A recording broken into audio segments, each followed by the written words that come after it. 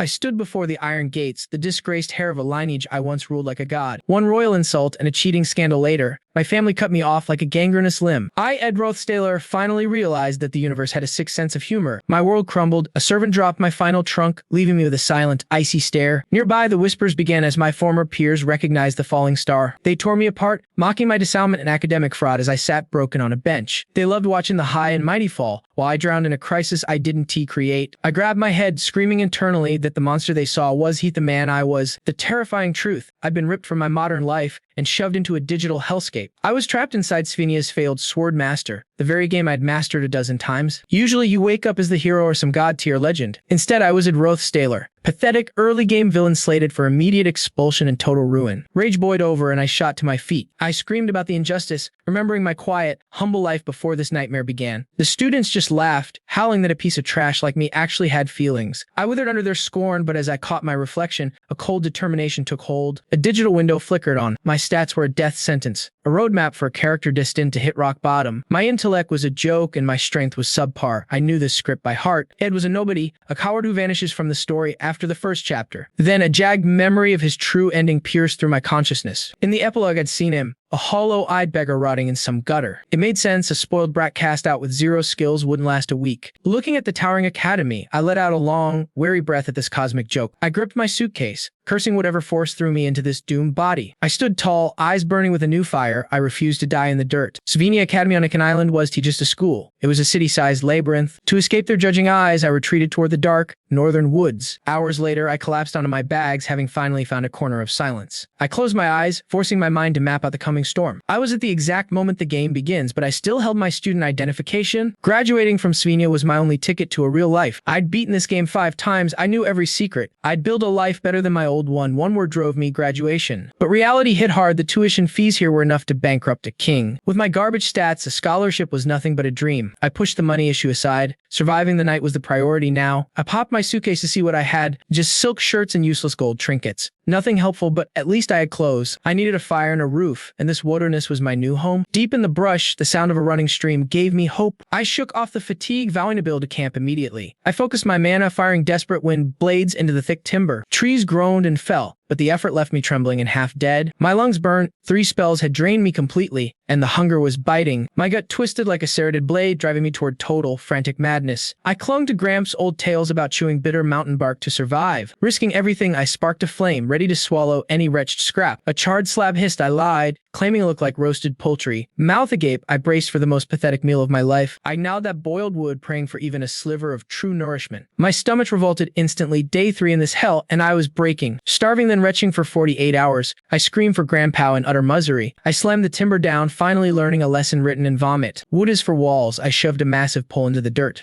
Balancing 4 heavy logs with 2 shaky hands was a total death trap. The structure collapsed, pinning me. I snarled, refusing to die in the mud. I lashed those beams with leather, forging a skeleton out of spite. Finally, my strength evaporated. I collapsed before my tent, stomach screaming, staring at the long road ahead. Left with nothing, I piled rags on the dirt for a bed. The moon watched my agony through a long, freezing night of labor. Birds chirped at dawn. I stared at my hut, exhaling one shaky breath. A small wind, then a glowing interface flickered into existence before me. Level 4 craftsman. That was my rank, an apprentice, but a skilled one. It hit me. The game's mechanics were still haunting my every waking moment. Despite my noble blood, my hands were built for tools, not magic. But status does fill bellies. I needed those skills to survive right now. A notification pinged, spear making complete. My crafting level ticked up again. 2 days of starvation broke me. I screamed at the sky for food. Weak and trembling, I stood in the river hunting fish with frantic stabs. Every silver flash in the water became my singular reason for breathing. With my final spark, I summoned a flame to cook my catch. 2 fish sizzled. Just 7 days until the academy. I can survive. I took a bite, convinced that 1 week stood between me and peace. Then, a voice cut the silence. I froze, spinning around in terror. My jaw dropped. Survival had blended me to the most dangerous variable. A golden-haired girl stood there, spitting my full name like a curse. I froze. The main characters were real, and I was their favorite target. A memory surged, a woman in uniform coldly ordering my shameful exile. A Princess Pina, she'd seen through my mask and judged my very soul. I'd used my title to torment Izza, the hero's only light, and failed. A bitter, I'd tried to rig the entrance exams to crush the protagonist, but a shadow in the crowd had been watching my every move. It was her, Penniless Kroll, the Empire's hidden third royal daughter. Her eyes of truth activated, peeling back my lies like rotten skin. I denied everything, but those eyes saw the rot inside my heart. I was cast out of the dorms, a disgraced noble with nothing. Now, she's back, demanding answers. She's the last person I wanted here. She demanded to know why I was still here. I told her they took my bed, not my education. I kept my mouth shut, trying to avoid a total meltdown. But she exploded, screaming for my head and promising the dean would finish me off. While she ranted, my only meal in 3 days turned to charcoal on the fire. My dinner was ruined, and my entire life was following it down the drain. Princess Pinia had the power to raise me with a single sentence. I stepped forward, flipping the script. Why is a royal wandering these woods without a guard? I locked eyes with her as the shadows stretched across the forest floor. I pointed out how insane it was for a princess to be alone in this wasteland. Her blue aura flared. "Dunty, get cute, or you'll regret it," she hissed. I didn't flinch. I just hit one knee and thanked her from the bottom of my heart. Suspicious, she fired up her truth-seeing eyes to rip my soul open. The magic went cold. She froze, realizing every word I spoke was pure truth. I smirked inside. Being disowned by my psycho family was the best day of my life. The Rothstaylers were monsters who used their power for sick human experiments. They got the blade, I got kicked out. I'll take hunger over the guillotine, shivering and starving with a burnt fish. Still better than being dead. Finding a way to live was infinitely better than dying. I had to sell this act or I was finished in this world. I stood up and laid out the facts. You're hunting Professor Glassed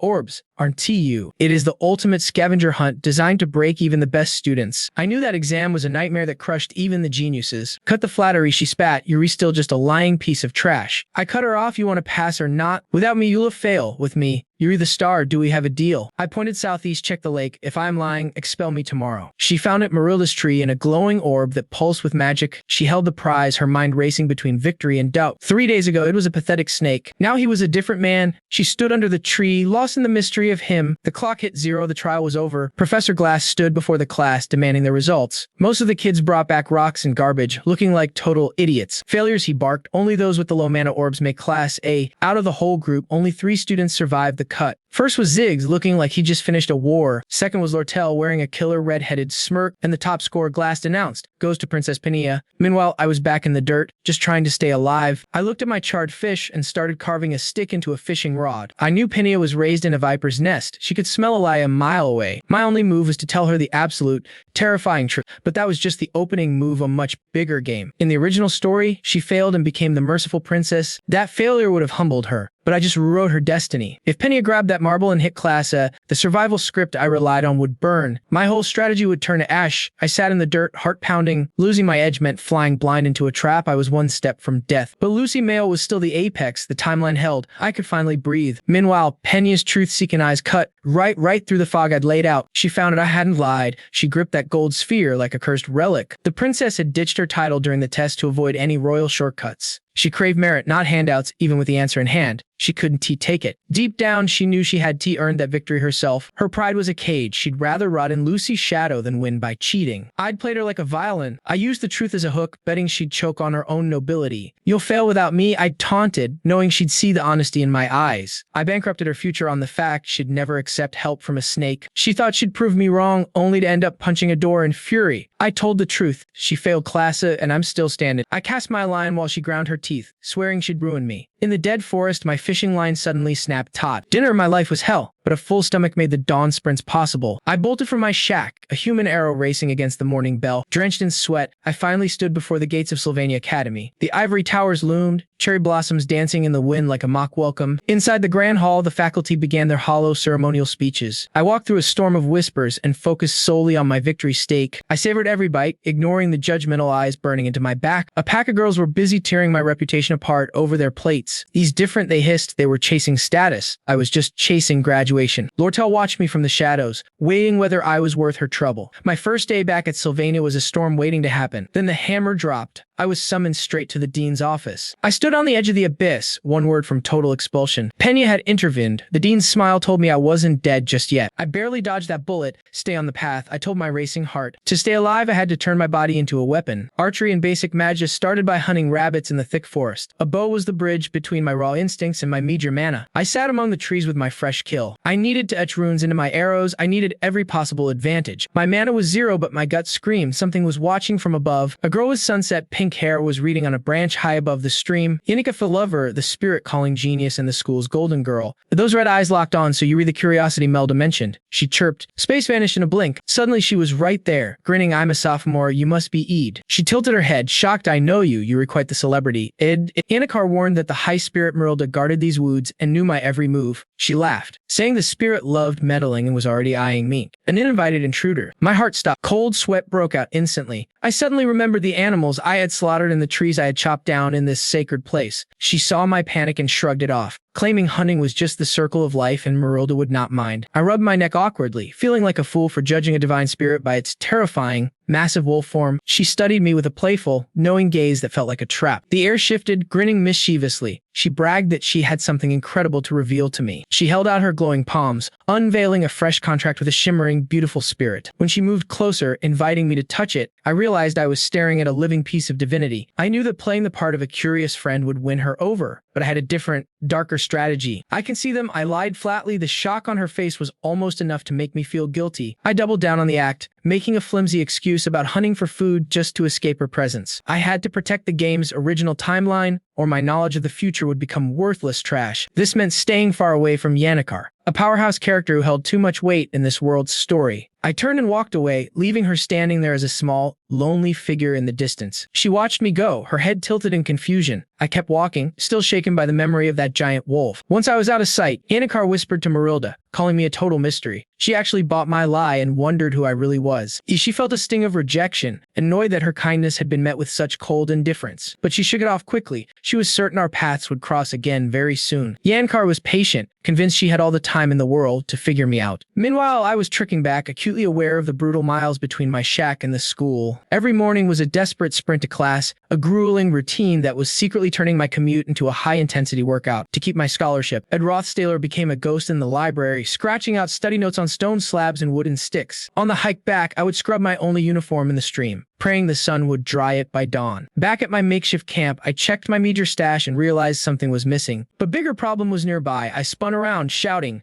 at the stalker hiding in the thicket. "How long do you plan on following me?" I snapped. Yannikar nearly jumped out of her skin. I needed to scare her off, so I twisted my face into a cruel, terrifying mask. I snarled about my own rotten reputation, but she did not blink or look away. She just smiled softly, saying she preferred to trust her own eyes over school rumors. That rattled me. Under that innocent mask, I saw her true nature, the terrifying resolve of a protagonist. Behind those gentle eyes lay an unbreakable, fierce conviction. But I knew what was coming. I saw the future, her silhouette wreathed in dark, demonic flames. I could not forget the chilling truth. Yannikar Pelarov was the final boss of the first act. I had to play the villain. I decided to strike where it hurt and asked her for a favor. Her face lit up like a Christmas tree, her eyes shimmering with desperate hope. I started a pathetic sob story about being disowned and left with nothing but the clothes on my back. Then I dropped the hammer. "Loan me some money?" Her joyful smile shattered like glass. I kept pushing, mocking her about helping friends while demanding her savings. I knew her breaking point. Yannikar was a scholarship student from a poor family. Money was her deepest trauma. She stammered, backed into a corner. With a tearful, whispered apology, her heart broke into a million pieces. A Rothstaylor watched her flee, knowing the plan to sever their tie had worked perfectly. 3 days later, life in the forest was back to being quiet and lonely. Dragging my humpback, I shoved down the guilt. Staying invisible to the protagonists was my only shot at survival. I obsessed over following the script perfectly drained. I finally reached my camp and pulled back the leafy curtain covering my tent. Exhausted, I wiped out right at the door. My heart stopped. A stranger was inside, someone far more dangerous to my plans than Yannikar ever was. Lucy Muriel, the Academy's top genius, was asleep in my bed. She woke with a yawn, sending my anxiety through the roof. I fretted over the ruined script unfolding. She grumbled about the noise, but before I could snap, she clarified she was talking about me. With a lazy finger, she pointed behind me toward a massive, silent wolf. A wave of blue spiritual force exploded behind me as she complained the thing wouldn't stop talking to her. A sacred wolf materialized within that blue energy. I stood frozen while Lucy translated the spirit's cryptic demands. The majestic Marilda, the wolf spirit, stood behind me, then came the catch that changed everything. "Save Yannikar," she said. Yeah. I stared into the empty air, seeing absolutely nothing where she pointed. The woods surrounding my little shack were completely vacant. This new disaster was 10 times worse than Yannikar. I couldn't fathom why a genius like her chose my scrap heap tent. She just rolled over and ignored my frantic shouting. I froze as a realization suddenly clicked. I remembered she could walk on air, roaming the campus like a pampered stray cat. Whether on clock towers or jagged rooftops, no place could stop her from finding a nap spot. My remote northern campsite wasn't isolated to her. It was just a quick stroll. It had exactly what she wanted, a fresh breeze and the white noise of the creek. I'd accidentally built the ultimate VIP lounge for the school's biggest slacker. I cursed my own careless handiwork. The sun rose on a mockingly clear day. I knew I had to fix this mess immediately. She could drop high tear spells in her sleep. Having a human nuke in my camp would trash the story. A system chime rang suddenly. I'd finished the trap my crafting leveled up. Lucy plunked down and asked for some of my jerky, but I told her to get lost. She swiped it anyway and started chewing. I realized she'd keep coming back and frantically search my game knowledge. I needed a solution, but no walkthrough I'd ever read mentioned how to handle a wild card like her. Then she casually mentioned passing some maids on the trail. The second the maids were mentioned, a look of pure, unadulterated terror washed over her. She went stiff, letting her half-eaten snack tumble into the dirt. She faked an emergency and bolted. She blasted into the sky like a rocket, leaving me standing there in shock. A tiny detail from the game's manual, the kind most players skip, suddenly flashed in my mind. Lucy spent every day playing a high-stakes game of hide and seek with the relentless dormitory staff. I found her fatal weakness. I grinned, knowing how to play this. Once she was gone, I returned to work, hoping my script remained intact. The Academy's big event kicked off, the massive combat trials at the Grand Arena. The rules were strict, one-on-one duels using blunted practice gear to ensure no one actually died. Mages were throttled too, restricted to nothing but the most basic elemental strikes. Even the alchemists were banned from using any of those high-octane performance enhancers. Basically, anyone could fight anyone. Freshmen versus seniors, randomly picked, regardless of their major. This was the moment that mattered. The stage where every heavy hitter in the game's story finally converged. I saw them all: Princess Penna, Lortel, Xanakar, Lucy, and that walking red flag, Clevius. Mostly, I was waiting for T, the game's failed hero. I was desperate to see the swordsman I'd always loved. I knew exactly who would win. I tuned out the stadium noise, betting on rookies like Ty to win it all. Then Yannikar Palarov crashed my headspace, excitedly waving a tournament bracket in my face. Her vibe reminded me of a golden retriever with way too much energy. I tried blowing her off, but she kept pestering me about my own upcoming fight. That hit me hard. I had completely forgotten I was actually a contestant here. Panic flared because the real Ed Rothstaylor should have been kicked out of school months ago. I was flying blind until I saw the name Princess Penna. My heart stopped. Suddenly, the speakers blared, calling Lucy Mail to the arena for the next round. When the McClure was called, I stood up, totally locked on the story's lead. Tay stood there white-knuckling his fists, swearing he would give this fight every ounce of grit. My match felt irrelevant.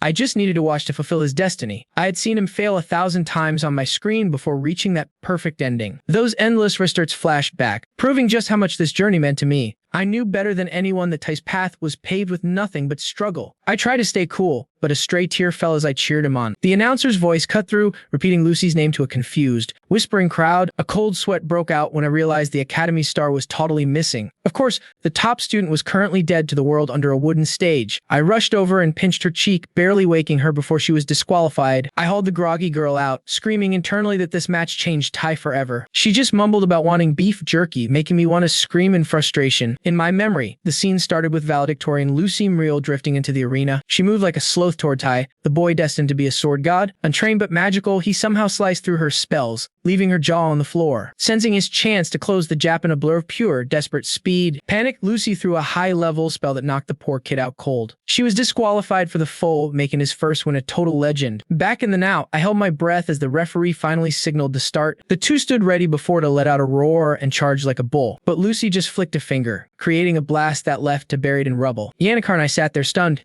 The script had just gone completely off the rails. Through the settling dust, Lucy just yawned, looking like she would rather be anywhere else. To taste the bitter truth, an unarmed boy stood no chance against a literal sorceress. He was just some backwater failure who had never won a single thing. While the crowd felt sorry for him, T's knuckles turned white against his gear. He knelt there shaking, looking like he had finally surrendered to the weight of failure. I just smirked, waiting for the hero's never say die moment to kick in. Right on cue, T dragged himself up, his eyes burning with a terrifying new fire. I cheered silently, knowing this was the moment he would pull off the impossible miracle. The kid charged, his roars shaking the stadium as he faced Lucy with pure grit. I wore a smug grin. I waited for the lightning strike, but my stomach dropped as reality shattered my script. Instead of sparks, Lucy called up a massive, swirling wall of emerald wind magic. She unleashed a violent storm of energy that screamed straight toward the charging boy. Ty's horrified scream was swallowed by a literal beast of wind that tore everything apart. A violent mana storm launched to skyward like a ragdoll. Concrete exploded upon impact. I stood there paralyzed by the sight. T's limp form dented the wreckage before he slumped down, utterly broken. That was T lightning. Lucy had just ended him with a cold, lethal gale. Cheers erupted as Lucy Mail was officially crowned the victor. Ty lay defeated. My mind just couldn't process the tragedy. Lucy walked off, leaving Ty's inner spark to be completely extinguished. That massive power gap just snapped his entire will to fight. I had to act. I recalled the blessing from Melda's ancient spirit pact. Those two were never destined to cross paths in this story. My meddling allowed Lucy to seize that terrifying forbidden power. Suddenly, Princess Pinia stepped out, cutting off my only exit. Her piercing gaze felt like a silent, lethal interrogation of my soul. Ty needed needed this win to reclaim his soul, and I failed him. Her eyes glowed. I knew his defeat was my fault.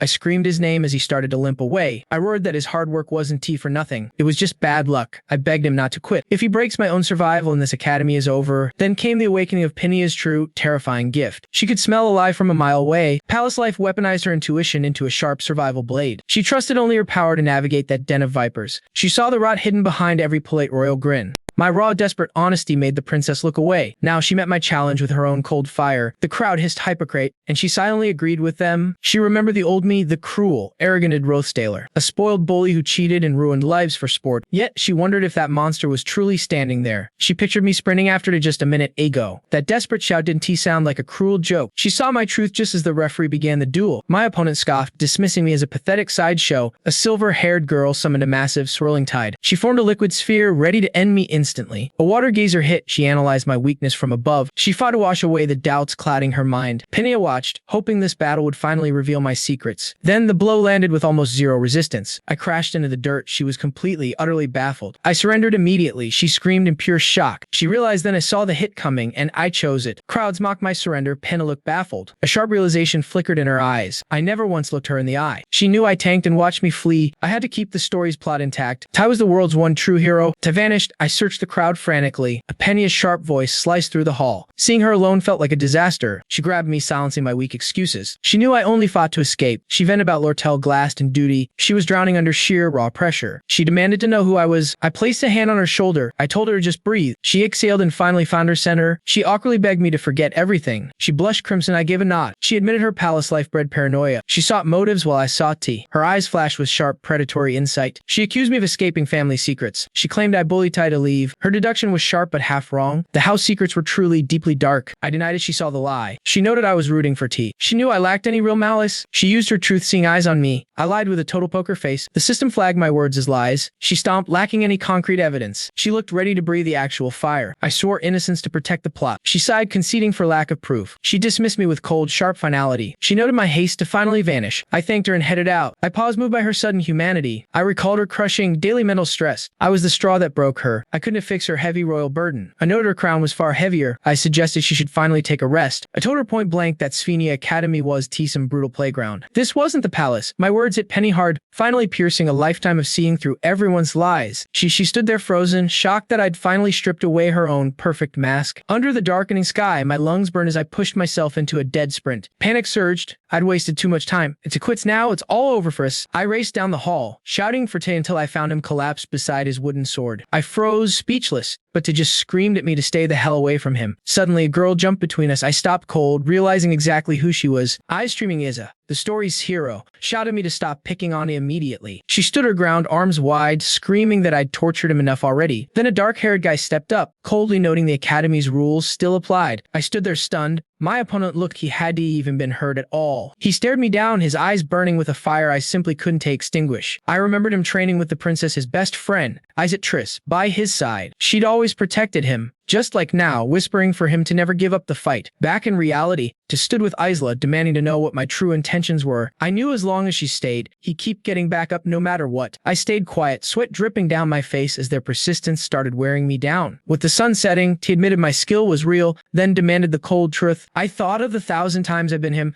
suffering through every level of this game. I turned away, knowing it was finally time to be honest with myself. I felt sick for looking down on him, assuming he'd just handle this hell alone. I smiled, not for the plot, because my friend was finally going to be okay. That was enough. As I walked, they watched me with nothing but pure, unadulterated disgust. They wondered why I was acting so tough. I didn't care, heading for the heavy doors. An explosion blew the doors open, and I spun around, my eyes narrowing instantly. A massive fire pillar erupted. The time had come. The blue magic circle glowed bright. Lortel charged in, throwing a freezing vortex straight at her rival's face. This was it, the Golden Daughter's final stand as her ice wall started to shatter. A flaming beast roared from the wreckage, shattering the ice. There stood Janikar. The elementalist was smiling from the shadows. I realized the plan was falling apart. Tai and Isla were right there, taking in every single second of the chaos. I whispered for Tay to watch. This was the trial he absolutely had to beat. Yanikar's fire dragon lunged forward, breathing a wave of total, fiery destruction. The final boss of Act 1 was standing right there, Yanikar Palarov. After she won, everyone swarmed her, praising the girl who beat a first-year student. A scream for a medic cut through the cheering, and Yanikar's smile died instantly. She watched, horrified, as they carried a bleeding Lortel away on a stretcher. Someone called Yanikar the class hero,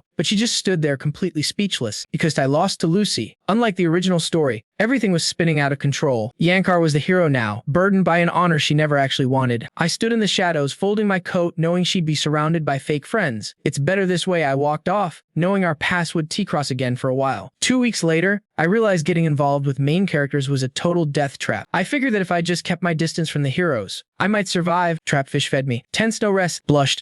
She was the intruder. She sought advice. Why pity? She recalled the fight. She'd hurt Lortel. Lortel cheated first. Shame remained. Guilt stole sleep. Friends love. Apologize, I said. Gore. They babied her. Responsibility remained. You're different. I did agree.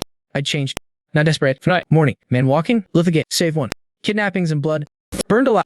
Hurt. Blocked me. Merchant. Tar. Hidden writ. Villainous. Ritual. Reality.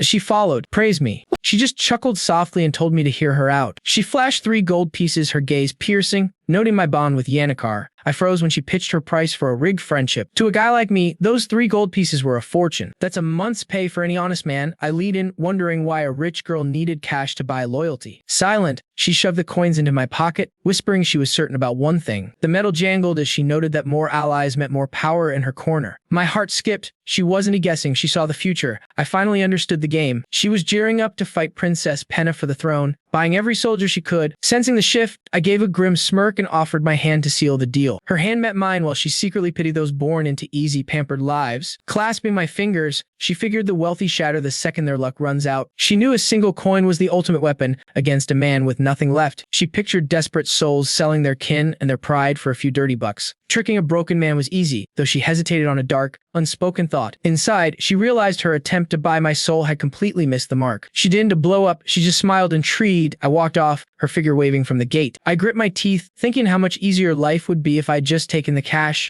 The risk of a Shredder-Yanikar alliance was too high. I couldn't risk breaking the timeline now. My rejection didn't faze her. Later that night, she bumped into Yanikar in the dark hall. She played it cool, but Yanikar noted her hair looked different left down like that. Rejection only fueled her hunger. She replayed their duel, hunting for a way to flip Yanikar. She confessed to cheating by using forbidden, mid-tier spells during their practice fights. She feigned an apology, but it was just a test. Yanikar eyed her unhealed battle scars. Seeing the toll she'd paid, the girl shrugged off the pain, plotting to use Yanikar's kindness as a leash. Then Yanikar spoke up, guessing my talk with the girl had ended in a disaster. The girl froze. Yanikar grinned, admitting her spirit friends were actually quite the gossips. Those spirits told her every dirty secret that happened out in the northern woods. Her eyes went wide, the realization hit. Yanikar knew the whole damn truth. She remembered the exact moment she tried to bribe me to buy her way into a friendship. Stepping closer, Yanikar echoed my words. You can put a price on a real heart. Yanikar pictured me reaching out my hand in the shadows of the forest. To her, my brand of greed felt warmer than the other girl's cold, hard cash. The girl acted shy about her ego, while Lortel realized she'd picked the wrong target. Leaving, she mentioned working harder for a contract with a high-level spirit. It was proof enough. She'd read the girl all wrong. She stopped at the door, calling a name, proving she was indeed the knave child she seemed. The rose-haired girl offered a real apology for the brutal injuries she dealt her. With a sharp smile, she wished her a fast recovery, a greeting from someone who knew darkness. Silence filled the hall. Lortel hissed, finally acknowledging her rival was dangerous. Still, an itch in her gut told her the girl's vibe had shifted for the worse. Back in her quarters, she stared at her name, whispering that failure wasn't an option. Alone in the dark, she tried to believe that everyone's heavy expectations were a gift. Morning broke, revealing clean laundry snapping in the wind like a row of white flags. I watched a pale-haired ghost catch a scent, hissing about a full stench. Fire bloomed, vaporizing my laundry and ripping a jagged roar from my throat. Peering through my damp rags, I demanded a name only to see the A-list matriarch, Bill. My heart stopped. It was the same woman who'd tossed me into the streets. She scanned my camp, mentioning she'd heard of this dump through Yenkar's constant chatter. She stared down my pile of wooden spears. She sighed, admitting she never imagined I'd sink to such a wretched, low existence. I stood there baffled, questioning how her sudden shift in tone actually served my interests. I struggled to listen while my hunger-glazed eyes kept drifting toward the basket she held. To me, those maids were tactical domestic experts. Surely that basket held rare, vital supplies. It proved her legendary foraging skills, reminding me of hidden lore that governed her fate. Gulping, I told her she could drop the stiff, formal act with a nobody like me. I invited her old cruelty back, but she declined, her amber eyes burning with sharp intensity. I grinned, respecting her grind, while noting she lacked a prescripted destiny in this world. Seizing a rare chance for side character bonding, I casually inquired about her mysterious woven basket. We finished talking. Bill identified every safe berry and fungus,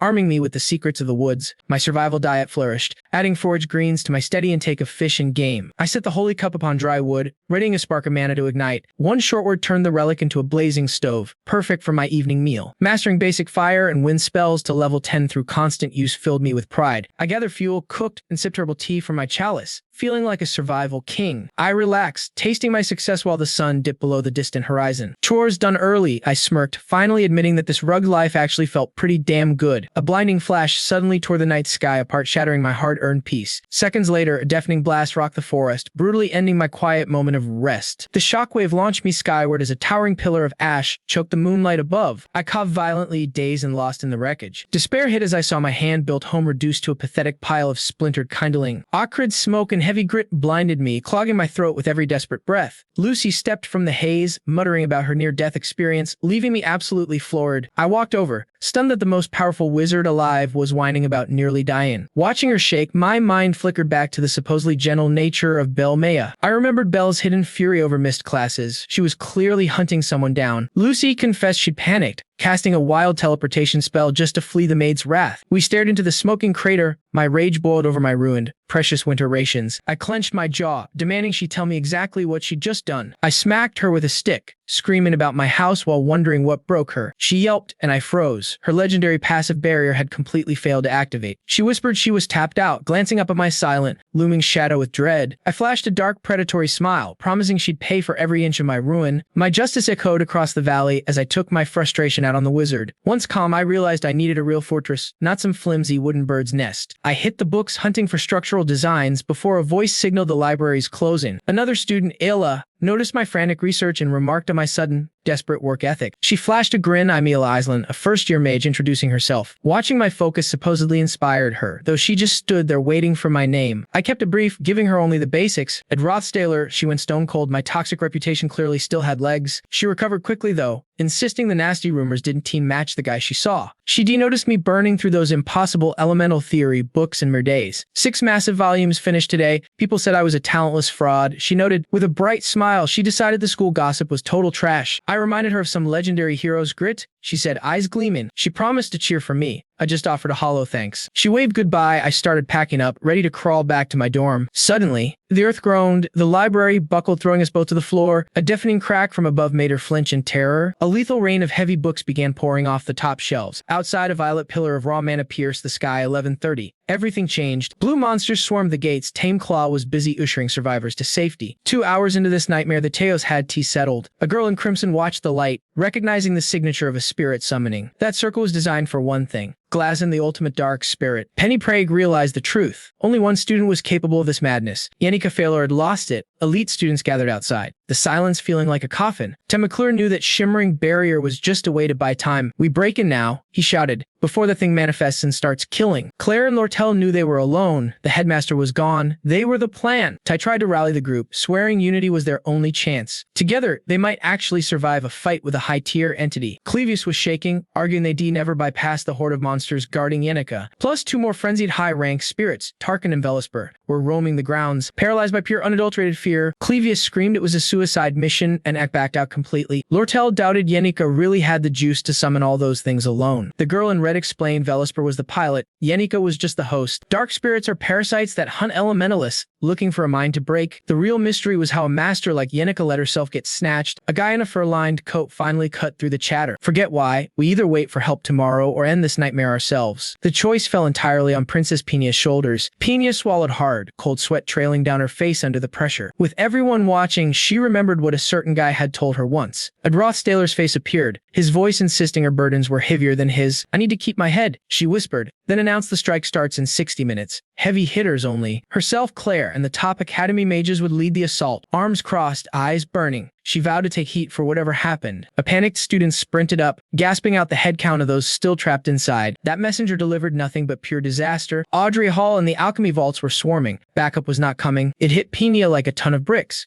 We were the only ones left. A violet-haired girl shouted that survivors were still trapped, including a library clerk and a sophomore. Hearing the name Ella Island made my heart stop dead in my chest. I snatched the kid up, demanding the truth. She was cornered in there. I turned to bolt. She did not stand a single chance alone. The strategist blocked my path, yelling for me to keep my head. They argued the entire mission would fail if our strongest fighter walked away. I gnashed my teeth, torn between cold duty and the girl I loved. Pena spun toward the shaking messenger, demanding the other survivor's name, but the kid just sobbed hysterically. I snapped, rattling the truth out of that terrified library clerk. She finally shrieked it. Ed Rothstaylor was the one with her. That name felt like a cold curse from a demon. Through tears, she confessed she had ditched Ella with that monster out of spite. Ella was too kind to believe the rumors, and now she was locked in with a devil. Pena saw my fuse blow and screamed for me to stop. The princess threw herself in my way, arms wide, desperate to hold me back. She begged us to trust it just as a blinding mana flare scorched the sky. We stood there frozen. Trust a snake like him? It was insane. Even the stoic girl in the red cloak looked totally floored. I went silent, my eyes burning with a murderous crimson fire. I detonated, tossing them aside like dolls and charging for the library. I howled that anyone who touched a hair on her head was dead. I carved through those spirit beasts like they were made of paper. I'm gonna tear that bastard Ed into 1,000 bloody pieces. I remember tracing fresh tracks in the frozen northern dirt back then. Locked onto my prey, I watched from the tall grass, holding my breath. The northern waste is a lawless hell where only the killers survive. My blade flashed in the air. The beast sensed death, but too late. I dropped like a phantom to finish what I had started. I was born of nomadic blood, a child of the wandering plains. Alone since birth, I dragged my kills without a home or a why. I mastered the art of the kill before I could even read. The villagers whispered savage and cannibal as I walked by. Then, in that isolation, a soft voice finally asked my name. There was Ela smiling at me like I was not a monster. I hesitated, then whispered it for the first time. Ziggs, you are like a wolf in 2 legs. She chirped happily. I realized then how long I had been living like a stray. A rejected cub, saw cut through the thick grime on my cheeks. I finally felt the cold when her father brought me inside. Loneliness finally hurt once I had someone I wanted to protect. Soup and her garden magic became the world I would die for. Ella's shears turned my wild mane into a man's cut, civilizing the wolf within. Now the beast back, staring down spirits. I swore to keep her safe. I'll tear through this chaos like a hurricane to reach her. Fury twisted my gut as I let out a primal howl, ready to descend into savagery. A Rothstaylor's face haunted me,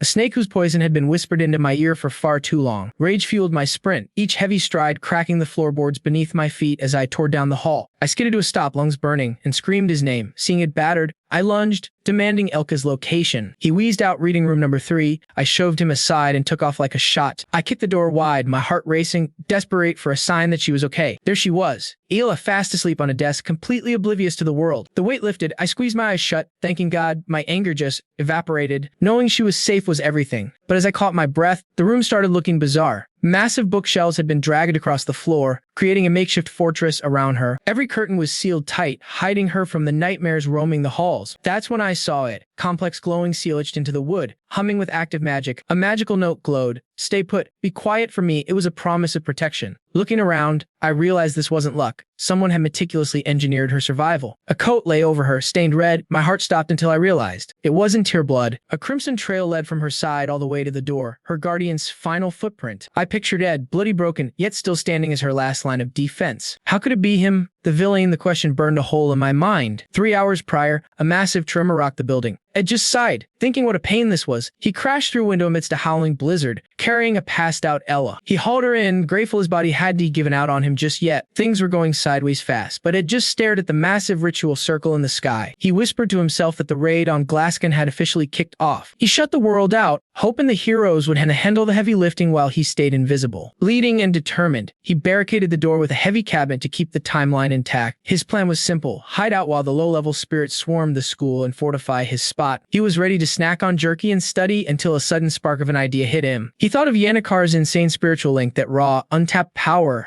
Spirit stats were usually locked for him. Grinding them seemed like a total pipe dream, but then Yannikar flooded the place with spirits. Now they were howling in every corner. A green glow at his palm. This wasn't a crisis, it was a god-tier experience farm. A grinned, his mana surging. He was actually thankful for the chaos Yannikar had caused. The fight ended, he leveled up, but he was absolutely spent and 1 level shy of his goal. Limping in the hall, he saw Ziggs carrying Ella. He hoped he'd done enough. Then Ziggs stopped him. Id panicked. Did the guy see his wounds? He couldn't risk him lingering too long. He claimed he was just training, expecting Ziggs to roll his eyes and walk walk away. I'd figured even a meth head like Ziggs wouldn't swallow such a lame excuse. Instead, Ziggs nodded, saying he finally saw its true colors. Ed stood frozen, confused. Ziggs looked him in the eye and said Ed had done him a massive solid. With a dead serious face, Ziggs vowed to pay back the favor the first chance he got. Suddenly, it clicked. Ed had totally underestimated how much Ela meant to Ziggs' entire arcs. He remembered now. Ziggs was the ride-or-die friend who backed high until the very end. Ziggs was the linchpin. I knew he had ditched his post at the dorms just to find me. I shoved him back, snapping that he was out of place and needed to return immediately. Go find Ty, I barked. Trust me, he is the only one who can fix this. He gave me a blank stare, that scrub McClure. I patted his back, trying to look confident. He looked lost, admitting he had never even spoken to the guy everyone was suddenly praising. I explained that he alone possessed the technique required to skin that high-level fire spirit. He sprinted off, leaving me to catch my breath in the dirt. While I recovered, I watched his shadow vanish, convinced I had finally pushed the story back onto its tracks. Then the realization hit me like a physical blow. Why were they not already best friends? I desperately replayed the memory of the original events in my mind. Their friendship was forged in a duel that should have happened weeks ago. Cold dread set in. The finale had started 1 month early, long before the exams. They were total strangers. Ty had not even unlocked a signature move yet. It was a death sentence. No one on this team could even scratch the monster. My perfect knowledge of this world had been broken for weeks without me noticing. I reached the plaza, which had become a makeshift graveyard for broken spirits. Ziggs was there, head low, apologizing for his delay and begging for a chance to fight. The others were soaked in blood. The first charge had been a complete slaughter. Claire was mangled but still calling for more fresh meat to throw into the fire. Pinea was in tears, trying to hold him back from a certain suicide mission. She could not handle the carnage. Her report on the situation was a total nightmare. Their heavy hitters were broken. Despair was thick enough to choke every student there. Stop focusing on the beast, I snapped, my voice cutting through the hysteria. I emerged from the shadows. Ty just gave me a grim, knowing look of agreement. Pinea stared as I warned the group that the summoning was almost finished. We had one play left. We had to divide our forces into 2 specific teams. I rolled up my sleeves. It was time for me to officially rewrite this ending. Everyone, including Ty, looked at me as if I had completely lost my mind. Are you joking with our lives? Clevius roared, his face red with pure rage. The strategist checked him. Quiet, let the man present his full plan first. The goal was simple: bypass the Fire Guardian and strike the source, Yennecar. Hitting the spirit was a waste of time and lives. We needed a diversion. One team acts as the bait, the other goes straight for the throat. That thing is a god, Lortel argued. We only survived the first time by sheer luck. She saw the flaw. If the decoys fall, the entire mission is over. We would be trapped in a meat grinder with no exit. It was a suicide play. Risk is relative when death is certain, I countered. Kill the master, win the war. I scanned the crowd, so who is willing to be the bait? Silence fell. You mean who wants to die first? Lortel spat sarcastically. Then, a single hand cut through the heavy, freezing air. Clevius offered himself up, but I shut that down immediately, demanding he stay. He argued he was the fastest, but I just gripped his shoulder firmly. This is not about throwing away lives, I said, my voice cold and steady. I designated the 3 people who would form the decoy squad. Clevius, Lortel, and me. The silence in the plaza was absolute. Panic choked the air, and I knew our window for debate had slammed shut. While Clevius shrieked and Lortel dotted,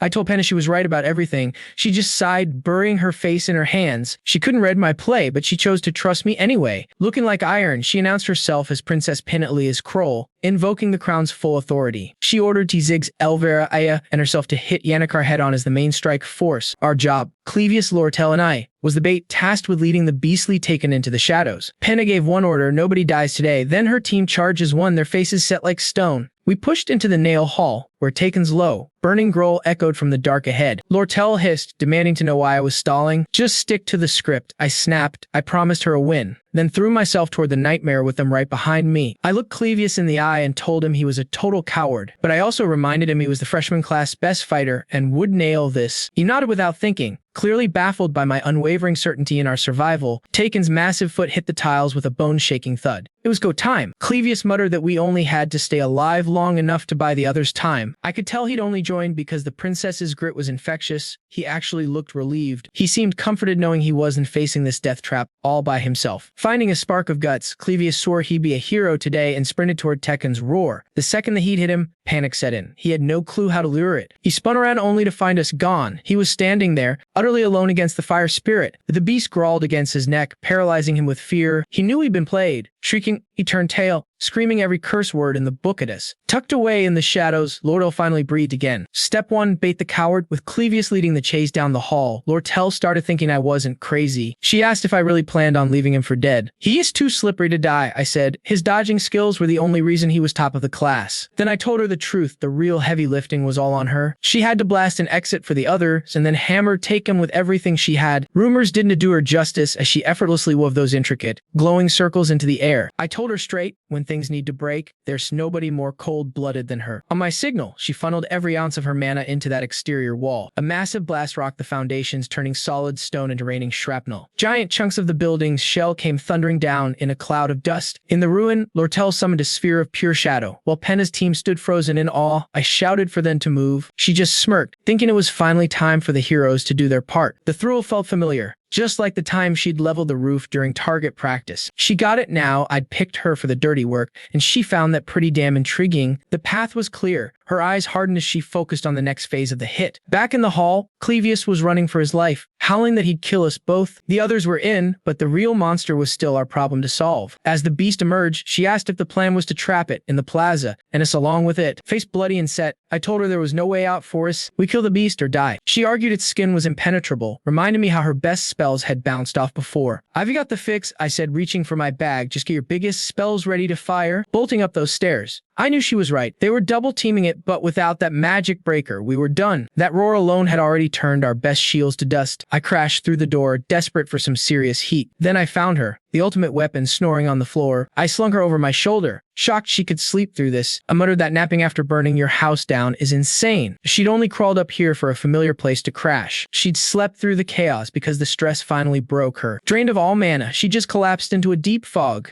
a perfect way to bench the heavy hitter for the finale. She smelled my snacks and woke up. I grabbed some beef. I jammed the jerky in her mouth. No time for manners. Balanced on the rail, I aimed the dazed girl at the beast. I wondered if I could clear it. My training said yes. I launched her like a bomb, yelling for everyone to duck. She rocketed at the Titan while the others were still brawling. Midair, she started screaming about how much I sucked. I watched my living weapon fly straight for the bullseye. Impact, a purple lightning storm turned the night into day. The shockwave sent everyone else eating dirt. I hung onto that railing, screaming as the ground shook. Through the blast, I knew this was the winning move. That fire spirit finally started to crack under her power. I jumped down, hungry to finish the job myself. Glowing pink, I refused to let this chance slip away. I remembered a mother's voice, thick with that heavy love, but all those compliments had become a suffocating prison. They said everything would fail if she wasn't the best. Then her innocence just snapped into a million dark pieces. She was bleeding out on the shards of those fake smiles. A boom brought me back to the nightmare in front of me. There she stood, grinning with eyes full of red hell. A massive shadow rose behind her, watching us like prey. It screamed and dove at us with those devilish wings. I ran full tilt, knowing I had to end this tonight. I made it just as the monster was about to kill Elvra. A redhead asked about the kid. I said she was spent. The guys were useless and she was just a heap. I grabbed the girl's hand. I'll kill it, I said. She argued, but I just ignored the losers crying nearby. I told her to trust me and hold the line. She sighed, thinking I was just another reckless fool. I walked toward the beast. This wasn't a gamble. Amidst the fire, I knew this was a smart play. Lortel flashed a sharp, knowing grin. Betting was her game. Red backed me too, ditching the princess and her royal ego. She unleashed a jagged storm of razor-sharp ice. We were in sync. I stomped the earth, signaling our move. Taken roared, ignoring the coward whimpering at my heels. The beast's roar ripped the air, its dark power bled out. We were both running on empty. I felt as pure terror. I choked down the fear and charged that massive titan. Green mana burned in my hands. I had to get closer. Then the sky bled red as a massive fire pillar erupted. I knew that move instantly, the glass cannon technique. Tay's team was going all in. The script was holding up, but the timing sucked. That light show was a huge distraction. Taken looked up, mesmerized by the explosion in the clouds. It gathered purple death, but a blizzard of ice cut it short. The fire mage didn't hesitate now. She screamed at me. Lortel moved fast. Taken froze, caught in the sudden ambush. I hit the dirt sliding, green energy humming my one shot. I let it rip. The strike I'd perfected through 1,000 reps. A wind slash tore the sky, taking the beast's head clean off. It gave one final dying howl before shattering into purple dust. The victory confirmed. Taken was dead. My stats were off the charts. With the spirit contract unlocked, I turned my focus toward Ty. High above, a black sun hung to stood his ground alone. The sky turned a lethal crimson as blades rained from the heavens. An earth-shaking blast followed.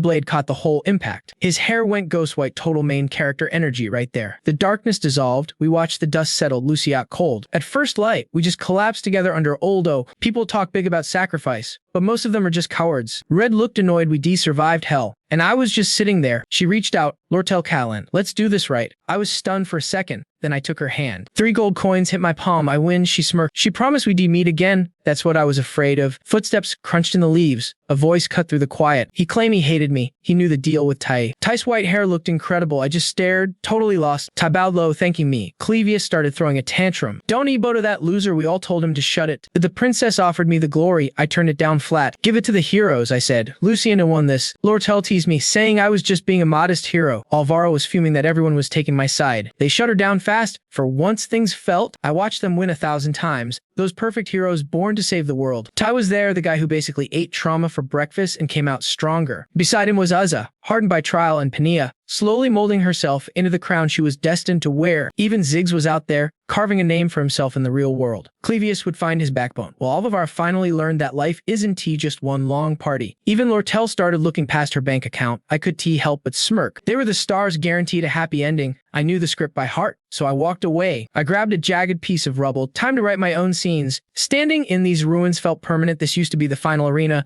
where the big bad fell. My eyes landed on that old wooden stage where Lucy used to crash during our drills. Something was pulling at my gut, a nagging feeling that a piece of the puzzle was missing. Then it hit me like a physical blow. For the stars to shine, someone has to be the shadow. That shadow was Yannickar, shivering in a crate. It was a total shock. I started piecing together why she snapped, and the theory started to click. Lortel mentioned seeing her room once. It was basically a warehouse for thank you gifts. Pure gratitude stacked floor to ceiling. Her desk was buried. No room for her own life or studies. Every good luck note on her wall was just another brick weighing her down. She was too sweet for her own good. She couldn't just throw those expectations away. So she tried to be everyone's everything, until there was nothing left of her. That hollowed out soul was an open door for the dark spirit Velisper. I finally knew why the disaster struck a month early. Tai should have been the hero, but Lucy stepped in and the world dumped all its pressure on Yannickar instead. And why did Lucy get so strong? Because she'd been hanging out at my forest camp. I'd accidentally broken the timeline. It all started with Lucy finding my little hideaway for her naps. I was the one who built that spot, me. The guy who was supposed to be expelled and gone months ago, tucked away in the shadows. Yannickar gave a pathetic little grin. She didn't think anyone would come looking. She felt discarded. She figured since she blew everything up, she was trash now. I told her straight up, it's your fault for hiding. She curled into a ball, whispering that she just wanted to stay in the dark a bit longer. I asked her why. She just looked at me with watery eyes and said she needed to finally break down. I just stood there, feeling the weight of it. I remembered that spirit wolf practically begging me to save her. The wolf knew she didn't need a hero. She needed someone who didn't belong here. I remember the way it was supposed to go. Yannickar fails, gets possessed, and levels the entire school. The perfect girl who worked herself to death, smiling while her heart turned to ash. What a waste. Looking at her now, I realized her failure was the most honest thing she'd ever done. I whispered her name, knowing I didn't have the magic words to fix this. I looked her in the eye and said, you did well. The heroes usually get the standing ovation. But here, in the quiet dark behind the curtain, it was just us. The main characters never even noticed they were walking over the ruins of her life. That was it. The dam broke, and she started crying like her life depended on it. I let her. Memories of playing through this tragedy over and overplayed in my head like a film. Then my vision shifted. I saw it, the vibrant, swirling spirits dancing around us for the first time.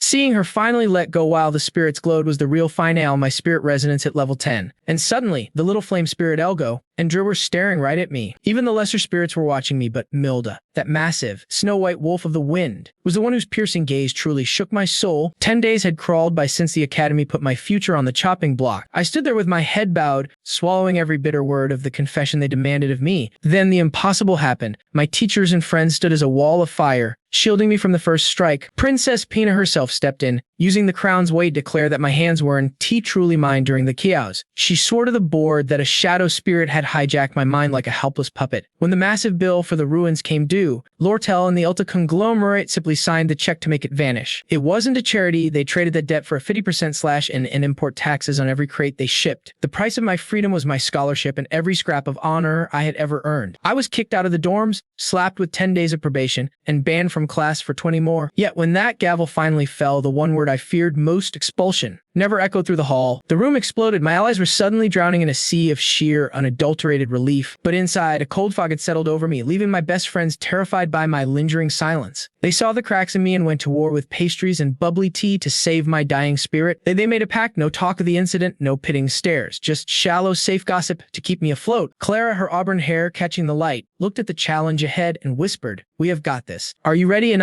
Clara asked, receiving a sharp, focused nod in return. "I am ready." They were on a desperate mission to drag me back from the edge of my own darkness. Then I broke the silence, asking them if they knew where a simple crush ends and true love begins. Their jaws hit the floor, so I quickly pivoted, claiming I was just asking for a friend's sake. I told them about a dream this friend had, a vision of a perfectly braided crown of flowers. In the dream, I was sitting in a sun-drenched meadow, wearing a dress as white as a fresh start. I looked up, heart racing as a familiar shadow fell across the grass. A Rothstaylor stood there like a storybook prince on a pale horse, softly calling out my name. I had placed the flowers on his head, confessing they were always for him, before the joy faded away. I tripped over my own words, and Clara caught the lie instantly. I was not supposed to be seeing anyone. Anais leaned in, her eyes gleaming as she pushed for every juicy detail of this friend's story. The moment I admitted his face was burned into my mind. The air in the room shifted. Anais bolted with a weak excuse, leaving Clara staring at me in stunned silence. I waved like nothing was wrong, while Clara swore to herself she would guard my fragile heart at all costs. The panic flared in her chest. The gossip about me falling for him would spread like wildfire through the academy. I tried to calm her down, suggesting that maybe my feelings were not the catastrophe she imagined. She took a breath and forced a smile, admitting that the line between love and hate is always blurred. Her advice hit hard. She told me that hiding from your own heart is a losing game. She warned me how fast rumors could kill, making my heart skip a beat in pure terror. I retreated to my room to write my formal apology, leaving Clara alone with her heavy thoughts. She watched me go, the weight of my secret pressing down on her like a physical force. Back in her room, she collapsed against the table, whispering to the air that she had finally done it. Across the grounds, Ed was crunching numbers, realizing the princess had just saved him from a financial nosedive. With those gold coins burning a hole in his pocket, he bought the gear he needed and headed into the woods, where he stumbled right into a trembling me. He had been keeping his distance on purpose, trying to let the dust settle from the disaster. But the nightmare was over, and I was not the monster under the bed anymore. He decided it was safe to talk, so he walked up and asked how my probation was going. His voice hit me like a lightning bolt. I panicked, scrambled backward, and went down hard. I ducked behind a trunk, steeling my nerves to finally confess everything to Ed, praying for honesty. The pressure was suffocating, though I bolted, face burning, screaming some pathetic excuse about dorm errands. I watched her vanish, standing there like an idiot, wondering why a guy like me terrified her. Honestly, making a girl run that fast was its own kind of twisted talent. I shook off the weirdness and grabbed my saw. If my life was a wreck, I'd stay busy. Alone in that clearing, I swore to build a sanctuary. Day one was just a single mark. I staked out a patch of shade and started the back-breaking work of taming the dirt. 48 hours vanished as the third morning of my self-imposed exile dawned. Harvesting lumber was a breeze, thanks to the thousands of hours I'd spent perfecting my blade techniques. Day 6 meant pausing for finals, where I asked the written test despite the physical exhaustion. Still, she treated me like a ghost, darting around corners every time our paths crossed at school. Her inner circle, Clara and Anais, tracked me with eyes like daggers, silently promising a slow death. 18 days in, and I finally had a mountain of cedar ready for the walls. I wondered if anyone had pushed their limits like this. Day 20 arrived, and I went full throttle. I checked my traps only to find Lucy snoring inside. Time to ditch the jerky bait. On the 27th day, Belle, the dorm's head maid, drifted into my clearing like a soft breeze. She brought healing tea and asked about the girl. I told her I'd messed up. She looked puzzled. Disaster struck on day 30 when a support beam buckled, bringing my world crashing down. My dream was flimsy later. I spotted her and her crew shopping, my failure still stinging. She pulled a disappearing act again. Her friends' glares felt like they were measuring me for a coffin. By day 37, Zig showed up, lending his muscle to help me rebuild the skeleton. He actually called me a decent man, which was the first win I'd felt in weeks. I reached for more nails, but he stopped me, pointing out where the hearth needed to breathe. 45 days of blood and splinters. I finally stood inside, dropping my blade onto the fresh floor. I paced the length of my new kingdom, the wood humming under my boots. This was my masterpiece. Seconds later, my legs gave out, and I hit the deck completely spent. It was just a shell, drafty logs and empty space. But it was mine. With the roof on and the door shut, the wild stayed out. I finally felt some pride. A mental ping confirmed the job was done, my survival skills hitting a whole new level. I sat on the porch as the sun bled across the horizon, soaking in the quiet. Finally a real home. Then I saw her, a pair of eyes watching me from the tree lane. She was frozen there, eyes burning crimson, hands balled into tight, trembling fists. I lay there, feeling her intense gaze pierce through the very walls I'd just built. I was dreaming of fireplaces until a dull thud broke the silence. Someone was outside. Lucy was dead to the world on a wood pile. I sighed. This wasn't supposed to be a playground. Suddenly, a bright voice cut through the air. There she was, waving like nothing had happened. When I asked what brought her by, she just gave me this nervous, high-pitched giggle. She'd stumbled onto my camp days ago, witnessing the obsession that had consumed my every waking hour. Her maid had grilled her on how she found me, and she tripped over a lie. Bill just kept brushing her hair, praising the work I'd put into this rough-hewn sanctuary. The maid whispered about seeing the inside, and she turned redder than a winter apple. Bale played it off, saying any girl would be curious about a man building a forest fortress. That logic seemed to flip a switch in her mind, her eyes sparkling with newfound justification. Now, she was rambling about visiting Malda and how her being here was totally, completely normal. Once she finished her awkward compliments, I just looked at her. Did the spirits tip you off? I winced, mumbling that they'd only vaguely brought it up. My mind replayed the spirits' thirsty, high-definition report on Ed's physique. I played it cool, pray my I don't talk to spirits act held up. Then my nose started leaking. Dead giveaway that I was totally lying. Hope flared within me when it finally invited me inside for a tour. He beamed, throwing his arms wide to show off his hand-built sanctuary. I turned bright red, practically vibrating with excitement as I eagerly agreed. The scale stunned me. I didn't even notice Lucy snoozing on the roof. The campfire crackled, painting the cabin in a perfect, cozy midnight glow. Nursing warm water, I admitted I carried a crushing weight of gratitude. I spiraled over those debts while Ed watched, soaking in every confession. Forget the debt, he said, totally flipping my entire worldview. He saw the truth. Expectations were actually crushing the life out of me. I'd fled to the slums just to stop the Talia favors from growing. But living in a closet under a microscope felt like another prison. I'd realized my cycle of self-destruction wasn't even close to being broken. He told me to hide out here whenever the world got too loud. He promised me the one thing I'd been starving for, total solitude. I just sat there, stunned by how much he actually meant it. Relieved, I beamed and vowed to be his first call in any crisis. It just took it all in, his eyes fixed intently on mine. I gave a confident grin as our lives finally clicked together. I sat there, sensing the impending disaster about to hit us. Under the stars, we waited as the second semester and the war loomed. I couldn't have stopped thinking about that cursed, ancient tomb of the sage. It's a reality-bending relic, the literal ground zero for the coming catastrophe. Lortel was already closing in, wearing a smug, predatory I-win smile. She appraised the prize, blind to the total hell it would soon unleash. Back at the fire, Yennecar turned down my help, acting telp. She was sure she could handle her mess, or so she hoped. I just smirked, knowing the protagonist, Tai, was the real target. Chapter 2, the occupation of Ola's Hall. The conflict had begun. Inequality finally snapped as a massive storm hit the island. The school only protected the elites, leaving everyone else to drown. That was the final straw for the scholarship kids at Dex Hall. Soaked and furious, the mob finally marched on the ivory tower. But none of this was luck. It was a cold, calculated setup. From the shadows, Lortel sealed the deal as the rain poured. She was the merchant queen, pulling every single bloody string. She weaponized their bitterness, turning a thirst for revenge into fire. She just needed a spark for the Academy's injustice to burn. The fuel was there, the sickening gap between the haves and have-nots. A leaked memo promising the rich kids a holiday was the match.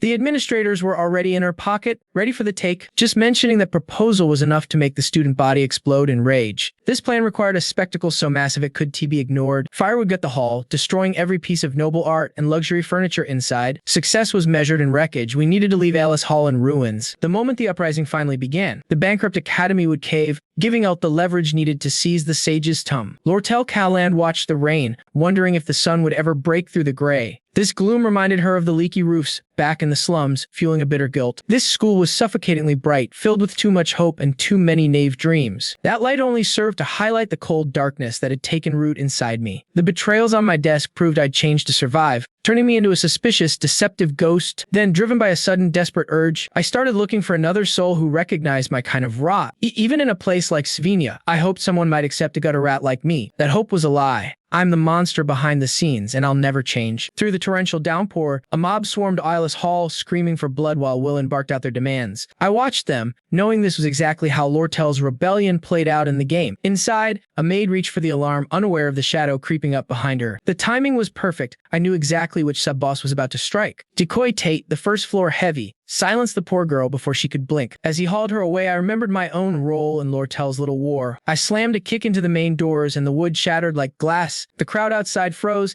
stunned that the gates had swung wide just as promised. Without a second's hesitation, the screaming mass of protesters surged into the building. I stood my ground, knowing this was where Decoy Tati was supposed to block the heroes. Willen stared at my hooded form, realizing I was the muscle Lortel had bought. I gave the signal, secretly hating the part I was forced to play. My hood slipped, and Willen's face went pale. He never expected to see Ed Rothstaylor here. I desperately wondered how fate forced me into the role of a villainous sub-boss. The sky cleared instantly, signaling a sudden jump in the timeline. My status window popped up, mocking me with a list of my pathetic combat stats. With beginner-level archery, I was forced to face the reality of my own weakness. I knew Ed Rothstaylor was a lost cause in a fight, but I tried anyway. A semester of grinding and I hadn't moved an inch. Then something fell off. I realized then that people like Bella had started poking around my territory. These interruptions were constant now. like Zig showing up every morning to train. Even strangers in full armor were finding my secluded cabin in the North Woods. Among all those pests, 3 stood out. The first being a stray genius mage. Lucy would stick her head in, demanding I build her a new door or a chimney. I shoved her away from the window, exhausted by her endless, difficult demands. Then there was the second visitor, the only one I actually looked forward to. Yanniker Palarov would drop by with eggs, saying Belle had recommended the trip. She'd spend the afternoon giving me laundry advice, like boiling salt or stumping out dirt. She came by every day to help,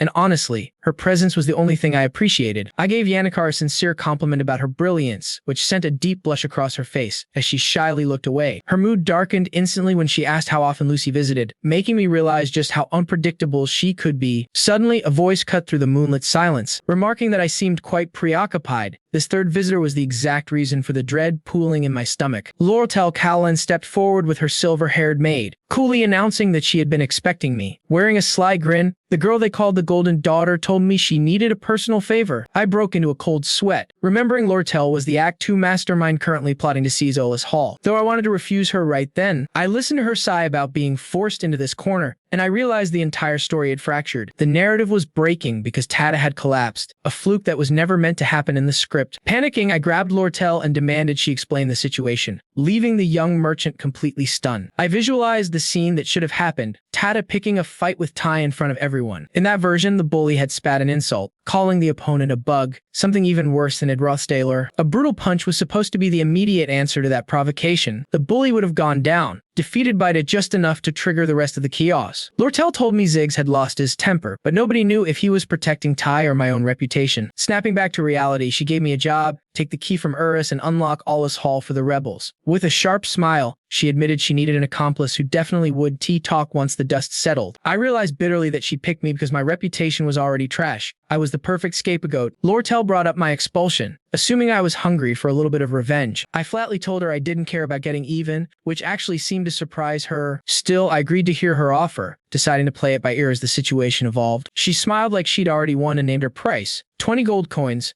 I took the deal and shook her hand, secretly vowing to find a way to fix this broken plot. Rain began drumming on my cabin roof while I sat by the fire, dissecting her move. Bankrupting the academy by seizing the hall was the spark for the next big disaster. Eventually, she would win and start her own company to challenge both the princess and the council. The war between the council and her firm was coming, and everything depended on who he supported. I flipped through my notebook, telling myself to be a pragmatist and back the side with the best chance of victory. Right then, Yanniker Palarov stumbled in from the downpour, wringing out her soaked uniform and grumbling about the deceptive weather. Sitting by the fire, she pitied my rough life, but I told her I was used to the struggle. She remembered the break was ending, and she could fit all her luxury items into her new, smaller room. She got an idea and happily offered to give me her extra blankets, pillows, and lanterns. She listed so many essentials that I just sat there in silence. Yanniker said wasting them would be a crime, and I finally gave her a nod. Thrilled, she cheered and promised to bring it all over as soon as she moved. After a quiet moment, she asked if Lucy was always this withdrawn. I looked at Lucy's shadow on the roof and thought about the heavy price of her power. Lucy always ran from her fate, but the rain seemed to force her to remember. I explained she only acted like this when it rained and that I usually just ignored her. Yanniker beamed with joy, clearly relieved that I was interested in the girl. Then I remembered something vital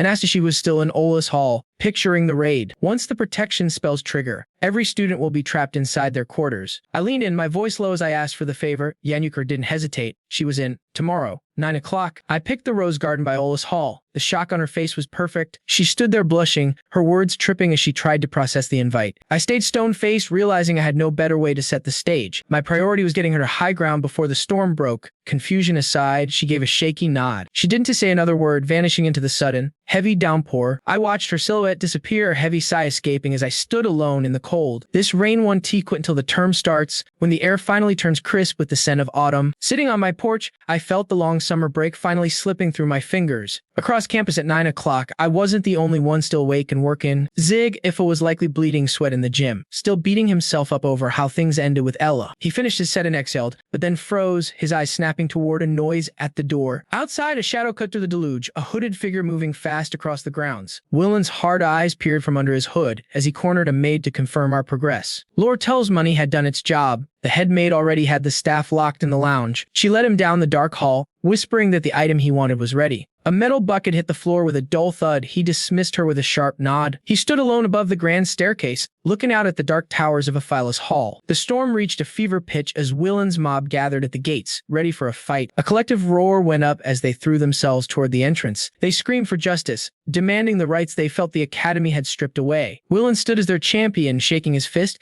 and yelling for the deans to face them under the freezing rain. The angry mob surged forward, targeting the heart of Alla's hall. Suddenly, the heavy gates groaned and swung wide. The crowd froze, the fire in their eyes turning to shock. "The doors are open. Take it now," someone screamed, and the flood began. Willen turned to thank the phantom Lortel had promised, but his jaw dropped when he saw it was me. I didn't let him speak, instantly muffling his voice with a heavy cloth bag. I launched into a speech about shared struggle, claiming my own exile made me their brother in arms. His hands shook with pure emotion. The idiot actually believed I was on his side. To him, I wasn't the enemy anymore. I was their guardian angel. I shoved him toward the crowd, praising his lead while I mentally prepared him to be my scapegoat. He'd be the one to hang for this, a necessary sacrifice. I thought of the maid trying to warn them. It was all for nothing. Elris held the keys to the kingdom, and Lortel owned her soul. The very magic meant to protect the students was now the lock on their cell doors. I watched from the landing, a calm ghost in the storm. Everything was moving like clockwork, exactly as the real architect intended. Quite a show. A voice purred, the click of heels sharp against the wet stone. She walked with the confidence of a winner. Lortel Cahilan emerged from the dark with a winner's smile, telling me she knew I'd deliver. I told him to move before the guards arrived. He just wished me luck. Suddenly, Lortel stopped. She called my name, her voice heavy with an odd warning. She turned away, then dropped the bomb. "Have you ever killed anyone?" I stayed silent, my face hidden in the shadows. "No," I said firmly. She laughed softly in relief, admitting she hadn't either. Then her tone went cold, recalling a childhood spent running, doing horrific things to stay alive. She'd ruined lives and crushed hopes without a second thought,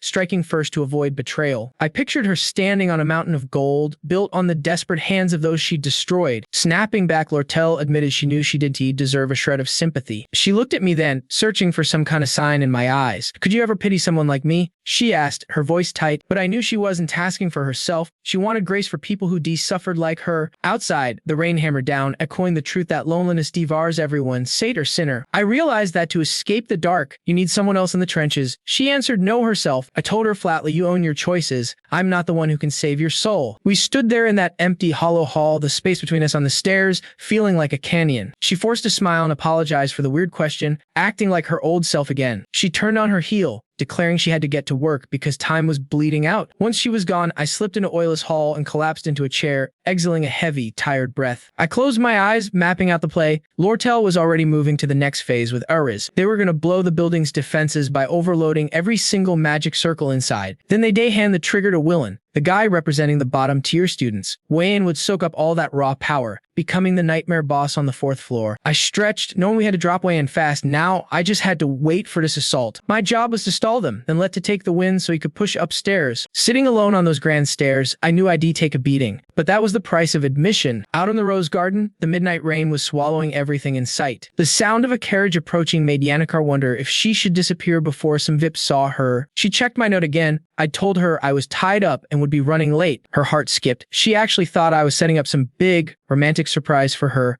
The fancy carriage didn't matter. Despite 3 days without sleep, she stayed put, dreaming of our meeting. Guilt gnawed at her, but she couldn't help herself. Through Marilda, she watched every girl. Lucy, Pinea, Bella, Lortel. Leave my campsite. Seeing all those girls around me turned her stomach into a knot of pure anxiety. Still, the girl decided she'd wait for me until the sun came up if she had to. She touched her rose hair clip, thinking a daisy would have looked much better for tonight. Through the downpour, she stared at that clip with a heavy, aching sadness. She decided to run up, swap the clip for a better one, and come right back to wait. She did to hesitate, sprinting through the mud toward the Ola's building. Meanwhile, 3 others hit the front doors, arguing while Avivra obsessed over her expensive chemicals. Alva exploded at tea, screaming that even a tiny mistake would trash her entire life's work. Tay begged Isla to calm her down, but Isla just laughed, knowing the top alchemist was a lost cause. He knew once Alvera snapped, everyone inside was a target for her lethal chemical cocktails. Ignoring the talk, Avivra grabbed her friends by the collars. She screamed they were going to the 4th floor now, then kicked the front doors off their hinges. But the total chaos waiting inside made even Alva freeze in her tracks. He blocked us. Dispatch question. Track signal mob. Halle rule. Satsung Sil. I challenged him. Numpass, he said. Amok. Wield advantage. Might dominated. To demandeth. Solon stay. To charge forward. Shidlucked eye. To shattered it. I'm a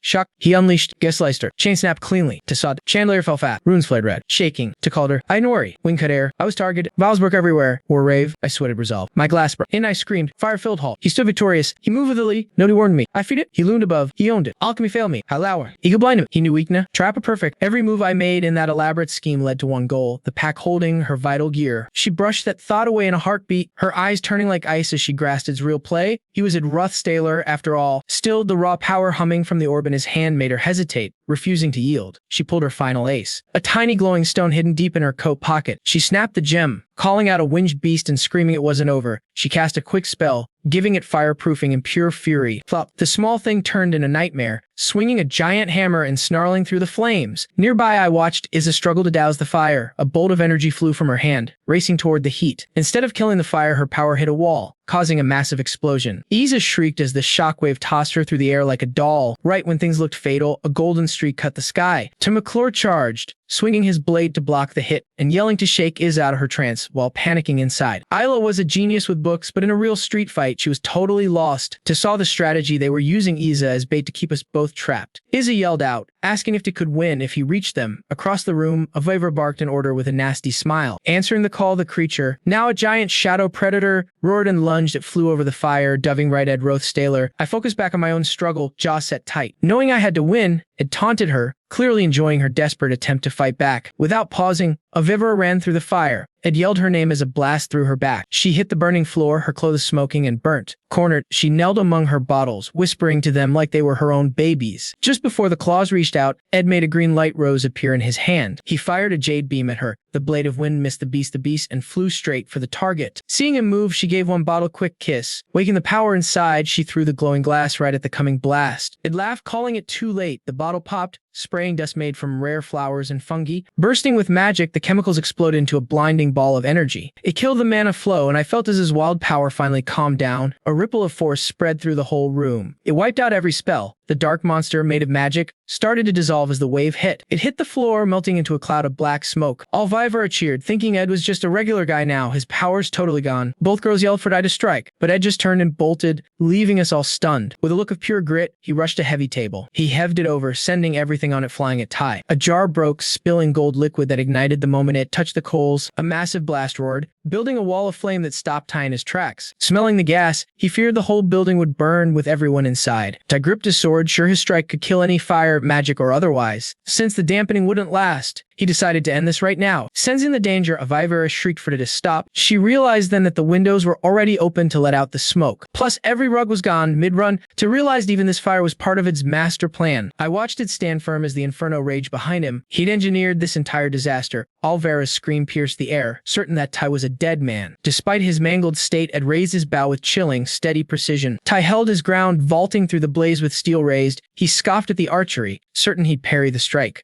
Doubt flickered in his eyes. Second too late, the string snapped, sending a streak of lethal light forward. The shaft whistled past his ear. Missing him entirely, his target was someone else. It was headed for a paralyzed Isla. Alvera saw the girl's mind fracture, her magic failing when needed most. In a throat-shredding panic, Alvera shrieked Aya's name. A sapphire shield shimmered into existence, catching the projectile inches from Isla's throat. Alvera slumped, lungs burning, her fingers white-knuckled around the orb that had barely averted a tragedy. But the grasping claw, a relic designed to snatch small objects from the air, had been their only hope. But when Alvera inspected the arrow, her blood ran cold for a different reason. The tip was just bundled cloth, a feint. He'd baited her and she'd fallen for it. She screamed a warning to realizing was playing a deeper game. But the trap had closed. Steel crashed against steel, admetti S fear with a calculated, frozen resolve, his blade unyielding. Then the world shook, a massive detonation ripped through the floor above. We all knew then, move or die. The truth of that noise was far worse. Clevius had broken free, escaping the nightmare, stalking the second level. Down below, a battered Ed finally let out a jagged breath as the pressure eased. Without warning, it unleashed a tidal wave of force, blasting Ty through the air in a cloud of fire. Ash and soot choked the room. Avera stood paralyzed, staring at the carnage with hollow eyes. Eid slumped against the ruins, soaked in his own blood, looking just as shocked by the violence. The hall was a graveyard of burning history.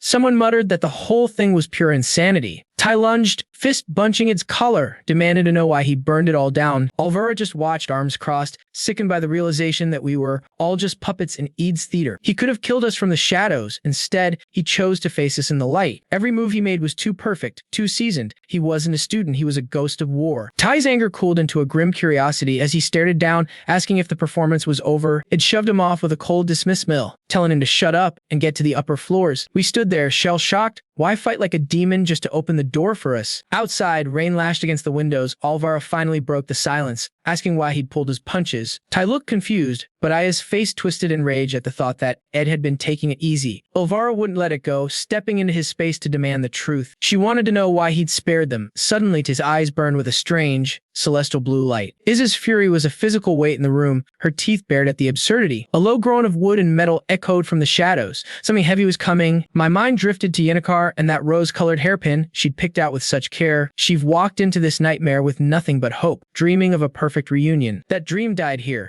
She found the boy she adored being hunted like an animal by her friends. Seeing it broken and bleeding on the floor left her world in absolute ruins. A cold, lethal aura filled the hall. Yennecar stood tall, eyes glowing crimson, demanding a reckoning. She'd known something was wrong since the letter arrived. She'd seen what Ed was truly capable of. From the mundane days to the slaughter at Glaskin, she knew his strength. To her, Ed was the only one who could fix a broken world, and we just tried to break him. She saw his true depth, a man who owned his flaws when cornered. She had sworn to have his back, but Ed never asked. Instead, he ghosted her, choosing to bleed out in silence just to keep her safe. He tanked the entire fall out of the glass incident just to keep her record clean. He played the silent martyr in the shadows while she remained completely oblivious to his sacrifice. While she worried about her look, he faced death. Mana hissed as she glared at them, her voice lethal. To finally saw the truth, Ed's stubborn stand wasn't random. It was a calculated play. That blockade served a purpose. Sensing his hesitation, Aya barked at him to stay sharp. She hissed that Yennecar was the enemy, standing in the magical eye of the storm. The girl coldly dismissed the broken strike team. Their mission meant nothing to her. From the dirt, a mangled Ed fought to stand, screaming her name in raw desperation. She gave him a hauntingly soft smile, whispering that everything was under control. Aya and Alvavara froze, crushed by her power. Suddenly, white feathers drifted through the chaos. They tore through the air like shrapnel, shattering the window into 1,000 jagged shards. She summoned 4 elite spirits, weaving a nightmare army of pure elemental fury, and called to Ed with eyes of fire. She promised to end this in 60 seconds. Tai was reeling, seeing the Spirit Legion Isla, and Alvavara begged him to retreat, admitting that victory was now a total fantasy, especially since it had already wrecked them. They weren't facing a student. They were facing a prodigy. As spirits lunged, Isla shrieked for to wake up and dive through the shattered glass. But he hesitated. Ed's warning echoed. This was much bigger than a simple occupation. Refusing to let his team's blood be shed for nothing, T ignited his power. Blade roaring, Isla screamed his name as he charged the spirit giants alone. He was playing the doomed hero. Her blood-soaked hand clawed at his cape, trying to anchor him. Run while you still can, she begged, desperate for him to save himself. A golden blast erupted. He stared it down with grim resolve, forcing him to halt, to bark that he would handle the girl alone. Ordering the team to the second floor, when Isla protested, he just told them to move. Now, Alva spat a bitter laugh, mocking his arrogance given his shredded state. To end the talk, to deliver a sharp smack to Alvavara's head, making her yelp, he shoved his jeer at her, apologizing for the torn bag. Stunned, she clutched the vials. Isla's scream urged them forward as they fled the spirits. Bathed in shadow, Yennecar raised a hand to delete the stragglers. Her gaze burned with a lethal, crimson intent. Then she saw him. Id broken and bleeding, his name caught in her throat. She scrambled to his side, pleading with him to stay down while she handled the slaughter. Id knew touching her was a gamble, but the clock was ticking. He steadied her with a hand on her shoulder, murmuring that he was truly fine. Smiling through the blood, he told her not to lose her head on his account. His touch killed her momentum, rage turned to pure shock, her face flushing deep red. She started to stammer, hyper-aware of his hand resting against her skin. But he played it off, blaming the spirit winds for his shaky footing. The spirits vanished as she cursed her own idiocy. The magical storm died instantly. Silence fell as the tension snapped, signaling the end of the nightmare. Tai's crew stood frozen, unable to process how Ade had just disarmed a monster. With his final ounce of strength, Ed pushed her toward the exit, begging her to run. Everything went black. I had one final thought before my body gave out completely. I slipped away, falling backward into a swirling vortex of energy, while Yennecar watched in pure horror. Her scream echoed in the dark until I woke to rain lashing against the clock tower. She was furious. I promised I would explain everything eventually. She snapped that the ones who hurt me had gone too far,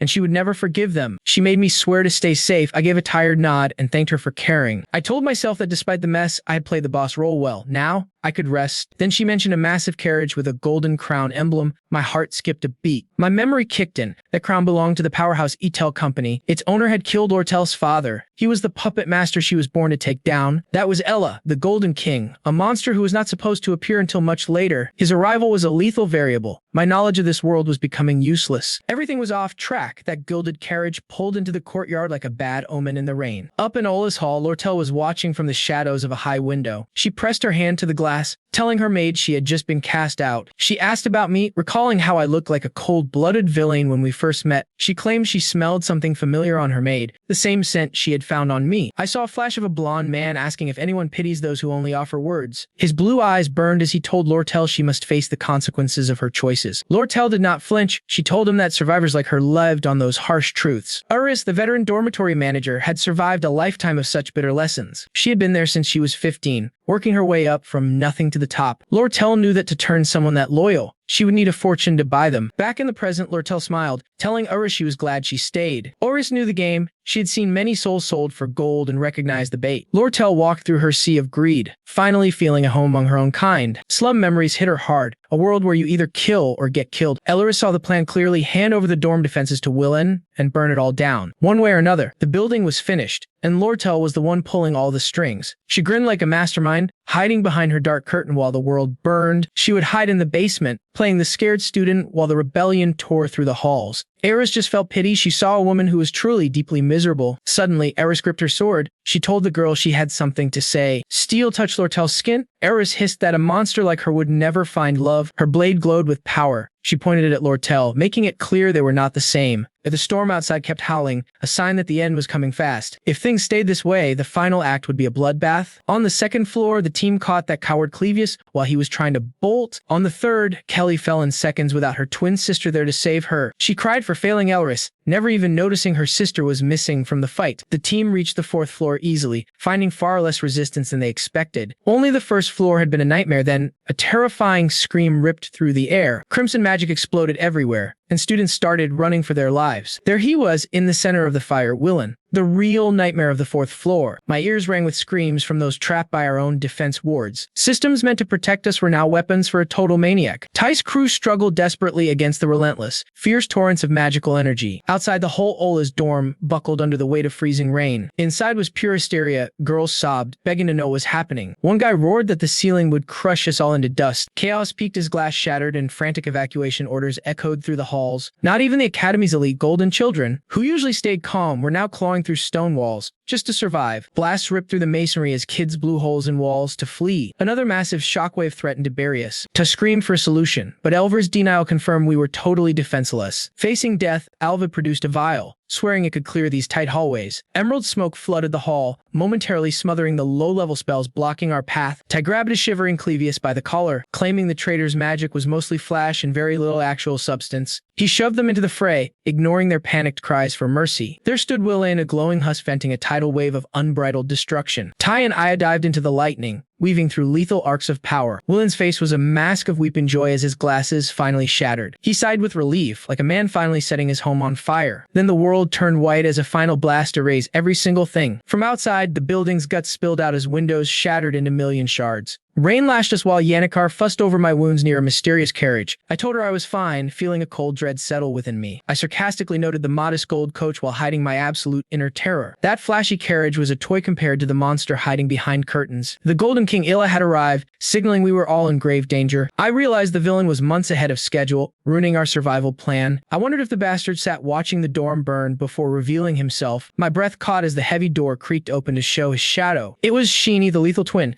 stepping into the mud like a herald of doom. My entire reality was crumbling right then. Our ally had been bought off. Seeing her with him was a nightmare. A sickening thought hit me. Lortel's biggest supporter had just sold us out. Without her, the dominoes would fall and Lortel would be totally destroyed soon. She was the key to every single future victory we ever had. I couldn't carry the weight of her destiny and my own life. As his men marched, I grabbed Yannickar's arm, her face pale with fear. I told her I needed a miracle, my voice cracking from the stress. She did not hesitate, nodding before I even finished my plea for help. "Tell me what to do," she said, while a secret letter began burning. The parchment spoke of a daughter's hidden knife and a looming coup. It detailed how she'd rally an army to rip his empire away. away forever. This entire deal was just a trap to lure the old lion to us. I had to keep him from ruining the setup. Her letter claimed she had the smoking gun on the conspiracy. She made it clear her soul was for sale to the highest bidder. It was Eris, the head maid, facing her final, failing year. She knew her next move would either save or break me. She sent a list of orphanages, pay up or lose her forever. Her note ended with a warning to choose wisely in the storm. Suddenly, steel bit into my neck as Elta finally arrived. Eris held the blade, mocking the shock written on my face. She laughed, calling my revenge as filthy as the old man's greed. Then she sighed, admitting she was just as broken as the rest. A massive blast rocked the floor, drowning me in hellish fire. Through the smoke, Willen realized he'd lost his grip on the magic. Oris was the ghost in the machine,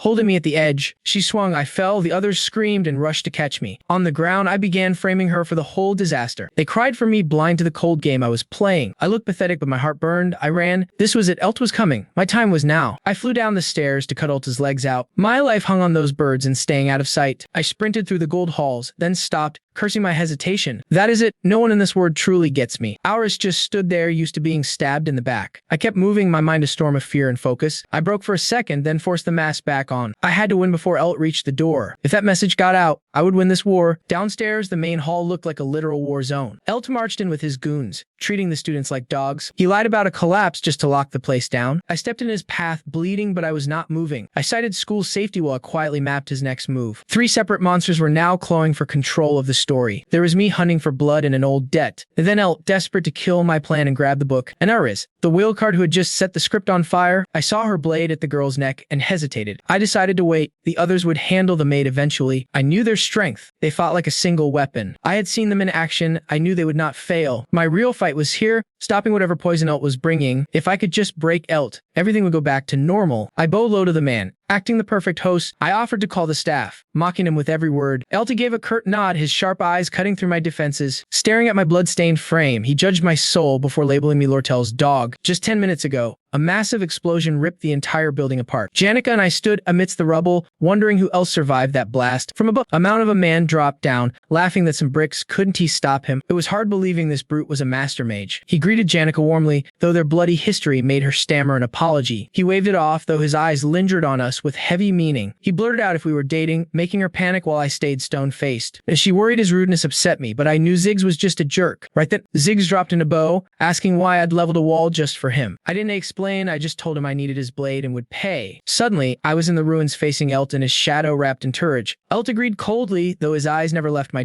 open wounds. I didn't flinch, I let his suffocating presence wash over me without moving. He flared with killing intent, pegging me for Lortel's most loyal pawn. He leaned in, whispering that Lortel's beauty wasn't worth more than hard cash. He called her a fox who would sink her teeth into my back. As her guardian, he claimed to know her rot best, then offered a bribe. He offered to double her price for my betrayal. I just politely declined. I looked up, raw magic starting to burn behind my eyes. I told him she promised nothing. So double was still 0, I wasn't a T for sale. Oak was, his men flared blue, drawing steel as I mapped out every enemy around. Elta gave the silent order for my head, and they blurred forward. 2 assassins lunged for my throat, but a flash of emerald energy intercepted them. A stranger in a heavy fur coat appeared, shielding a cat girl with green flame while asking if I was still alive. I barked to my allies, telling them to hold while I pushed forward. Tai just grinned through the fire, claiming he was the one who owed me. Elta hissed that even these brats were more trouble than they were worth. He sent the swarm in, but Tyniza met them with fire. I slipped away alone. Sprinting through the ruins, blood dripping as I searched for Lortel to warn her, I nearly ran into her. She was standing there, lost in the wreckage. I asked if she was trapped, then grabbed her arm to find the exit. I told her to stay on my heels if she wanted to live. As we ran, I saw her realizing every friend she had was bought. The smiles from staff and pets were just masks for her cold cash. She learned that in her world, kindness was just another line item. I cut through her thoughts, asking if Aris had sold her out. She hung her head, admitting her own knave heart had failed her. She looked at me, likely thinking of Janica, someone who loved for free. Watching Yannikar look at Ed with such pure, selfless devotion changed me. Seeing that raw connection, I fooled myself into believing in trust. Like a total idiot, I laid out my whole hand to Elris. Now, Era's looming over me with cold steel feels like a final judgment. I've learned my lesson. Trust is a death sentence. I froze in the dark hallway. I'd played myself for a fool. Staring at my broken reflection, I cursed my ego. I'm fundamentally broken. I should have known I'd never be pure. I counted the 5 souls I'd bought and paid for. Ulris, the twin Sheeny and Kelly Willen and Ed, that disgraced Noble. Alores and the twins had clearly flipped to ult. Willen would definitely sell me out next to save his skin. I looked at Ed, my last hope, wondering if he was already dead. I mouthed an apology, then felt stupid for it. I tried pushing him away, telling him his payday was gone. I instantly regretted it, but his blunt reply, I didn't ask. Stopped me dead in my tracks. He grabbed my wrist, warning me that if Ult caught us, it was game over. He hauled me forward, barking that we had to run now and talk later, kindness and trust. The words echoed in my head. When he demanded answers, I retreated. In my world, every kind gesture has a hidden price tag. I told myself that if I couldn't spot the angle, then I couldn't trust the man, yet as he dragged me, I started spilling my father's dirty secrets. He was going to buy up every cheap suit of armor post-raid, using insider info to corner the whole market. I even admitted why he needed the cash. He'd sent me to Svenia specifically to boost the Sage's forbidden tum. Just gave me this piercing look and said he already knew the score. It was a classic pump and dump scheme. Merchants trading the same item to fake a massive price hike. When the price climbs with zero supply, people get greedy, thinking it'll just keep mooning forever. Right at the peak, the sellers dump their inventory all at once and walk away with millions. But it takes total loyalty. If even one person sells early, the whole house of cards comes crashing down. That would leave Elt holding the bag, broken, ruined after betting the farm on his monopoly. I told him I'd spent years greasing palms to set up this exact betrayal. As we sprinted, it laid out my entire strategy. Wreck the dorms, buy the tum for peanuts, then use his bait to draw Elt out. I was floored. How did he know? Ed just looked at me coldly and said I had one move left. He told me to sell the armor now. I stammered, admitting I had a messenger bird in my quarters. I told him it was my direct line. Just send the bird, then vanish, victory would be mine. But terror set in. My father probably knew he'd grab me tonight. Ed went quiet, letting the weight of it sink in. He locked eyes with me, his voice turning to stone. Listen, he commanded. He'd figured it out. Ult had both bridges to Aiken Island locked down tight. He pitched a decoy, sent an empty carriage across the bridge to lead them on a wild goose chase. When I asked him where that left me, he pointed to a hidden cabin up north, hide for 3 days. He said he'd handle the bird himself. He was taking the suicide run, his eyes burning with pure grit. Without saying a word, he grabbed my hand and hauled me into the night. Bleeding and broken, he gave me my orders and promised to clear the path. Seeing him work, a strange feeling hit me. I could actually trust this guy with my life. He saw me drifting and snapped me back to the cold, hard facts. I whispered his name, finally realizing I was ready to bet it all on one person. I couldn't help it. I looked up and asked, Why are you doing this for me? I looked away, dodging her gaze. A low hiss of pain escaped me as I told her it didn't matter. But at the threshold, I paused. I told her I just felt like I had to. The door thudded shut. Silence swallowed Lortel while the storm battered the glass outside. Lortel hit the floor, her legs finally giving out under the crushing weight of the fear. She fought for air, her heart thumping against her ribs like a trapped bird. She thought the noise was just the war between Eris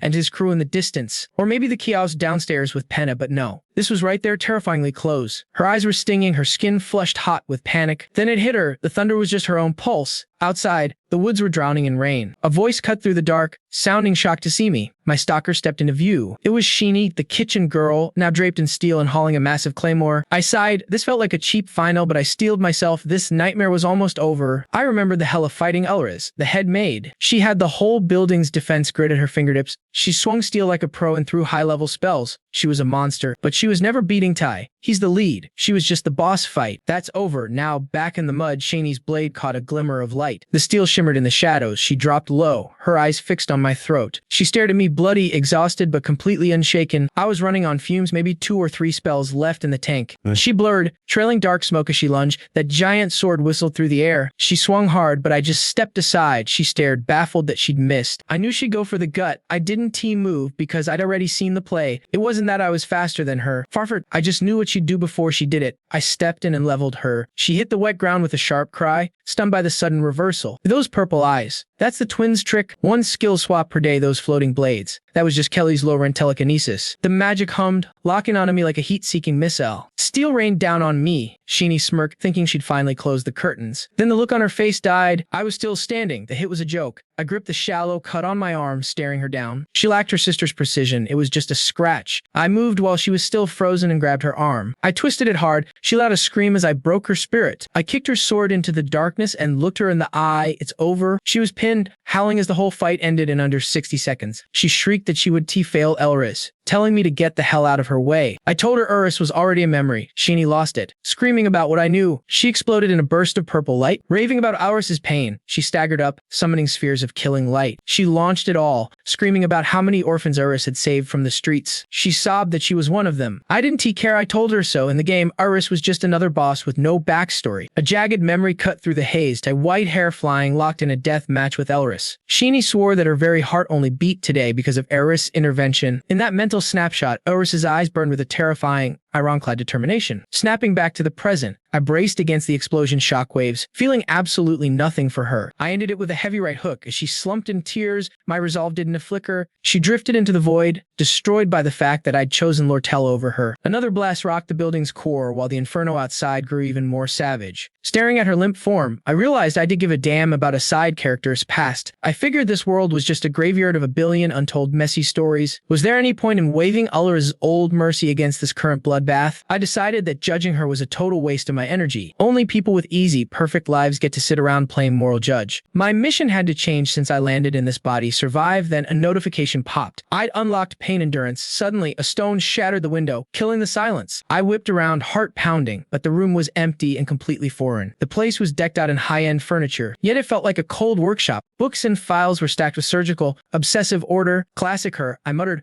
recognizing that level of perfection as control immediately. I checked under the desk and found a birdcage hidden in the shadows. I quickly wrote Ella's in Svenia for 3 days, liquidate all the seized gear right now. I tossed the pigeon into the midnight storm, carrying LT's professional death warrant. Work done, I slipped away and vanished into the pitch-black forest. I was a mess of scars, but I'd survived worse. I thought about Lortel's narrow escape. Without Yenker's zigs and a massive stroke of luck, Lortel would have been finished. She'd made it off the island. But I knew was he going to roll over. I bet my life that my letter would burn the headquarters down before they could act. I reached the forest clearing and stopped cold at the sight of a familiar shadow. I figured Lortel was just waiting for me. Look at you, playing the welcome committee. I mocked. Then reality hit like a freight train. I'd been way too cocky about this meeting, because standing there in the dark, the Golden Daughter had a blade drawn. She controlled every player on the board. To her, Rothstaylor was the only wild card she couldn't tee-buy with gold. I realized that if she finished me here in the middle of nowhere, she'd have the perfect cleanup. She was a predator ready to discard anyone to win. I gripped my teeth, desperate to live, but my broken body finally gave out. Lortel closed in, raising her knife over my head for the final, killing strike. Steel glinted in the dark. I shut my eyes, waiting for the cold end. But the blow never landed. I looked up and saw her hand shaking like a leaf. She didn't stab me, she grabbed my collar instead. Her voice trembling as she saw the blood Yuri dying. She whispered. The killer act vanished. She dragged me toward a cabin, swearing she'd save me. By the fire, her eyes softened. Let's us get warm, she said. Before asking about the job, I nodded. I told her how I'd talked the driver into a suicide run. A gamble so insane she actually thought I'd resorted to kidnapping the family. I brushed it off. When this hits, the Ulta company is mine for the taking. Lortel's arrogant grin mocked the debt, questioning if he could handle the heat. Met with its cold silence, she just yawned, calling his lack of energy totally uninspired. She then thanked him warmly, swearing to remember the debt, until it bluntly demanded his 20 gold coins. Pivoting instantly, Lortel shifted the conversation. Claiming she had another query, Ed guessed it concerned Elris, but she admitted her focus was Yannikar. Ed confirmed their closeness, praising Yannikar as a truly decent soul. Lortel agreed her senior was respectable, but Ed stared her down, cutting straight to the point. She went silent, eyeing her drink before looking up with a dark smirk, admitting she lacked such virtues. Suddenly, over at Ola's Hall, structural support gave way amidst the total mayhem. Receiving the emergency dispatch, Altakaland abandoned the fray, leading his men away immediately. In a flashback, Ziggs was drowning in combat, realizing those hired blades were turning the tide. Yet the real danger came from his own side, forcing him to split his focus. Yannikar, once merely anxious, spiraled as her summoned entities grew more feral and powerful. Ziggs knew he had to shut her down before casualties mounted. Meanwhile, Lortel checked on Ed. A carrier bird landed as she turned, wondering aloud if it was holding a grudge. Its question hung in the air while the bird sat motionless on Lortel's shoulder. She looked back with a predatory glint in her crimson eyes, claiming she wasn't bothered at all. Ed recalled the aftermath. Uniform shredded, relying on Ziggs for a change of clothes and a briefing. Word was that Willen had stepped up, taking total blame for the Ola's Hall disaster. Uris was still being grilled, but wouldn't he crack, all while Lortel was kept on a short leash. Seeing the guild stay quiet, Ed figured the gambit had worked. Now they just had to wait. Back in the moment, he let out a heavy breath by the running stream. The whole ordeal left him battered and aching, slowing his physical progress to a crawl. Checking his talent interface, he noted 2 empty slots for crafting and prioritized his next move. He aimed to master spirit attunement for support and enchanting for gear production. He understood that attunement required forging catalysts after striking a bargain. Enchanting meant breaking down magical artifacts, but then he spotted Yannikar waving cheerfully. He asked why she wasn't stuck in a lecture hall. She blamed a malaise for her absence before frantically checking him for any fresh wounds. Relieved by his answer, she beamed, then hesitantly brought up Lortel's whereabouts. Ed mentioned Lortel was resting indoors, though he pictured her pouting like a child outside. Inside, Lortel was actually lost in thought. reminding herself that the real work was just beginning. Top of the list, spring errors and lock down the deal for that ancient manuscript. Being cooped up in a shack for 3 days waiting on headquarters was eating her alive. But staring out the window, she realized this particular brand of frustration wasn't half bad. Lortel Cahillan had to admit that her pulse spiked whenever Ed Rothstaylor was around. Propped against the glass, she flushed, remembering his warmth and that rare, pure trust. Having walked a ruthless path, this feeling was worth more than treasure, and she wasn't sharing. That went double for Yennecar Pero. Picturing Yennecar laughing with it made her blood boil. The girl needed to back off, or else. A sharp, calculating grin spread across her face. 3 days of isolation was the perfect opening, perhaps by literally burying the place in gold. She quickly canned that idea, knowing raw wealth would win this particular battle. Plus, she was low on liquid assets, so she decided to naturally handle his school fees instead. She rehearsed her cold posture, ready to tell him she wasn't doing this for his sake. I want to crawl into a hole. My innocence was humiliating. A sharp voice cut through my shame, barking at me to move. I looked up and saw Lucy yawning in the doorway. She sprawled out on the floor, leaving me completely baffled. Suddenly a scream. Lucy was being hauled away like luggage. It held her upside down, told me she was hiding, then left. I asked him if she was always such a nightmare. He called her a disaster, then hinted at another guest outside. The clock was ticking, 3 days until the final verdict. Next morning, I tried to play the role of charming hostess. Then Yennecar appeared and my grand entrance was dead. I just sighed, watching her already occupying his space. They were locked in conversation. I felt the jealousy burn. Lucy slept on while it wiped away the morning sweat. He had been firing bricks to level up his crafting skills. He finally built the fireplace he had been dreaming about. I called out the basil scent, catching him off guard. Over lunch, Ed warned me that the piece was a lie. As a pro, I asked what he wanted besides cash. He thought it over, then went for the real prize. He wanted the black market magical gear in my stash. I tried to play coy, but he knew the inventory. He turned to Yennecar, making her nearly choke on her lunch. She beamed, looking like she had finally won the lottery. She promised to be his master and summon a spirit. A spirit appeared, screamed at Ed, and tried to bolt. It heard nothing. Yennecar told him his soul was deaf. The spirit snitched, saying it watched its every move. Yennecar's hands tightened as she prepared for the fallout. It did not bite. He only asked about her weekly reports. Her face went cold. It was the look of a killer. I stepped in before things got even more dangerous. I leaned against his shoulder with a sharp, calculated grin. The heavy air in the cabin finally cleared. We talked shop, and he drove a very hard bargain. I told him I would dump the gear for next to nothing. My eyes told a different story. Nothing is truly free. The cost, he has to see me every 3 days. Yennecar snapped, calling me a liar in my face. I just smirked. That is just business, darling. Ed just kept eating, ignoring the fire between us. He was already mapping out his new path to power. Bill walked in and froze, shocked to see us together. My eyes burned red as I delivered the final warning. Out back by the sheets, the real interrogation was starting. Clara's friend demanded total silence before she spoke. It was top secret stuff. She leaned in, breath hitting the other's ear, whispering the truth about Yennecar. Clara finally spilled the bombshell to Bella. She was sure Yennecar had fallen for Rothstaylor. Bella stayed calm, weighing whether to act shocked as she heard Clara's panic. Clara rambled on, confused by her friend's taste, but swearing she'd have her back. She mentioned with dread how Yennecar kept saying his name lately. A dark thought of Lortel, who'd vanished with Ed yesterday, crossed her mind. Clara sighed. Yennecar had no shot since Ed barely knew she existed. Bella offered a different view, suggesting Ed wasn't bad, just drowning in problems that blocked any romance. Claire groaned, calling Ed a narcissist who lived for the attention. Meanwhile, Bill saw Lortel as a crafty cat outside a fish market. She then saw Yennecar as a tiny kitten shaking before a tiger, making Yennecar yelp in confusion as Belle saw Lucy as just a cat. A blonde guy interrupted, complaining that the crowd was giving him a headache. Somewhere else, Lortel asked the visitor coldly what their point was. A maid bowed, delivering word from hers as a campfire roared nearby. Late now, Yennecar headed back while Belle carried a sleeping Lucy away. Ed stood alone by the fire, waging his options now that the school brass knew his location. A bird brought a note. The coop was set for his return. Nearby, Lortel was busy burning her own secrets. She figured her father was too busy losing to worry about Svenia. Lortel knew Elt might still have one last trick. She bet on Slog, tossing the final scrap into the orange flames. Ed wondered if Eris would sell them out as the masterminds. Lortel smiled. She'd already paid for the woman's silence in full. The head maid always backed the winner, and Lortel made sure she won. That scroll Bill had, it listed every orphanage Eris had ever funded. The school ignored her failing health, pushing her until she gambled everything on this desperate play. Despite her icy mac, those serving her saw the cracks in her armor. Eris tried to jump ship back later, but lost trust is gone. Lortel scanned the letter. It was a white flag, not a threat. Watching the fire, she knew business had no room for pity. She wasn't letting the world know she pulled the strings. She grinned, suggesting they make up since no alliance lasts forever. They moved on. Ed confirmed he'd sign the paperwork soon. Before leaving, Ed handed her a torch to light the dark. Lortel took it, her poker face slipping in genuine surprise. He commented on her height, catching her completely off guard. Inside, she felt the rush, needing one big move to end it. Her eyes locked on a mine, that word senior dripping with a heavy, unspoken promise. Lortel snatched my tie, joking that love is just a game of tug of war. much like this messy silk. Straightening the fabric, she teased my lack of discipline before violently jerking the knot, dragging my face inches from hers. Firelight danced between us, the vast midnight sky shrinking until only the heat of her breath remained. Our shadows bled together as we kissed, silhouettes fusing against the orange firelight. Rising on her tiptoes, she finished the job, then pulled back with a smirk about my raspberry-flavored dessert. Stumbling back, I begged for some personal space. She pouted, claiming I wounded her heart,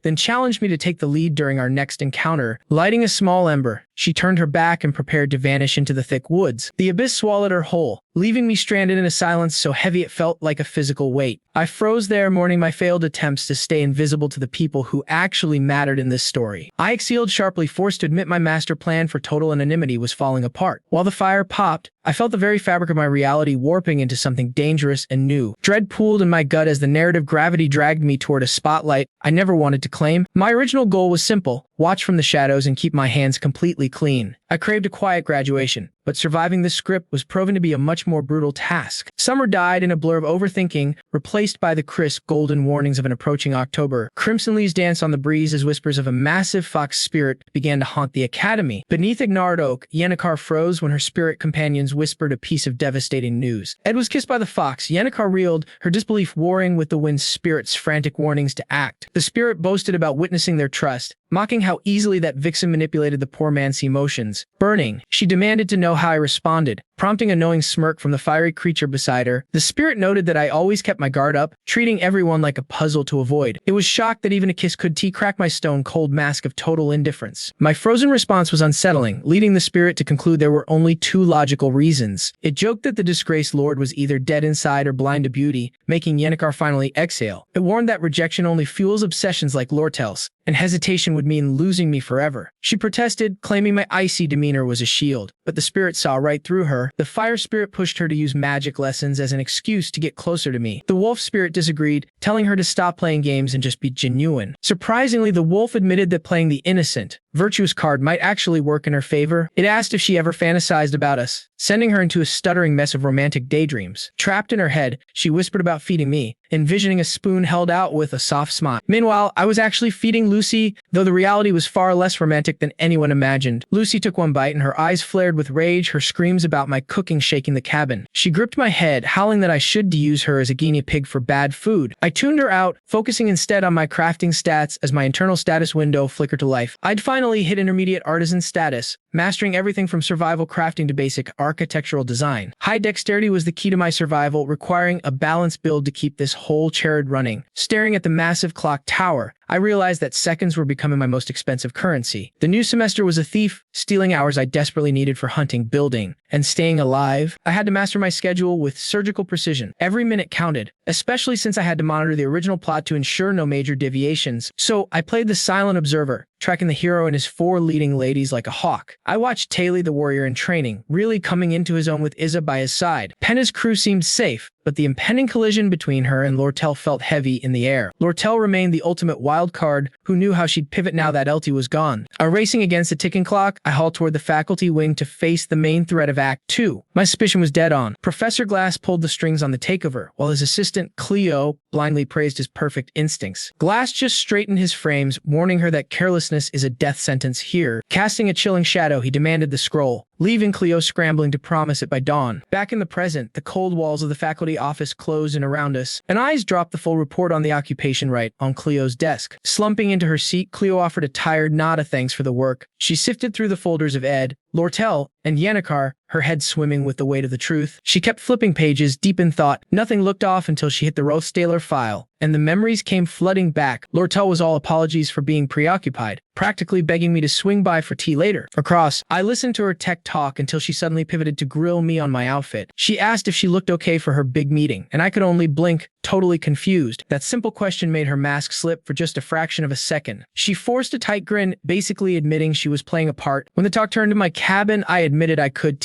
afford her high-end furniture. She reminded me that handouts were a sin in the world of trade. Then, with a smirk and a flick of magic, she blasted her own chair into splinters. Damaged goods, she called it. Trash I was welcome to take. I knew her game. I just sipped my tea and thanked her, while she watched me like a satisfied shark. I asked her straight up how she kept that poker face on 24/7. It hit me then, her composure was just a trait, it was a weapon. For a moment, I saw a couple locked in a kiss by a fading fire. She reached out, adjusting my tie while telling me flat out I didn't see her as a woman. But she saw me as a man, and every move she'd made was part of a play. I told her I got the message, reminding her she never starts a fight she isn't destined to win. I caught her gaze, suggesting we were both a little shaken, even if her perfect smile never wavered. Whether she's winning or drowning, a true shark never lets you see the blood in the water. The air at the academy changed as a high-stakes tutorial was about to begin. Yanikar gripped her staff, called my name, and told me it was time to step up. A sun-bright orb of flame sparked into life right at the tip of her wand. She smiled, telling me to reach out and find the soul inside that heat. I focused every ounce of will until that fire literally exploded between my palms. From the heart of the glare, this tiny fireball popped out, stoked to finally be my partner. It called itself Mug. Mug bragged about beating 4 other candidates for the job, which honestly just confused me. I started sweating as the little guy listed its resume like a corporate interview. Bursting with pure hype, Mug swore to be the ultimate wingman in any fight. It took me back to those nights playing the game, back when these bonds mattered. I looked at Mug, wondering why this felt like a damn boot camp. When I asked Yenikar about the training, she said she just picked a familiar face. I pushed for more, and suddenly, a vision of endless, weak spirits flooded my mind. Turns out the boss was taken, acting like a screaming site foreman on a power trip. Across the way, Yenikar handed another student a tiny, bat-shaped flicker of fire. The kid beamed, feeling that small spark of heat radiate against his palm. He asked if tuning the resonance changed the lethality. He was so innocent. She laughed at his words, while I just stood there, completely and utterly floored. Mug was itching for a fight, but I was just dreaming of a portable stove. My status showed it, a low-tier fire spirit and 1 empty slot still waiting. My magic stats spiked, marking a massive leap in my personal progression. I finally hit pro level. She was thrilled, knowing how much I'd bled for this. She offered to coach me on everything and even lend me her own gear. Then she froze, turning bright red as she realized she'd been way too forward. That sudden jarring mood swing left me standing there, totally and completely lost. She tried to play the busy top student card to mask her total internal panic. She claimed she was far too important to just hand out free lessons. She asked if tutoring was too much. My silence clearly broke her heart. I apologized and offered to pay her. She just stared at me, totally speechless. She blew a fuse,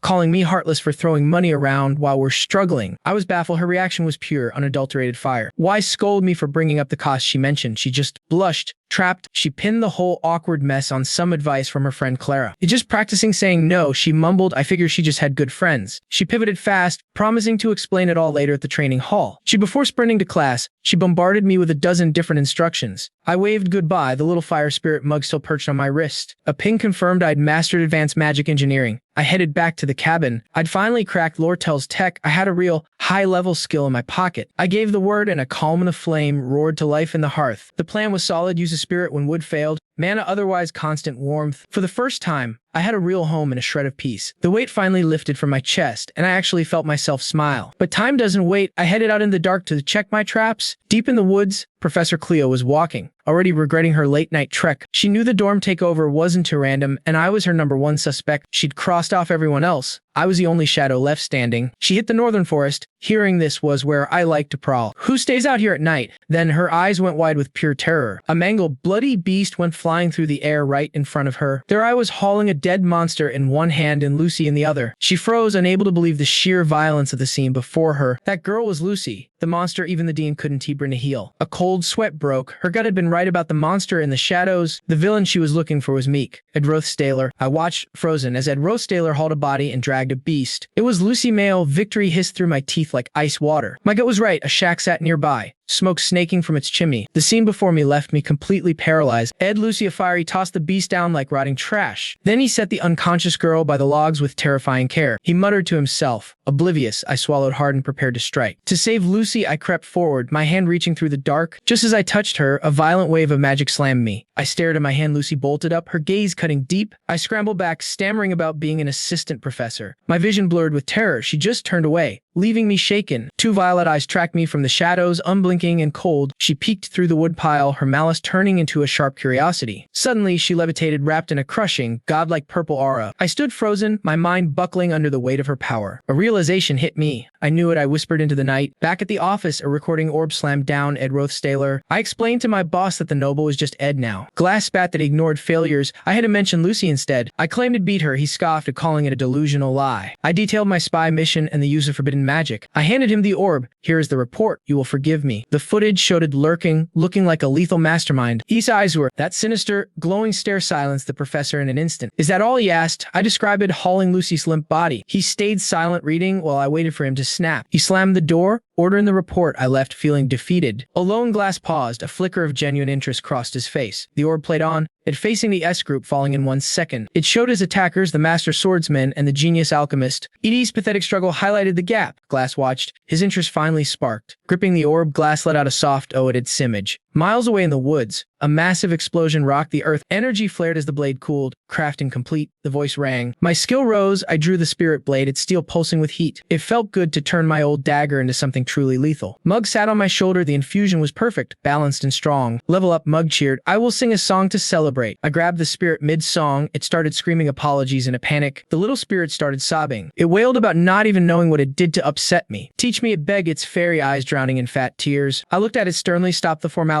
No more, master. I figured minor spirits hitched their wagons to stars for clout, so Mug's worship of Yennekar's talent made total sense. I turned to the little guy, demanding to know why he was so desperate to link up with a nobody like me. When he froze, I pushed for the truth, reminding him we were stuck together for the long haul. The dam finally broke. He wailed, admitting his sudden devotion was fueled entirely by a hunger for legendary power. He realized that by latching onto me, he could siphon the pure energy radiating from Yennekar's presence. It was a shortcut to growing twice as fast. I sighed, asking what else he was hiding from me. He'd heard whispers of my influence and figured brown-nosing me was his golden ticket to the big leagues. I just nodded and kept walking, finally reading his true intentions. Mug stayed on my shoulder, whimpering about the bullying elders, while I told him we're all just trying to survive. Yet, the shrimp insisted on acting formal, so I told him to do whatever helped him sleep at night. Later, as my axe bit deep into wood, I cursed my own clumsiness. My fighting form was still total trash. Surrounded by fresh kindling, I had to admit my raw power had finally surpassed that of your average guy. Glancing at my loaded shelves, I took pride in knowing those brutal nights of hunger and homelessness were over. At my desk, I bet on hard work over talent every single time. Mastering these complex spells wasn't about being a genius. It was about putting in the damn hours. Still, the backbreaking pace caught up, and my vision blurred as my chin dropped toward my chest. My name echoed twice, snapping me out of a daze. I jerked awake, eyes darting around the dim room. Yennekar stood there, her eyes wide with worry, asking if I was actually okay. By the hearth, I mumbled an apology while she nagged about my health. I forced focus. Lives were at stake. My mind drifted back to the 3 envelopes that arrived this morning. The Academy and the company sent their usual spam. Nothing to lose sleep over. It was that final letter that chilled me. The script I knew was officially going off the rails. Originally, Act 2 was a simple tug-of-war between the school and Elta over some dusty old magic book, but then Crepin Rothstaylor, my own dear family patriarch, decided to crash the party uninvited. His presence turned a predictable food into a chaotic, 3-way bloodbath. This in-game villain was hunting for mortality, showing up 2 acts early with god-tier power. I had to erase this monster from the board now, by any means, or we're all dead. If Crepin wins now, the future's biggest threat would become unstoppable today, making our victory a literal impossibility. Besides the intel on Crepin, the note held a cryptic invite meant for my eyes only. Meanwhile, in a high-end garden, a runner confirmed my letter reached the northern woods as planned. A woman sipped her tea, flashing a sharp smile while dismissing the messenger. Princess Pina thanked Claire, her mind racing over the school's bankruptcy warnings from Principal Obel. Obel had begged for help, terrified they could stop Elt from snatching the school's sacred relic. That relic was their lifeblood. Still, Pina smelled a rat. How did Crepin even find out about these secret backroom deals? Claire guessed I'd leaked the info myself, hoping to buy my way back into the family's good graces. Pina scoffed, doubting I was that reckless. Suddenly, Lortel slid in, playing the humble merchant while angling for a seat at the royal table. The princess's poker face slipped. She definitely didn't see Lortel coming. Lortel played nice, claiming she was there for chat before dropping a bomb about her father. It was Elta's doing, not mine. The news hit Pina like a physical blow. She explained Crepin had been pulling her dad's strings for the book from day one. The company was too deep in the red to stop now. Even with her father ousted, Pina speechless. I couldn't fathom why the Elta group and the Rothstaylers were clashing over the exact same goal. Lortel sipped her tea, then coldly declared she wouldn't sell the book to the Rothstaylers anymore. I stared her down, demanding to know why she just just leaked such a massive corporate secret. She proposed a ruthless alliance, betting that our mutual hatred for the Rothstaylers would bind us. A faint haunting smile touched her lips. Lortel worried about dragging Ed into the dirt, making me doubt her every word. She kept defending him, claiming he'd already walked away and shouldn't he be judged for the sins of his bloodline. I didn't trust her act, yet I knew it was a pawn I couldn't afford to lose. I decided then that I'd force him to help me. I'd pull rank if I had to, though the thought of him refusing made my heart skip. Lortel saw me hesitate and pushed for my next move. My gaze sharpened into a final decision. If you want to cooperate, I'll just use him. Lortel bowed her head as I spoke. Her body shook as she asked if I'd really exploit him. I just smirked, hiding my utter contempt. In a heartbeat, Lortel sneered, wiped her fake tears, and dared me to see if I actually had that power. My captain, Claire, slammed the table and roared at her for that pure, unadulterated disrespect. I raised a hand to silence him. Lortel turned to leave, offering one last piece of advice. Her eyes turned ice, warning me use Ed as a tool, and I'd be the one getting broken. Claire demanded blood. I brushed it off, saying it was fine, but I was already sinking into deep thought. Everything was a mess, its moves, crept in shadow, and now this arrogant girl standing in my way. I watched Lortel walk away, wondering if she'd ever truly feel helpless or lost. Ironically, she suddenly flinched and came to a dead stop. That smug, confident look on her face was replaced by pure, unadulterated shock. There they were, right in front of her, Ed Rothstaylor and Janica Palerover. Over at the branch office,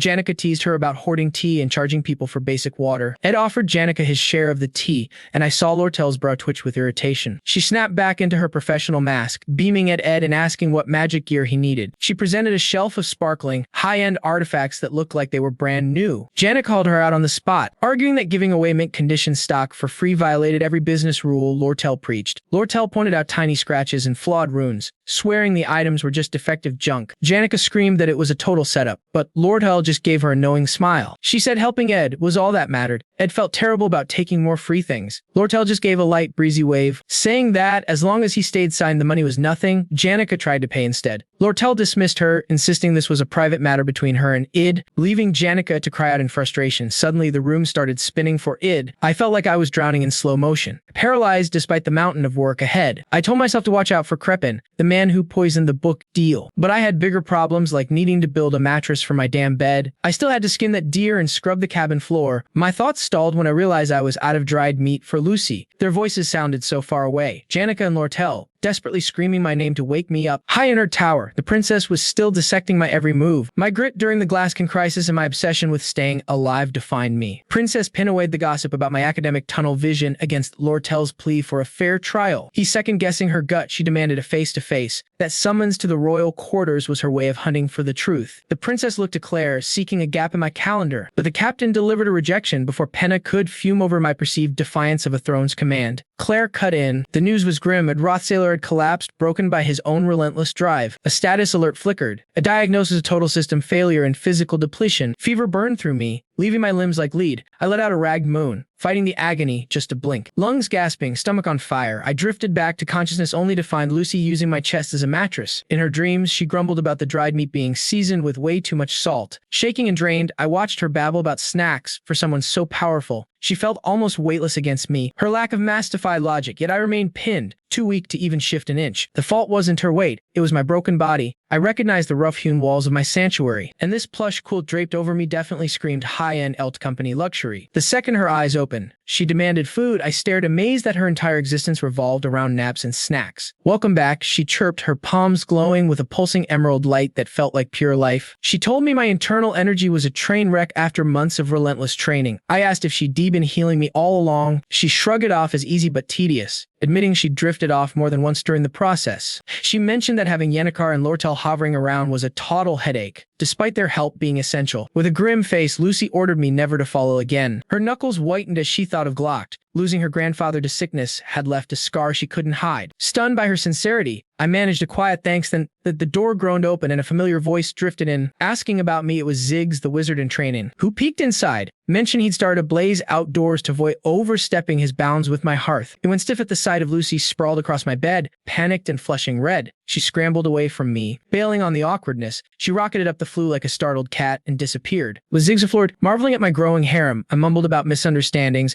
but he just figured power naturally draws a crowd. Brushing back his shaggy, overgrown locks, he asked what I was still doing in bed. He noted the others were busy elsewhere and mentioned he was embracing a longer look for the fall weather. He carefully offered me a spoon of the steaming broth. I recoiled at the full flavor. He shrugged, admitting he was the best option with the real chefs gone. He confessed that Lortel had banned any other women from visiting, and the memory of her threat clearly terrified him. I forced down the food, pivoting to the brewing chaos involving those alchemy students and the Mandragora mess. He confirmed that Alvaro was indeed the one behind it. Yet Ty and Clevius had handled the infestation. A wave of relief hit me. The timeline was still holding. He brought up the sewer beast whispers, unaware that Ty and I had already neutralized the threat in secret. I realized the grand final was the only thing left. The war for the Sage's Tum. I asked how long I'd been out. Hearing 10 days made my heart stop. He added that both girls had only left for urgent business. I grabbed the bowl, chugging the broth as reality set in. I've been a ghost for 10 whole days. I gasped, calling out his name with a sudden desperation. A pure panic set in. I told him he had to get word to Lortel now. We were out of time. Back at the school, the fuse was lit. The chaotic struggle for the ancient Tum had finally erupted. Princess Pina stood at the center of the storm, her loyal protector Claire anchored firmly at her side. Lortel sat there, a shark in silk representing Elted. Then the air curdled as a ghost from a script I never read walked in. That golden crest on his chest screamed power. It was the patriarch of the Rothstaylers himself, Crippen Rothstaylor, the true villain destined for the final act. He wore a grin like a poisoned blade. This meeting just became a death trap within these gilded walls. I paused my meal, forcing a smile while welcoming the monster to our table. He raised a hand, cutting the pleasantries to offer a hollow, long overdue apology. He claimed he had scrubbed the family stain by casting it out like trash, just for me. I played it cool, brushing him off while my mind raced, dissecting the man across the cloth. This was Crippen, Ed's own blood, a man whose reputation was built on lies. To the world, he was a saintly duke, a pillar of wisdom loved by all. But my intuition, my curse, screamed the truth behind that mask lay pure, unadulterated evil. He turned his cold gaze toward the third seat, acknowledging the merchant girl. Lortel stood graceful as a viper, reminding him she was the Golden King's direct heir. She smirked, admitting her blood only hummed when there was a fortune to be made. Crippen narrowed his eyes, silently respecting the greed he recognized in her. The war for the ancient Tum began with ink on paper, a blind dance for power. In that suffocating room, Lortel faced the Duke and me across a sea of mahogany. We all knew the highest price would snatch the Academy's greatest secret. The school was bleeding cash and desperate to keep their bankruptcy off the front pages. The principal Ole kept it quiet, with Rachel presiding and me as the only witness to the slaughter. One winner takes the book, the loser walks away empty-handed. Rachel's eyes were sharp, her mind calculating the weight of history against gold. Similar relics usually topped out around 8,100 gold coins. She watched Lortel weighing the girl's hunger against the true value of the artifact. Rachel knew a trader like her would not pay a cent more than the market dictated. A pen scratched against parchment, sealing a fate in the heavy silence. I was sure Creppen's bottomless pockets would win the day as Rachel stepped forward. Standing by the Duke,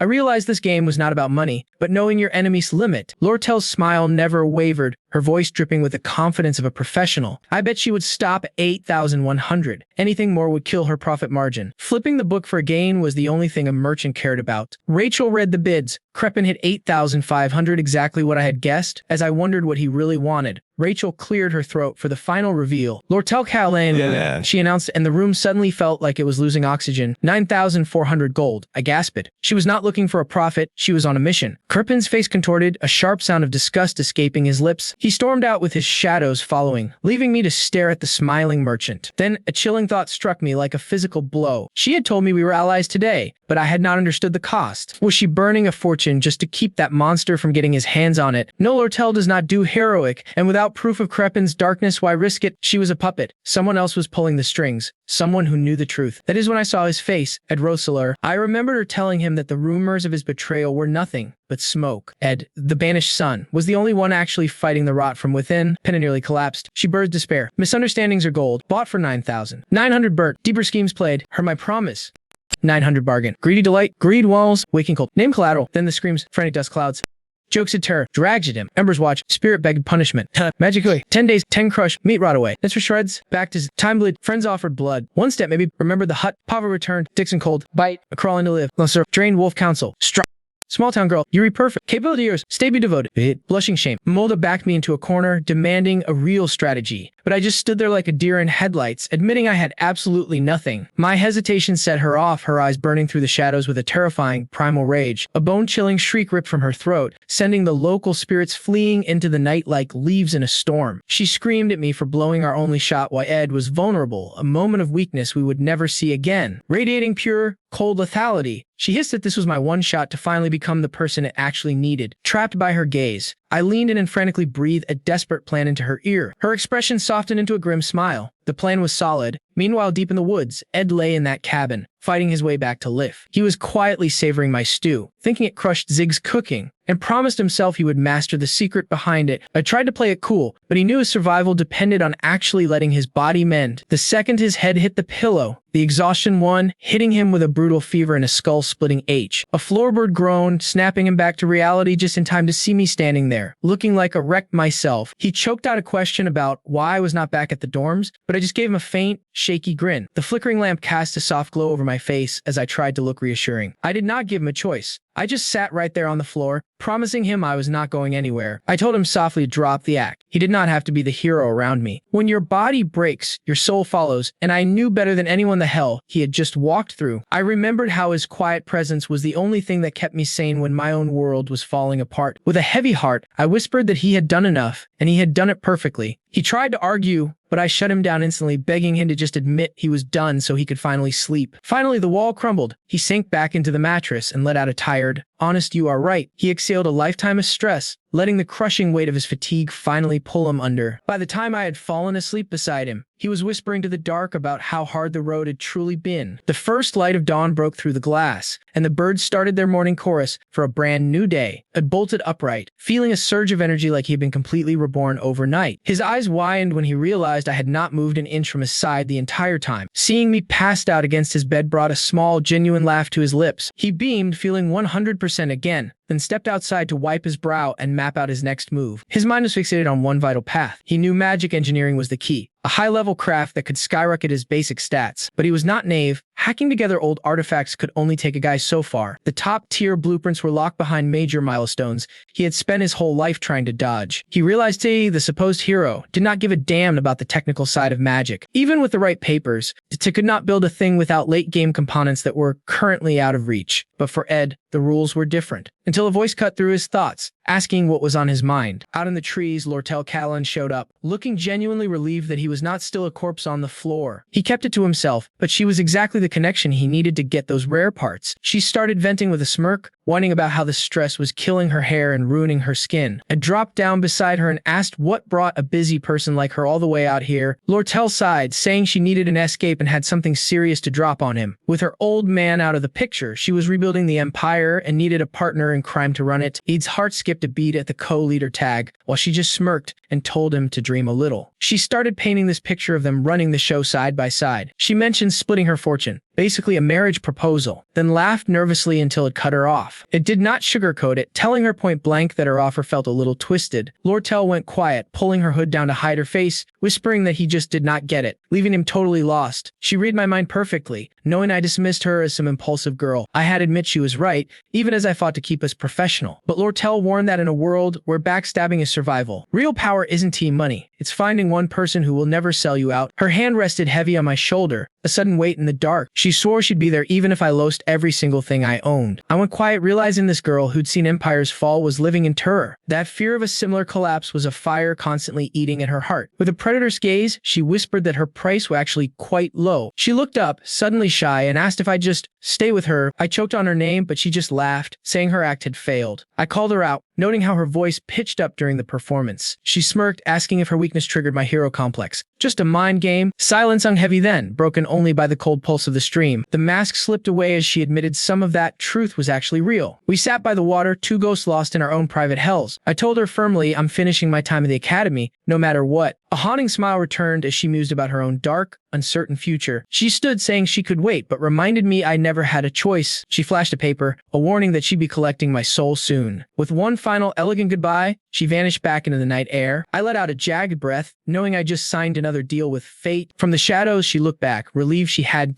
completely lost her nerve. Her plan was simple, tell me I belonged to her and walk away. But seeing me struggle broke her. Leaving then would have left her wide open. She stood outside clutching my pay, feeling too damn awkward to face me again. She headed for my cabin to leave the cash, but the door swung wide. Yannikar stumbled out, yawning until they both froze in a moment of shock. The air between them instantly turned into a jagged, electric war zone. She demanded answers while he questioned why she was sneaking around my place. As they faced off, I realized my life had just spiraled into a new disaster. Meanwhile, I was busy hacking wood while my spirit vessel buzzed my ear. I tried to comfort the crying little spirit, worried about our magical bond. I figured the big shot spirit taken had been riding him. So I sighed. I stared at the letters, knowing one impossible nightmare was still ahead. 3 notes, a warning about Ella, news from Pia, and a mystery sender. The last one was from the school, from the one man I feared. Professor Glass wanted a private meeting the second the conference ended, but I'd been unconscious for way too long, and the window had closed. That was a death sentence. Glass was the real monster behind Act 2. He believed only true geniuses had the right to change the world. He was planning to use forbidden stars to bring a sage back. The irony, the school got greedy and sold him the book he needed. So the professor just took it, willing to burn the world for wisdom. He was going to use Aya as the sacrifice, Fanatic's ultimate bloody mistake. To save her, to throw himself in that carnage, scouring every inch of the field. Glass' schemes shattered, and he breathed his last inside the very spire he deconjured. That scholar died for progress, falling after one final breath. I couldn't remember his last words. Regardless, the final siege of Act 2, the Glass Conquest, began with a ritual to hijack that sealed book simultaneously. The professor snatched Isla. She woke up shrieking. He just sneered, gesturing toward the titan chained before her. Isla broke down, paralyzed by the gruesome sight. I suddenly appeared, making her scream, but I just told her to stop overreacting. She barked about being kidnapped. I flatly noted that I'd been taken. 2. I groaned at our shared mess. Flashback 3 days to that forest cabin. Fresh from a 10-day coma, I built the gadget, hating every wasted training hour. The siege was coming, but my magic stats were still pathetic. Then it hit me, a shortcut to boost my arcane power instantly. This grand finale would ignite across 4 different zones at once. I focused on the deadliest area, Phase 3, the secret lab. Ree, the sole librarian, was there without Master Sword skills. She's unbeatable, but that was Taylor's problem. I just wanted the books. I knew they held priceless formulas, including 2 legendary tear recipes. It was a death trap, but looking at Janica inside the house, I figured I'd be fine as long as I wasn't alone. Glass announced Adele and Ezra were transferring in, a lot of genius this term. He promised no disruptions, but while the class started gossiping, Ziggs and Elver listened. She remembered when Glass' elite class was empty. Elver spoke up, noting that while Uzla could T-fight worth a damn,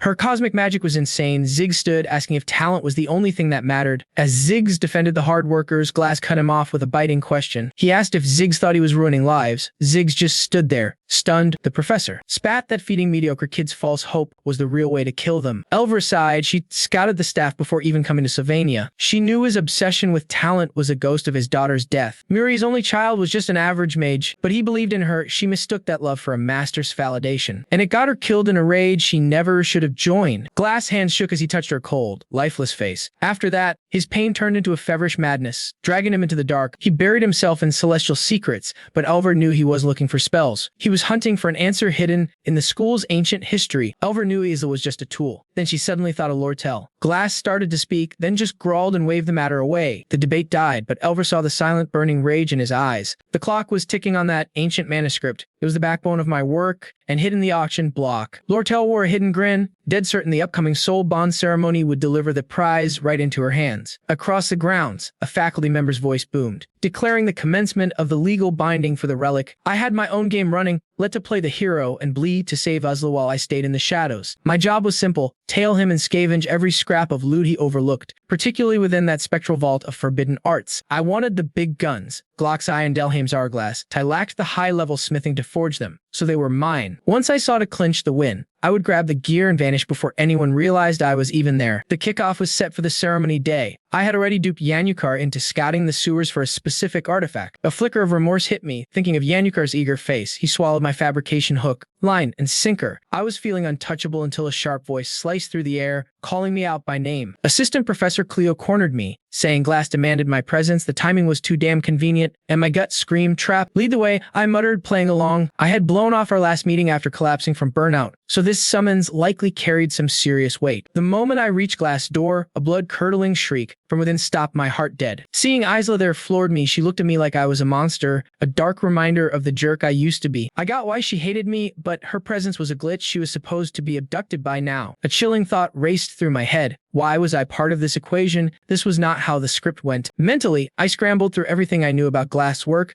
desperate for some logic behind this mess. I racked my brain over his theories and journals, but nothing explained why the timeline had veered so wildly off course. Then it clicked. The only paper trail leading back to me was a specific file with my face plastered on it. Cleo must have ratted me out for the Ollis Hall chaos. But how the hell did that connect me to Isla? Heavy boots echoed behind me, followed by the unmistakable, lethal hiss of steel leaving a scabbard. Instinct took over. I whipped out my blade as Isla's terrified wail filled the cramped office. The door slammed open, Glass marched in, and I could only choke out his name in utter disbelief. Isla bolted to him, sobbing for protection and pointing a trembling finger at the knife in my hand. Glass' gaze turned a predatory shade of violet as he took in the scene with cold calculation. He did not hesitate. A flood of violet energy erupted, igniting a complex star chart circle that burned with a blinding radiance. With a flick, he locked Isla in a temporal stasis field, leaving her suspended and frozen in the air. A second glyph surged toward me. The force ripped the dagger from my grip, sending it spinning into the ceiling. A scream from Muck a split second later. A flash of amber brilliance ignited the room. My vision sharpened with pure grit right before a massive blast rocked the entire floor. I rolled through the heat, barely avoiding the brunt of the fire. Damn, the old man's reflexes were terrifyingly sharp. Glass looked intrigued. He noted my inhuman speed and accused me of stealing his classified research notes. I played dumb, claiming I only reacted because Isla's own mana gave him away before he even moved. I asked why he was coming for me. He just gave some cryptic crap about personal agendas and no hard feelings. I bit back a groan. That vague, greater good nonsense was starting to seriously get on my nerves. I squinted at him, trying to decode the real meaning behind his riddles. Running was off the table. If I bolted now, Glass would spend every waking hour hunting me like a dog. If I let him take me, I would end up in the lab with Isla. Skipping straight to the in-game, I made my call. I would surrender. Glassed eyes pulsed with violet light, sensing that I had stopped fighting and accepted my fate. I straightened my back. Glass asked if I was ready to die or if I had one last trick up my sleeve. He raised a hand, promising me that the next part would not hurt much. The stasis field slammed shut, encasing me in shimmering pink force. My ward froze. My old transcript drifted past. Glass towered over me, staring into my frozen eyes. The name Rothstaylor seemed to resonate through his thoughts. Years ago, voices whispered in shock that a kid living in the dirt could somehow climb to the top of the class. Cleo noted how the old man's gaze shifted when watching me. He claimed ignorance of my past, yet sensed my jagged, raw instincts. To him, my methods were just the desperate scrapings of the weak. He saw my preparation as a crutch for those without real talent. My unwavering confidence forced to face his own bitter, lost past. He drowned in memories of Muri, the daughter who died for him. While he drifted, Mug ghosted from my sleeve without a sound. My spirit ignited, streaking across the sky like a desperate signal flare. It screamed toward the forest, hunting for that small, hidden cabin. Inside, Yannikar was stirring a pot, tasting the salt of the earth. She smiled at the steam, wondering why I was running so late. Elsewhere, an old wizard penned his final shame, haunted by his legacy. He remembered a young Lucy sleeping while he studied the old arts. Old age is just a slow march through a graveyard of memories. A grief had driven him to crave power that broke nature's laws, but the dead stay buried, leaving the living to bear the weight. He touched Lucy's hair, praying she'd grow stronger than his own regret. With his final breath, he made her his entire world and purpose. She wept over his journals, clutching the only piece of him left. Now she stares at the stars from a roof, haunted by him. She still feels the wound of letting his cold hand slip away. She reached for some jerky to numb the biting, hollow loneliness. The bag was empty, but a sudden shadow made her heart stop. While Yannikar focused on the hearth, Mug slammed into the scene. My spirit whispered a warning that made her blood turn to ice. The message left her frozen, paralyzed by the weight of the news. Meanwhile, the elites gathered in the hall for a high-stakes trade. Only the power players and corporate sharks were granted entry inside.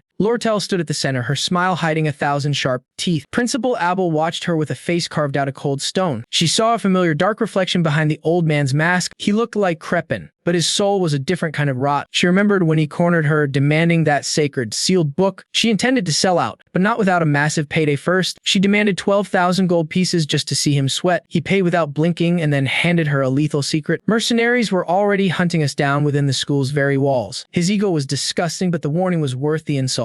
Abel officially handed the heavy tome over to Lortel's waiting hands. As her fingers touched it, she knew money was teeth a prize. She'd bought a favor from me, and that was worth everything. Suddenly, a wave of violet energy tore through the grand hall. A massive blast threw the crowd back against the marble walls. Shadow killers with burning eyes swarmed about, hunting for the book. Through the smoke, a cursed hand snatched the prize and vanished. My jaw hit the floor when that hood fell back, revealing the face of Professor Glass. Before I could even blink, a blinding spark erupted, and he vanished along with the tome. My heart sank as my leverage evaporated far below. A furious roar screamed my name. Locked in the shadows, Isla cowered, staring at me with pure, unadulterated terror. A glass snag in the book had me spiraling, but I couldn't let any cracks show. I silenced Isla before a mountain of a man warned us about the nearby beast. This giant Kung was just another researcher who had traded his soul for twisted science. He claimed the professor had placed Isla off limits. She was far too valuable a pawn. I played it cool until Kung left, then sat down to wait in the silence. I calculated calculated, once this group hits the library, the entire structure will surely crumble. No guards, no witnesses. Just me and every single secret blueprint I came to steal. I looked at Isla, feeling a pang of guilt for using her trauma to escape. She caught my gaze and screamed, her voice echoing off the damp stone like glass. She threatened her own life if I moved. I just sighed, swearing I meant no harm. I laid it out plain, if I wanted her dead, I wouldn't have waited. I had chances before. Plus, I actually liked her from my time playing the game. She spat the word liar at me. I just told her to chill and wait for Ty. Her eyes nearly popped. She demanded to know how I even knew Ty's name. The girl was spinning. My nonchalance was a puzzle she simply could not solve. I apologized for the exams, mentioned the glass incident, and told her to trust Haley. She looked like she'd seen a ghost. A guy like me saying sorry just didn't compute. I leaned back totally drained, then out of nowhere, a familiar spark began to dance. Mug popped out in a golden glow, buzzing around my head, frantic for my safety. It cried, saying my weak soul signal made me nearly impossible for it to track. I gave the little spirit a soft pat, praising it for finding me at last. Isla's jaw dropped. Seeing a real elemental up close was not on her bingo card. She doubted my summoning skills, but I ignored her. I was just glad for a friend. She suggested using Mug to ping a professor. A classic get-out-of-jail-free card. I kept my mouth shut. I couldn't risk breaking the story's natural flow right now. Mug chirped that everything was fine, but mentioned it took 12 hours to find me. That meant I'd been rotting here for 2 days. My internal clock was totally off. Mug described Yannikar's rage as a beautiful, terrifying storm of pure power that left everyone shaking. It turned out Lortel and Lucy were teaming up, forming an unstoppable force heading our way. The spirit beamed, promising that my rescue was imminent and that I should just wait. My blood ran cold. I grabbed Mug, my knuckles white with fury, leaving Isla baffled. I pulled the spirit close, hissing a string of desperate, urgent orders into its ear. I launched Mug away and lunged for the bars, shifting gears into a reckless gamble. I slammed the iron, screaming for Kung, shouting that I needed to leave right now. Kung returned, warning that my noise would wake the nightmare locked in the next room. I warned him of the coming trouble, but he just laughed off my scared student act. He ignored my pleas, told me to pipe down, and walked away once again. Isla asked why, but I hushed her as the faint jingle of keys receded. Mug zipped back with the keys, squeaking about my supposedly brilliant and bold tactical plan. I gripped the cold metal. Mug's help had turned a simple haste into a ticking bomb. The lock clicked open. Isla just watched, unable to believe how fast the tables turned. "Keep your mouth shut," I rasped. "Just not step outside that door and you are a dead woman walking." I threw the bolt, telling her to lie through her teeth. If she said I ditched her, maybe they would not break her. She looked ready to snap, but I just sighed. "Your legs are shot. Stop fighting me and stay put." I pinned her with a glare until she finally caved, dropping her head in a silent, defeated nod. "Wait here," I commanded. Spinning toward the shadows, I plunged into the dark hall, ready to end this alone. My jaw tightened. If Yannikar and Lordel jumped into this mess, I would just have to deal with it. But Mug warned me that the outcast mage was backing a monster no pro could ever hope to take down. Lucy Mayriel flashed through my mind, standing dead center in a swirling, lethal tempest of pure arcane energy. She was untouchable. I suddenly recalled that obscure game over scenario, the one I had ignored because it seemed so unlikely. To trigger that nightmare, Professor Glassed and Lucy just had to cross paths the second the chaos kicked off. A grim lopsided grin touched my lips. I made a vow right then. I would stop that meeting from happening, no matter the price I paid. Elsewhere, to shouted for Ziggs. The shirtless guy dropped his weights, turning with a look of pure confusion. I stumbled in, gasping for air and looking like hell, practically begging for a hand. "We're saving Isla," he growled, his eyes burning with a resolve that told the whole damn story. Having lost Glass to needed muscle to hunt the freak who dragged Aya down into the sewer pipes. I needed to back off. Stealing the hero's spotlight was not part of my plan for staying alive today. I knew the map for the finale by heart, but backtracking through this hellhole was a whole new challenge. Moving against the flow made slipping through the beast lab surprisingly easy. Every nightmare, even the behemoth in the iron cage, remained caged under Cum's watch. I finally let out a breath. Speed was everything. If Lucy and Glass locked eyes, it was game over for everyone in this building. That collision would end in blood, peeking past a stone pillar. I spotted the one thing stopping me cold. There she was, Raina, the spectral sentinel of the archives, drifting through the air like a cold, pale mist. A literal banshee librarian. She was the ghost story parents told their kids to keep them out of here. Crouched low, I watched her. I knew her rote and her weaknesses, but it needed this kill to actually level up. If the kid did not take Raina down himself, he would never be tough enough for what was coming next. The upcoming threats would chew him up and spit him out if he skipped this lesson. From the sewer demon to this ghost, to needed every scrap of experience that dropped, so I decided to play it cool. I would just snag the essentials, like that lightning rig, and vanish into the night without leaving a single trace behind. As the spirit hummed a haunting melody overhead, I stayed low, scouring the floor for my next prize. The beam projector. I stared ahead, promising myself I would come back for the rest once this storm had passed. It killed me to leave all those glowing relics behind, just sitting there on the dusty shelves like forgotten gold. Mug buzzed in, whispering that the ghost's line of sight to the door was finally blocked. I geared up to bolt, but then a thunderous blast ripped through the air, freezing the banshee in her tracks. The whole archive trembled as a massive shockwave threatened to bring the entire ceiling down on our heads. I stood there, paralyzed. This earthquake was not in the script. The world was officially breaking the rules.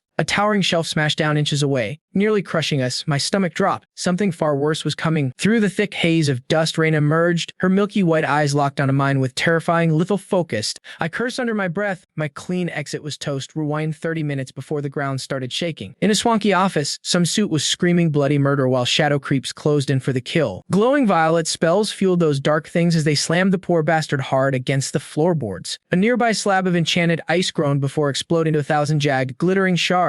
She stepped out of the frost, knowing if this dirty deal went public, the school's name would be absolute mud. Lortel stood tall in the debris, vowing to hunt down the thief and bring that cursed book back herself. Weeding through the carnage, she made a direct beeline for the headmaster. I stood over the medic, grilling him about Glass' hidden motives. O looked back calmly, asking if I knew the 3 sins of magic. They defy destiny and chase a life meant to stay out of reach. They wake the cold dead and drag the hands of time backward. Panic hit. I screamed, "Did you know he's using star magic for resurrection?" He cited Glass' lifelong obsession with the legendary sage, Svenia. Then there was Miri, his average daughter he accidentally killed. O cornered me. If he actually cracked the code, which one would he bring back? I went numb as the jagged shards of his sick plan aligned. A frantic guard shattered our standoff, bursting in with a chilling report. Glass was spotted diving into the sewers, which I hot on him. A second voice claimed witnesses saw the professor vanish with the book. He snatched Isa too, but hearing Ed the second year was taken broke me. Suddenly a savage roar and a brutal tremor shook the floor. That blast confirmed my nightmare. It had really been taken from me. I hoped the headmaster could save him, but deep dread remained. I couldn't wait. I ripped the lenses from the guard's grip. Looking through them, I saw the chaos at the sewer mouth. A massive beast of flame was breathing destruction across the landscape. Sitting right on its neck was Yennecar, leaving me absolutely speechless. Shadows hid my face as I told the guard I'm going in. I took one step. I flipped up my hood. If the boss won't act, I will. I told my crew leave a few, the rest follow me. The air hung heavy at the dark tunnel mouth. Dorothy, a high-ranking junior alchemist, stood guard at the entrance. She was a nobody until Glass saved her, making him her god. Blinded by devotion, she stood by him even as he turned criminal. She'd sworn to hold that line, no matter what hell broke loose. But the raw power hit her and she crumbled in too deep. The dragon bellowed from above. Yennecar spat, "Talk to me now." Her gaze burned red. She growled one simple question, "Where is Ed?" Dorothy passed out. Once inside, Yennecar started cursing the confusing maze, while the girl lay unconscious on the stone. Yennecar paced, her mind a blank slate. When it came to turns, she realized she'd crushed the star student and worried she overplayed it. Guilt stung. She tried to offer a cope, but her mind drifted. I stepped out of the dark. Catching her, she wavered. I locked eyes with her, a single tear falling for my rival. I knew she was a lethal force, a fighter without equal here. She de-burned the world for Ed. I saw them in a happy ending. In my head, Ed was blushing and choosing her over everything. He was proposing. I snapped, letting out a scream of pure agony. My cold logic failed me there. I forced my calm mask back. I moved close and whispered a lie. Ed had already been saved. He was wounded and waiting for me. I had to be his hero, not Yennecar. She didn't take by it, her eyes narrowing as she questioned my sudden helpfulness. I flinched. Her sharp would only ever shows up when Ed is at stake. "I got here first," she snapped, cutting through my desperate lies immediately. Demanding how I beat her, I just forced a shaky laugh and played dumb. She didn't let up, gripping her staff while pressing me for the truth. I stayed silent. The truth was Ed was in serious, life-threatening danger. She was alone too. Lucy had just yawned and ditched the whole mission. Just the two of us now, rivals locked in a silent, fiery race.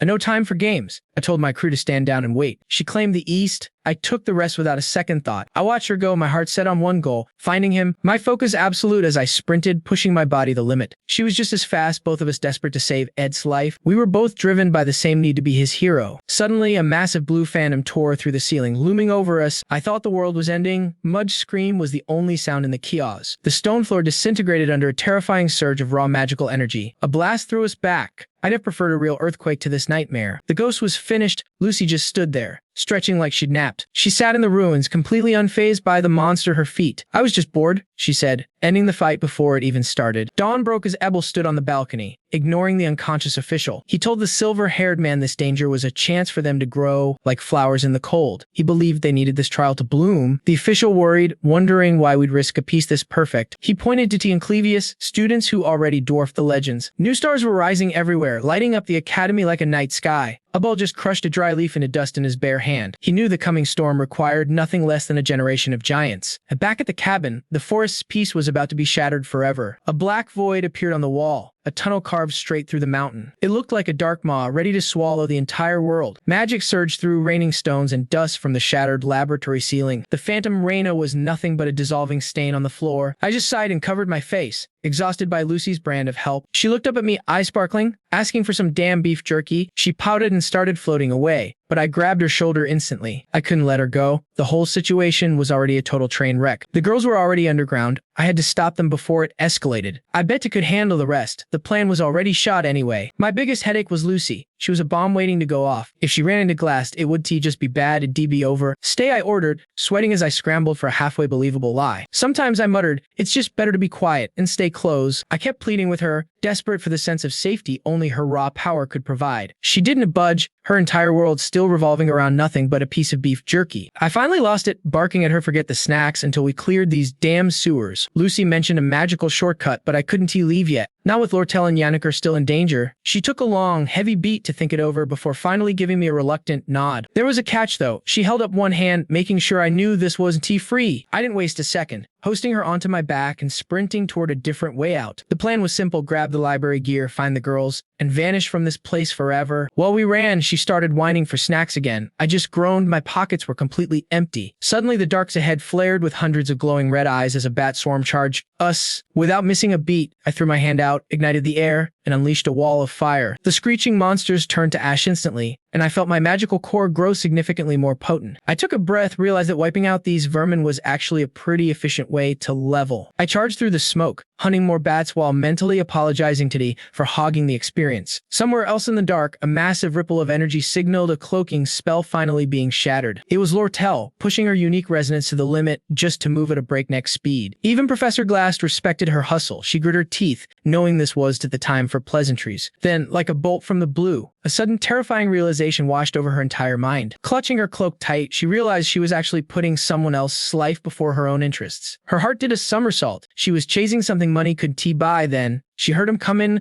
with her pulse drumming in her ears. She threw herself forward and smashed through the stone barrier. As the dust settled, she froze, hearing my voice casually greeting her like nothing was wrong. I gave her a relieved smile, clutching my loot while joking about being the victim of a kidnapping. I shoved a pile of heavy scrolls into her arms, telling her I needed some help carrying them. Her jaw dropped when she saw they were all high-level, Master Tear crafting blueprints for legendary items. She shook it off, ignoring the business talk to frantically check if I was still in one piece. I told her I was fine, then turned around to show her Lucy snoring away on my back. Lortel went pale, staring at us in total disbelief, wondering what the hell I was even thinking. A bitter wave hit her. She had just bared her soul, only to find him carrying another girl. She wasn't like the shy Yannick. She remembered that night she almost burned the whole forest down. She couldn't wrap her head around how I could be so casual while carrying a girl like that. Just as she was about to snap and reclaim her pride, I stopped her cold. I leaned in close, my eyes locking onto hers, and told her she was my only true ally. Inside, she was screaming. She couldn't believe I had the nerve to pull her heartstrings like that, but those words, knowing I trusted her above all else, melted every ounce of her anger instantly. She turned bright red, stammering about in voices while internally cursing herself for being such a total pushover. I yelled her name to snap her out of the daze, all while Lucy stayed completely zonked. Right then, an elderly staffer came skidding around the corner, gasping that something gone horribly wrong. The scene cut to a rotting,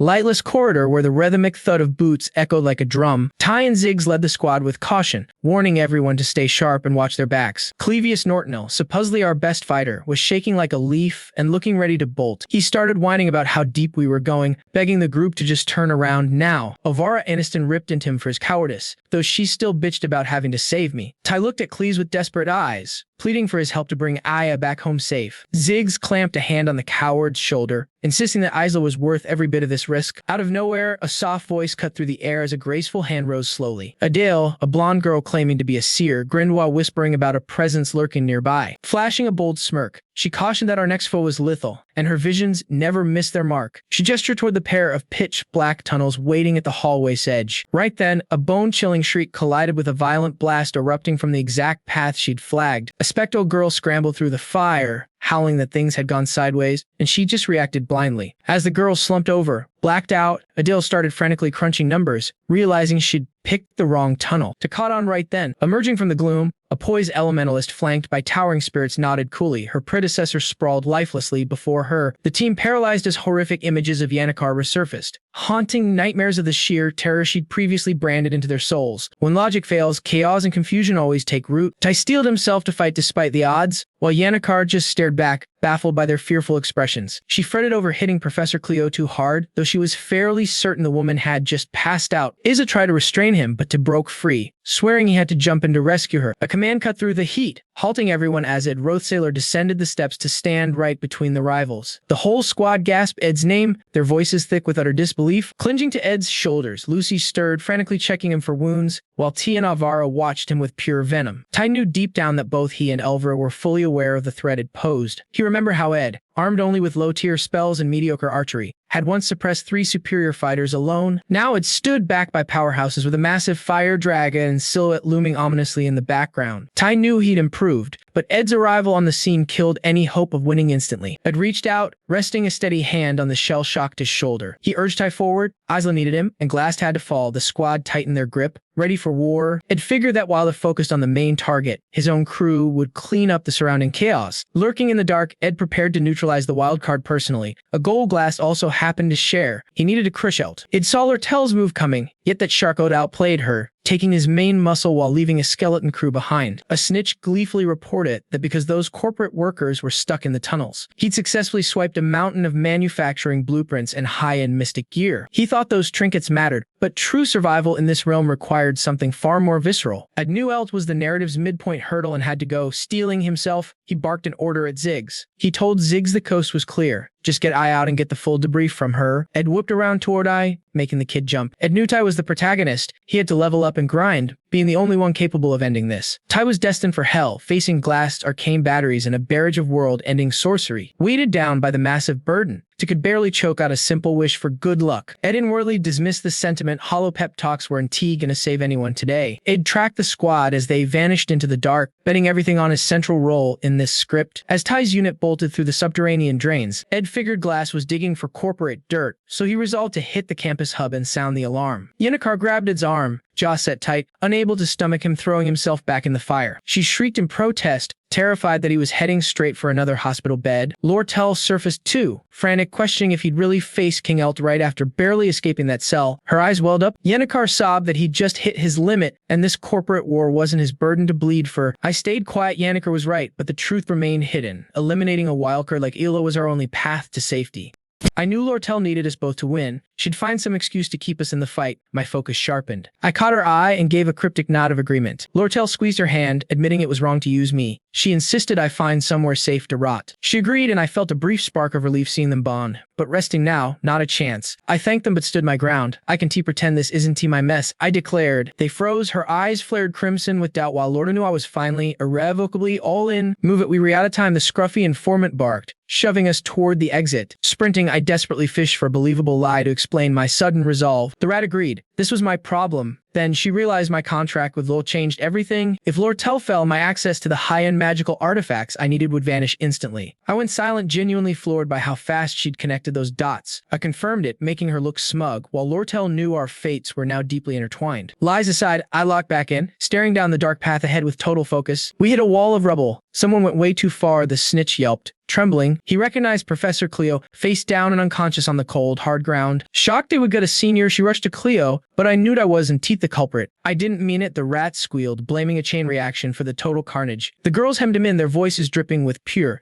icy contempt for his cowardice. Move, talk later, Lortel barked. The carriage is waiting near the quad, we need backup now. Midnight, a splintered wreck of a wooden carriage sat rotting in the freezing black depths. 3 corpses in black gear bobbed on the surface in total silence. Lortel's lip curled. Punctual bastards. She spat behind her. We stood frozen, hearts hammering. A massive shadow stepped from the bank. It was Law, the monster she called father. He locked eyes with her, admitting the corporate trail was clean. But he wasn't fooled. He knew one slight threat, and our rat spilled her location in the sewers. Facing certain doom, Lortel kept her polished, fake smile perfectly in place. He snapped his fingers. Torture's messy. He sighed. I just want you to admit it. Then the dead man's eyes underwater ignited with a sick, supernatural crimson glow. A bolt of white lightning ripped through the air, signaling the first strike back. White-haired swung his blade, unleashing a blue wave that smashed the rising corpse's back. Steel shrieked against steel as to caught their strike, sparks flying into the night air. Lortel hissed a spell, forming a shield while to stood firm. Mercenaries, here again, she roared. Red-eyed henchmen slowly crawled out of the black water, like drowning ghosts, This ends differently, she snarled. Suddenly, hooded archers emerged from the dark, leveling their bows. Illa's unbeatable army had us boxed in. We were trapped like rats in a cage. He raised a hand. Keep my daughter alive, he ordered. Kill the rest. No survivors. The archers loosed a wave of glowing blue death all at once. From afar, groggy Lucy and Yennecar watched the sky rain blue fire on our heads. Under the barrage, she threw up a green shield to cover me and the girl. One arrow buzzed my ear, but her bird-shaped barrier shattered it into a million pieces. It was a damn near perfect defense. She wasn't just casting, she was kicking arrows out of the air. They were hunting us. I looked back, stunned by her power. Thanks, I grunted, barely keeping my own footing. Watching from afar, Ella Howland looked disgusted, clearly finding elemental magic to be a massive headache. Yet he stood tall, brandishing an ancient scroll and swearing the tide was about to turn. The parchment glowed, revealing Valor's Prejudice, a legendary relic that voids all mana for 10 minutes. My blood ran cold. I knew that priceless single-use artifact meant our total ruin. It was a far deadlier version of the suppression toxin Elvira once used on Monoflow. I instantly realized our situation had become absolutely critical. The scroll needed time, but those elite mercenaries were an impenetrable wall around Elta. Worst of all, my entire team relied on magic. Lortel's desperate scream filled the air. Fearing the end, she took flight, furiously demanding if Ella realized the gravity of this siege. Ella just smirked, claiming survival was worth any price. Meanwhile, my mind began racing. Realizing my role as a minor villain had triggered a butterfly effect, rewriting history. I knew letting a boss like Illa run wild would invite total catastrophe. He'd murdered Lortel's parents, and I couldn't let his path of destruction continue. It was clear Illa was a parasite who'd burn everything for a little gold. I didn't blame his survival instinct, but I couldn't just stand by and watch. As students hurled frost magic at the thugs, I finally made my choice. I had to own the chaos I'd caused, no matter how selfish my reasons were. I locked my gaze forward. This was my story, and it was time to wake her. And kneeling on the damp earth, I nudged the girl on my back, who woke with a yawn. Still half asleep, Lucy grumbled about the annoying racket everyone was making. Then her eyes snapped open, glowing violet as a massive mana surge exploded from her. That terrifying shockwave sent Illa's men flying, swallowed by a violent vortex of power. The drowsy girl was gone, replaced by something ancient and truly frightening. I recalled how Archmage Glock had penned his final grimoire in a simple hut. He taught young Lucy that talent was an excuse to stop learning or lose humility. He'd tapped her brow, warning that such immense power would eventually lead to isolation. Back then, Lucy just stared at him as he asked for 3 solemn promises. Smiling, Glock's first rule was simple. She must never kill or stain her hands. Now, back in the fray, Lucy stood shrouded in a cloud of lethal energy. A veteran mercenary nearby swallowed hard, his face pale with sudden, primal terror. The violet glare in his eyes triggered every survival instinct he'd ever honed. His sword shook in his hand. His gut knew he was facing an apex predator. Every seasoned soldier there felt an alarm bell ringing they couldn't possibly ignore. Frozen by her pressure, they stalled until their leader roared for them to move. But the younger recruits, too naive to sense the danger, just stood there dazed. They couldn't process the threat before one idiot recklessly lunged at her. Lucy just watched him coldly. She didn't use spells, she simply flicked a finger. An invisible sledgehammer of force slammed into the charging boy, stopping him mid-air. No incantation, just pure man unleashed in a violent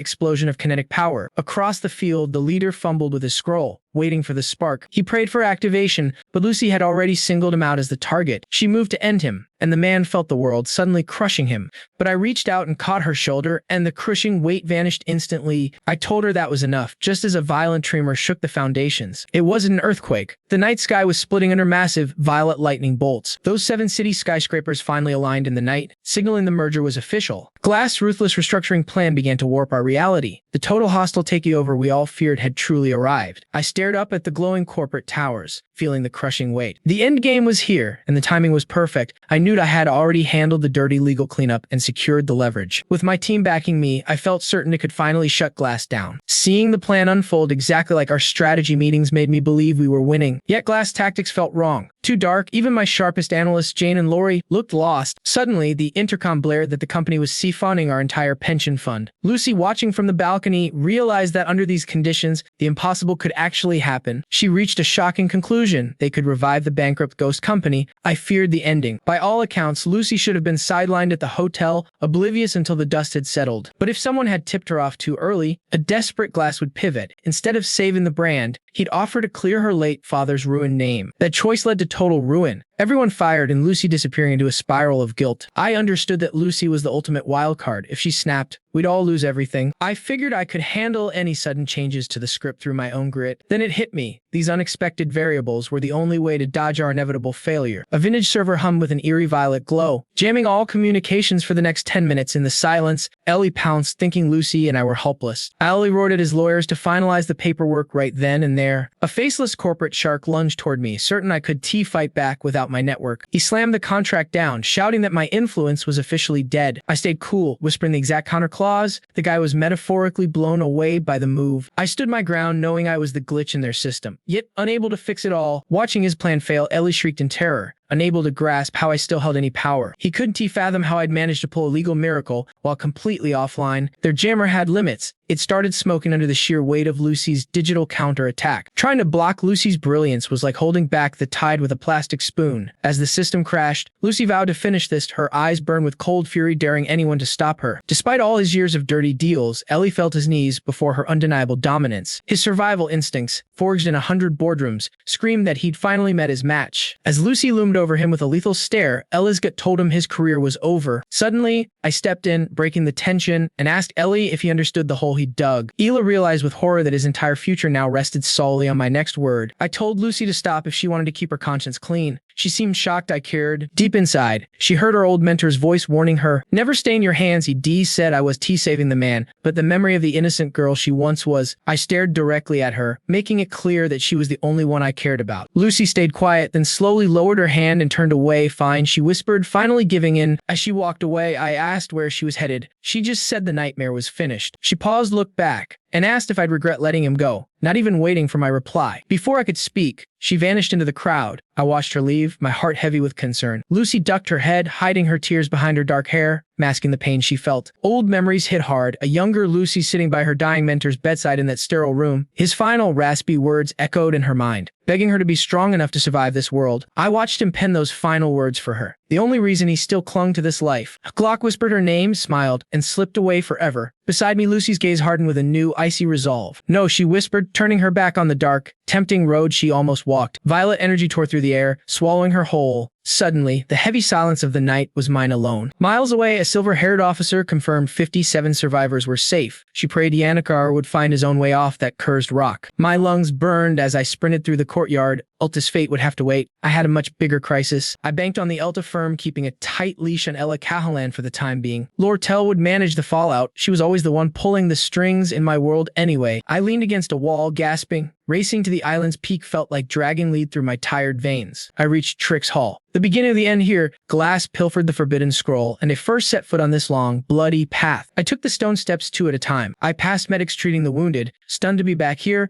my long detour had somehow led me straight home. If this was where the story started, it was where mine had to reach its final, difficult chapter. I spotted Lucy perched on the ledge, her eyes fixed on the moonlit towers shimmering in the distance. I approached her, thinking of Glock's shadow, the man who built this entire school with gold and his own blood. You couldn't escape his memory here. That was why I knew exactly where she would be waiting. She stood where the whole campus lay at her feet. To her, this place was just a giant stone headstone. I broke the quiet with a soft word. She didn't turn, but she answered me nonetheless. I asked for a snack, just to stay grounded. None left. She muttered. Our usual dance of words continued. Why are you here? She asked. I told her I was just visiting a few old ghosts. I glanced at the sheer drop and shuddered. Lucy spoke of a crushing grief that finally stopped hurting so much. I asked what changed. She shrugged, saying time simply eroded the sharp, jagged edges of the pain. She stared at the horizon, picturing Glock's peaceful face just moments before the end. Trying to bring him back was a fool's errand. She whispered. He was ready to leave us. I realized using dark arts to wake a legend who loved pure science was nothing short of a slap in the face. I saw then that my desperate need to see him again was just pure, selfish ego. Her face stayed buried in shadow. I reached out, feeling like a hypocrite for trying to comfort her now. I had to know her mind. If she snapped now, the whole world would burn in her wake. Needing the truth, I called her name and let out a heavy, shaky breath. I expected another joke about food. Instead, she leaned her head against my shoulder and asked for my support. It hit me then. The subtle nod earlier was T for space. It was an invitation to share her heavy burden. Right then, the sky split open as a pillar of raw power shot from the tallest spire. I thought of Glass' obsession. No one would ever chase the stars like him again. That dark spell died tonight. I stood there in the wind, weighing the heavy cost of what we lost. Grief hits everyone. The trick isn't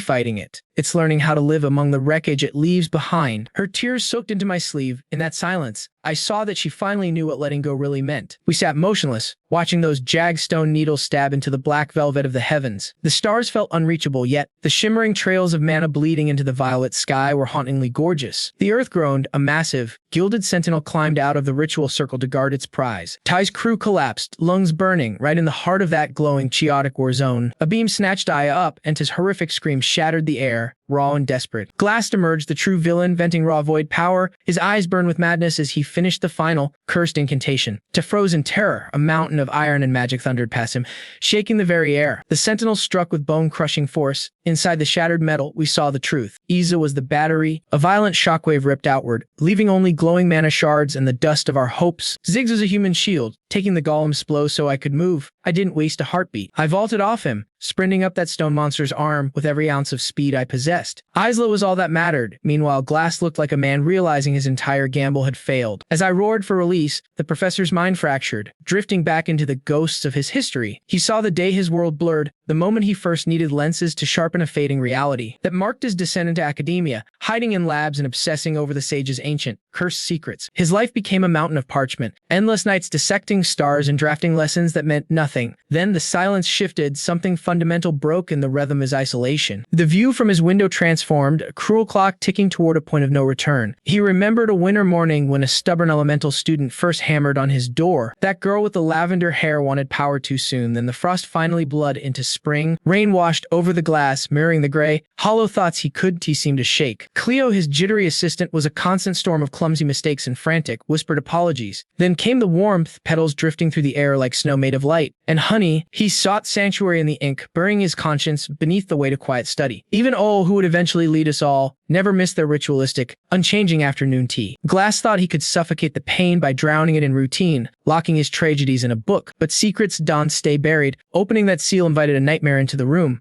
Blood sprayed his notes as he fought to chain the lightning bright power screaming from those pages. He saw the moment of impact again. The artifact's pulse throwing him back like a broken doll. He tried to rewind the clock to fix the unfixable, but reality shattered under the strain of grief. The sorrow didn't leave him. It turned into a cold, hard diamond of pure unadulterated loathing. Back now, that same poison light tore through the Guardian, shaking the very earth beneath our boots. I heard Ziggs and the others scream as the sky turned into a weapon of mass destruction. The Guardian became a sun of pure violence, radiating a shockwave that threatened to erase us all. Adroth did to hesitate. He cast a temporal cage, locking our friends in a static, frozen moment of safety. His jaw was set, eyes burning with the effort of holding back the literal end of the world. Aya lunged for me, her voice a raw blade as she shoved me clear of a level energy beam. I tasted copper, my fingers tightening on my gore-stained hilt as I prepared to charge into the fire. Glass looked like a dying man who just won the lottery, a twisted grin blooming on his face. His focus was slipping, the dark edges of the void finally closing in on his failing senses. Almost there, he whispered to the ghost of his daughter, Mayuri, the only light in his heart. He reached out with trembling hands, desperate to grab the very fabric of our crumbling existence. That's when Clevius tore through the shadows,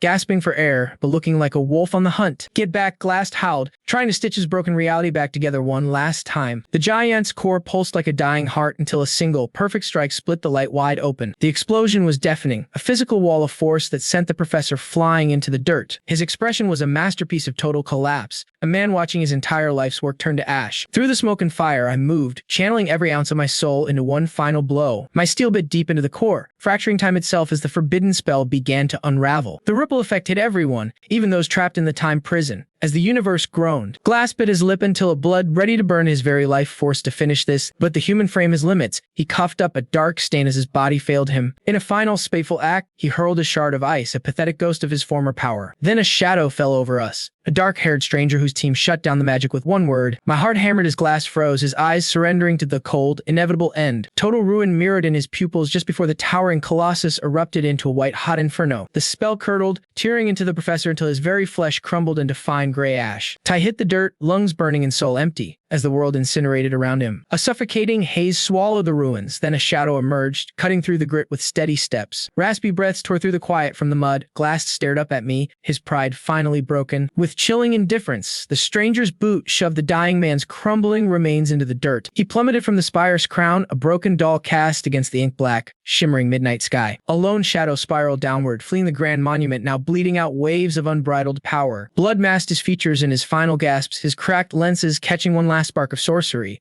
He choked out a final wish as he fell, Just as a glowing sigil ignited on the ground below, light exploded, swallowing his descent in a flash that burned my retinas and stole him away. He blinked out of existence, only to materialize far away under the gnarled roots of a silent wood. The jump worked, but he was a dead man walking, his life leaking onto the forest floor. His mana ran dry, he slumped against the bark, the heavy realization of death settling in his bones. He blinked up, shocked to find me there. Still at past curfew, he wheezed, a ghost of a teacher. I stood over him, my motives buried deep, watching the light fade from his eyes. 1 hour ago, the tower blew as the world shook. Lortel was already sprinting, her mind calculating every risk. Believing the board was clear, she pivoted to find me, the one variable she couldn't account for. ID bolted for the hall like a madman before she could even reach our meeting spot. She found me waving, flanked by a girl in a pointed hat who suddenly latched onto my arm like a lifeline. I looked back, totally lost, but Lortel's face went pale. She knew something horrible was about to break. I scanned the crowd. Dorothy, the elite junior, and Cleo, the assistant professor, were both on edge. The sewers were clear, so why was Dorothy losing it? Her sobbing felt like a jagged blade in the silence. I spun around, spooking them both into a scream. Just as Yannickar dropped to her knees, her strength vanishing, Taken's massive, ghostly form shimmered into view as she cried out for me with raw desperation. She steadied herself, voice grave. Ed, I have to check the star magic at the top of that spire. Those secret spirit talks. Turns out they were only thing keeping the northern woods from burning down. Lately, though, their whispers were only about me and my coming fate. Days ago, Taken smelled tower magic in the brush, and Yannickar knew exactly whose hands were dirty. What was Glass cooking up? The woods were empty of stone, but thick with his sorcery. I almost walked away. This wasn't tea in the script. The game I knew didn't have a chapter for this. Then I remembered Ellen nearly killing me. If Glass went off script too, we were heading for a massacre. Pure dread pushed me forward. I couldn't leave it to chance. I had to see what Glass was burying. I slipped into the black maw of the forest alone, letting the shadows swallow my trail. I found him broken against an oak. He actually had the nerve to ask why I was out late. The girls burst in, seeing me over a dying man, just admiring the moon. Glass spat through his blood. I didn't laugh, but he did, a dry, pathetic sound at the sheer absurdity of his own downfall. He finally admitted I was right. His grand plan was always destined to crash and burn. Losing to kids stung, but he knew even a victory would have been short-lived and hollow. A bell would have stopped him eventually, even if their old bond made the principal's hand tremble. You're smarter than you look, he wheezed. I cut him off. Then why the hell did you kidnap me? He wanted my soul for his work, but I'd passed out from burnout before he could sign the deal. He came to the cell to find it empty. I'd already vanished in the night with Isla by my side. Dying alone was mercy, he said. 17 years with his girl was enough to keep the shadows at bay. Glass sighed, admitting those 17 years had vanished in a heartbeat. I sat there, pressing him about his history with Professor Cleo. I noted the oddity. She'd been his shadow for nearly 2 decades. 17 years together, I told him I'd just seen her. She was broken. I recalled her calling Glass a man built for hatred, listing his flaws. Stubborn and harsh, he broke her. Yet, through her tears, she confessed he was the most brilliant scholar she had ever encountered. She knew his fate. Dorothy felt it too, weeping with eternal gratitude. I knew taking hostages was a dark, unforgivable path to walk, but he shouldn't have feared dying in total isolation. Prodigies like Cleo and Dorothy were once failures before he found them. He mocked the weak while secretly molding their hidden potential. He was desperate to prove his own daughter's life had value. A teacher with such a legacy does die alone. I realized he was blind without his glasses, even to his own heart. The professor lay there, silently welcoming the coming darkness. He knew the library was empty and praised my looting skills. I took the best formulist, but he called my efforts meaningless. Why? With a mysterious smirk, he produced a glowing silver key. He handed it over, leaving me the mess. The library was mine. I asked why. He just sneered, asking if I was complaining. He told me to find Raina's vault and dodge the Academy's eyes. With his final breath, he whispered one last name. Mentioning Lucy reminded me to watch others. His eyes sparked. A wise move, he muttered, then his eyes shut forever. As he passed, I wondered what expression Lucy wore right then. I hated missing it, my hand tightening on my cloak in frustration. Seeing his peaceful face, I could only guess at the truth. Under the moonlight, he leaned against the tree in eternal sleep. Lortel, Yannickar, and I stood in silence, witnessing the quiet end. Later, Principal Abel grilled me about my role in every campus disaster. He called me out by name. I braced for a long night. Old didn't buy my story for a second. He doubted I'd escaped kidnapping and just happened to find my friends. I pointed to the report, but he asked why I'd abandoned Isa. I remembered I asked terror. She would have followed me anyway. Before I could explain my search for help, Obo cut me off. He was blunt. My story sounded like a string of impossible lies. My calm look bothered and I seemed like a cold, detached observer. He slammed the desk, suddenly calling me a victim of school negligence. I froze, realizing he wasn't even reading my actual testimony. Obo checked my grades instead, praising the grit I'd show. Stunned, I watched as he offered a reward for my bravery. Walking out dazed, I found Yannickar waiting with a joyful shout. She panicked over my safety, but I promised I was fine. Dry, that breezy phantom leaned in and breathed a secret against Yannikar's ear. Her whole vibe shifted as she started milking a fake injury. leaving me paralyzed with guilt. I lost my cool, desperately demanding to know where the pain was. She mumbled about a back strain, while I spiraled into a dark realization about our situation. I started replaying every single moment she'd put her life on the line for me. I hated myself for being so oblivious, hearing Professor Glass's final warning echo in my skull. You only feel the weight of a soul once it's slipped through your fingers. My devastation was so visible it made her break a sweat, fearing her prank had backfired. I bowed low, apologizing for being a burden and telling her we needed to part ways. That sent her into a panic, and she finally confessed the whole injury was a lie. After the silence settled, I asked if she still lived at Dex Hall, mentioning my move. Her eyes suddenly ignited with a flash of pure, desperate hope. She screamed with joy about my arrival as the Academy's gaze finally turned a peaceful blue. Standing in the clearing, I exhaled, convinced the curtain had finally closed on that nightmare. I held on to the principal's promise that I could finally live like a normal person. With the dorm keys waiting, I hiked back to my rotting wooden shack one last time. I stared at the woodpile, feeling a sharp, unexpected twist of nostalgia in my chest. I'd really looked forward to fixing this place up and planting a real garden. As my shadow hit the threshold, I accepted the end of my isolation and stepped inside. Suddenly, a deafening crash shook the earth as something heavy smashed through my roof. Through the dust, I saw Lucy Mariel lying unconscious amidst the wreckage of my home. Out in the mountains, a low voice remarked that a storm was finally rolling in. Lucy, trapped in a childhood form, realized she was lost in a memory far from home. She drifted toward a familiar stone cottage, seeking the warmth of an old friend. Inside sat the archmage, but as she approached, the golden light turned deathly cold. The room rotted into cobwebs, and the old man's shadow twisted into a terrifying specter. A skeletal Glock screamed at her, his red eyes burning with rage over her betrayal. She knew then that she was drowning in a living nightmare. She squeezed her eyes shut, fighting the darkness until she finally snapped back to reality. A maid offered a hollow greeting, but Lucy just sat there, haunted by the silence. A memory of high-level magic surged through her, pulling her toward the northern forest. Her bare feet touched the roof tiles as softly as a falling leaf. She spotted me from above, and a wave of relief washed across her face. She looked at the darkening sky and whispered that the rain had finally arrived. I knew my quiet life was over. Then she just crumpled, hitting the ground hard. I looked at her, thinking how cats are total chaos. They never follow your lead. They vanish when you want them and haunt you when you're trying to move on. I figured the only way to handle a cat is to act like they don't exist. I turned my back on the mess. Later, Professor Flubbin was preaching that exact lesson. He told the class that ignoring a familiar is the fastest way to earn its loyalty. Some girls nearby giggled, joking that taming monsters was exactly like modern dating. During the lecture, I realized why Flubbin was the most popular teacher on campus. Pulling in it was brutal, but I'd worked harder than anyone on my notes. I snapped my notebook shut the moment the session finally came to a close. Then Flubbin called me over, asking if I'd heard about the new scholarship opportunities. I pitched a work-study trade to keep my head above water. Flubbin signed off, a serpent coiling his wrist like a living, breathing threat. I pressed for the fine print on my new sentence. Just clerical garbage, helping Cleo bury the ghost Professor Glass left behind in the archives. Anais was already on the clock, trying to stay afloat, but the backlog was terminal. Finals and placement tests were drowning the entire department. He warned me to stay civil with the freshmen. I just gave a hollow nod. I knew my mark was among those rookies,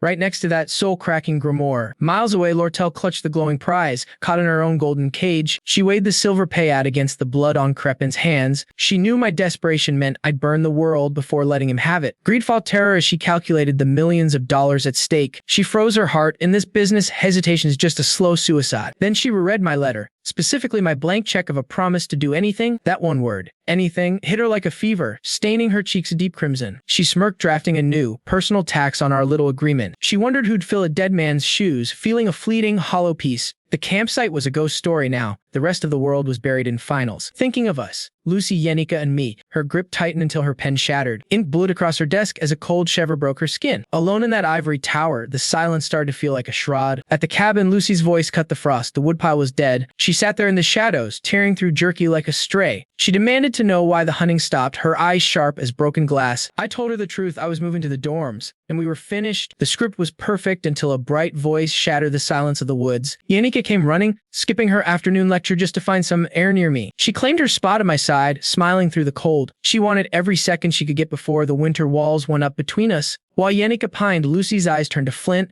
her heart hardening into something dangerous. Yenika offered to haul my life to Dex Hall while I silently counted my sins. She mapped out our future over cheap cafeteria trays and shared dreams. I felt the cold key in my pocket, ready to rob the dead man's safe. That's when she slid the envelope across the table like a death warrant. It was the transfer application, my one-way ticket out of the woods, signed and ready. I took the paper, her kindness weighing more than the ink as she offered to stay. Before she could finish the thought, a blur hit the clearing like a hurricane. Lucy arrived barefoot and broke in her face a mask of pure, unadulterated panic. I caught her, but she was a whirlwind of fury, begging me with eyes full of fire. "Don't T-sign it," she shrieked, her world ending in a single, desperate breath. That was the day the fuse lit. The day my pride finally came due. I saw myself in the fire again, spirits dancing while she cheered for my progress. She'd said my soul was humming, outpacing every other rookie on the yard. I was becoming a weapon, fast and precise, exactly what I thought I wanted. But back in the trees, Lucy was watching, and she looked absolutely terrified of me. I had to know if I had finally broken Lucy. I'd mentioned the staff usually handled her with kid gloves. Yet there she was, fleeing the dorms at sunrise while still dressed in her pajamas. Back in my private training, I felt a raw surge of power while scanning the ancient text. I reached for the intermediate tier, a violent blue aura flared around me, then suddenly collapsed into nothing. The magic died, I hit the floor hard. Later, I watched Lucy struggle to cut a steak with shaking hands, wondering what had finally broken her spirit. Yenica tried to apologize, but Lucy's eyes were filled with nothing but cold, sharp hostility. I looked closer, that wasn't hate. It was a thin veil over a heart full of terror. I collapsed onto my bed. Drained intermediate magic was a much steeper climb than I'd ever imagined. A voice broke my trance. Lucy stood there in her pajamas, offering a key and asking about my future. I told her there was one place I still needed to be. The furnace needed checking before the frost hit. A headache I'd avoid if I lived in Dex Hall. I tucked the key against my skin, knowing my work here was far from finished. I called her name. She stopped and stared back with a look that was impossible to decode. "Let's go together," she said firmly. I stood there completely blindsided by her sudden resolve. A thick rope hung from a sturdy branch, silhouetted against the bleeding orange sunset.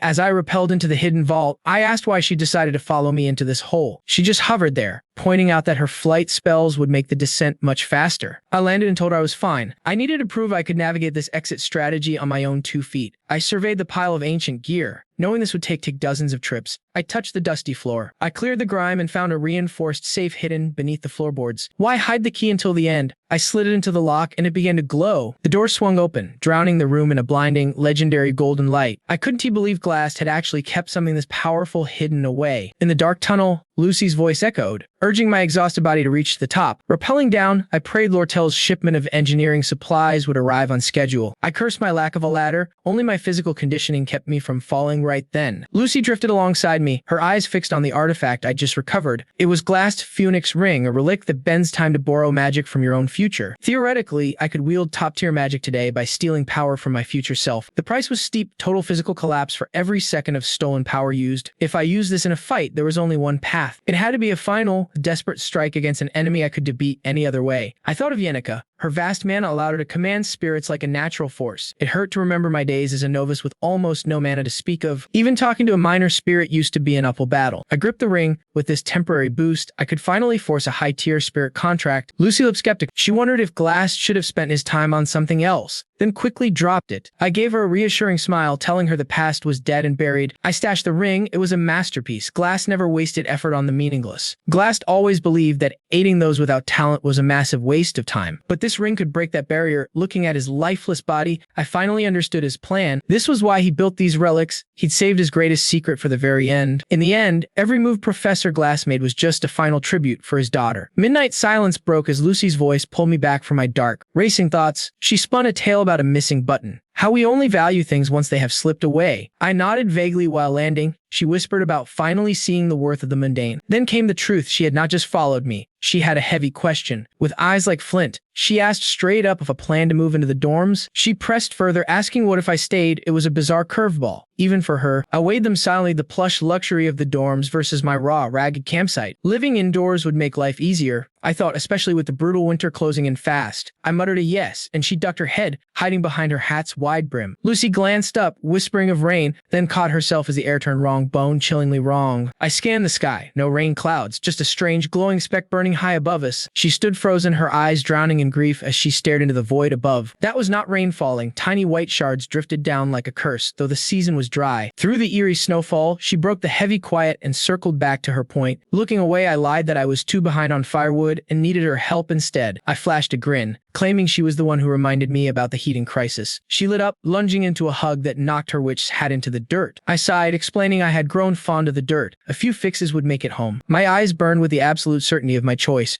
I collapsed back into the fresh snow, the curtain falling on Act 2, rising on Act 3. Visions of the coming war between Penna and Lortel for the student throne filled my head. New players were coming, heroes and villains alike, all ready to tear the school apart. A masked woman, a shadow on the stage, the last soul standing when the dust settles. Lucy Mail, the true Act 3 nightmare drowning in void magic. I stared down a chaotic, bloody future. Despite the mountains of hell ahead, I pushed the dread down for just one night. I had to believe that, when the smoke cleared, we would both still be standing tall. Seeing her tearful joy, a sight so rare, I knew we would survive. Then, winter hit. I spent all morning shoveling deep snow away from my camp. Classes start tomorrow, but I refuse to stop until this camp is a fortress today. Stocking wood, curing meat. The freeze made the work fast, but the stakes felt much higher. I remembered my deal with Principal Opal, trading a dorm bed for a full-ride scholarship. Debt-free but restless. I could not slack off while Lucy slept like the dead in my bed. I stopped trying to kick her out. Her mana kept her warmer than any fire could.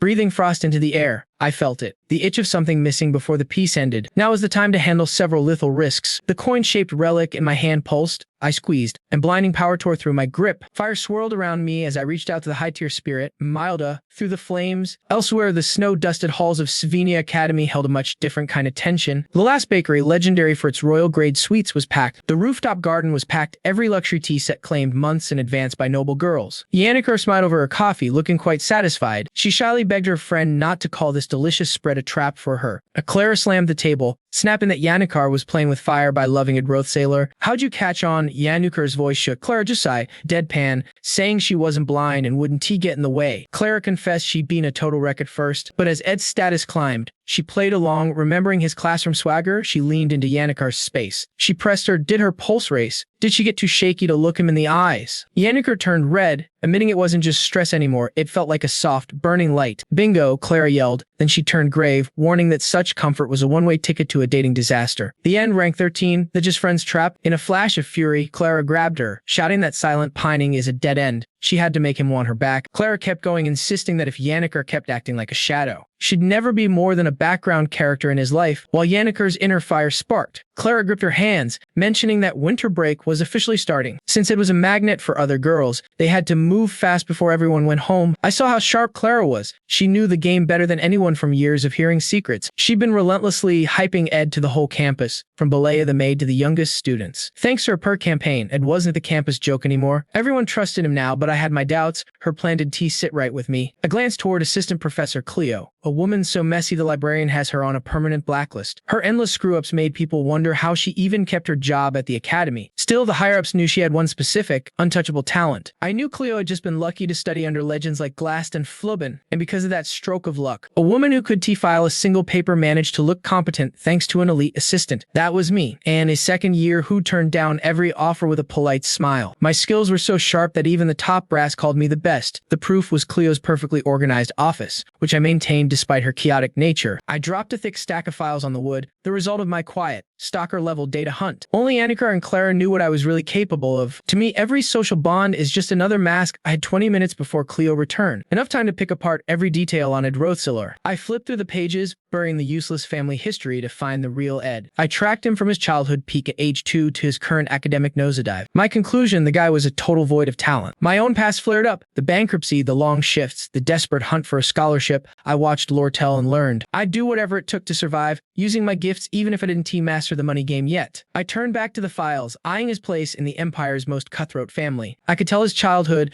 was a prison of forced ideals and heavy weights. Despite the silver spoon, his life was a cage. I kept digging. He lacked brains, had zero self-worth, and would likely fall for any bubbly, innocent girl. I whispered my final report on his mind, his habits, and his every weakness. Sight is deadlier than any blade. Grinning, I decided it was time to test my new mask. Right then, Cleo strolled in, looking unusually cheerful. She had Mont Blanc pastries and wanted to share, stunned to find the tea already waiting. She beamed, amazed that I'd sensed she was bringing treats. And she stumbled, china shattered, and tea flooded the floor. She braced herself for my usual lecture. Instead, I just softly asked if she was okay. and the look of shock on her face was priceless. Anais' voice is a soft bomb, her relief for Cleo's safety radiating outward. I stood frozen, completely blindsided. I just stared, her name catching in my throat. Thanks for the wash bill, I muttered. I'll be living in this uniform all winter break. One shirt won't kill me, she countered. Besides, I owe you for keeping my lady safe. She mentioned finding golden hair in the wash. A flash of Lucy and me together hit me. Scrubbed my gear. She clocked Lucy's scent and white strands. I finally cracked, admitting she'd been sticking to me like glue. Her sharp eye for detail honestly terrified me. I wondered what she'd be without the maid's life. She cut me off, hating my formal tone. I wouldn't have dropped the act, but she hated it. We ended in a cold, silent standoff. She was the head maid now, a heavy hitter in this house. I'm no noble anymore. Casual talk feels wrong. Her icy gaze told me she wasn't backing down. I tried to play it safe, reminding her she's the big boss with people to lead. She just smirked, pointing out that I'm the one actually running the show. She let it go. Whatever the young mistress did was her own choice, not ours. She offered to keep doing my laundry. Then she told me, the dorms are finally rebuilt. They worked fast. The school must have burned a fortune to prep for the new blood. And speaking of the fresh meat headed for those dorms, one name on the list was already moving her trunks in. Tanya Rothstaylor, I guessed. Bill nodded. She knew I could see the storm coming. I felt a heavy sigh escape. My sister's arrival meant war. Later at the frozen campsite, Zig said he was heading home. I knew it. He was just following Ellis' lead. He admitted he missed her between heavy sets. Then he asked what I was doing, staying behind for research. I said Ziggs looked at me like I was a ticking bomb. He couldn't feel a spark of mana from me. He knew I was pushing myself toward a cliff. He reached out, his hand a cold shock against my burning forehead. A fever, I saw the pure dread wash over his face. I told him magic was dead to me for a while. He didn't ask why. I respected that. He said Isla was looking for me. She wanted to bring Ty and settle the score. He kept my location a total secret from them. I didn't want an apology. I didn't even hate her. I just didn't care anymore. I killed the subject right then and there. I asked for one last favor, sliding a fat purse of coins across to him. The professor's basement library is a graveyard of paper. I needed help gutting it. He caught the gold but tried to give it back, asking what I was really planning. I'm building a workshop. He looked at my schedule and told me I was going to break. I checked the boxes in my head. Tomorrow, the real nightmare begins as an assistant. A voice shattered the silence of the hall. An ice walked in looking like the Walking Dead. Cleo was a ghost, awake for 44 hours straight just to get this meeting ready. I stood in the ranks with Clevius and Onyx as the orders came down. The mission was clear: prep the entrance exams and watch those new kids like hawks. Cleo was drowning in the old man's legacy. I knew exactly how this tragedy ended. The lead was shocked to see Clevius. He sent him to haul supplies for the exam.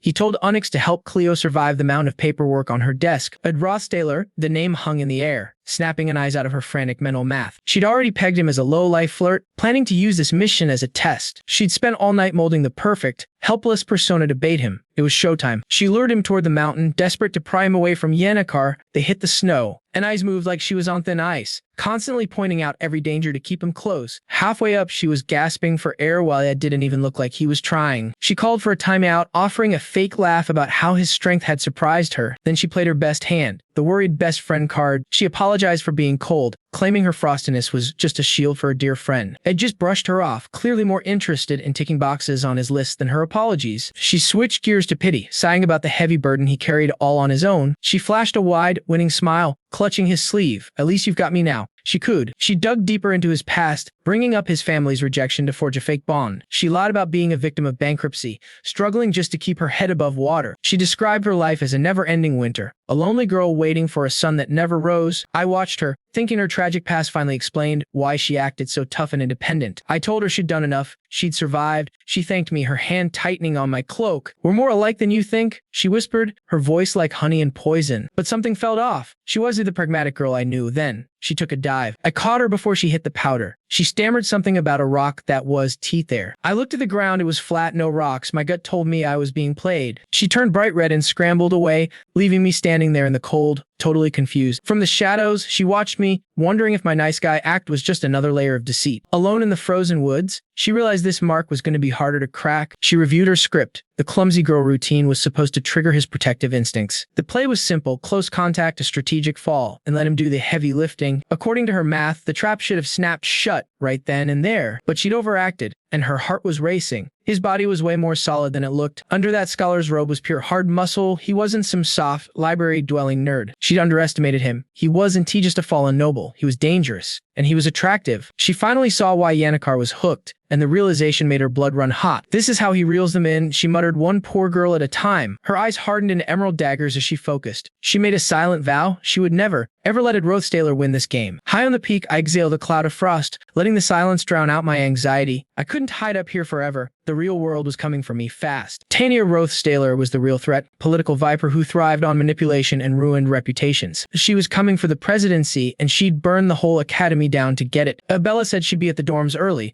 She was just arriving. She was invading. She was building her empire before the first class even started. She was a nightmare in human form, but I had to find a way to stand my ground. The wind howled, mirroring the realization that I was standing on the edge of a cliff. She knew the man I used to be, but I was a total stranger to my own past. In my mind, I saw him. The old Ed, a pathetic loser who only existed to be hated. He was just a bit player in a story that was about to get a lot bloodier. I was a ghost in my own story, a footnote destined for the gutter. I never truly knew what my little sister, Tanya, actually thought of me. She probably saw me as nothing but human wreckage, total waste of space. I watched the academy gates loom ahead, a sanctuary for the world's brightest elites. Icons like Princess Pinia and the Master of Elements, Yenneker, walked those halls. There was the alchemist Alvara, and that nightmare swordsman from the Nortonal clan. Even legends with the souls of master bladesmen were just students here. Yet Lucy Mayo, the ultimate prodigy, eclipsed them all. My heart raced just thinking it. The carriage lurched to a final, heavy stop. This was it. My chance to carve a name for myself at Svenia Academy. As the servants prepped my suit, I stepped onto the gravel and issued orders. I dismissed my maid, informing her I had some urgent family business first. My real objective, eliminating the stain on our name, my brother Ed Rothstaylor. Father's letter burned in my pocket, his pride fueling my cold ambition. I could almost see Crepin Rothstaylor's face. He wanted me to charm the elite and secure our family's iron grip. Clutching that paper, I swore to uphold the 2 vows I made before arriving. Sylvania's strict hierarchy echoed in my mind against the backdrop of its towers. Power meant nothing without respect for the faculty. That was the golden rule. In a plush lounge, I flashed a winning smile at the attending gentleman. I painted Ed as a family disgrace, claiming I knew his dark heart best. I smirked internally, proud of how easily I manipulated the social atmosphere. Over tea, I mocked his fake dignity and his pathetic fall from grace. I pictured him an arrogant fraud, playing the part of a grand mage. His expulsion felt like a victory, a weapon I could now use against him. Then, the person sitting across from me finally spoke. I smiled, sure they saw through my brother's lies just as I did. My breath caught. I realized I had been rambling like a maniac this whole time. A scared, white-haired woman smiled back, her voice a chilling lesson in manners. She mentioned Lortel Kieland, warning me that some predators do not look like wolves. Her good luck hit me like a physical blow, leaving me shivering in fear. Back in the present, Lortel's eyes pinned me down like a suffocating snake's coil. Are you mad at me? I stammered, my confidence completely shattered. Her cryptic grin was far worse than an insult.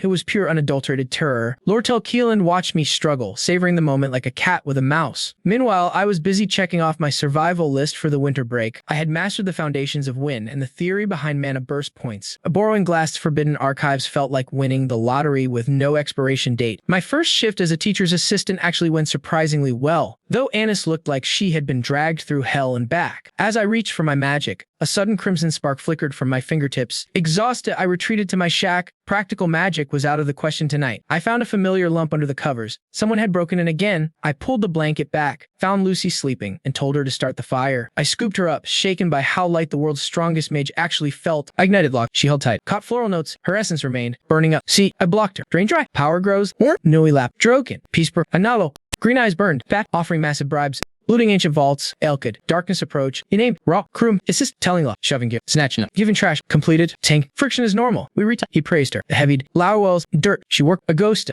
she stayed tireless, power, everyone sucks, dangerous exception. Id's files were flawless, but his raw survival instincts were terrifying. Unseen among high society elites. Sitting there, I felt the shock hit. He was the pampered brat I'd imagined. Cleo suddenly lunged forward, nearly making me jump out of my skin. She teased our chemistry before dropping her voice to whisper a chilling secret. She'd been stalking his every move since that disaster at Aphelis Hall. She described finding his base, a mountain fort more sophisticated than her own office. Cleo's eyes burned with admiration as she recounted his impossible rise in rank. He'd even forced that old cynic, Professor Glass, to respect his sheer talent. The most jarring part, he'd bound a spirit through pure, bone-breaking hard work. Cleo finally got it. He wasn't born into this. He was forged in grit. She smirked, repeating that cellmate line, leaving me drowning in a mental fog. I lowered my gaze, finally admitting that the man wasn't a monster. A gossip is a lie. After seeing him, I knew he was steady and undeniably loyal. He was striking humble, and had Cleo's full endorsement. A lethal combination for my heart. My thoughts started spiraling into a dangerous, dark-tinged fairy tale. He was strong, smelled like cedar, and clearly disciplined. Ennies,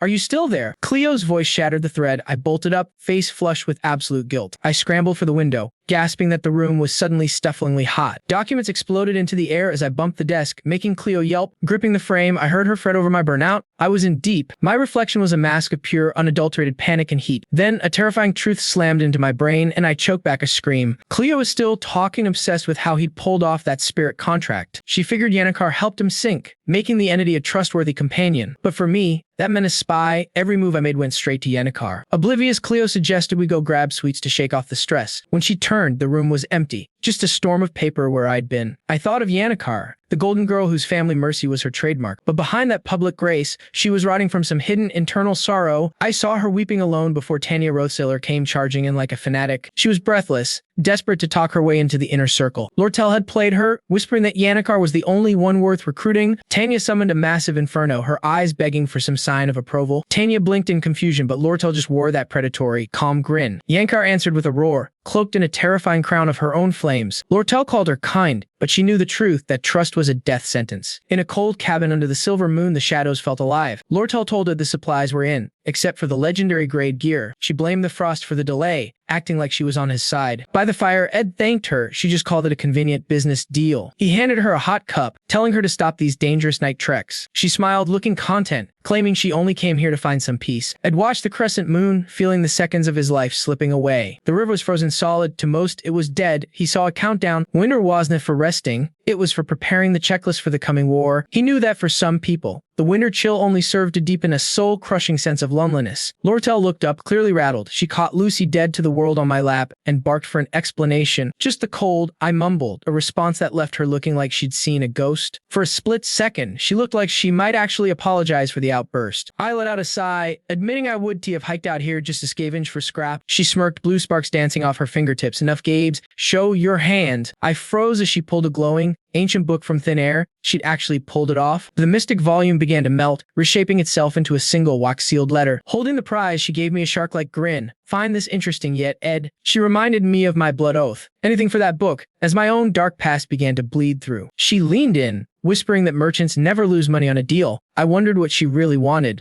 She promised she would task for anything that would break me or cost my life. Just stand by me, she said. That one request left me feeling completely exposed. It hit me then. Act 3 was here. The war between the princess and Lortel was finally going hot. Princess Penia, the world's favorite saint, was the one person Lortel was destined to destroy. I remember the script. Penia would take the throne of the council and rule the school. Then Act 4 would begin with her dragging my family's filth into the light. Lortel warned that this term, everyone picks a side, leaving. She coded that my loyalty was her only prize. I knew the real hero of this story, was the only one who could decide the winner. I'm a nobody. I snapped. My support doesn't mean a damn thing in this world. She chuckled, admitting that while my name wasn't T-Dirt anymore, I was still just a bit player. I was just a student. My voice wouldn't tip the scales of a royal power struggle. I frowned, confused why she'd downplay her own deal. She just shrugged. So what? It wasn't about being useful. She just wanted to know I was there. It was personal. I didn't hesitate. I gave her my word right then and there. She dropped the letter into the fire, killing the evidence. I watched the pack turn to smoke. That cold, calculated look returned. Now I saw why they called her the girl with 1,000 faces. Then under the moon, she gave me a real, radiant smile. I'm happy. She whispered. I was floored. I'd never seen her look so human. Then the winter sun broke, starting another day at the shack. I stretched as the sun hit. I wanted to sleep in, but my internal clock would quit. Habit 1. I asked Lucy to help with the fire as we huddled near the wood smoke. I kept chewing on last night's talk. Something about Lortel's eyes still felt like a warning. I saw her again in my mind, sitting across from the fire while Lucy slept on. She'd asked about Tanya, the sister who loathes me, and actually called the girl endearing. She'd already introduced her around. Tomorrow, she'd warned, Tanya comes to settle the score. Right on time, Tanya. My sister in this borrowed skin was marching through the snow toward me. She was coming for the cabin, her eyes fixed on the door. I was flying blind. The original Ed's past was a total black hole to me. She arrived with guards. I just sat by the embers, feeling like a deer in the headlights. It's been a long time, she said softly. She didn't sound angry. She sounded terrified. She reached into her coat. Since we've been apart, I brought you a gift. She was shaking. I realized then that she was here to fight. The truth hit me hard. I stood up, flooded with relief. Maybe I wasn't a monster to my own family, but she flinched. Just the sound of my name brought a look of pure, unadulterated horror to her face. Ceramic exploded against the floor, spraying shards of dinner everywhere. "You dare feed a Rothstaylor this garbage?" my father roared, while my brother watched me hide my disgust and praised my wits, impressed by how well I hid my hate. Then he grabbed a sobbing maid and shoved her face into the broken porcelain and cold gravy. I vividly remember my hands shaking as I forced down another bite of steak. In that nightmare, my younger self was wailing, pleading for him to stop. The room went dead quiet. Father just sat there, ignoring the body slumped by the table. "Do you actually feel bad for a hammer or a wrench?" he asked with ice in his veins. He smiled like a shark, making sure I understood that people were just instruments to be used. Back in the now, my brother had smiled warmly and slid a small box toward me. Inside sat a stunning hairpiece. He promised to wear it during the inauguration to honor me. Seeing me frozen, he nudged me to the hearth to shake off the winter chill. Lucy started the fire while it told me to ignore her and asked about my new classmates. He grinned, guessing that guys like Ziggs or Yannickar had been gossiping about his reputation. Hearing Yannickar's name sent a jolt of pure adrenaline and fear through my chest. I'd kept rambling about how sweet Yannickar was, and I just nodded like a broken toy. All I could see was that massive fire dragon incinerating everything in its path. My voice cracked as I tried to spin a lie about what really happened. Ed narrowed his eyes, sensing the holes in my story about the high spirits. He let out a long breath, clearly disappointed that I was not the spitfire he expected. I panicked, thinking everyone still saw him as the monster he used to be. He told me he was trying to change, that being hated was just the price of his sins. Passing me some warm water, he apologized for the hell he put me through back home. He looked me in the eye and said he would be my biggest fan in the election, but his eyes held a dark secret. He knew I was never gonna win. He looked at me with a weird fondness, like I was a favorite character in a tragic play. I stood there paralyzed, wondering if we were actually family or just two ghosts. Once I got outside, I leaned against the stone wall, gasping for air and clutching my chest. I could not stop thinking about the way Yannickar's rage flared up like a sun. That kind of loyalty does not come from fear. She actually believed in the new id. This school was a shark tank of geniuses, especially with Lucy Mile lurking in the halls. I was certain that sooner or later, Eddie's mask would slip and reveal the rot underneath. Just as I reached my door, I heard footsteps echoing in the dark hallway. It was Lucy herself, standing there like a phantom right outside the neighbor's room. She looked at me like I was a bug, asking if I was related to the guy next door. She glided over and patted my arm, telling me to call her if I got into trouble. I watched her walk away, my heart hammering against my ribs like a trapped bird. Then it hit me. Only the true elites of the hall get the gold-plated name tags. I looked at the shimmering gold plate on the door she had just walked through. My blood ran cold. That tiny girl was the monster everyone whispered about in the legends. Navigating these volatile waters was going to be a brutal wake-up call. Deep within the Academy's blooming rose garden, Anais Halen made a desperate, heartfelt plea. She begged headmaid Belle Maya to find her a tall, elite suitor. Belle was visibly stunned. She questioned Anais, wondering if the girl even had a single shred of romantic experience. Flustered, Anais stammered that she only assumed Belle was too focused on self-care for love. She noted Belle's intense drive mirrored Ed Rothstaylor's, causing the maid to flinch at his name. Belle froze in horror, cold sweat breaking out as the weight of Anais's words sank in. Anais's cheeks burned a deep crimson. She confessed she could hide it. Ed was on her mind. Investigating his rumors revealed a noble man. She slammed a heavy stack of student profiles onto the table with sudden force. She admitted Ed was attractive, finding solace that Yannick had finally chosen a truly worthy man. To Anais, this forbidden affection felt like a malignant tumor that needed to be cut out. She believed that if she suffered in silence, the peace of their friendship would remain unbroken. She scattered the profiles, planning to spark a fake rumor to extinguish her lingering feelings. Belle was breathless, wondering if Yannicka had already sensed the hidden storm in Anais's heart. Belle stood tall, calling the plan a reckless insult that masked Anais's true, painful intentions. It was a desperate facade to convince Yannicka that she wasn't a rival for Ed's heart. Her head bowed low. Anais whispered about her heart-wrenching encounter with Yannicka on campus yesterday. They had passed in chilling silence, but the devastating sadness in her friend's eyes was undeniable. She sobbed with guilt, terrified of the upcoming exam where she must supervise Ed alone. Belle watched her with a calm gaze, suggesting the situation wasn't as dire as Anais feared. This might be a blessing, Belle whispered, leaving Anais staring up in sheer, wide-eyed confusion. She reminded her that Yannicka's pure soul was always shielded by her two most loyal protectors. Belle explained that Yannicka's obsession with perfection was a heavy burden that didn't he always serve her, resting a steady, comforting hand on the trembling girl's shoulder. Belle thanked her for the confession, though seeing the composed Anais break down was truly shocking. The truth hid in Anais' imperfection is the magic that awakens a man's deepest protective instincts. A memory flickered. True power isn't seduction, but making a man feel he must protect you. The fog in Anais' mind finally cleared, replaced by a sharp-focused concern for Yannicka's whereabouts. A tearful smile bloomed. She knew Yannicka's sanctuary, the secluded cabin hidden deep in the frozen woods. Just as expected, Inaka was there. She finally broke the silence with a trembling voice, asking Ed Rothstaylor, who had just stepped from the shadows, how long he had been watching. Ed ignored her, his mind racing to calculate the materials needed for construction before time expired. Yunika sat by the dancing flames, surrendered to the heavy silence of the winter night. Sensing her presence, Ed offered no words, only a steaming mug poured with silent, careful grace. He draped a warm blanket over her shivering frame, noting the soft descent of fresh snow. Sitting beside her, he offered the mug an open heart for any secret she held. With a heavy heart, she looked away, whispering that some truths were too difficult to share. Then Dondi, Ed murmured, pulling her into a protective embrace that defied the winter chill. He realized then that even the strongest hearts carry burdens he had foolishly overlooked. She looked like a fragile, cornered creature, and his heart couldn't help but atch for her. They huddled close together, two souls sharing a single blanket against the biting cold. Warming themselves by the fire, they waited as the endless winter prepared to yield to spring. Tanya recalled the peace of Rothstaylor Manor, before the tragic death of the Herr Arwen. Everything shattered when Ed Rothstaylor took the mantle, a man nothing like the sister they lost. To Tanya, Ed was a tyrant who wielded his newfound power as if the world were his. Back then, she viewed her own brother as nothing but worthless human garbage. A dark memory flashed of Ed shattering her pride and daring her to kill.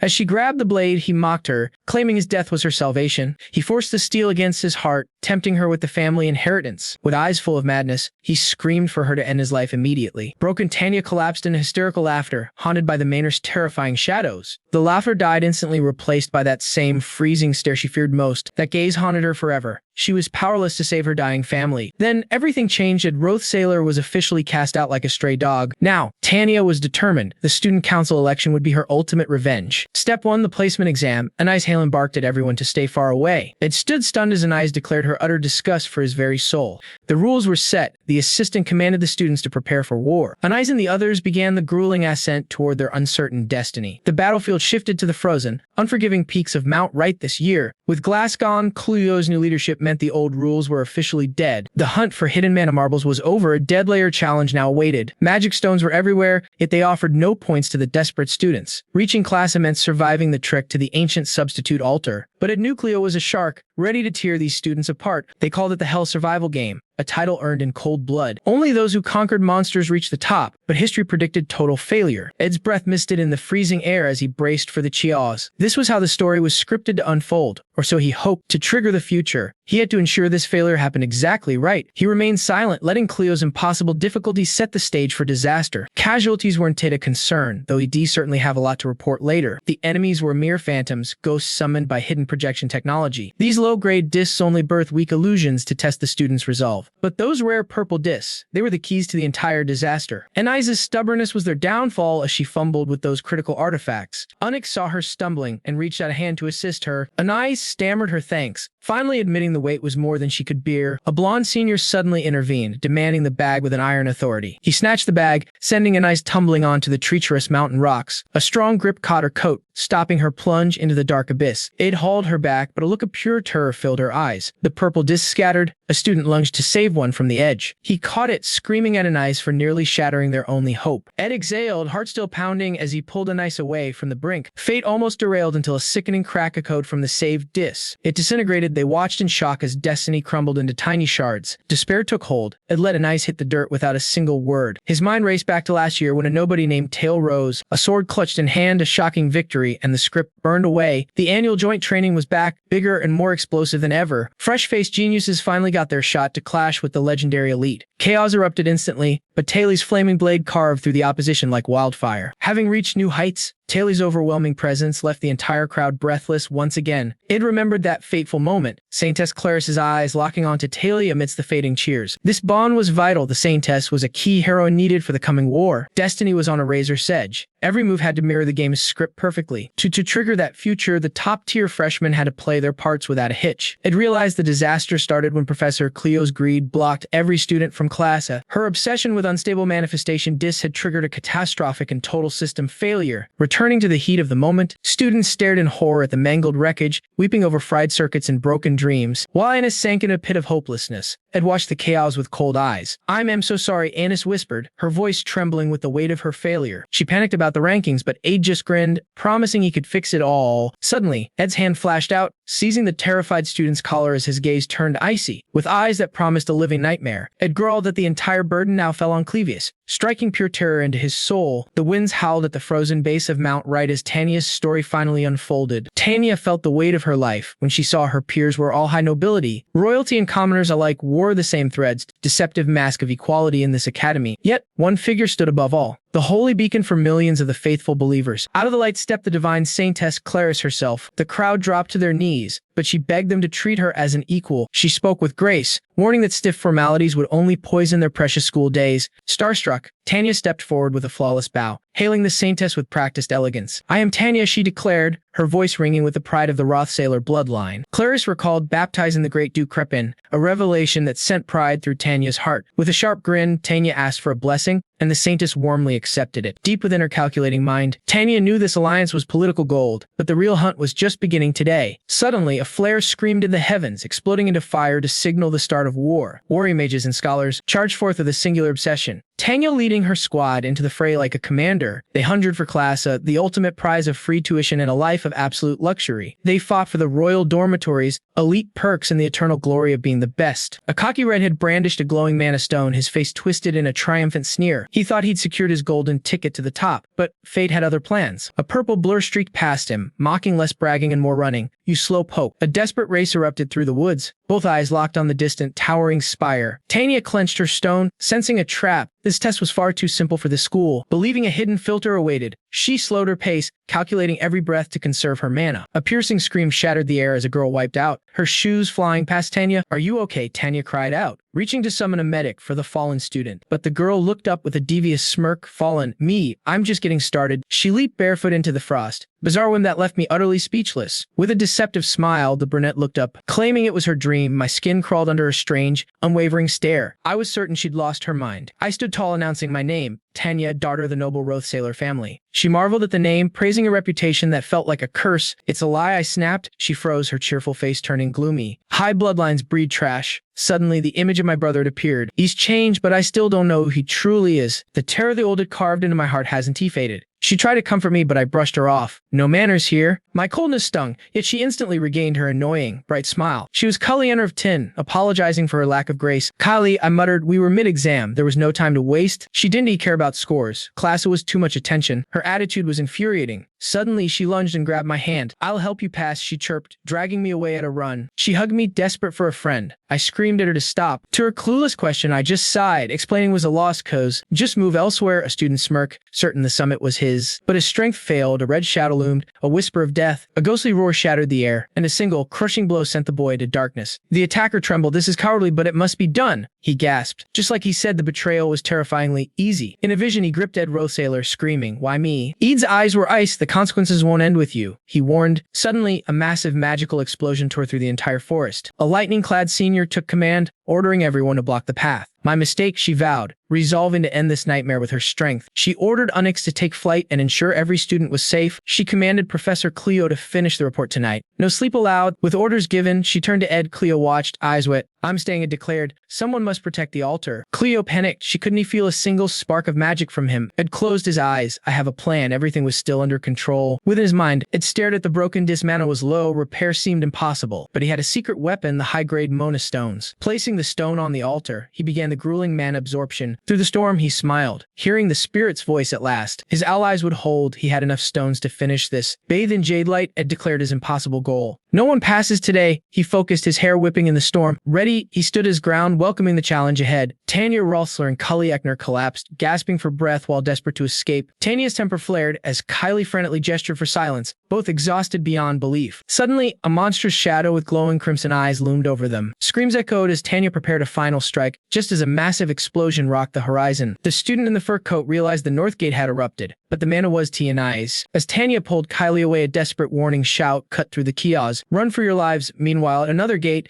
the elite assistant Anais faced a mysterious freshman. Despite her average skills, she sensed his overwhelming pressure and chose to let him pass. That student was Joseph Whitefeltz, a monster whose talent existed on a completely different level. Unlike his hardworking sister, Joseph was a natural prodigy and the Magic Association's Ungist researcher. As the top candidate, Joseph looked down at Anais, mocking her pathetic combat abilities. Rage bubbled in Anais as she barked at the arrogant boy to move on immediately. With a smirk, Joseph vanished into the snowy trail, leaving Anais alone with her failures. Her heart burned with regret, the weight of her shattered plans crushing her very soul. soul. She cursed her incompetence, forced to rely on that man to resolve the situation. In her memories, Joseph's calm composure felt like a personal insult to her dignity. Anais bowed her head in total silence, a senior defeated by a freshman. The north entrance was lost, and her pride lay in ruins. Yet, her mind kept drifting back to the reliable face of the man who stepped up. At the frozen altar, Ed Rothstaylor stood waiting for his first visitor. "You want to take another step." Ed's voice was ice as he blocked the snowy path. Joseph scanned his opponent, sensing something deeply unsettling about this strange trial. "Who waits beyond you?" Joseph asked. But Ed's cold gaze offered no answers. Stalling for time, Joseph observed the battlefield, searching for any hidden trap or advantage. His eyes widened at the manifestation plate. Its unusual color screamed of imminent danger. He analyzed it, a magic student who looked like he barely possessed any man at all. Sensing the drained magic stone, Joseph assumed his opponent was already at his absolute limit. "This is pathetic," Joseph thought, convinced Ed was nothing more than a desperate fluke. He launched a casual fireball, mocking the Academy's declining standards with a sneer. Already dreaming of his victory meal, Joseph prepared to end this farce instantly. He unleashed Particle Burst, a lethal intermediate spell designed to annihilate his target. There was no escape unless one moved preemptively. The strike was unavoidable, but Ed moved like a ghost, slipping through the blast with the grace of a warrior. As Ed's hand ignited, Joseph predicted a standard incineration spell. Predictable, amateur move. He tracked Ed's aim toward the ground, certain he had the perfect counterplay ready. Then the world exploded into a towering pillar of white-hot devastation. Horror filled Joseph's vision as a sea of flames swallowed the landscape whole. This wasn't basic magic. The scale was monstrous, far beyond any student's capability. It had honed a simple spell into a weapon of mass destruction that roared with fury. The inferno slammed into Joseph's shield, the hexagonal barrier groaning under the pressure. He hid behind his defense, mocking Ed's futile attempt to break his perfect guard. "Run out of man and die," Joseph hissed, waiting for the moment of exhaustion. Suddenly, it called his name. A chill running down Joseph's spine. "A shield blocks magic." Its voice cut through the roar, but it can't stop a fist. Bursting through the fire like a demon, Ed launched a devastating strike directly at Joseph. Its fist collided with Joseph's jaw.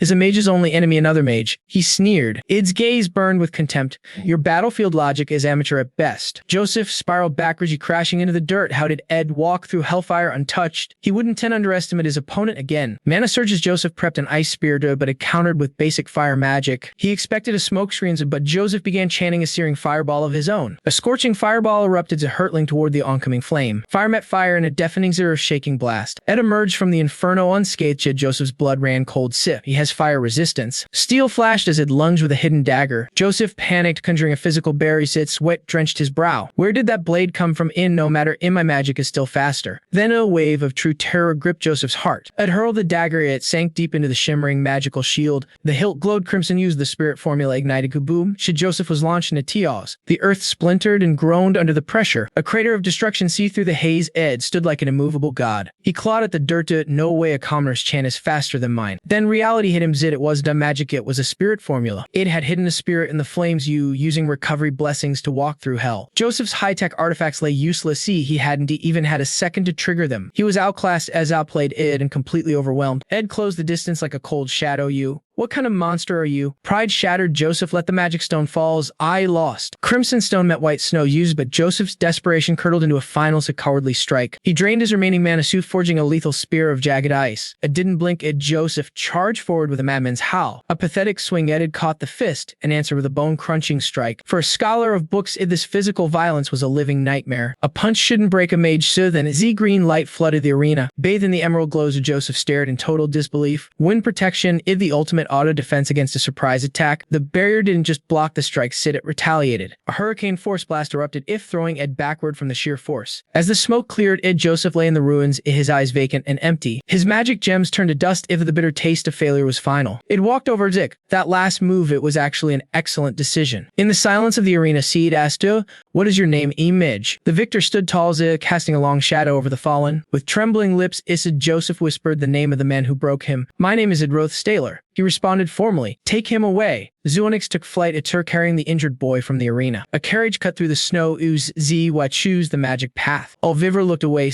"Did you give up your future just for me?" Ziggs just grinned. "Titles are boring and I'm better off right here." The upperclassmen were the problem. Specifically, the combat faculty's monstrous head. A chilling vision flashed before Ziggs, Clevius Nortno, the elite, drowning under a relentless, savage assault he couldn't hope to parry. Reality snapped back. Ziggs squinted, haunted by the Ooman. Clarice trembled, fearing her holy light was too blinding. But its voice was ice, ordering them onward, elsewhere. The the invincible Clevius finally hit the dirt. His partner watched in horror, gasping at the godlike power that broke him. Time rewound, 20 minutes left, silence reigned, broken only by ragged, desperate gasps. Tanya froze, the figure looming before her, and Keely was a ghost from a nightmare. Standing atop a graveyard of defeated students, Ed Rothstaylor declared himself the final wall. The once hated outcast now stood as a cold judge, demanding their absolute surrender. In that moment, two clashing dreams began to fracture St. Claris's very soul. Archbishop Virius Dama echoed, "Nobility is found only in rigid, unshakable faith." He demanded a hollow vessel, but her heart screamed, "Better to die in mud than live empty." Her eyes flickered open with a spark of hidden, burning resolve. That fire was lit by a bard singing of the world's forbidden beauty. His songs painted horizons, from emerald wetlands to the suffocating heat of red deserts. Every note proved her dogma was a lie. That singer was Adil, keeper of the flame. Rejecting her vows, Adil became a romantic, serenading Claris's window from the shadows. Claris's true prayer was the world Adil whispered about beneath the stars. True grace wasn't a throne, it was the freedom to learn, to laugh, and to love. Adil once asked, "Isn't a warm embrace worth more than 1,000 cold prayers?" Adil fled to Svenia Academy, finally chasing the life she had always craved. Since she left, Claris' nights were filled with her friends' vivid, starlit tales. In sleep, she roamed a kaleidoscope of vibrant, forbidden light, a stark contrast to her sterile life. To reach it, she hid behind Verdio's lies. Reborn as a nobody, Claris felt safe, though the Archbishop's shadow loomed with worry. Now she was Kali Ekner. She savored being invisible on a simple bench at Svenia. No one bowed in fear. There were only friends and laughter, until one man shattered the illusion. Ed Rothstaylor's gaze pierced her soul. "Give up, Saint," his eyes commanded. Tanya reeled. The final wall was her own brother. The crowd gasped at the reunion. Ed coldly ordered their immediate retreat, warning of no mercy. Then an explosion of spirit energy erupted, casting everyone into the void. Joseph's scream vanished in an emerald hurricane. This power far surpassed any student's limit. While others flickered, Ed summoned a Levithan, a spectral wolf that roared with primal fury. Terrified by the godlike display, Kylie begged Tanya to be rational and surrender. The trauma of an ancient fire spirit rushed back, paralyzing her with dread.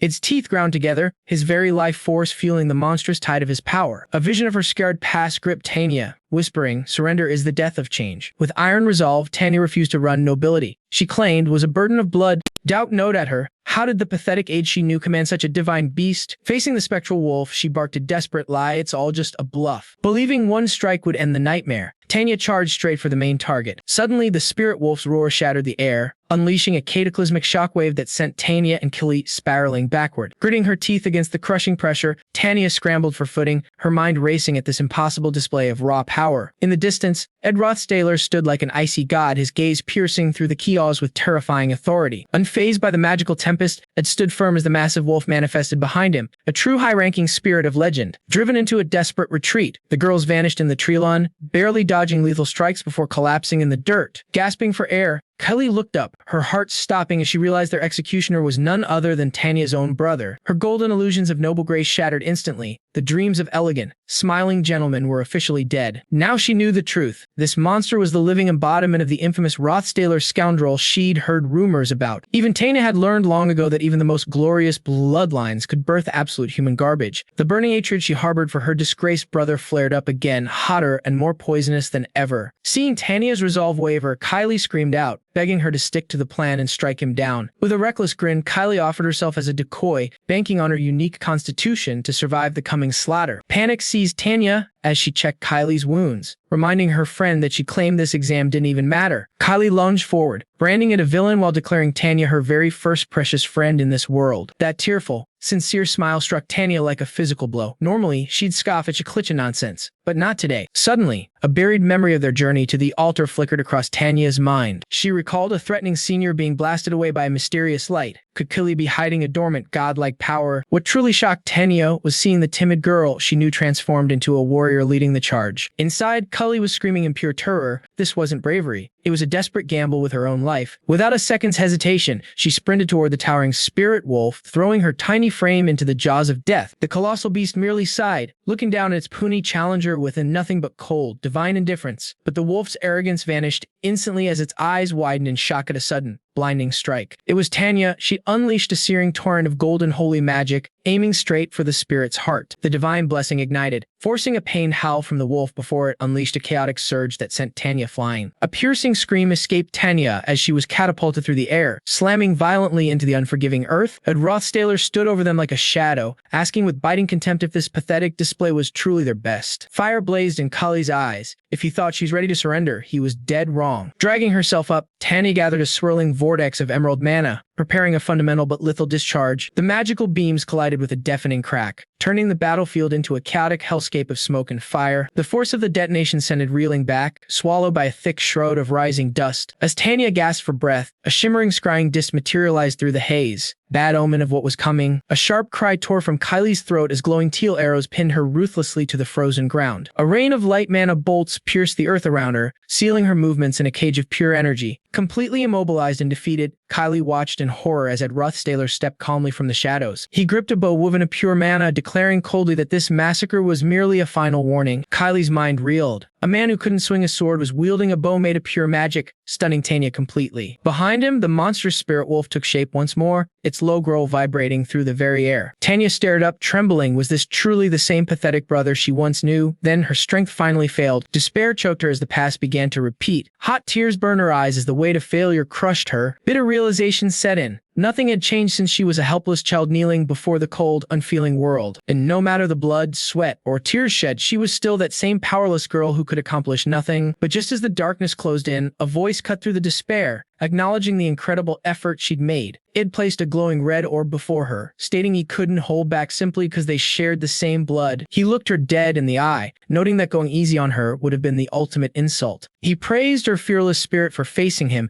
admitting he had gravely underestimated the woman she had become. A mysterious light pulses from his pin, and admits he sees Tanya in a whole new way now. A subtle grin plays on his lips. He confirms she's truly changed, her hidden side finally surfacing. Tanya Rothstaylor breaks. Iddy's praise triggers a flood of tears, leaving her choked with raw emotion. He keeps commending her, only making her sob harder. Ed's baffled. Is her reaction really this extreme? Was failing the exam that soul-crushing? Suddenly, Kylie Eckner lunges forward, shielding Tanya like a cornered beast. The brunette's eyes flash with a warning, one wrong move, and there will be hell to pay. Echoing across the grounds, an instructor signals the exam is end. It's over. Now, the grueling task of cleaning up begins. With the nightmare over, Kylie's voice sounds foreign. Fear spikes as a lock of her hair turns white. Her transformation is failing, the illusion is breaking. She remembers the impact, the blast that knocked her back and sent her secret-keeping bracelet flying away. Various warning thunders in her skull. Lose that trinket, and your life as you know it ends. While Ed receives accolades, Kylie drowns in a sea of pure, unadulterated despair. Her mask is slipping. If her true face is seen, her peaceful school days will shatter forever. Light pierces the gloom. Idia's spirit appears, revealing the missing bracelet resting safely in his palm. He hands it back, his tone sharp. Be more careful, he warns, pointedly avoiding her royal title. Kylie's heart stops. Why would he help her? Why shield her secret from the light of day? The instructor frets over his bloody clothes, but Ed just shrugs it off with a cold gaze. Twilight falls, the exam is finished. Ed has forced reality back onto its destined path at last. But a single anomaly remains. A tiny, jagged fracture has appeared in the very fabric of fate. Crimson eyes watch from the shadows, locking onto Ed. Killy notices his calculated respect, and Teet look away. The blonde teacher walks up. Rest now, Ed. You look like death. We'll handle the rest of this chaos from here. She sends Onyx to help Clevius. The boy in goggles doesn't hesitate, vanishing into the smoke. Lugging an ally, Ed scans the horizon for a split second. A silhouette flickers against the ruins. He blinks, and it's gone as exhaustion claims him. A haunting voice whispers about the sky's grace. It rants about art and sunsets, but to Ed, it's just the delirious ramblings of a mind. Suddenly, a massive white wolf spirit materializes amidst the clouds. It's Marilda, the high wind spirit. She scoffs at humans, mocking the fragility of our short lives. Shrinking down, she perches right on Id. She lectures him on life's subtleties. Janica was kidding. This legendary spirit is a total chatterbox. You're too careful to be safe, she teases. Ed just grumbles. Then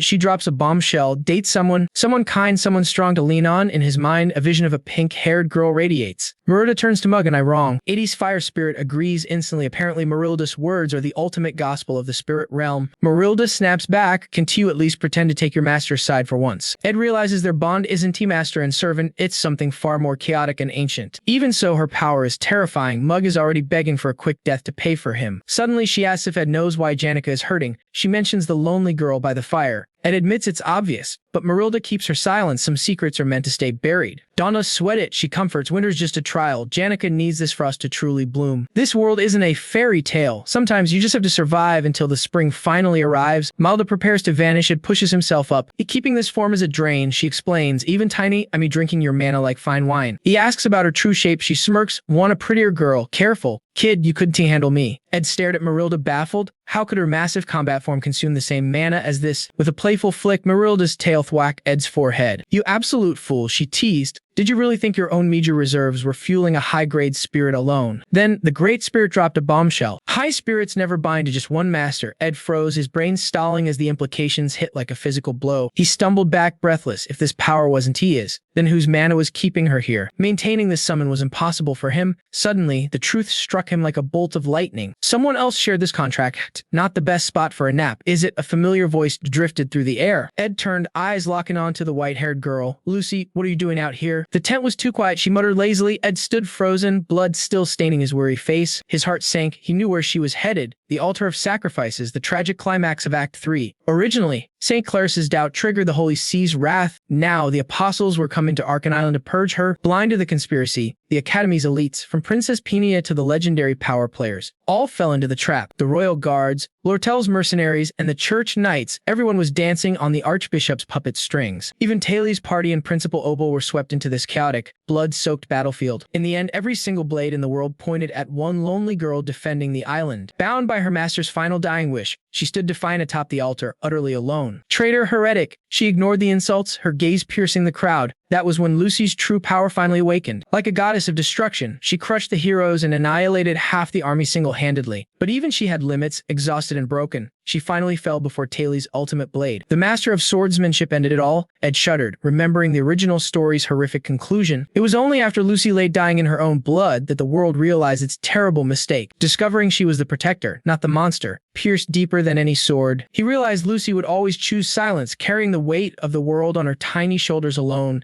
Ed's knuckles turned white. He wouldn't let fate sacrifice her again. He wasn't that heartless. He saw Archmage Gluck's dying face, begging for Lucy to use her gifts to save the Academy. Only Lucy understood the crushing weight of that promise. The last link to her only family. She had to conquer this inner turmoil to survive the brutal wars coming in Act 3. I won't let you do this alone, Ed whispered, a new resolve igniting in his eyes. As it drained, Lucy drifted off against his shoulder. Ed finally confessed his own deep-seated loneliness. He swore an oath right then. He'd never leave without a word. She would never feel abandoned again. Meanwhile, in a sun-kissed garden, a bright voice chirped, "I'm home early, everyone." Lady Clara, the Viscount's daughter, beamed as she handed over a beautifully wrapped gift. The maid bowed low as Clara stretched, soaking the blissful serenity of her family estate. "I can't wait to see Janica and Eyes," she gushed, dreaming of their long-overdue tea party. Bursting with excitement, Clara dashed off, her mind racing with all the gossip she had to share. As Clara raved about the blueberry cake, the maid's grip tightened, crushing the box in pure terror. Her mind screamed, "This blueberry cake, it tastes just like sand." The tea party was a disaster. Clara sat sweating, trapped in a silence so thick it was suffocating. This wasn't Janica and Eyes' usual playful bickering. This was cold, sharp, and utterly terrifying. Eyes fumbled for words, while Janica sat deathly still, hidden behind a mysterious, dark eye patch. The tension snapped. Anais, Clara blurted out, her voice trembling in the heavy air. Janica's red eyes locked onto Anais like a predator. "Tell me, did Ed really hug you?" Back at the camp, Ed hammered the final plank into his new wooden windbreak. Ed sighed. These basic crafts were no longer boosting his stats. It was time to evolve his methods.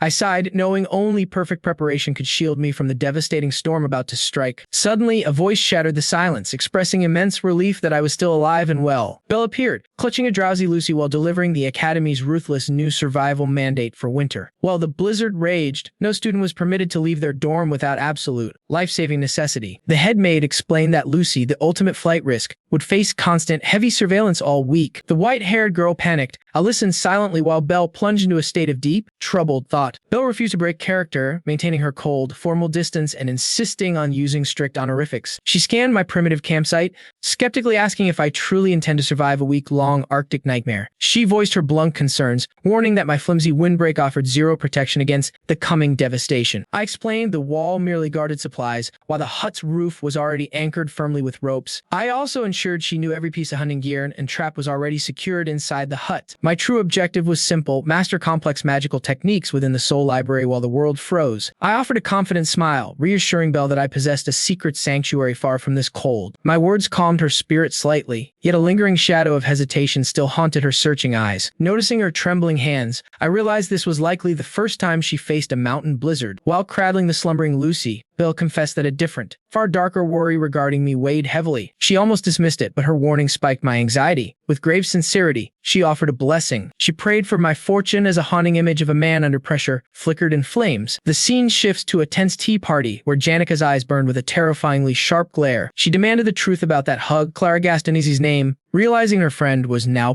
trapped in the crosshairs and ice froze, Clara scrambled to mediate before the situation turned into a disaster. Then came the bombshell. Annie's admitted to flirting with me, triggering a scream of shock from Clara. Internally, Annie's fists tightened. She silently begged Janica's forgiveness, admitting she never trusted me at first. I looked like a textbook playboy, so she convinced herself she was merely conducting a dangerous investigation. Janica gasped in disbelief. Anais quickly backpedaled, swearing on her life that I was not her type. She unleashed a barrage of insults, mocking my thuggish look and arrogance to prove her lack of interest. Instead of relief, those harsh insults caused Janica to burst into a sudden, devastating flood of tears. She fiercely defended me, scolding Anais for her cruel judgment when she understood nothing of my heart. The air turned electric. Clara sat trapped between them, suffocating in the most agonizingly awkward silence imaginable. Anais bowed in shame, apologizing for her reckless scheme. Suddenly, Janica's hands slammed onto the table loudly. With tears streaming, she demanded to know why Anais had interfered in matters she never asked for. The betrayal cut deep. Janica's heart shattered, feeling utterly stabbed in the back by her best friend. She spiraled into self-doubt. Anais reached out, her hands steady, offering firm and grounding comfort to her. Don't aid despair, Janica. Tim, you are someone truly, undeniably special, more than you could ever imagine. She swore that Janica was far more than a friend, leaving the girl frozen in stunned disbelief. Hope flared in Janica's eyes. Could it be true? Was she finally something precious in my eyes? Through her sobs, Janica confessed she couldn't stay angry, knowing Anais acted purely out of protective love. A massive wave of relief washed over her, knowing Anais harbored no secret romantic feelings for me. Janica pulled her friend into an embrace. Clara sighed, relieved this explosive misunderstanding had finally reached end. A new plan formed. As Janica held her tight, Anais's cheeks flushed crimson at the unexpected affection. Clara stepped forward with a bright, calculated smile, ready to fully dissolve the remaining tension between them. She declared the drama over. Janica no longer had any reason to avoid the dark northern forest. Without warning, Janica shouted a frantic apology and bolted, leaving both friends standing there in total bewilderment. With Janica gone, Clara's expression shifted. She turned to Anais,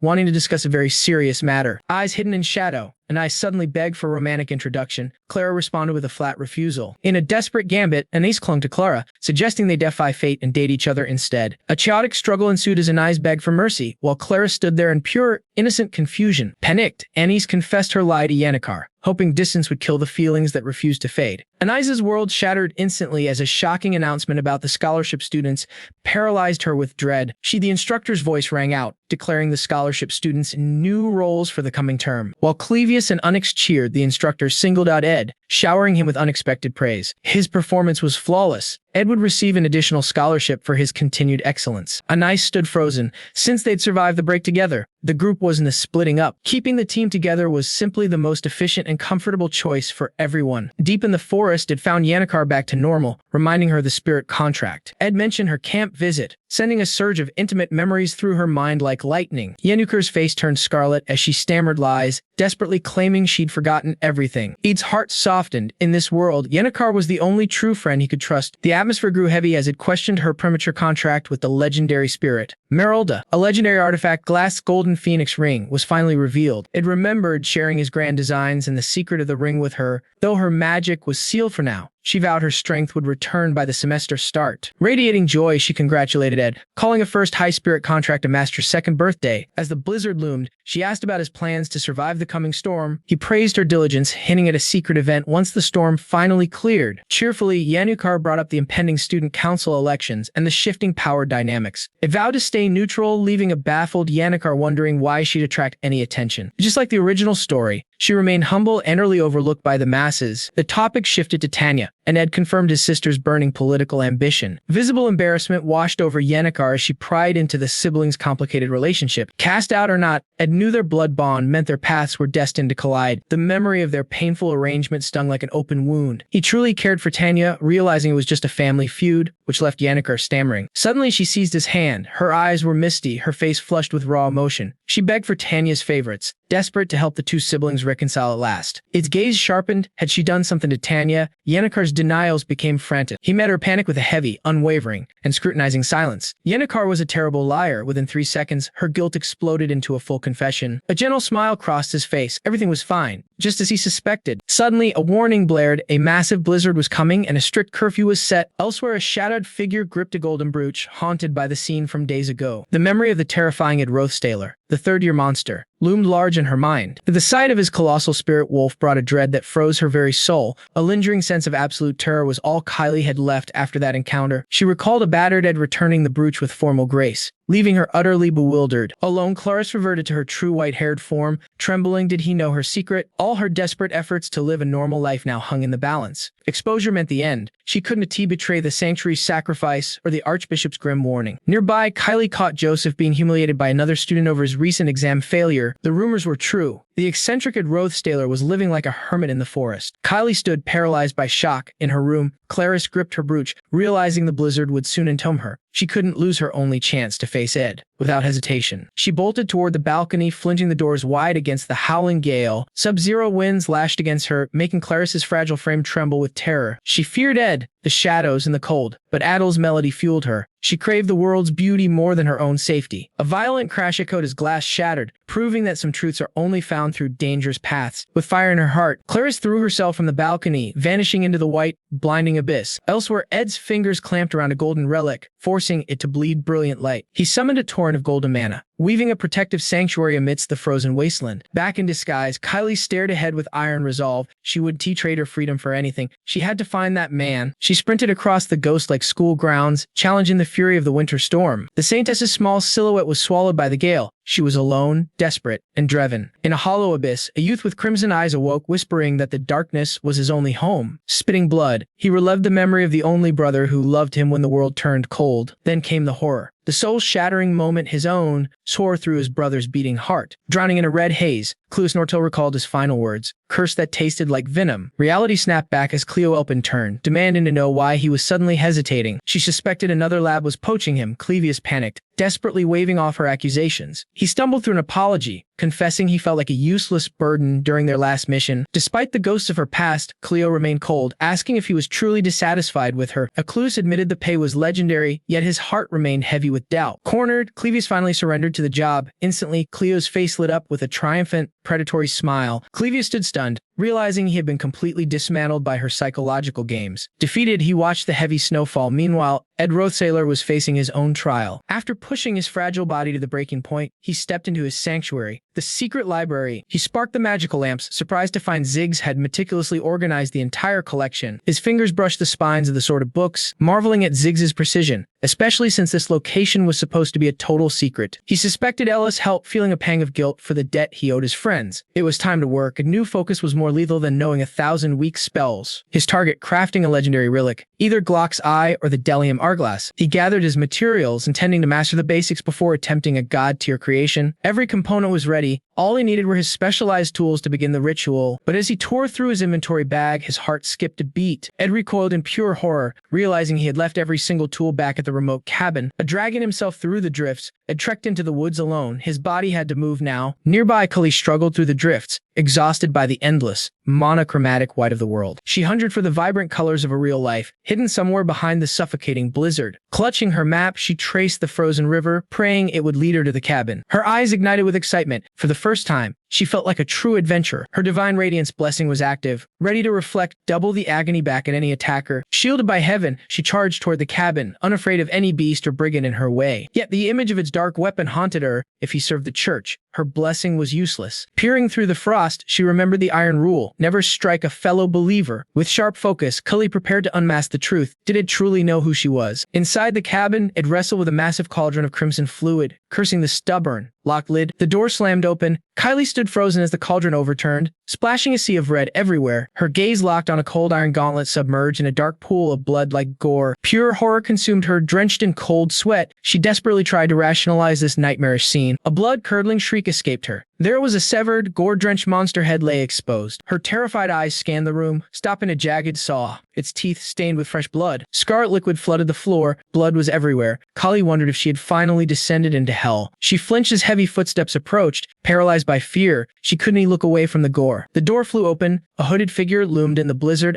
eyes burning with a menacing glow. The stranger stepped inside, carelessly tossing a fresh, bloody object onto the floorboards. Consumed by raw panic, Kylie scrambled into the shadows and hid beneath the table. The footsteps stopped right before her. He dropped a blood-caked bear trap, and Kylie broke into tears. With chilling indifference, he reached out to gather the gore-stained tools from the tabletop. Moonlight glinted off his massive blade. An involuntary sob finally escaped Kylie's trembling throat. She shook violently, knowing she was caught. Slowly, the dark figure turned his gaze toward her. He leaned down, his voice like ice. "Who are you?" Then his eyes narrowed with sudden recognition. Ed lowered his hood. "Kylie Eckner, why are you here and why are you shaking like that?" Before he could finish, Kylie let out a desperate scream, unleashing a blinding explosion of holy light. The blast threw Ed backward. His entire form was instantly swallowed by the searing radiant energy. The shockwave tore through the room, leaving behind nothing but scorched, chaotic wreckage. Through the thick haze of ash and dust, a battered figure slowly rose from the debris. A Rothstaylor lay there, drenched in blood. Clarice stammered in panic. "I didn't mean to." She kept muttering, unable to believe her actions. Looking at his body, she realized she was a murderer. With gore-stained hands, she wept and prayed, confessing her mortal sin, the divine god, Tylos. Clarice's soul-shattered sobs echoed through the room. Believing she was defiled, she waited for hell, until a powerful hand suddenly gripped her collar. With violet eyes burning with fury, Ed roared, "Are you seriously making a mockery of me right now?" Clarice let out a piercing shriek. Her soul nearly fled her body upon realizing Ed was still alive. Snarling, it threw her onto the freezing floor, his battered face a mask of pain and indignation. Meanwhile, back at Ollis Hall, a monstrous blizzard continued to swallow the entire horizon. A maid reported the crisis, but Bomea coldly refused the alarm, demanding efficient, silent action. Bomea, the formidable headmaid of Ollis Hall, took charge. She knew Kylie's secret. She was the saintess. Bomea remained calm even as her master vanished. Trusting in divine protection, Bomea resolved to slip into the shadows and take secret action. Donning her heavy winter cloak, she prepared to face the blizzard. She ordered the others to guard the students, specifically commanding them to watch over Lucy. A maid rushed in. Cully was seen heading for the northern forest. Bomea froze in shock. She thought of Ed Rothstaylor, the man with the strange magnetism, and knew that was his territory. A scandalous, all too familiar scenario began to play out in Bomea's mind. A man, a woman, trapped by the snow, forced into a desperate, intimate reliance. She envisioned Ed embracing the saintess. Shaking the vision away, Bomea felt her cheeks burn. She cursed herself for having such frivolous thoughts while a life hung in the balance. Without hesitation, she plunged herself directly into the heart of the blinding white storm. Lungs burning, she hurried forward, desperate to find them before her imagination became reality. She knew the rumors. The suspicious man in the forest, carrying bloody animal carcasses over his shoulder. Rumors poisoned every corner of the school. I ignored them, my palm igniting with a fireball to pierce the soul-chilling darkness. I trudged toward a flickering light in the distance, where a lonely cabin loomed like a silent grave. I moved faster. Fresh tracks in the snow proved I had finally found the right place. He was always an enigma, cold and distant, yet he was a man of his word despite the women surrounding him.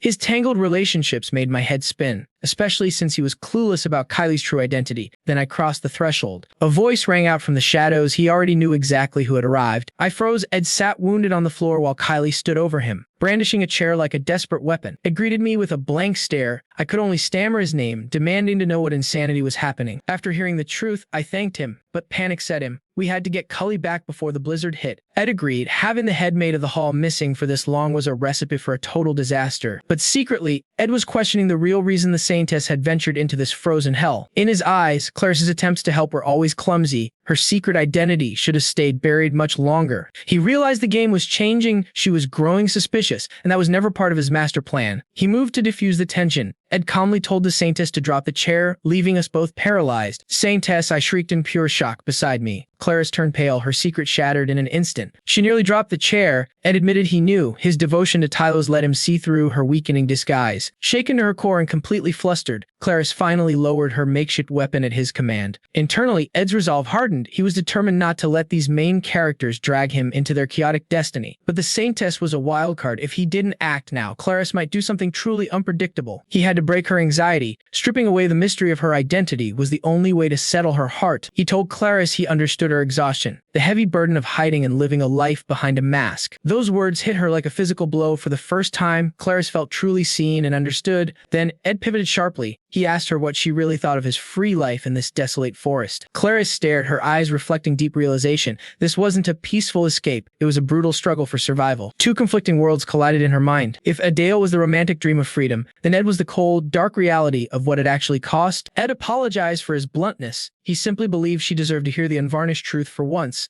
Then came the frost. He ordered us to leave. As we stepped into the snow, Clarice whispered her apologies. "It is just my duty," I replied, though my heart felt heavy. I looked back at the decaying shack, comparing its misery to the warmth we were finally heading toward. The air there still reeked of blood. It was the harsh, violent reality Ed was forced to confront alone. I couldn't believe the man who once ruled the academy was now forced to live like a ghost. Clarice's delusions were shattered, yet as she walked through the white snow, her resolve only seemed to harden. This journey wasn't a mistake. It allowed her to meet someone truly worthy of her deepest respect. I watched her closely, sensing a profound change in her spirit. A flicker of worry crossed my mind. Had the saintess actually developed feelings for Ed? I walked on, lost in a thick fog of confusion. The brutal winter eventually died away, replaced by the vibrant, mocking green shoots of a new spring.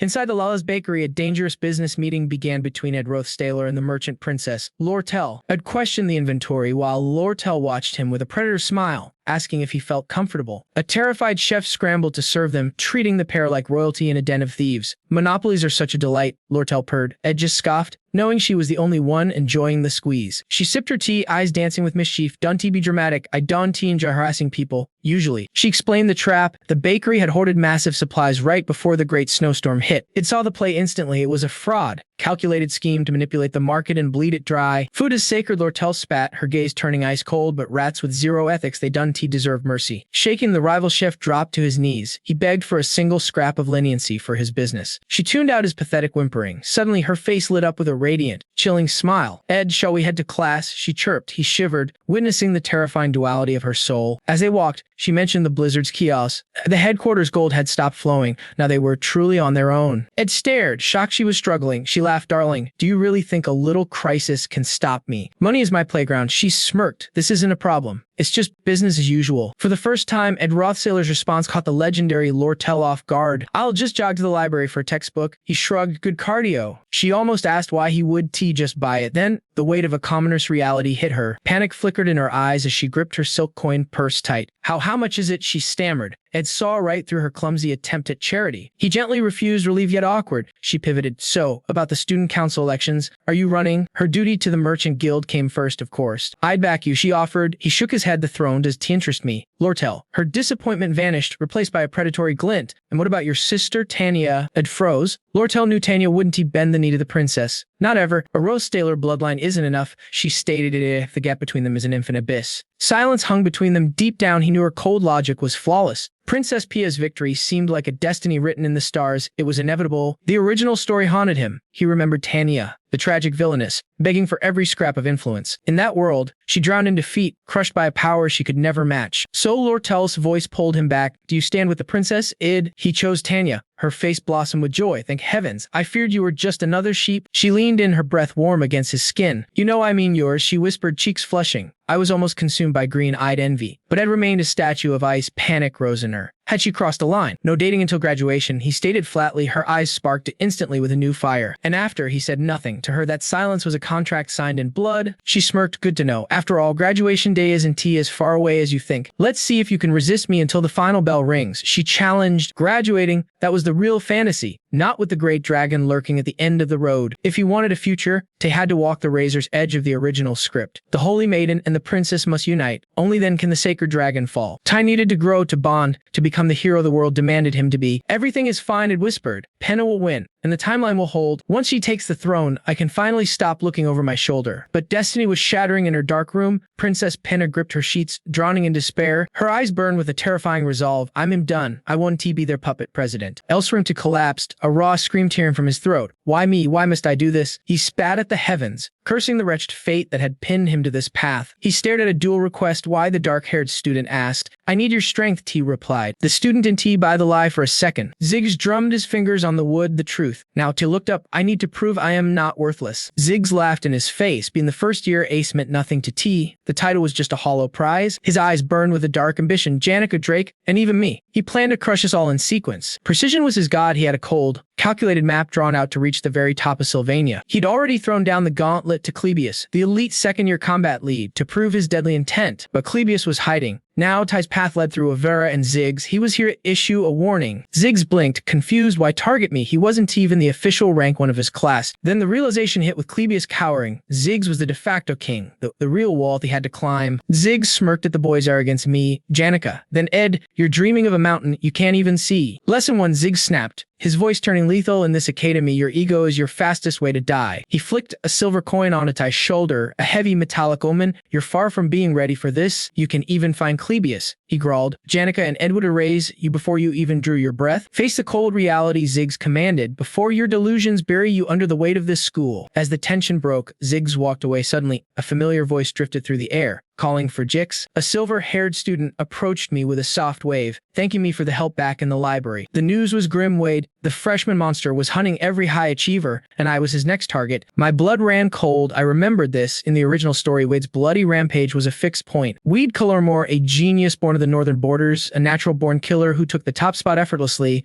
but the crown wasn't enough for a beast like him. He tore through his seniors like paper. Even Ziggs had fallen beneath his relentless northern steel in that timeline. Ziggs had been exhausted then, but Wade was a hurricane. Only Dai's sudden growth finally halted the monster's path. T invited me to the festival to see the beast myself, hoping I'd take the threat seriously. I declined. I've seen enough monsters in this life. Besides, I already knew exactly what he looked like. I walked away feeling the Academy's pulse. For the first time, this chaotic, dangerous atmosphere felt truly invigorating. The crisp spring air filled my lungs. With each step, the weight of the new semester felt lighter. Tai watched me go, a secret burning in his mind. There was something he hadn't told me yet. Princess Pinia was changing. Every time my name was mentioned, her eyes turned cold, filled with an intense, haunting focus. From the back of the lecture hall, to watched her, she sat there like a ghost haunted by a name. It was an obsession. The name had seemed to trigger a dark, buried melody within her royal soul. Something was hidden in her memories. I had to dig deeper before the princess made her move against me. The season shifted. The biting cold died away, replaced by the gentle dance of a green butterfly. It settled on Lucy's nose in the deep forest. Spring had finally claimed the world with its silent touch. On the rooftop, Lucy basked in the warmth. A voice praised her, noting her terrifying rate of magical progress. Janica was teaching me nearby. My spirit connection was finally pulsing with enough mana for an intermediate contract. I smiled at Professor Janica. She tried to act dignified, but her inherent kindness made the act adorable. I played along, praising her wisdom. She puffed out her chest, clearing her throat to hide a bashful smile. Intermediate spirits are different, she warned. Raw power won't save you. You need a soul that mirrors yours. Compatibility was everything. I realized then that my first contract with Marilda had been a stroke of pure luck. I was fire and wind. To truly evolve, I needed to reach for an element that challenged my nature. I nodded in silence. In this world, being a specialist was a luxury I simply couldn't afford. Specializing was a path to a quick grave. Diversity was the only way I would survive the coming storm. I didn't need Janica's god-like mastery. I just needed enough tools to keep my head above the water. A new element meant a new struggle, but struggle was the only language I had ever truly mastered. It's destiny, Janica whispered. A spirit master must wander through nature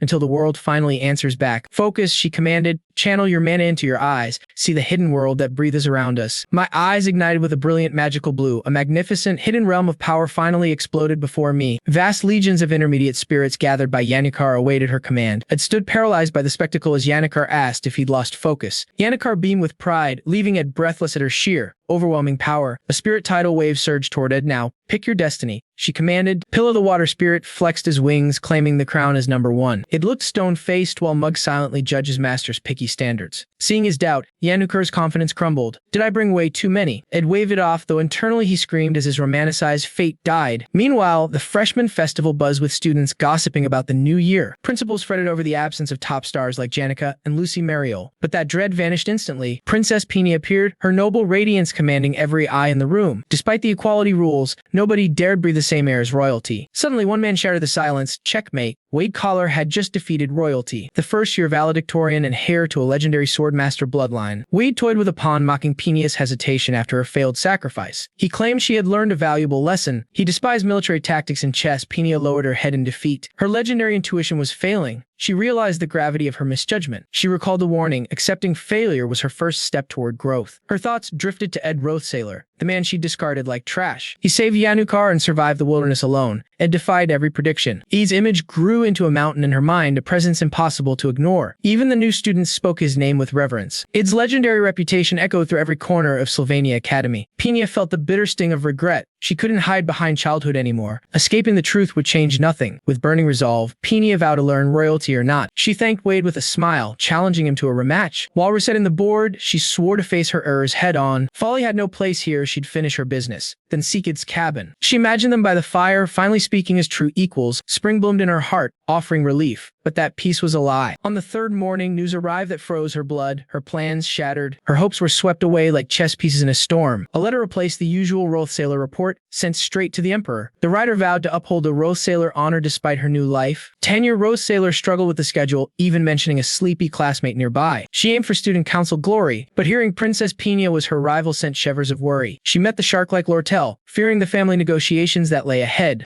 She finally addressed the forbidden subject, her exiled brother, Ed Rothstaylor. It had changed. The lazy failure was now a diligent, different man. Confused, she wondered if her childhood memories were just one big lie. I was back in that dream where lilacs bloomed over graves. My sister Arwen held my hand, her warmth feeling so real. I looked for father's hand, but found young Ed's instead. Perhaps he was always this kind before our family shattered. I signed my heart away, calling myself his beloved daughter. Father, read it, his fingers tracing a blade of lethal magic. From his throne of shadows, he cold-bloodedly sent his reply. He decided I was too weak for these political wolves. A hooded shadow kneeled his father granted him a blade. He bypassed every law to send his hounds to the academy. The heavy door slammed shut, drowning father in the abyss. He peeled back his glove, exposing a twisted, glowing demonic limb. Even now, the sight of his own monstrous flesh repulses him. He gripped his orb, forcing fate to reveal its dark secrets. The cost was high, draining his soul for a single glimpse. Rain lashed down on two assassins standing above the jagged cliffs. They were there to ensure a tragedy written in blood. Ed crouched his dying form as the rain turned red. Elka fled the slaughter while Ed fell into the abyss. As Mangle hand reached for me, as I screamed out, I watched him vanish, my cry swallowed by the storm. In the vision, I sank into a suffocating silent sea. My eyes snapped open, burning with a crimson vengeful fire. Reality returned, yet father shivered at the hatred in my eyes. A necessary sacrifice, he whispered 3 days before the end. The election boards were up, revealing a crushing, impossible defeat. One name stood alone at the top, an absolute titan. Princess Pia's glory was a sun that blinded everyone else. I stared at the numbers, my hope turning to ash. Facing her was suicide, my chances were less than zero. My ego shattered as I realized how pathetic I truly was. Then Zig smiled at me, inviting me into his world. He spoke of tea and friendship as the class whispered. They couldn't believe I knew the Academy's strongest, deadliest warrior. Even Lortel approached with a smile, sealing deals with me. Then came Lucy, the untouchable genius, acknowledging my very existence. The students watched in awe, their respect turning into worship. They saw me as a queen walking among mere mortals. So humble, they whispered as I played my perfect part. I told them hard work pays off wearing a mask. They left inspired, chasing the shadow of the girl I was.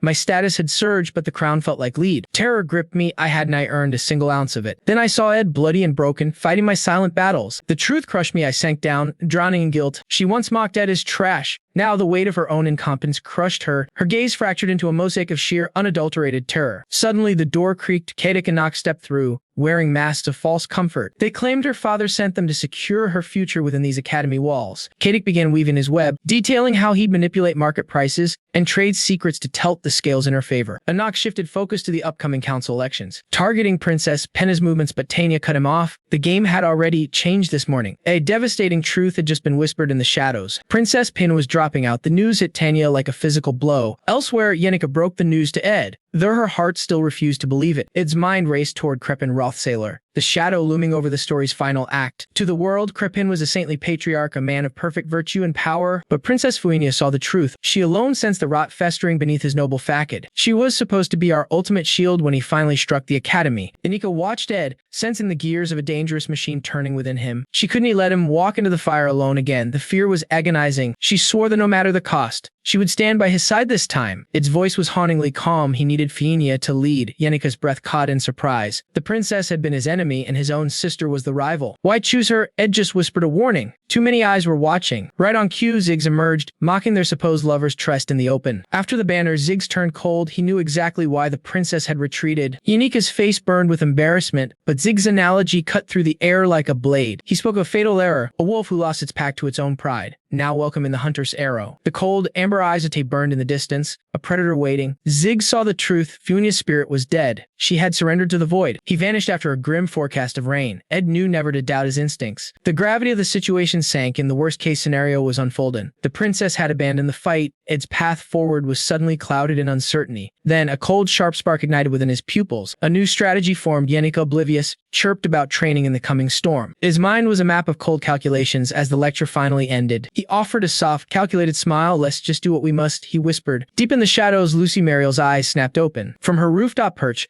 the scent of rain stirred something primal in her purple gaze. With a thunderous burst of mana, she stood, ready to face the coming chaos. The forest stood silent, save for the crackle of a lone campfire. Ed approached the clearing, watching the sleeping girl as the seasons finally shifted to spring. Inside the shelter, he watched the clouds. Travel would be a nightmare in this deluge. The first drops kissed Lucy's face, carrying the weight of a coming tragedy. The flames flickered, gasping for air against the weight of the downpour. Then, darkness, the rain smothered the fire, leaving only a ghost of smoke behind. I stood at the edge of the world, watching the northern abyss. The isolation was suffocating, yet my spirit Mug found it quite curious. This desolate cliffside is the perfect place to train. Mug babbled about water spirits, but I silenced the spirit instantly. My bow snapped up mana arrows locked onto two shadowed figures. They threw back their hoods, revealing familiar, hateful faces. Krepin's elite hounds, the silver-haired Kadak, and a dark-clad killer. Seeing these two here meant my life was officially in danger. Master, I spat, funny word for a family that threw me away. The assassin didn't come for a friendly chat. They were sent to end me. The threat hung heavy. And then they knelt. They claimed to regret their old hatred. He dropped a poison dagger, swearing it was meant for my throat. They claimed I'd change, that the tyrant they knew was gone. Their foreheads hit the mud in a desperate plea. Return his hair, they begged, restore the Rothstaylor name in this storm. My voice cut through the rain.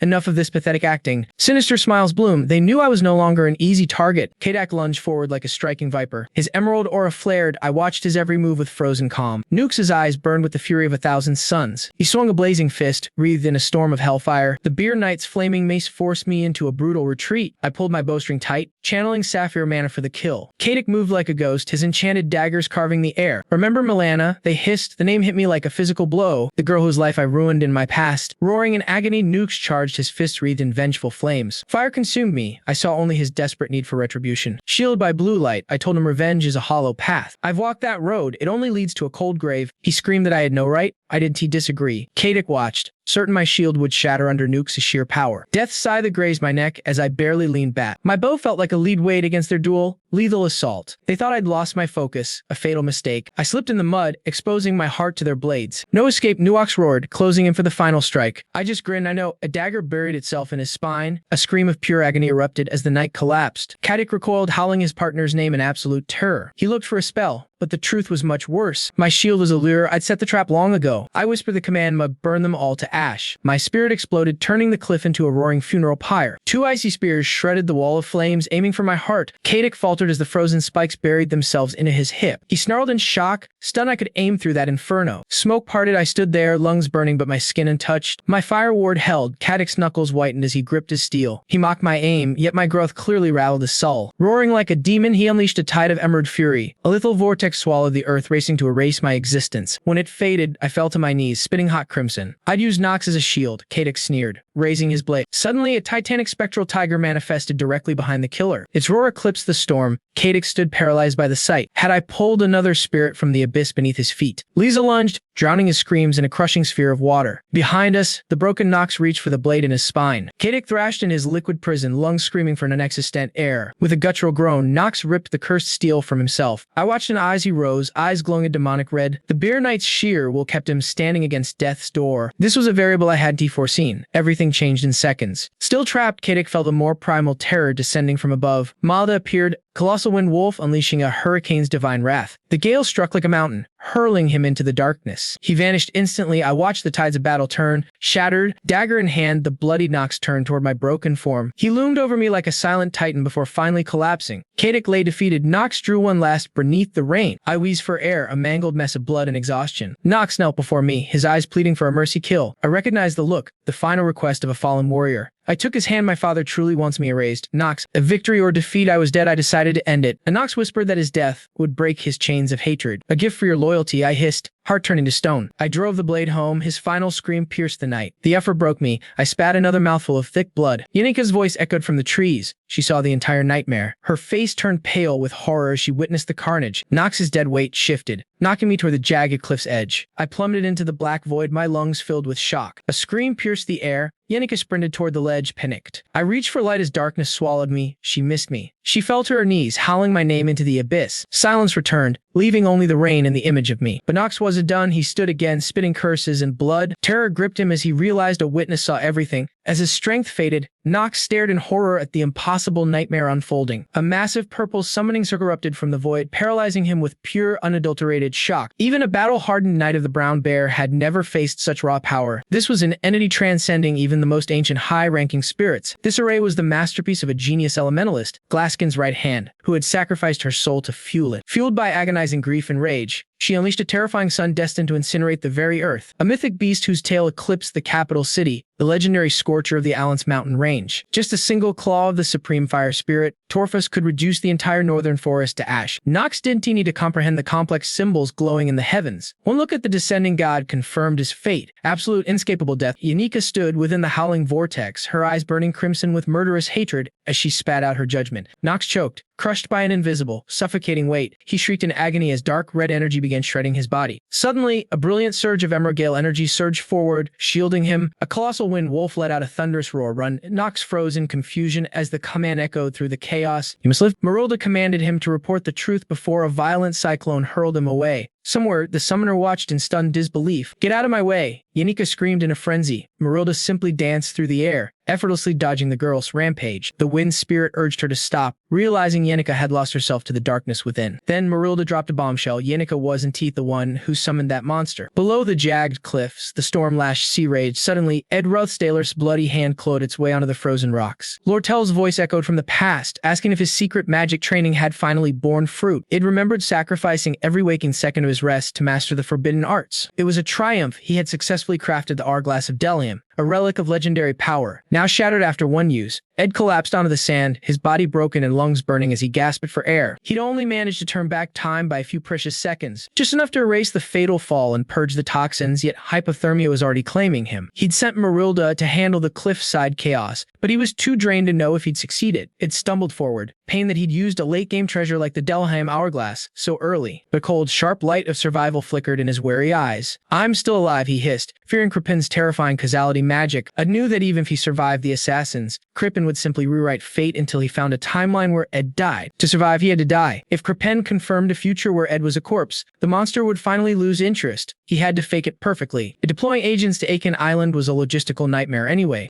Between the election and the seal tome, if he'd remained a ghost until the dust settled, he'd finally be free, but his battered frame refused to move, and then a realization hit him. Mug, his faithful fire spirit, descended like a falling star through the downpour. Ed forced himself up, every bone screaming in protest. Relief washed over him as someone suddenly threw their arms around him. It was Yanika Palarov, weeping as she held him in a desperate embrace. They collapsed into the mud together, Yanika trembling violently atop him under the freezing rain. I'm sorry for worrying you again, Agir, gently stroking her back to soothe her frantic heart. Later, sheltered in a dry cave, Yanika insisted he stay hidden until the election concluded. She promised to sneak him supplies daily, flashing a warm, reassuring smile despite the circumstances. He thanked her, though he winced as his bruised ribs throbbed from her earlier tackle. Blushing, Yanika scrambled back, apologizing for losing her composure in the heat of the moment. Flushed with shame, she curled into a ball, begging Ed to strike her words from his memory. Ed's gaze drifted to the rain, the heart's glow dancing in his eyes as he spoke of the storm. Within the cold cavern, they sat in heavy silence by the hearth, simultaneously at a humble forest cabin. Beneath the thundering downpour, Lucy sat perfectly still. She wasn't bored as a predator biding her time. A strange serenity washed over her. She could almost see the cabin owner's simple, Rudge life unfolding. She imagined Ed returning from the woods, his hands rough from reinforcing the perimeter stakes against the wild. In her mind's eye, he moved with quiet care, gathering sodden laundry and shielding his precious tools. No matter the chaos he faced, he'd always return, shaking off the rain with a warm, wary smile. She saw him huddled over a flickering lamp, lost in the complex equations of magical engineering. Lulled by the crackling fire and the rhythmic scratching of his pen, she would drift into peaceful slumber. Fisted. Lucy's eyes snapped open. The air tasted of iron and violent mana. Her precious tranquility had been defiled. A memory flickered, its voice thanking her for guarding their sanctuary. Now that sanctuary was under threat, cloaked in a shimmering violet aura. She drifted upward, her gaze locked onto a shadow in the rain. A bloodied, white-haired titan knelt in the mud. He called himself Nox, a servant of the Rothstaylor line. Trembling, he spun a desperate tale of a beast attack and a comrade left for dead in the woods. Then, a voice cold as the grave offered him a choice.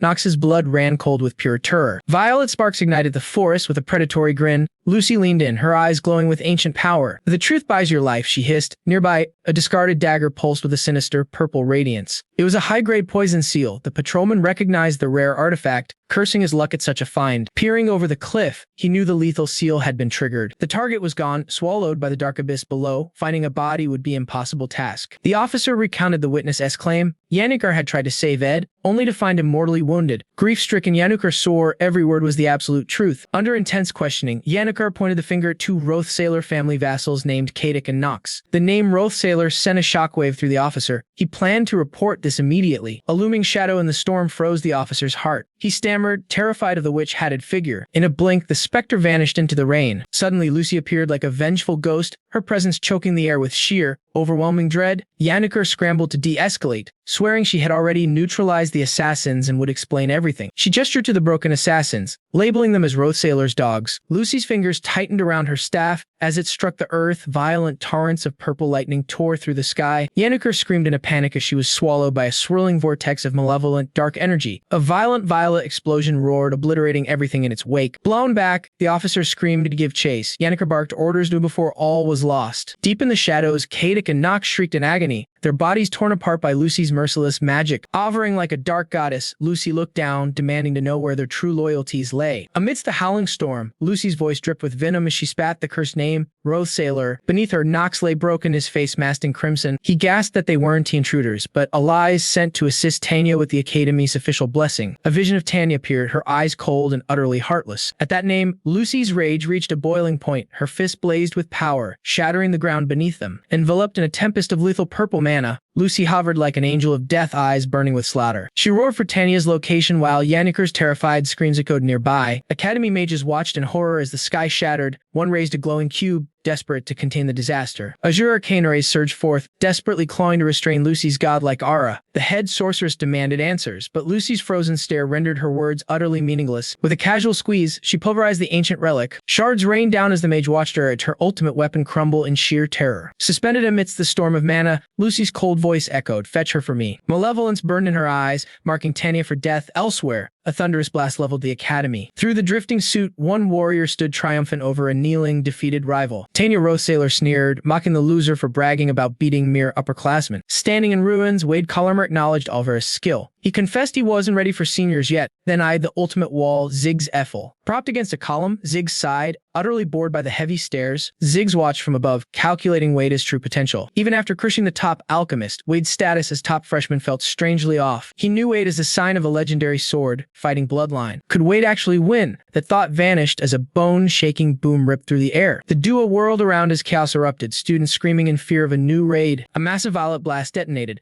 bathing the campus in a haunting, supernatural glow. Footsteps rang out. Ziggs dashed to find the head maid, but suddenly his body locked up. Sensing this terrifying mana, he knew the situation was already beyond salvation. A horror show awaited. The entire staff stood paralyzed, trapped in glowing coils of purple light. Forbidden Chronos magic, the temporal prison had locked every living soul into a frozen second. Lucy Mariel floated above, channeling a legendary spell that would take mortals centuries to learn. Lucy's voice was pure ice, delivered Tanya Rothstaylor to my feet. Recognizing that overwhelming presence, Ziggs could only tremble as he whispered Lucy's name. A lone surviving maid gestured frantically, begging the students to flee for their lives. As they reached the hall, a frantic maid collapsed, sobbing that even the head maid was gone. She gasped out a darker truth. If Lucy was right, Ed Rothstaylor was already dead. Stunned for a heartbeat, Ziggs gritted his teeth and sprinted directly into the magical vortex. Weed's face went pale. The killer was a loyal servant of the Rothstaylor house. Tanya's betrayal seemed certain now. He looked at the maid, his mind reeling in pure shock. Ignoring the chaos, Ziggs barked a command for the others to leave him behind. Weed screamed in fury. "Why are you choosing vengeance over survival right now?" Ziggs apologized briefly, promising to escape later, before the heavy doors slammed shut with a bang. With zero hesitation, Ziggs unleashed his strength, splintering the thick wood into kindling. Determination flared in his eyes. His dark theory was about to be proven right. He entered the wreckage. Tanya had vanished during the blast,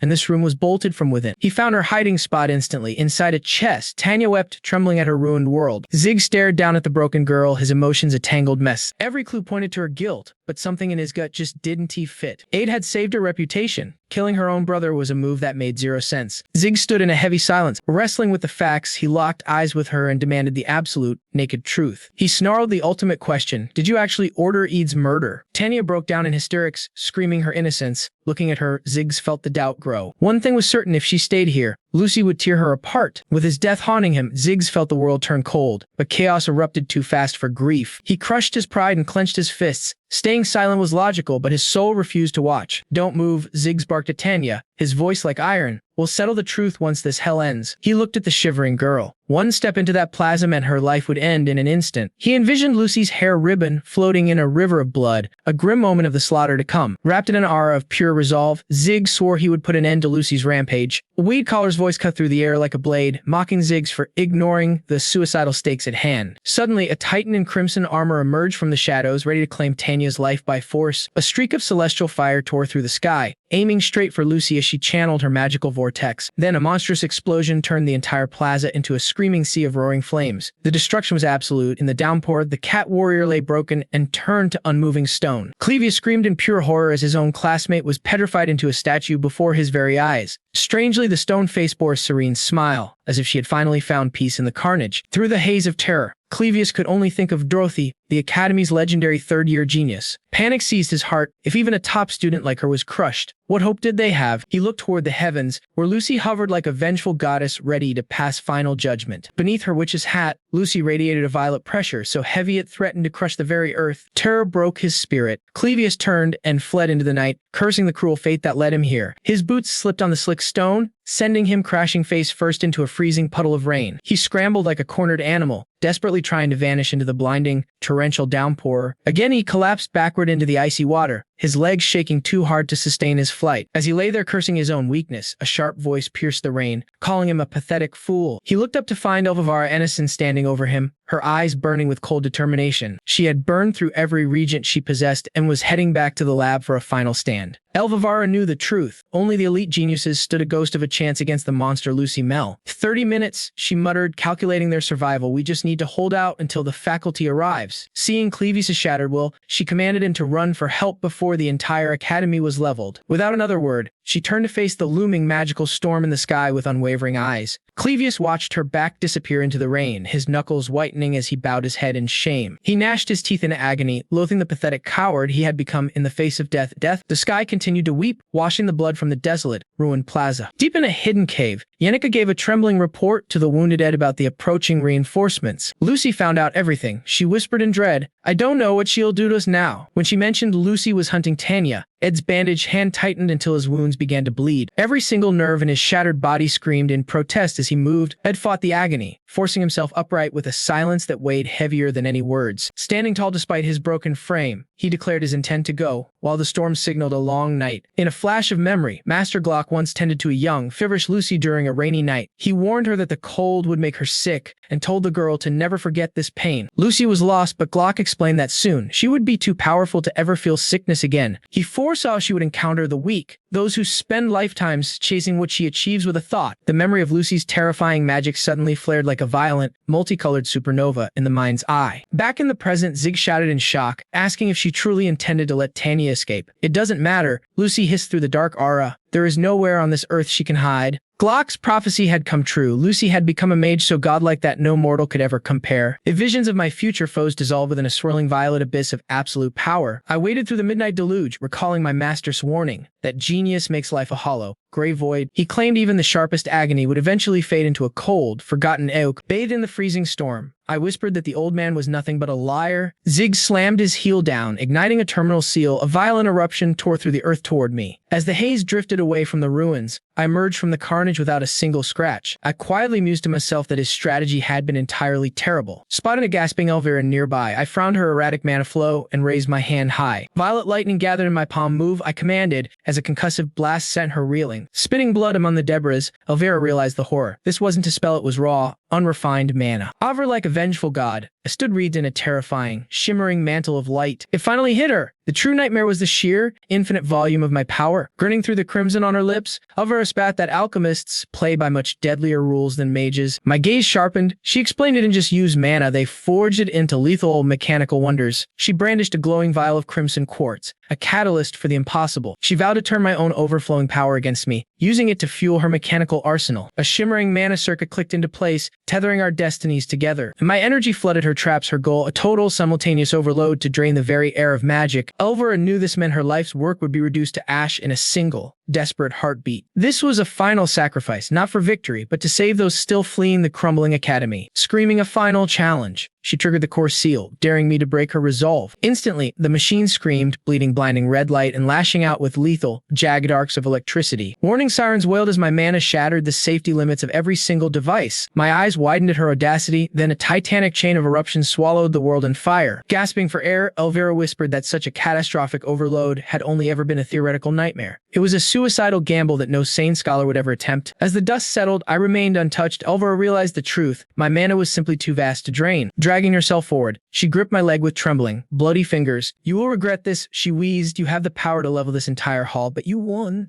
She knew that deep down, I understood Ed would never forgive me for such destruction. I stood like a statue, my eyes shadowed by my brim, unreadable beneath the weeping sky. Turning my back, I left her broken amongst the jagged remains of her failed masterpieces. A celestial violet seal bloomed in my hand. "This ends," I whispered, "once I find Tanya." Yet, looming behind me, a mountain of darkness with burning crimson eyes began to solidify. The beast lunged with a lethal strike, but a sudden blur intercepted the claw mid-swing. Elvira, caught in terror as a familiar voice roared a defiant, blood-curdling war cry. Clevius stood firm, his massive blade raised. "You'll have to go through me first." On the shattered grounds, he became the final wall, while I watched with a chilling, detached gaze. The Shadow Fiend gathered a sun of crackling violet energy at the very tip of its claw. Bracing for the end, Clevius took the full force of the blast, sent hurtling backward like a leaf. The earth shattered as he fell. Clevius, the combat faculty's top elite, lay broken and bloodied. I watched with ice. 1 second, that was my calculation. Elsewhere, a crimson warrior vowed to seize his goal. The red phantom lunged, screaming for Tanya to be handed over now. I didn't flinch. With impossible timing, he stopped the lethal blade with his shoe as soul. He swatted the steel aside and delivered a precise, lightning-fast strike to the arm. To end it, Ty launched a kick that snapped the sword and the enemy's spirit. Weed stood paralyzed. Meanwhile, Ziggs dissected the boy's crude and reckless swordsmanship. It wasn't the Islam style. This was the savage technique of a beast from the northern plains. A hound on a leash. Despite Wade's raw combat experience, Ziggs remained calm, spotting a glaring fatal opening in his stance. They collided, silver light dancing between them in a deadly, rhythmic blur. Ziggs saw the truth. Wade's balance was too high, a weakness inviting a swift, painful death. Grinning like a madman, Wade charged, but Ziggs was already coiled for the final decisive counter. He triggered his wind blade, condensing swirling mana before clashing violently against Wade's iron. The Azure Gale roared, completely overpowering Wade and sending him spiraling into the dirt. But Wade hit the ground hard through the dust. Ziggs asked if he still wished to continue. Trembling, Wade forced himself up. He wasn't ready to surrender. A twisted smile broke his bruised face. He yearned to face monsters as strong as Ziggs. Wade shrieked for more slaughter. Ziggs simply watched with pure, unadulterated disgust at his pathetic display. Parrying the blow, Ziggs unmasked him. Wade didn't love combat. He only hungered for hollow victory. "You only show courage when you think you've already won," Ziggs spat coldly. As Wade froze, Ziggs pressed harder. If he truly wanted to face the peak, he should have challenged Lucy Mayo. Called a coward, Wade lost all reason in a screaming rage. He swung blindly, but Ziggs brushed him aside like a minor, irritating nuisance. Wade paled as despair set in. Suddenly, Ziggs erupted, unleashing a torrent of searing red energy. Subdued and broken, Wade whimpered, "How could anyone ever hope to overcome an unbeatable monster? Your foolish arrogance was your only limit." Ziggs replied with chilling, final authority. He turned his back, leaving the defeated student hollowed out in the cold dirt. The vision shifted to a rain-soaked ruin where Lucy stood alone in the dark. A ghostly voice whispered that pride births failure, warning her against the bravado of the blind. Never respect a man who gambles his life just for a moment of vanity. As a shadow blurred through the storm, the voice called Cluse's name, a haunting command. Embrace your terror, urged as his bloodied fingers slipped on the sword's hilt. Clevius wept, but the voice claimed fear was a weapon. Soon, your feet will freeze here. Elvivara watched in horror. The exit was clear, yet his feet refused to retreat. Even if your very bones shiver, your blade will remain steady. Despite the agony and loss, you will keep moving forward. Called Sun, Cluse roared as dark, abyssal energy exploded from his very soul. With crimson eyes and a demonic grin, he had finally weaponized his own absolute terror. Elvivara screamed. The man before her was no longer Clevius,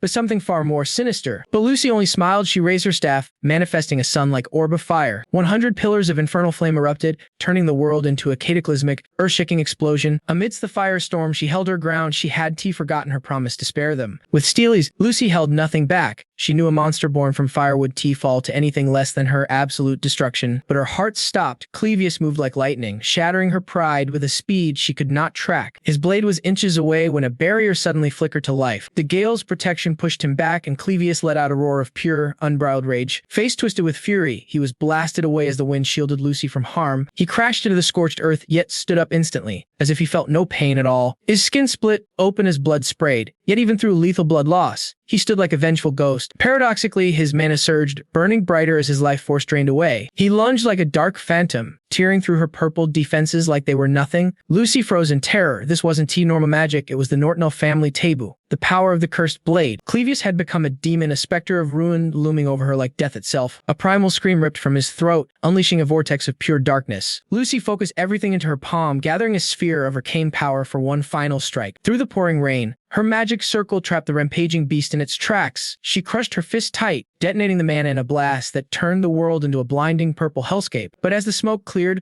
Lucy's jaw dropped. She could not believe her eyes. A roar shook the ground. Clevius stood at the center, wreathed in a terrifying crimson and black aura. With one swing, dark energy shrieked, piercing through her barrier like a hot knife through butter. She was blasted back as the clashing powers sent a devastating shockwave through the entire ruins. Clevius stood there, mangled and soaked in gore, the forbidden blood sword art, fueled by his own life. As a child, his family threw him away, calling him a monster. Only his brother disagreed, refusing to see him as a beast. That gentle smile calling his name, but now Clevius stood in blood, the fuel for his dark awakening. His expression went cold, eyes glowing with the scarlet light of a true killer. The monster had arrived. Clevius Nortonel, the sword demon, had finally embraced his destiny. He gritted his teeth, remembering how even his brother finally saw the truth about him. Looking at Lucy's growing power, he realized something. She was the real monster here. Lucy unleashed her ultimate spell, Divine Punishment. Ziggs and Tanya raced through the ruins, almost at the exit, when Ziggs suddenly stopped, paralyzed by what he saw. Lortel Cahalan was there, blocking their path. The only way out, she whispered, is through me. Ziggs stared in disbelief at that cold, unreadable smile on Lortel's face. She mocked Tanya, telling her how lucky she was to have Ziggs playing hero. Ziggs tried to read her, but Lortel just asked if there was news about Ed. He didn't have an answer. What if she was alone? Lortel's question sent a freezing chill down Ziggs' spine. The silence was deafening as Ziggs could not find his words. Cruelty flared in Lortel's eyes. She was going to tear Tanya apart. Literally, he warned her to stop, but she just smirked. I will start with her fingernails, she said casually. Tanya shrieked her innocence while Lordel taunted Ziggs. Are you letting me go because you know you will lose? Invisible pressure crushed Ziggs, making his body refuse to move. He remembered the golden rule, never ever make an enemy out of Lortel Cahalan. Once she shows her teeth, no one survives what is waiting on the other side. Ziggs was paralyzed, stuck in a loop of panic, missing the most important question of all. Why were they still alive? As Tanya wept in the rain, Ziggs could not believe he was wasting precious time. Through the crashing thunder, Elvivara watched in terror. How much longer could he endure? She whispered his name in total despair. My crimson eyes pierced the dark as ghosts of a distant memory began to howl. My brother insisted the sin belonged only to those who dared test my forbidden power. He begged me to stand tall, swearing the strength was never meant to be a curse. He called me a hero, but reality snapped back with the cold weight of iron. He was wrong, I wrote as my rage forged a jagged blade of crimson blood. Another fractured nightmare clawed its way back to the surface of my mind. They called us the Sword Demon Clan, a name I earned through childhood slaughter. Whispers mocked my fading humanity. I was just a monster waiting to snap. For a beast drowning in gore, morality is nothing but a pathetic, forgotten dream. I lunged forward, finally surrendering to the savage, bloodthirsty instincts within. My blood-soaked edge tore through Lucy's lightning in a blinding, violent explosion.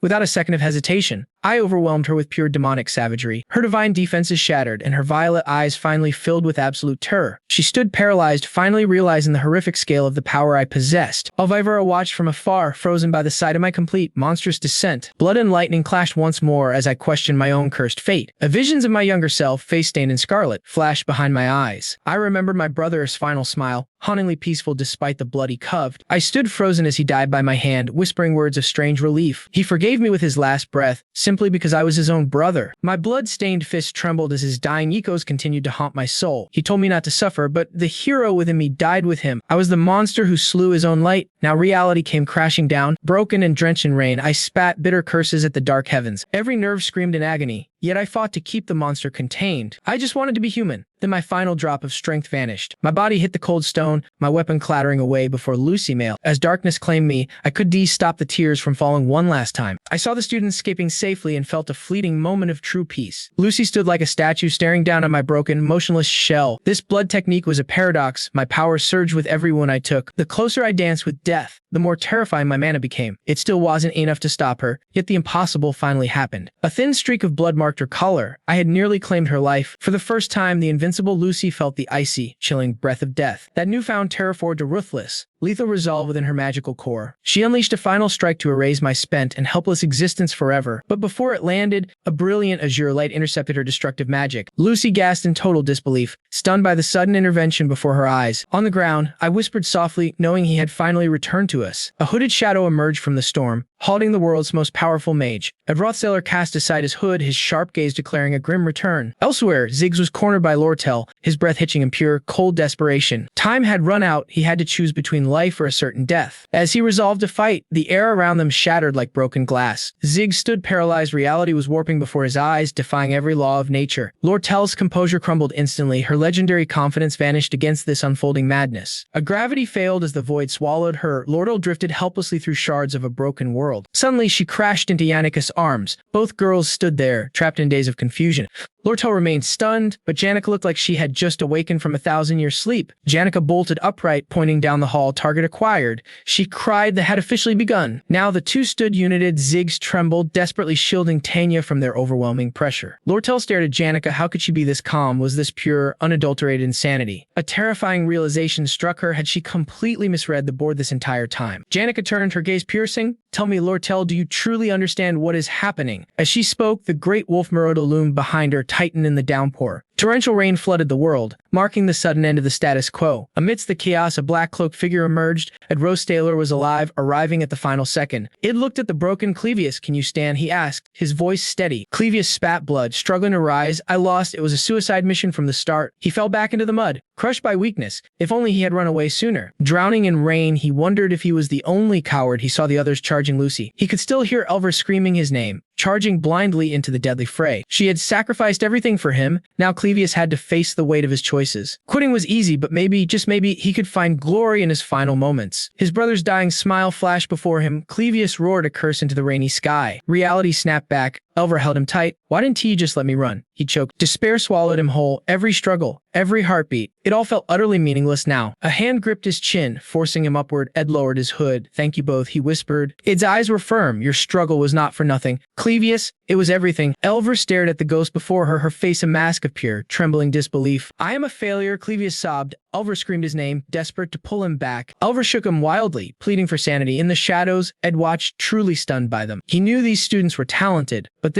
no one should have been capable of this. Ed scanned the carnage. Clevius had held the line alone for 10 minutes, a true miracle. This failure had stared down an awakened monster alone that took legendary, suicidal courage. Lucy stood like a silent statue in the storm. Shadows hid her face. Ed stepped forward. Forgive me, Lucy. I had to fake my death. I hate that I could not warn you, he added, his voice heavy with regret. Lucy's witch hat slipped from her hands, landing forgotten in the muddy water. She lunged forward, crashing into him, her arms wrapped around him like a desperate lifeline. Tears overflowed. I thought you were gone, she wailed. It held her. I am right here. He pulled her closer, his soft smile proving he was not a ghost. He was real, hidden in the darkness. Lortel and Jannika watched the reunion with bated breath. Ziggs shielded Tanya, his heart racing. He had forgotten what true primal terror felt like. Suddenly Merle's massive, ghostly head lunged from the shadows, inches from his face. Jannika loomed over them while Lortel pinned you down. Found you, she whispered coldly. Ziggs realized the truth. The news of Ed's death had not just saddened them. It broke them. Her eyes burned crimson. With a terrifying smile, Jannika silenced his words instantly. Let us talk about Ed, she hissed. Ziggs swung, blasting energy to escape the madness. Snap out of it, I roared. Think damn it. I pointed west. Run to the residential block, find help. Now, she wept, terrified for me. I will hold them, I vowed. Why, she gasped, because you're Ed's sister. Now run. Tanya vanished instantly through the jag. Ruined stone wall. I braced my soul, alone against Jannika and Lortel finally. Jannika, please, I begged, calling out her true name. I understand your pain, I whispered. Lortel watched us coldly. Rage twisted my face as I imagined losing my beloved. I feel your fury. No one loved Ed more than you. Jannika froze, her crimson eyes trembling at my sudden empathy. That love for Ed, it's part of your soul forever. Suddenly, agony exploded. A fierce blast consumed my entire world. Steam rose from the mud as the torrential rain hissed. I lay there, charred and broken. My heart still beat, barely. Jannika screamed, smashing her staff down, begging for the end. A lonely crescent moon watched through the endless, falling rain. Then Ed appeared, pulling a trembling Lucy into his embrace. Spring rain washed away the petals. The world was changing. Like Archmage Glock's kindness, Ed's warmth healed her soul. Even the deepest wounds heal. Every relationship finds new life. Lucy realized her love for Ed was different from Glock's. From the shadows, Bill and the maids watched them silently. Ed let go. Lucy stared up at him completely dazed. She gasped, reeling back as if his touch were lightning. He said her name suddenly. Purple mana exploded from her. Her heart blazed through tears. She finally knew the truth. The scent of wild grass and mountain herbs filled her. It was the smell of the shack, the scent of home. A girl of the peach garden carries the scent of destiny. Her witch hat lay abandoned in a dark rain puddle. That distinct, earthy scent clung to Ed Rothstaylor's very being. Glowing blue, a Wariad spoke. We were out of time. He calculated his next move with cold, sharp precision. He had to explain this chaos while checking the others. The rain stopped. Come, Ed told a blank staring Lucy. Eula faced the committee. Ed warned, apologized to the others. She attacked first. Lucy snapped, memories of battle flashing back. Clevius hurt himself, she argued, seeing his blood once more. Apologize, Ed demanded. Lucy's heart shattered his coldness. Her eyes widened, Ed sighed. Then I'll take your blame. That sigh was a dagger. It ripped through Lucy's spirit. Panic seized her. He hates me. I've disappointed him forever. I'll apologize, she sobbed. Ed nodded, the herbal scent rising. Lucy stood there, her entire world trembling under his gaze. Her heart raced as that familiar scent hit her. She spiraled into the past, remembering when Ade first sheltered her at the camp. Over 1 year of quiet peace had passed.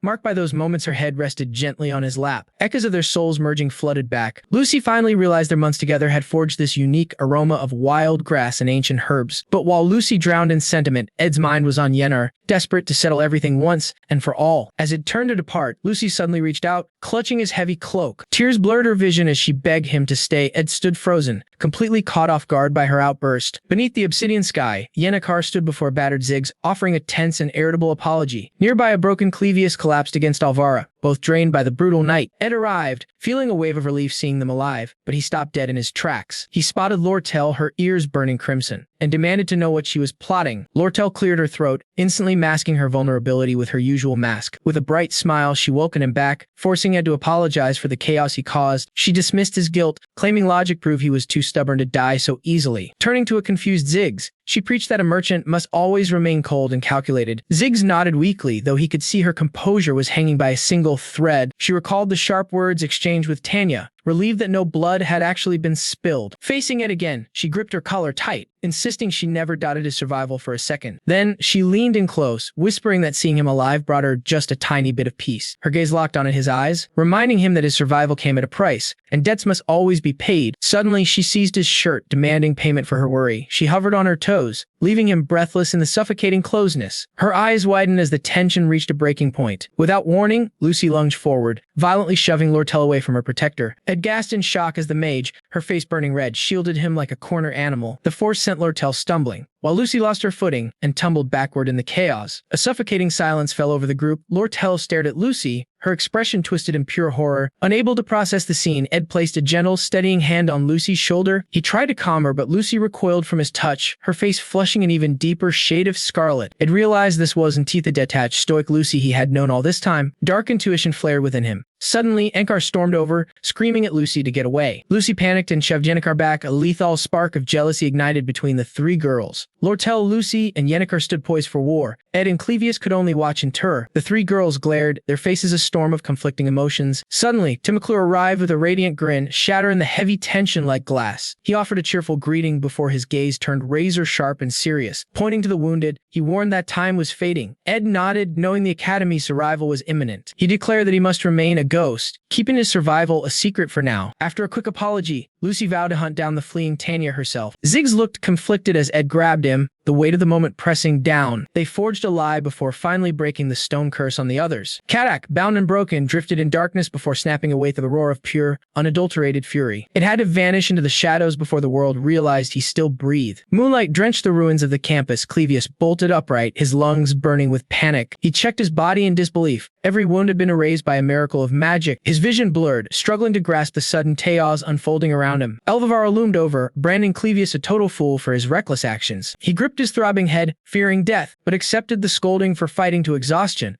How could he lie about stopping a monster like Lucy? A predatory glint sparked as Elvivara flashed her jag, wicked grin. To an alchemist, discovery is life. She recalled Lucy tending to Clevius's wounds. Nearby, Lortel's pen scratched out a golden, secret guarantee of support. Funds for Ed were secured. Clevius realized today's madness followed Ed Rothstaylor's design. Elvira shoved his head on her lap. He yelped before falling silent. Under her watchful gaze, Clevius finally tasted the bitterness of total defeat. He muttered he stopped Lucy Lucy, I can never truly surpass him. Yet Elvira only smiled, her voice soft as she whispered his name. He cursed his wretched life, expecting a lecture, but her hand touched his. She wore an empathetic smile. You are right, life is truly quite awful. They sat in the stillness, two shadows beneath a cold, star-filled sky. Deep in the blackened forest, Tanya Rothstaylor collapsed into the freezing, thick mud. She clawed at the earth, forcing her trembling limbs to keep moving. Paranoia but deep, she fled from phantoms in the suffocating, dark woods. She had to prove she didn't murder Ed, despite the world's heavy accusations. With wild, hunted eyes, Tanya vowed she would never be captured alive. She ran from shadows. Meanwhile, the Academy declared Ed's death investigation nearly finished. Magical echoes flickered, mirroring Janika's testimony with haunting, though imperfect, precision. The vision confirmed it. The blade struck, and Ed vanished into the abyss. The alleged executioners were finally brought to light. The Rothstaylor vassals were chained. The investigator confirmed Ed's death was now absolute. Principal Ol Forsyth declared this nightmare must be buried by any means necessary. One student's death, he noted, has triggered a massive, unforeseen catastrophe. From Lucy's fury to the campus exodus, he studied Ed's file with unease. The principal realized this student moved pieces on a board larger than Svenia. The report ended clues. Nortondale had successfully cornered Lucy in the Rose Garden. Impressed by his power, Bell prepared a hero's commendation letter for Cluse. Regarding the monster Lucy, a final disciplinary hearing was summoned to conclude matters. A vice principal, Rachel, presided judge, her expression unreadable, weary, and cold. Clevius and Alvivara stood forth, presenting a mountain of student injury petitions. The ruins were vast, shattered walls, broken corridors, and the main gate splintered. Even the garden's stone heart and the gazebo lay in total ruin. It was devastation, yet minor compared to the legendary Ophelis dormitory siege.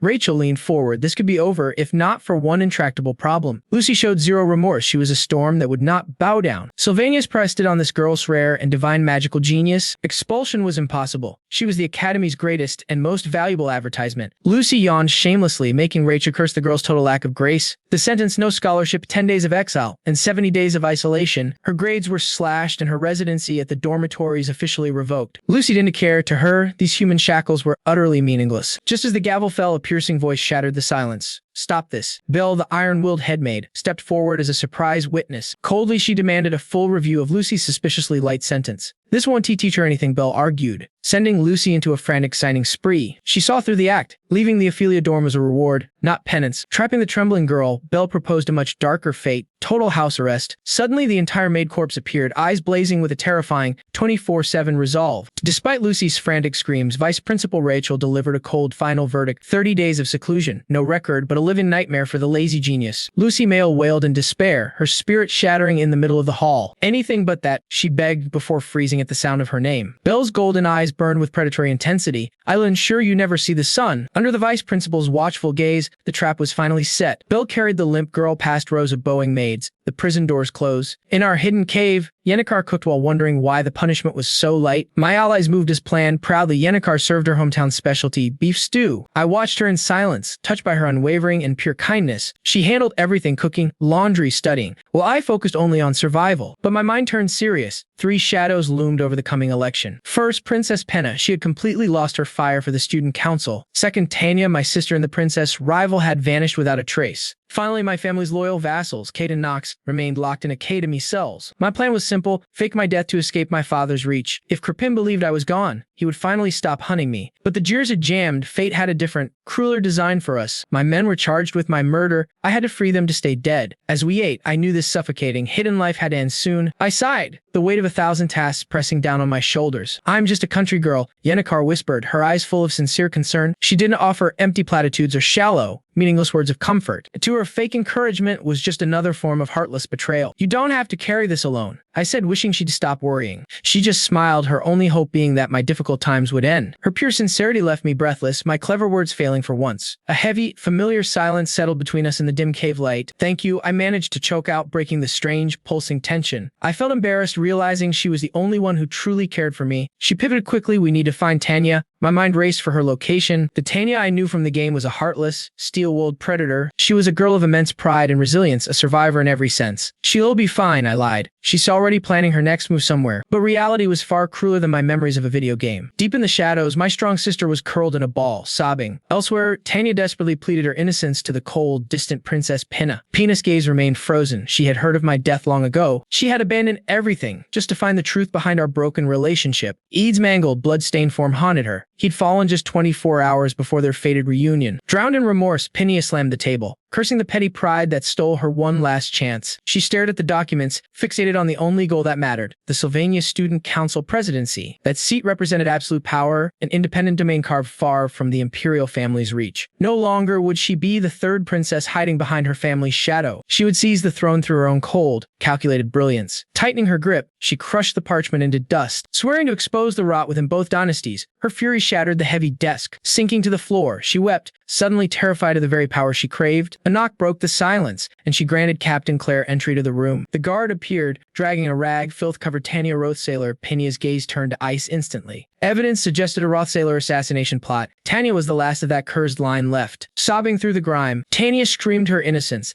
trembling as the princess loomed over her like a vengeful goddess. Yet, instead of a strike, Penia pulled the broken girl into a sudden, silent embrace. She wouldn't fail again. Penia offered sanctuary, demanding the truth as she shielded the girl from shadows, offering a small comfort. She whispered that Tanya was safe, until a visitor was announced waiting in the parlor. Penia stood, eyes sharpening, looking at the sleeping Tanya. She realized her true enemy awaited. The doors creaked open, and a voice like honey-coated poison echoed through the chamber. Lord Telkehelm smirked, dismissing Ed's death as a tragedy that shouldn't stall their grand design. The merchant queen probed for weakness, but Penia's response was a razor-sharp blade of words. Lord Tel just smiled, the only one who truly mastered the board in this chaotic political game. Why hide the girl? Lord Tel's eyes gleamed, cutting straight through the princess's desperate secrets. Elsewhere, Lucy Males stared into the abyss, her lilac eyes drained of every spark of life. A hollow shell, she lay paralyzed by grief, whispering a single haunting plea. Kill me. 3 hours earlier, at the desolate beach, a monstrous water spirit roared, lunging with predatory hunger. Ed Rothstaylor moved like lightning, his blade clashing against the beast's liquid fangs to survive. Muscles screaming, he braced against the crushing weight of the spirit's overwhelming pressure. With a deafening boom, the wave shattered.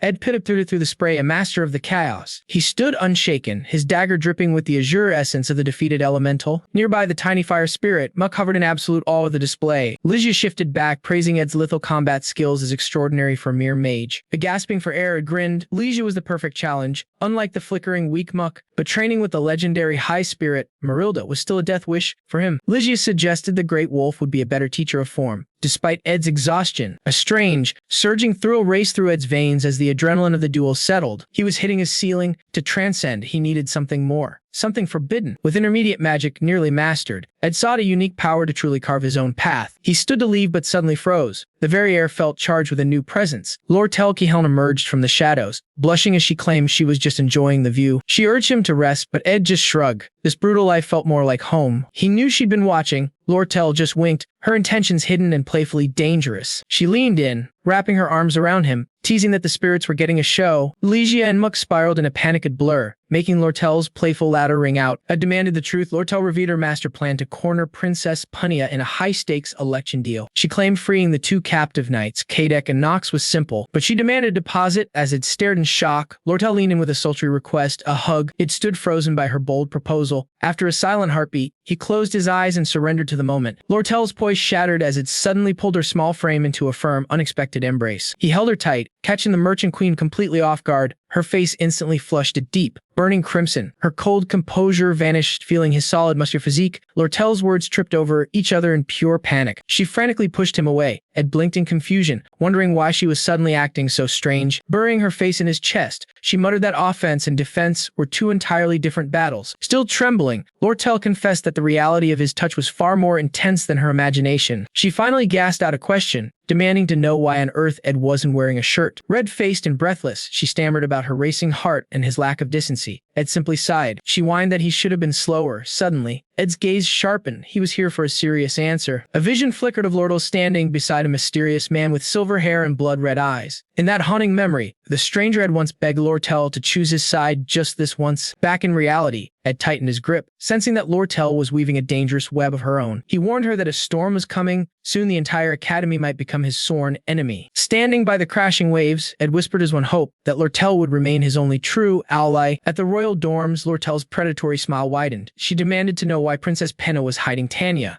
A brief memory showed Tanya being told to seek the crown's protection if her life was ever endangered. Lord Tel's sharp mind deduced the truth. If the academy couldn't find Tanya, She was hidden in the palace. Penna questioned her motives, but Lortel had already seen through every layer of the princess' royal mask. Smirking to herself, Lortel knew the princess was already dancing in the palm of her hand. She coldly stated that there were unsettled accounts between her and the missing Tanya. Lortel bared her soul, admitting she was a petty opportunist who thrived on the chaos of others. She played the victim before the strong, but she was utterly ruthless toward anyone she deemed weaker. Penna warned that the Rothstaylor name held terrifying power, suggesting Lortel was picking a fight she couldn't win. Lortel didn't flinch. She viewed Tanya as prey and warned the princess not to step in her way. Princess Pennia's breath hitched. She had anticipated this ruthless confrontation and braced herself for the impact. With fire in her eyes, Lortel declared her intent to seize the student council presidency for herself. She believed that once she controlled both wealth and political power, Tanya would have no choice but to crawl out of hiding. Penna watched, paralyzed by Lortel's overwhelming ambition. As Lortel vanished, Penna realized the trap was set. With every rope blocked, Tanya was officially a cornered bird. Deep within a hidden chamber, Tanya wept, explaining that Lortel suspected her because of her obsessive, special affection for Ed. Clinging to Penna, begged to know who truly orchestrated his murder if it wasn't the merchant girl. A chilling voice cut through the air, confessing, "It was me." Penna spun around, her heart stopping. The one who confessed was Tanya herself, her eyes drowning in a tidal wave of sorrow and guilt. She revealed that when the knights arrived, they were acting on orders from the patriarch, Rothstaylor. Tanya choked back a sob as she explained her father's cold-blooded nature. He had never cared for Ed. He chose execution simply because Ed's name appeared in a single letter. Tears streamed down as Tanya blamed herself for Ed's tragic end, but Penna refused to let her break. Penna's voice turned to steel. She told Tanya to stop crying and look toward their next move. She remembered Ed's unbreakable spirit, a man who proved that anyone can change if they have the will. There was only one path left to survive and unmask the truth behind Ed's supposed death. Fire ignited in Tanya's eyes, clenching her fist. She vowed to seize the student council presidency. Penna's voice was cold. "You're a murder suspect, Tanya. Winning will be a god-tier challenge." But Tanya wouldn't break. Not for Ed's sake. Seeing that spark, Princess Penna made her move. "I'll back you," Penna declared. Tanya stood frozen, wondering why royalty would gamble on a pariah.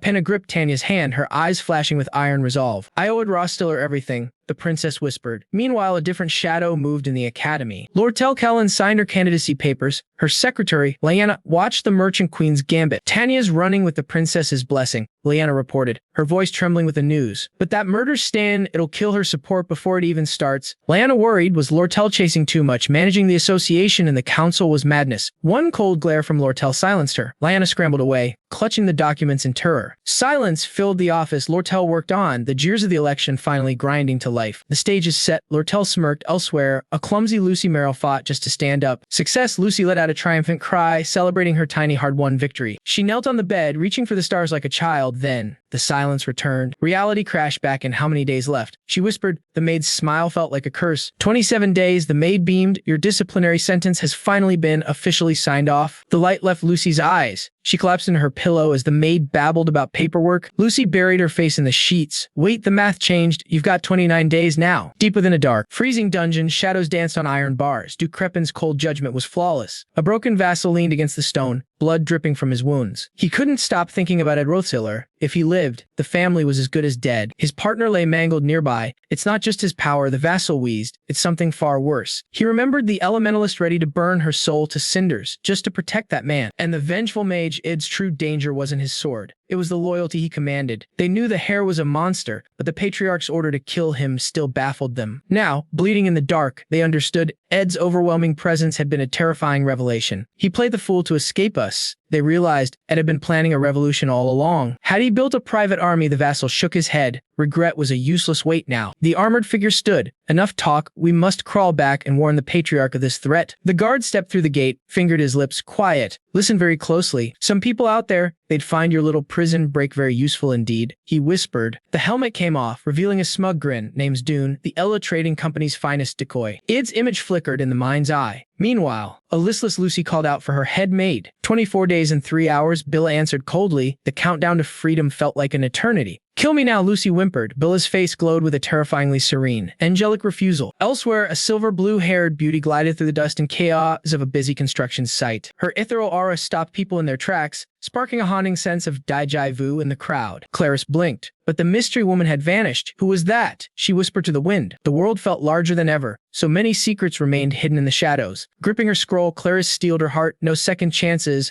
I must live for today. Silence fell with a heavy sigh. She unrolled her findings, desperate to piece the puzzle together. She'd missed Tanya after the siege, but another name caught her eye. Lortel Cowland was making her move for the presidency. The real battle was just beginning. The bombshell hit. Ed Rothstaylor was dead, supposedly murdered by his own family's loyal vassals. Memories of that winter blizzard resurfaced. The moment Ed's presence first made her crave true freedom. A piercing sensation haunted Clarice's mind as if it had occurred just moments ago. But now, her first true friend Tanya was branded a fratricidal killer. How could this happen? Despite Clarice's trust, the public's rage boiled over as word of the fleeing suspect spread. A suffocating shadow fell over the academy following the tragic news of Ed's demise. Malice lurked in every corner, seen even in the students' wick grins. Inside the administration office, a scared official spat complaints about the chaos, demanding a professor fall on their sword. Professor Flubin proposed an assistant who knew Ed's circle. Someone linked to both Clevius and Lucy. Deep inside her office, Assistant Professor Cleo stared at the mountain of paperwork, missing the days Ed handled the burden. A red-clad student entered, musing on fate's cruelty, leaving the exhausted Cleo visibly rattled and defensive. Cleo bowed her head, crushed by a wave of grief and the weight of their loss. Elsewhere, an ash-blonde girl stared at a document in silence, realizing even an ice had gone quiet. The meeting was a failure. Now an unbearable ache in her chest forced the tears out. She whispered a desperate lie to herself, I'm gonna be just fine. Even as Ed's rainy silhouette haunted her, Yannickar took the stand to testify against the supposed killer. The blonde girl let out a weary sigh, feeling her own pain. She worried Yannickar's burden was heavier, yet Yannickar forced a smile to cook dinner. She sought Anais' advice for the meal, but Anais hesitated. They had survived only on spicy food lately, and her cooking skills were limited, as she suggested adding a fresh salad to the mix. Yannickar's face twisted in horror, flashing back to Anais' desperate screams that Ed was truly gone. Yannickar stared back, her expression completely frozen in shock. Denying the cruel truth, she pulled Anais into a tight embrace as anxious spirits swirled around them. Far away, the very much alive Ed watched the shadows. He knew Tanya had finally returned. Tanya was now fighting to clear her name, having emerged from the safety of the royal dormitory. While Yannickar quietly scrubbed his shirt, Ed knew the princess backing help, but Lortel's massive fan base still dwarfed Tanya's dwindling reputation. The masses roared for their commoner queen. Ed recalled Lortel's visit to his cave. The election's tide had turned completely in her favor. Still stunned by Yannickar's tender care, she held up his fresh laundry with a bittersweet smile, warning him that if this trajectory held, a new power would rise. Lortel would undoubtedly seize the council presidency. Suddenly, Ziggs appeared, driven by avowed Ed and his concern for Yenkar's state. Ziggs growled that prison breaks mattered more than votes. The rumors against Tanya were catching fire. He admitted to the princess that his hands were tied. He couldn't testify without betraying her sacrifice. The real tragedy, he noted, was Tanya's rapidly crumbling mental state. Once a golden girl adored by the elite, she was now a pariah. Hunted by false accusations and academy-wide scorn, she was standing on the edge of a breakdown. Ed cut him off, his eyes cold as he signaled he already understood. He began dissecting the world's script. The election was supposed to be the protagonist's stage. In the original game, Ty would side with Princess Penna, his savior from the villain Ed. The strategy was simple: win over the Academy's elite valedictorians, but Ed tallied the impossible targets: the lazy Lucy, neutral Yannickar, and those already loyal to the princess. Forget Tanya's supporters. My true targets were 8 elite valedictorians who could still flip their votes. Win over 5 of them, and victory in the election was guaranteed. It was that simple. In the original story, Princess Paya won, granting the main character the ultimate shield of royal authority. That alliance was vital for surviving the terrors of Act 4 and the final, world-ending boss.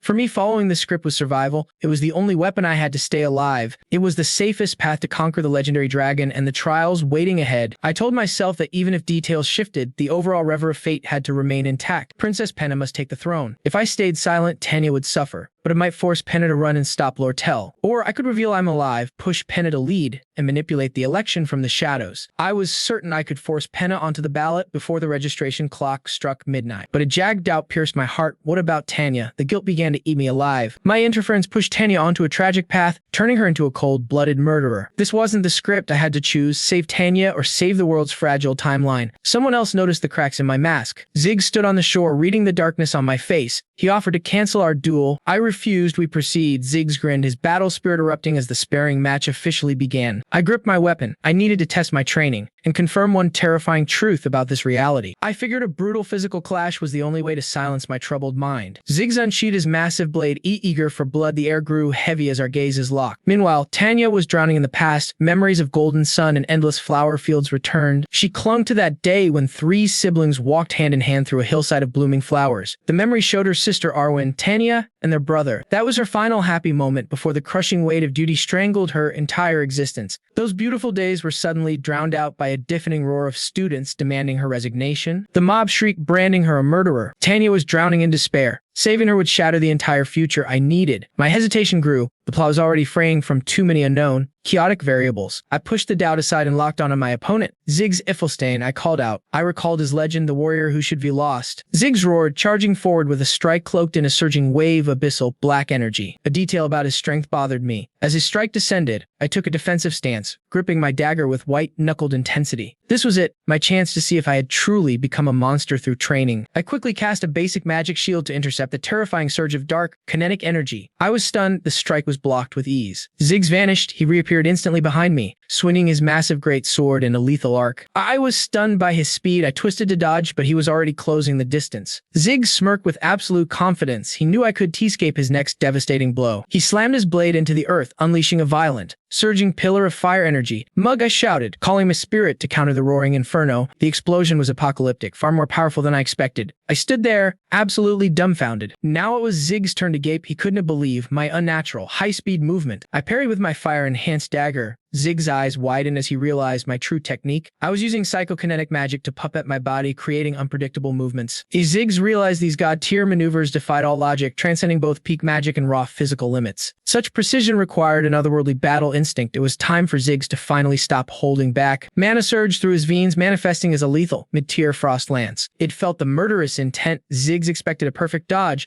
but the pressure was becoming absolutely suffocating. A realization struck Ziggs that previous strike was just a feint to charge a devastating finishing move. This simple duel had spiraled into a death match. Ziggs' eyes burned with a new, terrifying resolve. He planned to end this with one blade. Now, the rules of this engagement had officially changed. He ignited his core, invoking the ultimate high-level spell, Advanced Mana Armament. Grinning wildly, Ziggs declared that every duel is a life or death struggle. Then, the world simply exploded. Yanukar recoiled in horror, her desperate scream for Ed echoing across the chaotic battlefield. Between frantic glances at the fight and tending to their meal, she watched the earth shatter, teeth clenched and muscles screaming. It threw everything into a desperate, last-second defense. Ziggs rained down ethereal arrows from above. Ed countered, weaving pure mana into a sharp crystalline bolt. A relentless torrent of liquid spears shot skyward, tearing through the air at supersonic speeds. Trapped in the crossfire, Ziggs maintained a chilling, ice-cold composure. He conjured a complex barrier, the true peak of mana armament, turning raw energy into an impenetrable shield. Ordinary mages could never master this. They lacked the versatility to wield 1,000 different souls. But for a master of all arms, it was perfection.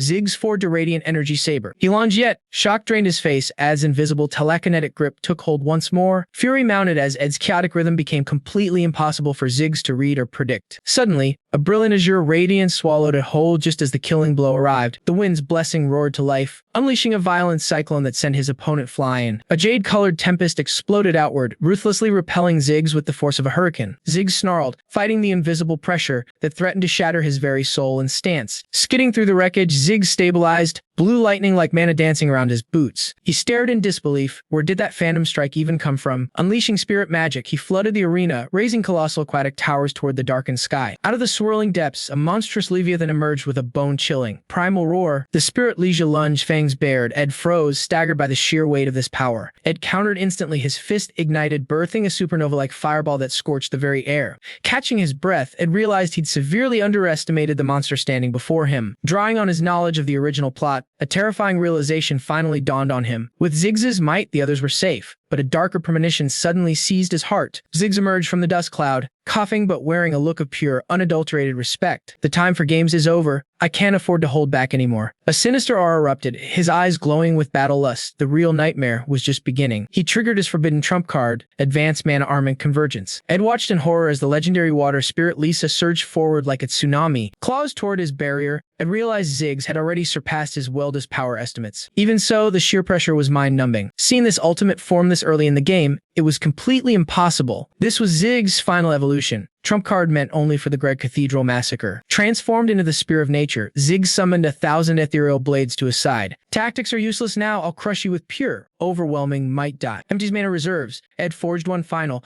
desperate sun in his trembling palms. A thunderous blast tore through the air, obliterating Zig's opening strike. Hurled back, aghast for air. His mana was bone dry after that failed gambit, and the true nightmare had only just begun. Through the swirling dust, Zig stood tall, unfazed and primed for his next lethal move. Trapped, Ed struck the earth. A sapphire wave surged upward, crafting a desperate shield around him. Chest heaving, he gripped a relic that pulsed, magnifying his last line of defense. Zig sneered at the tool and roared. This is the end. He leaped high, a predator diving for the kill. But right as the killing blow descended, Zig's arrogance shattered into pure shock. Against all odds, Ed unleashed a howling gales. How could a man with 0 mana still fight? Cornered by fate, Ed vowed to risk everything. He invoked the mythic power of the Golden Phoenix Ring of Glass. Teeth clenched, Ed fought to control the artifact's thirst, feeding it just enough life force to wake. Bloody but unbowed, a smirk crossed his lips as he readied one last strike. Relief washed over him as a voice called out. A frost-haired spirit manifested, marveling at Edith's solo summoning. Milda offered a proud smile, marking this impossible milestone, but elsewhere, within the prestigious academy walls, the final broadcast ended, and a sea of students exploded into deafening roars. One student scoffed, claiming the election's winner was decided before the first vote. Lortel Callan basked in the spotlight, her name echoed by 1,000 worshipful voices. Her charisma was a weapon, and many feared that once elected, her shadow would consume the entire school. In a hidden corner, a different Lortel, scarred and cold, gazed down with icy intent. With a flick of unseen power, she pinned Tanya down, whispering chilling words about her vanity. Lortel toyed with the girl's terror. Shaking, Tanya finally found her voice through the fear. Burning with raw desperation, she screamed her innocence. She was no murderer. Deep in the darkness, Lortel's lips curled. The real tragedy was about to begin. Standing before a silent, judging ocean of faces, Tanya struggled to find her breath at the might. Through her shaking nerves and stealing resolve, Tanya declared her run for president. The response, a cold, suffocating silence. No cheers came, only the sneers of elite rivals pierced through the heavy atmosphere. Watching from afar, Lortel noted Tanya's desperate attempt at composure. Is it bravery or a death wish? 10 minutes had passed in this agonizing charade. Her words fell like stones into a bottomless, silent pit of hatred. As her eyes welled up, a jagged scream ripped through the air, murderer. Then came the stones. They rained down, clattering like bones around her feet. The plaza ignited in rage. Thousands demanded blood for the sins printed in the headlines. A jagged rock found its mark, sending her reeling against the cold wood. Gratitude died in her throat as black ink bled across the stage like a dark omen. She crumbled under the onslaught of debris and venomous curses. Their cruel laughter echoed, driving her to the very brink of madness. Broken on the floor, she cursed her own arrogance for stepping into this lion's den. As the mob closed in, a single primal instinct took over. Run, escape at any cost. She shrieked, shielding her head as the wave of fury prepared to swallow her whole. Then a jade explosion cleared the stage. From this piercing blue eyes watched with steel intent. A primal sigil blazed to life on the brow of a legendary beast. A massive spirit wolf manifested, its roar shaking the earth as it stood as her guardian. Bathed in celestial light, forgotten visions began to flicker in Tanya's dying hope. A blurred silhouette of her older brother haunted her mind, fading into the mists of time. Was he just a phantom dream? His warmth returned as he grasped her hand, a feeling she had long buried. Suddenly, the haze cleared. Reality surged as her brother's hand firmly anchored her back to the world. Tears flooded Tanya's eyes as the truth became undeniable. Ed Rothstaylor emerged from the shadows. Cloaked in mystery, he stood like a shield before her, whispering that explanations would have to wait. Survival came first,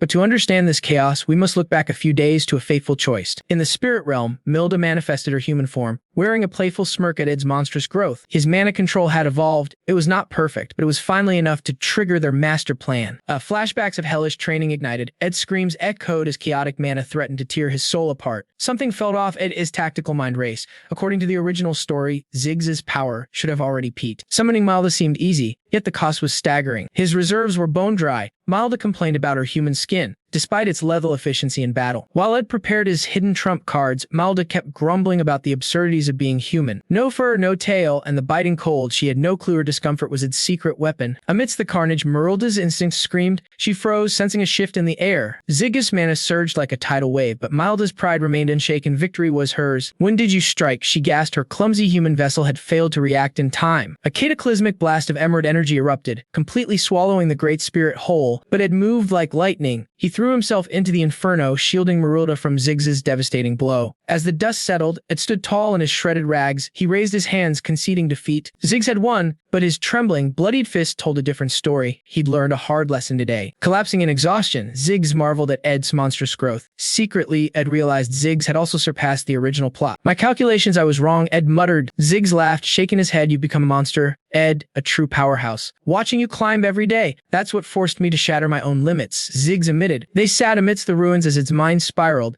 He'd fought so hard to keep the plot intact. His future sight was his edge, but the protagonist needed specific triggers to win the final. He once believed following the script was the only way, but fate was proven to be a liar. The plot was shattered, and new, darker threats were crawling out from the wreckage. Yet, miraculously, the world kept spinning toward its destined end, despite his interference. These variables terrified him. He nearly abandoned Tanya to save himself when Kadak and Lisa escaped the shadows. He realized with a bitter sting, the original story had finally slipped through his fingers forever. Back to the now. It buried his fears. He focused on the immediate, starting with a simple meal and memories of Zig's strength. Seeing Yennecar and her spirits warmed his heart. Reliable allies were a luxury he never expected. Maybe it was naive, but for once, optimism did not feel like a death sentence. But reality crashed back in with a thunderous roar. Marilda's wolf form towered over Tanya. This deviation from the plot wasn't a curse. It was a miracle. Panic ignited. Students screamed as the Great Spirit's presence crushed the air. Joseph Whitefeld scrambled to keep order. Recognition hit Joseph. He smirked at Wade, bragging that he knew this legendary beast's true power. From the shadows, Lortel's eyes gleamed. She whispered the name of the one pulling the strings. The Academy froze in shock. There stood the dead man, Ed Rothstaylor, protecting his sister. Ed grabbed the speaker, his voice booming across the campus. Listen up, everyone. I'm alive. Tanya did to kill me. In fact, I am here to make her the next legend. He listed her powerhouse allies, Yennecar, Lucy, and even Princess Penna. The game had changed. I continued naming the valedictorians, Clevius of combat and Alvera of alchemy. Then came Ziggs, Joseph, and the overall top student, Wade. Their votes were secure. But numbers aside, I had to speak from my very soul. I gripped Tanya's trembling shoulder, begging the crowd to hear her family's truth. As they listened, I finally breathed, but then the grueling interrogations began. They grilled me on how the Delheim Hourglass saved me from certain death. The officials retraced my hellish survival, Yennecar's rescue, and my race to Tanya. With dark circles and a heavy soul, I confirmed the story for the 1,000th time. I was utterly spent. This nightmare of endless questioning was finally over. Suddenly a booming voice called out, third-year magic student, Ed Rothstaylor. I stood in a grand office, facing the Titan behind the desk. Principal Obel Forsyth. He looked at me and commanded, step forward. Staring out at the academy, he acknowledged the sheer agony I'd endured.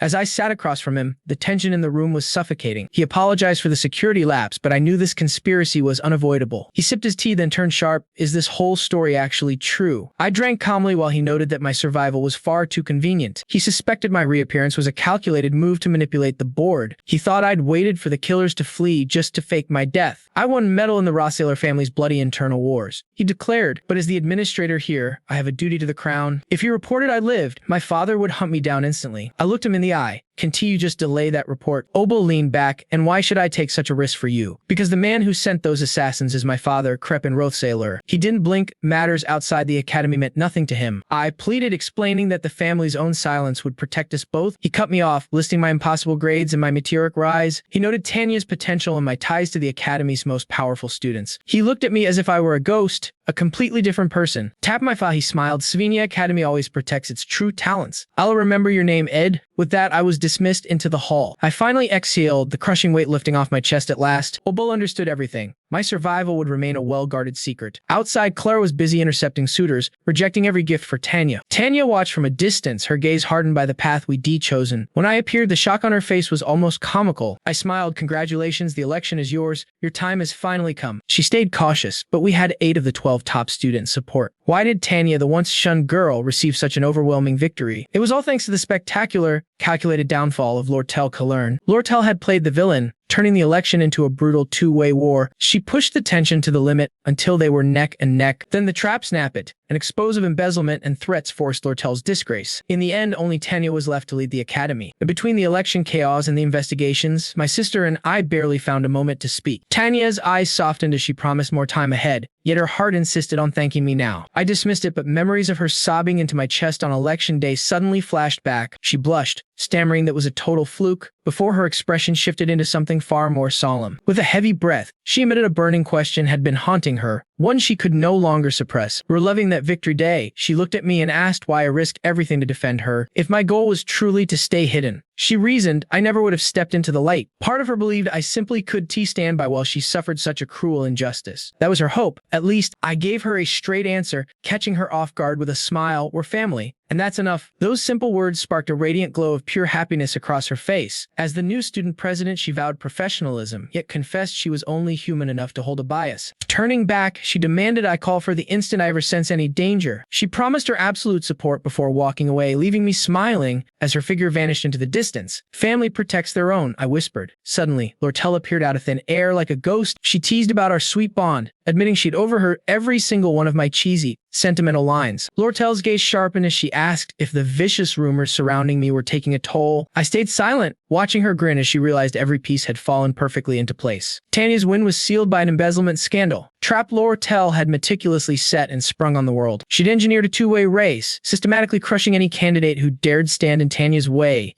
She even provoked Princess Pina's wrath just to force Tanya into taking the president's seat. Lortel knew them well. She banked on their crushing guilt to ensure they'd pay her back the moment she stepped from the shadows. A memory surfaced, a younger Lortel seeking comfort from an ash-blonde man, fearing the enemies she'd soon make. She leaned in close, whispering her desperate wish for him to remain her only true ally. I knew her plan from the start. Saving Tanya was my goal, and Zig's defeat cleared my hesitation. Saving my sister out of pure love wasn't a lie, but pretending I hadn't calculated her political worth would be a total fabrication. Act 4 meant total war against the Rothstaylers, a family that already considered me their greatest enemy. With Tanya inside, I had the perfect weapon for intelligence and sabotage within their ranks. Yet, the true depth of our bond was something only we could ever fully comprehend. I watched Lortel stretch beside me, the girl who'd survived by weighing every soul on a golden scale. She joked about her scandalous reputation and Tanya's hatred forcing her to hand the reins to me. I pointed out her habit of causing chaos, but she just laughed off the rising storm, calling it a mere occupational hazard. She admitted that even her iron heart felt the occasional tremor. Seeing her mask slip for a second, I asked if she was truly holding up. She shrugged, rumors done to drain her pockets, and playing the villain always felt like a perfect fit. Her gaze locked onto mine, softly stating she'd be fine, as long as I never became her enemy. That heavy confession hung between us, then my thoughts drifted toward Pina. I pictured the princess alone on her balcony, stripped of her title and searching for a new path. The coming storm between the crown and the Rothstaylers remained a dark, unpredictable mystery. Act 3 was now pure chaos. All I could do was watch. I retreated to my hidden cabin, deep within the silent forest.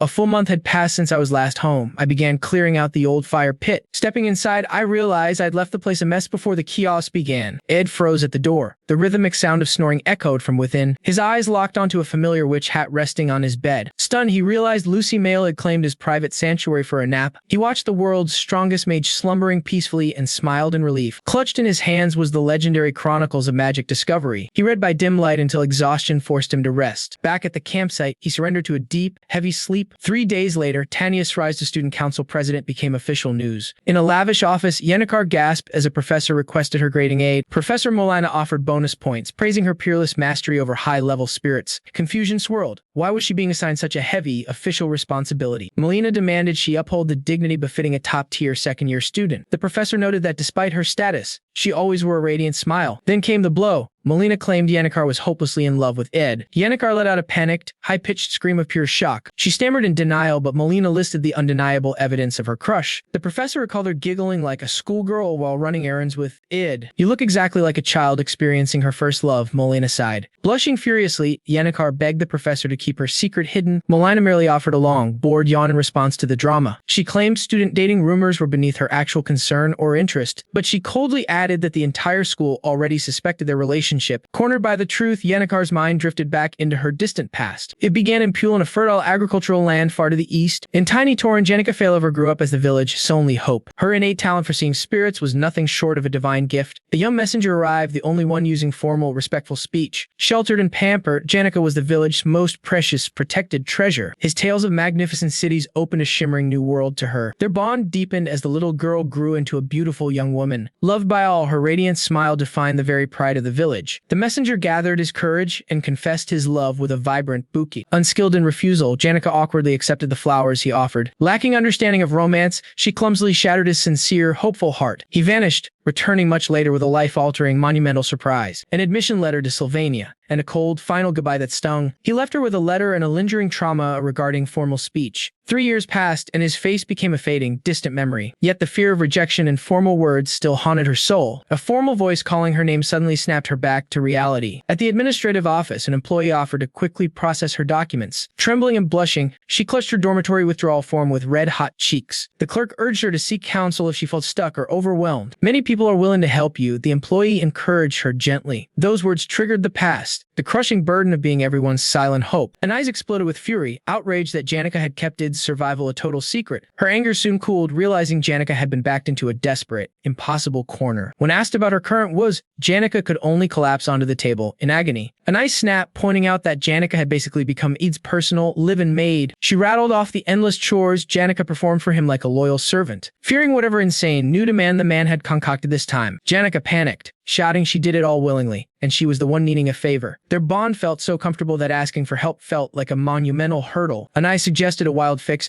Why not try creating some strategic distance between you? She figured less intimacy would fix Janica's inability to say no and calm her heart, but a wave of instant, chilling regret washed over Anai's mind. Fearing Ed's loneliness, she watched Janica slam the table and bolt away before she could finish. With enlightened, shining eyes, Janica screamed she had the perfect plan to execute. She vanished in a whirlwind, leaving a shell-shocked Anais standing alone in the dust. Clueless and overwhelmed, Anais could only drop her hands in total, silent defeat. Panic set in as she realized her advice might have just triggered a disaster. Deep in the forest, Rothstaylor focused on a legendary staff's complex blueprint. Its heart required a 1,000-year-old branch, forged by the raw power of lightning. Finding such a rare treasure in reality felt like chasing ghosts in the wind. Trees existed, but summoning lightning on command was a near-impossible mountain to climb. He glanced at Lucy, who was still dead to the world, in her hammock. He softly called the world's strongest mage. Lucy's amethyst eyes fluttered open groggily. It froze as Lucy, visibly startled, instantly blinked onto a high branch in shock. He blinked, confused why she'd jump when he'd woken her countless times before. Blushing, Lucy clung to the bark while it tried to calm the awkward tension. Suddenly, the nearby shrubbery began to rustle with unexpected, frantic life. Janica poked her leaf-covered head out and greeted her calmly. Noting she was late, she puffed her chest out, awkwardly claiming she was maintaining strategic distance. Ed casually invited her for tea, leaving the poor girl paralyzed and stunned. Blushing furiously, Janica found herself nodding yes to his unexpected request. But as the sun dipped low, she wondered how she'd ever keep her distance. Ed marveled at how much her spirit control had truly and remarkably evolved. Compatibility made the spirit efficient. Mug glowed with pride as a shadow approached. Belle appeared carrying a dozing Lucy, relaying the vice principal's urgent summons. Relief washed over Belle. Seeing Ed alive, he offered a sincere, polite apology. Janica stood frozen in the middle of their strange, heavy atmosphere. Sensing electric tension, she watched Belle lecture Ed on humility and his status. Despite Belle's clear irritation, Ed would budge from his cold, formal wall. Witnessing Belle's rare anger, Janica realized she was watching a high-stakes war of wits. Suddenly, a bolt of inspiration struck Janica's mind like a flash of lightning. Distance, mental warfare, and formal speech, all the pieces finally clicked together. She chirped a greeting while Lucy lazily mused that having friends made life good. Bill turned coldly, dragging Lucy away for a much-needed grooming session and inspection. As they retreated, Janica waved them off with a burst of frantic, newfound energy. Ed watched them fade away until Janica softly, tentatively whispered his name. Her face burned crimson. "Gee, let's use formal speech," she stammered. Ed froze in total shock. She tried to explain etiquette, but to Ed, it was all pure nonsense. Shaking, Janica gripped her dress as her words became a tangled mess. She just wanted to try it once. Ed sighed, accepting his grim fate. "Just 5 minutes," he promised, "so then she goes home before the curfew hits." "Hello, Sir Eds," she blushed to panic. This wasn't he in the game's scripts. Tension filled the air. Janica gripped her staff, and Ed stood there paralyzed. Why was she so flustered? Her frantic energy was breaking his cool. Silence reigned over the campfire until she finally forced out a hesitant remark. Ed tried to speak but stopped. The atmosphere was just too heavy. They had been quiet before, but this was suffocating. Their bond was fracturing. Even she looked shocked by the sudden fallout. She hung her head,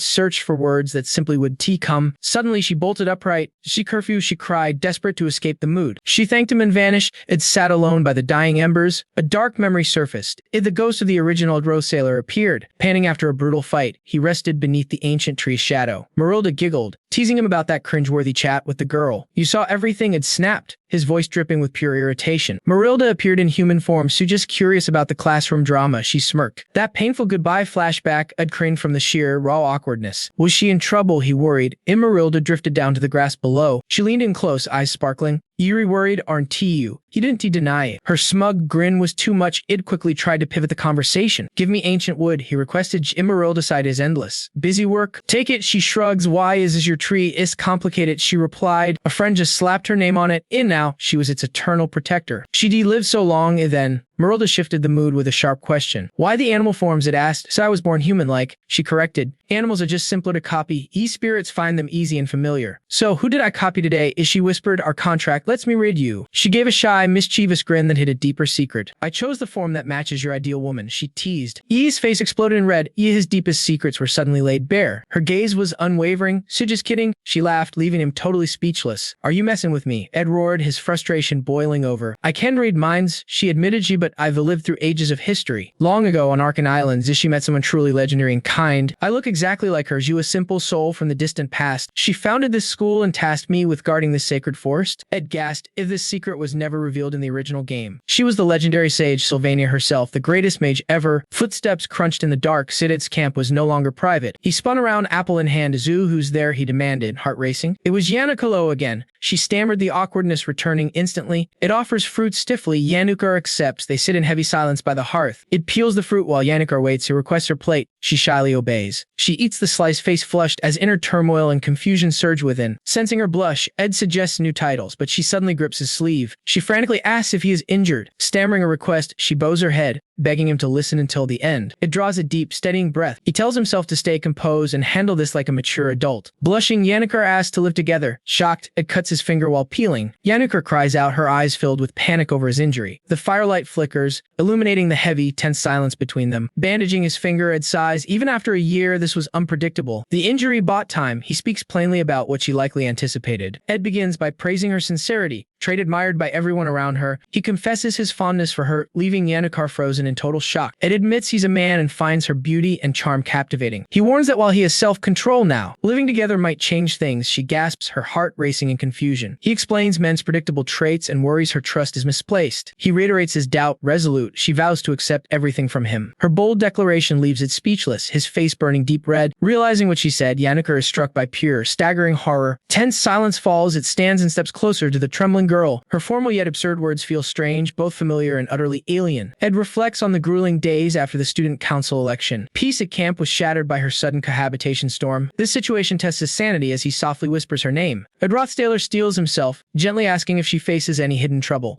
He knows every shock has a cause, a hidden factor exists. Staring at the stars, she admits he knows all her secrets. She confesses wanting to flee, missing solitude and feeling like a fool. He recalls her past, a girl who collapsed under the weight of gazes. For a year at Dex Hall, she endured constant, biting scrutiny. Despite the pain, she forced a smile. This camp was her sanctuary. She apologizes for being a burden, her smile tight with strain. And knowing escape solves nothing, she still had to ask just once. Ed bluntly calls it a burden. Her smile fades into agreement. He asks why it matters, leaving her dazed by his logic. Life means being a burden to others while carrying their weight. He will repay her with his own troublesome requests later. Their bond is long-term. They will settle the score through reciprocity. One shelter is too much, but he offers a compromise. He suggests a second tent. Instead of joy, she reacts intensely. Suddenly, Yanukar lunges forward, hugging it tightly while sobbing her thanks. As her arms tightened, her formal mask finally shattered into a sea of tears. She tried to keep her distance, but failed. Does this change our fate? She was a saintly soul, a debt of kindness I could never truly repay. When a heart that pure breaks, you can't help but reach out to comfort them. Dawn arrived. I woke and stretched, ready for the heavy grind ahead.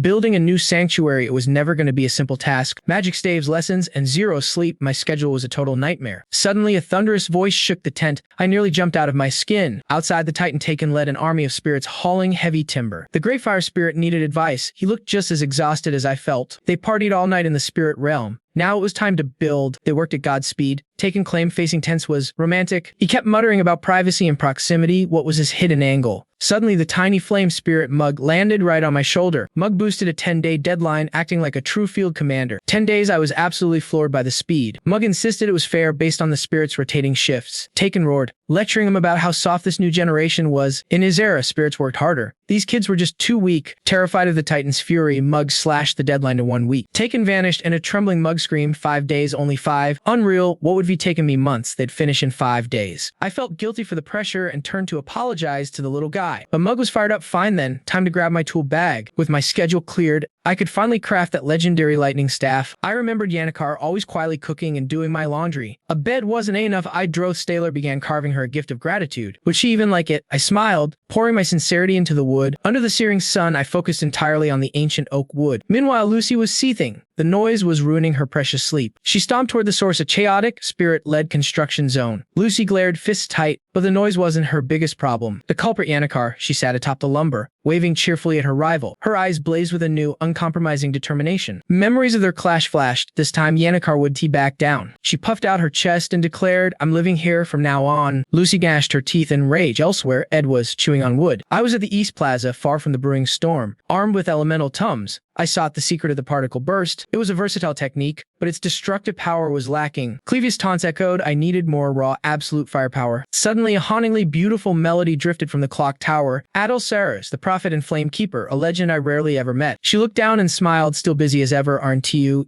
I froze. Why was a major player like her initiating a conversation? Adel mentioned Ty and Iz's messy drama. Honestly, I didn't give a damn. Suddenly, my thoughts drifted toward Taylor.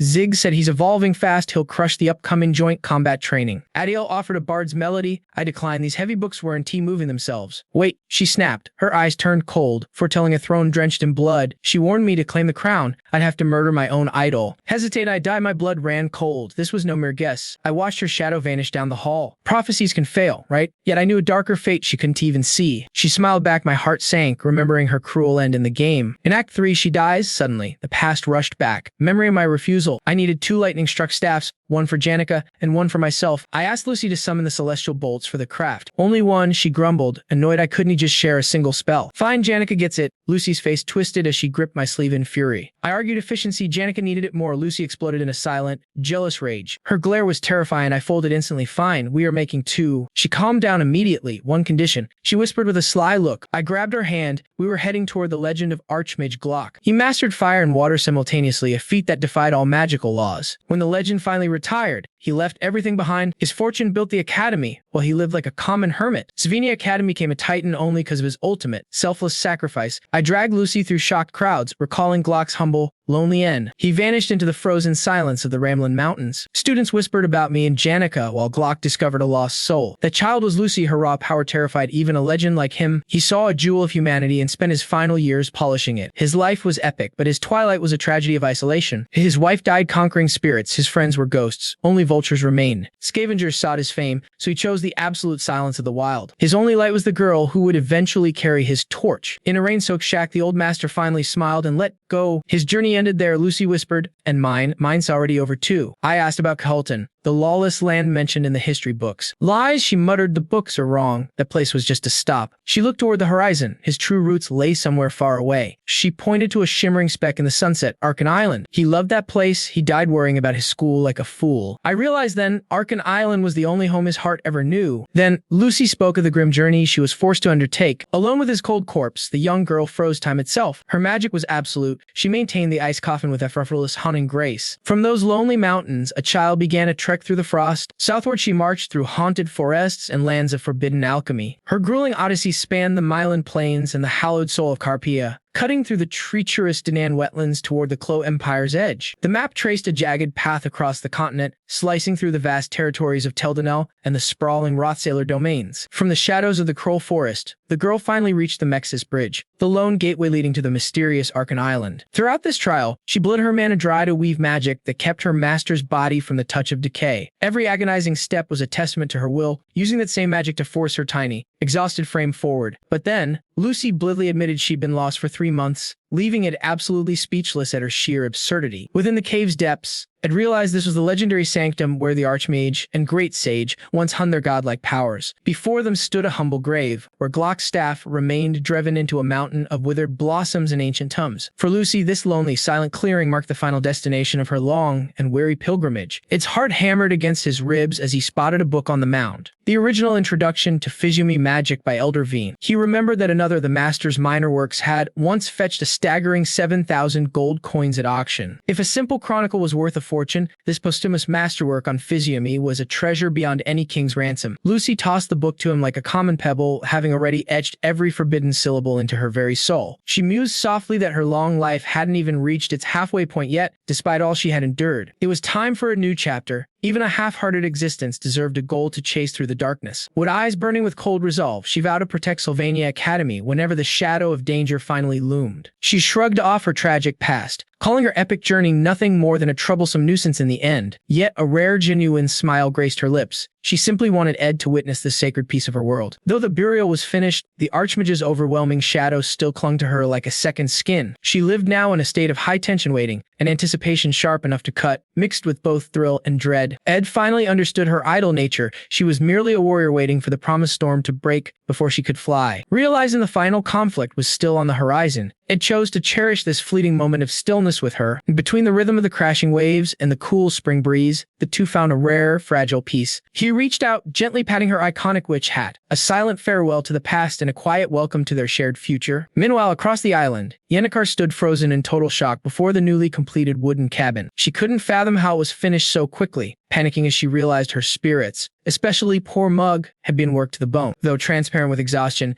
Mug gave a satisfied nod, signaling that their labor of love was finally complete. The spirits dissolved into shimmering stardust, ascending into the heavens with whispered wishes for a happy life at the camp. Yennecar took her staff, her hand trembling as she carefully etched delicate characters into the dirt by the porch. She gazed at her work, the words living together, as her face exploded into a bright crimson hue of pure, bashful joy. But her silent, romantic scream was cut short by a sudden, chilling realization. A figure stepped out from the cabin, and Yennecar gasped Ed's name, only to find Lucy Mayle yawning lazily after a nap. Lucy's amethyst eyes snapped wide, her sharp mind instantly grasping the scandalous weight of the situation. Yennecar stood paralyzed, the living together inscription at her feet acting as undeniable confession of her secret heart. Seeing her opening, Lucy let out a wicked, mischievous smirk that signaled Yennecar's peaceful days were officially over. She cleared her throat with smug triumph, having already twisted the scene into something far more daring in her mind. Elsewhere, Ed Rothstaylor was drowning in concentration, his hands wrestling with a pulsing, complex spear of violet mana. Malda watched with skepticism as it practiced, while Lucy slept soundly on his lap, yet his focus remained unbreakable. Even in the depths of sleep, Lucy's voice drifted out, whispering the secret rhythms of shaping the world's mana. She spoke of the delicate dance between theory and instinct as phantom tools of purple magic flickered into existence around them. Malda gasped in disbelief, finally witnessing the brutal, invisible intensity of the training Ed had been enduring. Ed simply brushed it off, his hand absentmindedly stroking Lucy's soft hair as if it were the most natural thing. The sleeping girl's face flushed pink at his touch, while it secretly marveled at the terrifying power within Glock's book. That grimoire held the keys to shaping magic, the ultimate, forbidden art capable of rewriting the laws of space and time.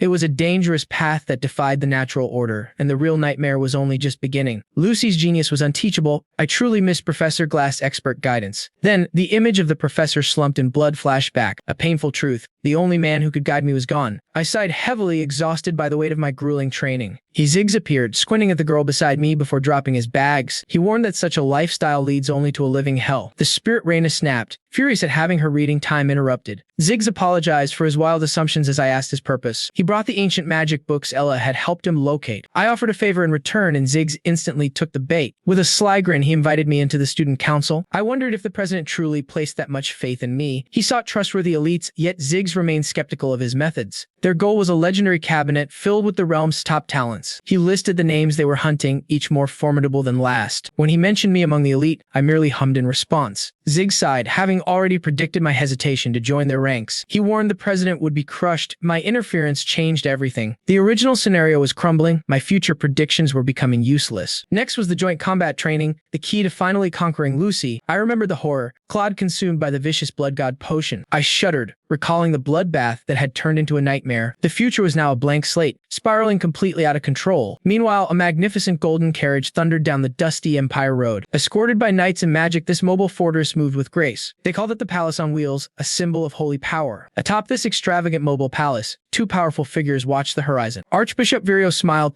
pleased they could still monitor the saintess' every move. Pope Eldon confirmed the path to their next destination was perfectly prepared. With cold satisfaction, he announced their arrival at Svenia Academy. The Academy scrambled to ensure the Pope's visit was flawless and perfect. Princess Pinia felt the crushing burden of 1,000 urgent tasks. She questioned the sudden arrival of the church's two highest leaders. Lord Tell entered with the truth. Their official reasons were just a facade. Their real target was Saintess Clarice, the very heart of the faith. Pinia reviewed the documents, stunned by a second, unexpected request. The Pope also demanded to meet a mysterious student named Adil. Elsewhere, Clarice prepared to shed her disguise for her holy duty. As her hair was brushed, she prepared to face her divine role. She mourned the missed training, trapped by the weight of her crown. I don't want to return to the holy city, she whispered sadly. Her life here was a beautiful dream. She was ready to leave. She still searched for Adil, the elusive bard of the sacred flame. Despite walking the students' paths, her friend remained a ghost. She longed to find her and share the secrets of her heart. From the grueling trial with Ela to braving the blizzard's frost alone for that cabin. No longer just a silent observer of ancient ballads, Clarice now forged her own legendary path. Yet these forbidden tales would stay buried, far from the Archbishop's prying ears. She trembled, remembering the chaos, Lucy Meale's destruction, and Ed Rothstaylor being framed for murder. If Archbishop Verdio, the bastion of purity, ever glimpsed this darkness, he would strip her title and vanish her from the Academy instantly. Clarice felt the weight of his command. It wasn't magic, but a terrifying, absolute authority. His mind reading held no power here. The true shackle was a lifetime of his mentorship.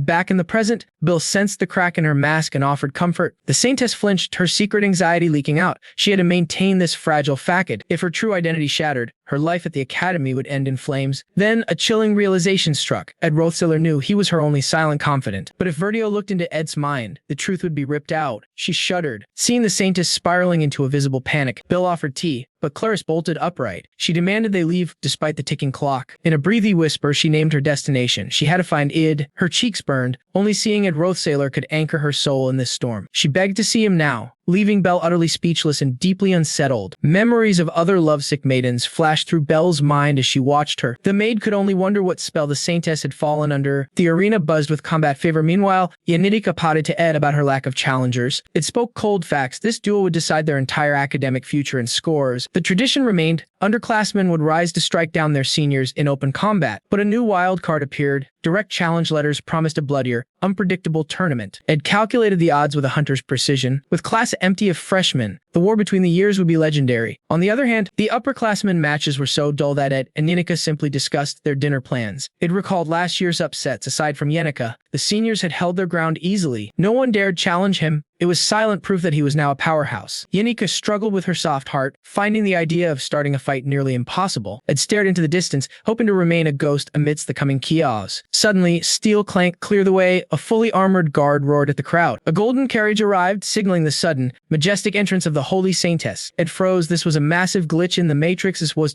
supposed to happen. Yannitka watched in awe, but Ed felt pure dread. It was Clarice, the variable. She should have been miles away, greeting the Holy Pope in a sacred ceremony. Fate was shifting. What could have possibly delayed the Pope and brought her here? Ed turned to Yannitka, his face a mask of total, unbridled bewilderment. Startling her with his intensity, Clarice prepared to break every rule of the academy. Forsaking a simple letter, she arrived in person, desperate to see Ed. Wearing a saintly smile, she invited Ed to speak. Terrifying honor. Overwhelmed, Yannitka failover stammered out her name in pure panic. Desperate, Yannitka clutched Ed's sleeve as he watched her devout meltdown. Watched silently. Clarice's elegance was a world apart from Kylie's unrefined training. Clarice claimed their paths crossed naturally, despite the Pope's looming visit. She guessed he'd be checking the match list today of all days. Her true motive remained hidden, leaving Ed deeply curious and wary. She smiled, praising Archbishop Viria's intellect as something bordering on supernatural. Her expression shifted. Rumors claimed the Archbishop could literally read minds. Every word hit Ed like a physical blow as he connected everything. Mind reading. Suddenly, the true purpose of this awkward meeting became clear. She feared Verdio would discover that Ed knew her secret identity. To calm her, Ed acknowledged the Archbishop as a legendary figure. He argued his low status meant they would never meet. Ed vowed to focus solely on training, ensuring their paths never crossed. Hearing his firm commitment, relief washed over Clarice's face before she regained her cool composure. Yannitka glared, asking if she only came here to see Ed. Fuming, Yannitka exposed Clarice for using the Pope as an excuse. The saintess could only offer a weak, pathetic denial in response. Facing the crowd, Clarice stammered that her anxiety was perfectly human, as she spoke of meeting someone special. Shadows gathered as she questioned the true desire behind her reckless actions. Her face burned as she admitted she just wanted to see him. Snapping back, she used the Pope's arrival as a desperate escape. Her guards shouted in vain as the carriage faded into the distance. Suddenly, the carriage vanished in a burst of dark smoke. A magical aura signaled a teleportation. Ed let out a weary sigh. He ruffled his hair, lamenting how difficult Clarice always was. In the hall, students roared with excitement for the joint combat. An arrogant student mocked Ed, dismissing him as a weakling's champion. Suddenly, the bully's eyes widened in sheer, bone-chilling terror. A voice warned that the upper block rules were far deadlier. A massive hand threw back the curtain, revealing a monstrous axe. The scarred titan roared. Cord Valadur, the second-ranked fourth year. Fear gripped the crowd as they thanked fate for avoiding him. The match began, third year versus the legendary fourth year. Upon the start, the arena floor shattered from a terrifying impact. Cord roared, his very blood boiling with battle-hungry excitement. He warned Ed to feel fear, for he would hold back, and only sneered as magical flames erupted violently from his palm. A molecular explosion screamed toward Cork like a vengeful comet. The fireball engulfed the giant as the stunned crowd watched silently. Dust settled over the pulverized arena. Socrates crawled up, broken and bloody. He gnashed his teeth, as stunned by the mage's godlike reflexes. This third-year power was insane. Last year, Ed's spirits were nothing. Facing him now, He wondered what monster he'd unleashed. Id stood composed when the mana storm, ruling the battlefield. Spectators froze in terror as he had finished him in 5 seconds flat. With spirits flanking him, Zid coldly declared his victory. Crowds roared, but Id only sighed. Zid's mind was elsewhere. After the Saints' chaotic visit, he'd been guiding lost Yanniker. Heading to the next fight, he'd crossed paths with destiny. He'd found Adele Sirasib playing her lute by the window. Her presence there made no sense. She just smiled, calling it fate. Her smile was brittle, hiding pains. A dark truth haunted Id's mind. He knew her countdown had begun. He should die after this training. Changing Tanya's path had backfired. Zid the future was spiraling into chaos. He wouldn't abandon anyone again, not this time. Clenching his fist, he stopped her with iron resolve. Then he dropped the bombshell. You are going to die soon. He expected denials, and instead, she simply smiled and said, I know. Ed recoiled in pure shock. How could she possibly know? A chilling thought struck. Was she a world crosser too? He ran to find Disib, but a violent tremor stopped him. The building groaned and buckled. Students screamed, fearing a massive earthquake. I thought he was ready for anything. He was dead wrong. Looking out, horror took root. A spectral tiger roared, defying reality. His blood ran cold. Why was that thing here now? It was a legendary calamity. A force no human could stop. The colossal thunder dragon emerged. The final boss of a failed hero. This was Act 5's nightmares. It shouldn't appear for years. Reality was breaking. The flow of fate had snapped. Its mere presence crushed the air. Is this what just magic? One step forward triggered a shockwave. His students were tossed like ragdolls. Ed fought to stand. His body screaming in agony. The dorms were reduced to dust.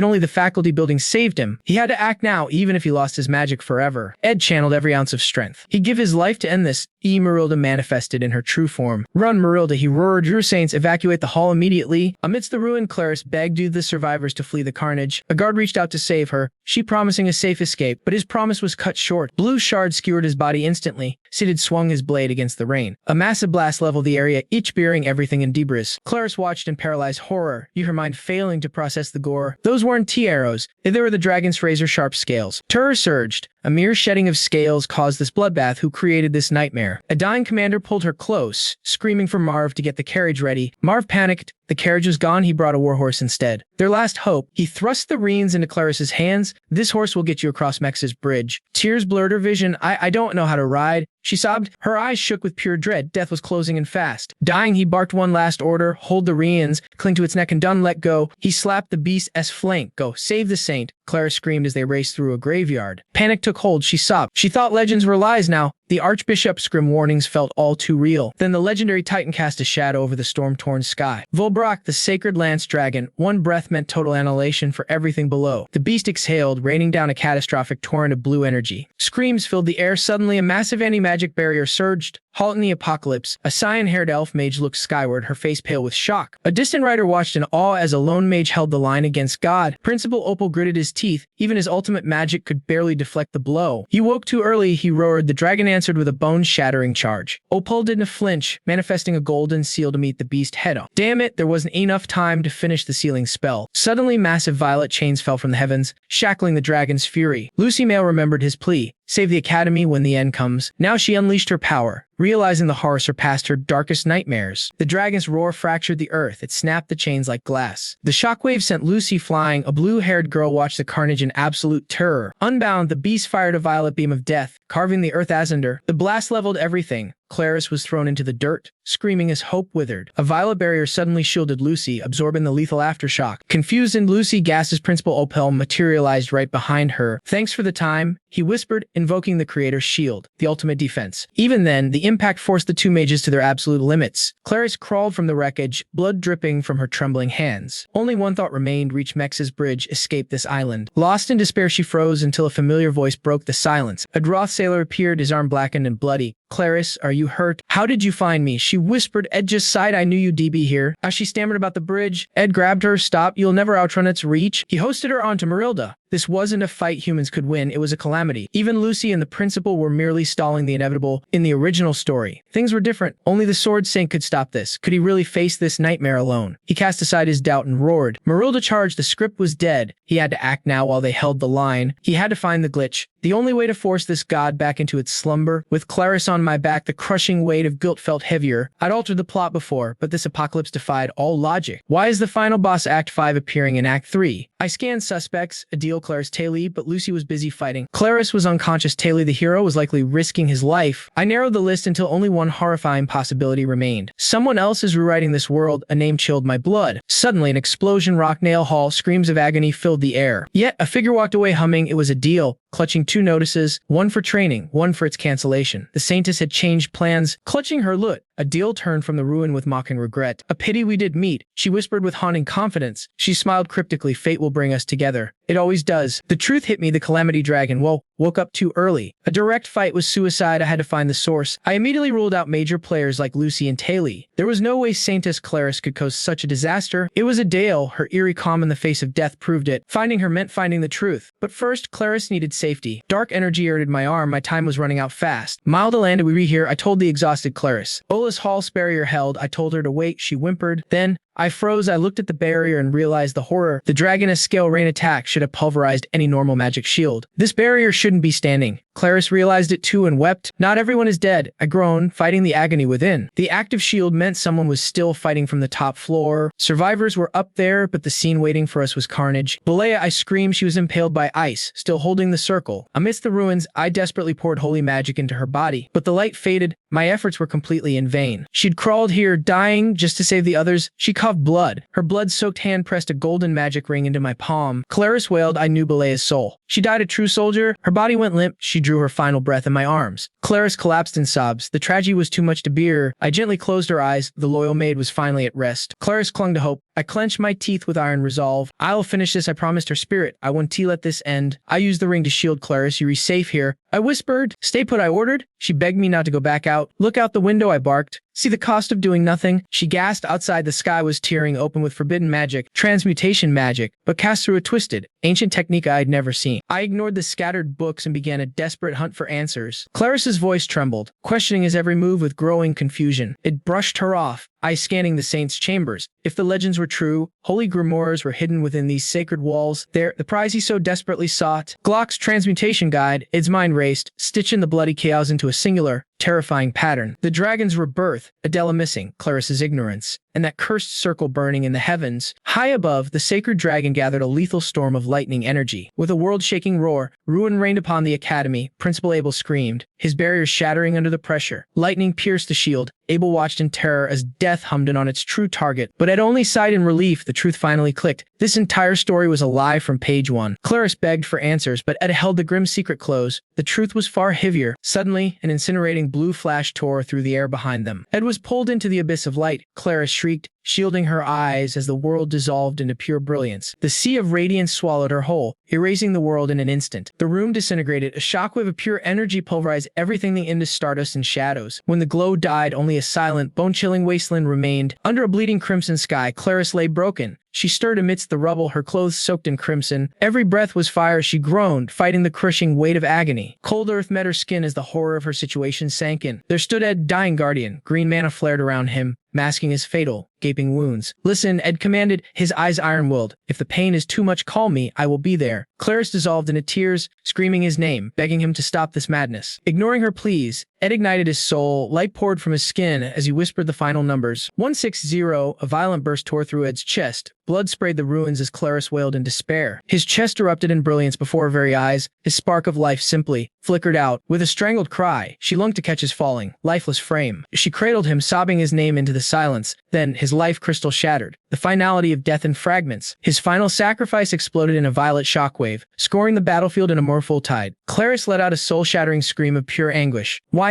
them visions of every fallen soldier flashed by, a mountain of corpses built just for her. She held his cooling body, begging the heavens not to let him die for her. She shook him violently, refusing to believe this nightmare was her new, cruel reality. I am sorry, she choked out through hot tears. Then her eyes flew open. The world had changed. She stood paralyzed. Gone was the ruin. She was back at the bustling academy grounds. She was at a table facing a very alive and very confused at Rothstaylor and Ella Island. Whispers erupted. Why was the saint here for Ed? Ed looked lost, while Ella turned beet red with nerves.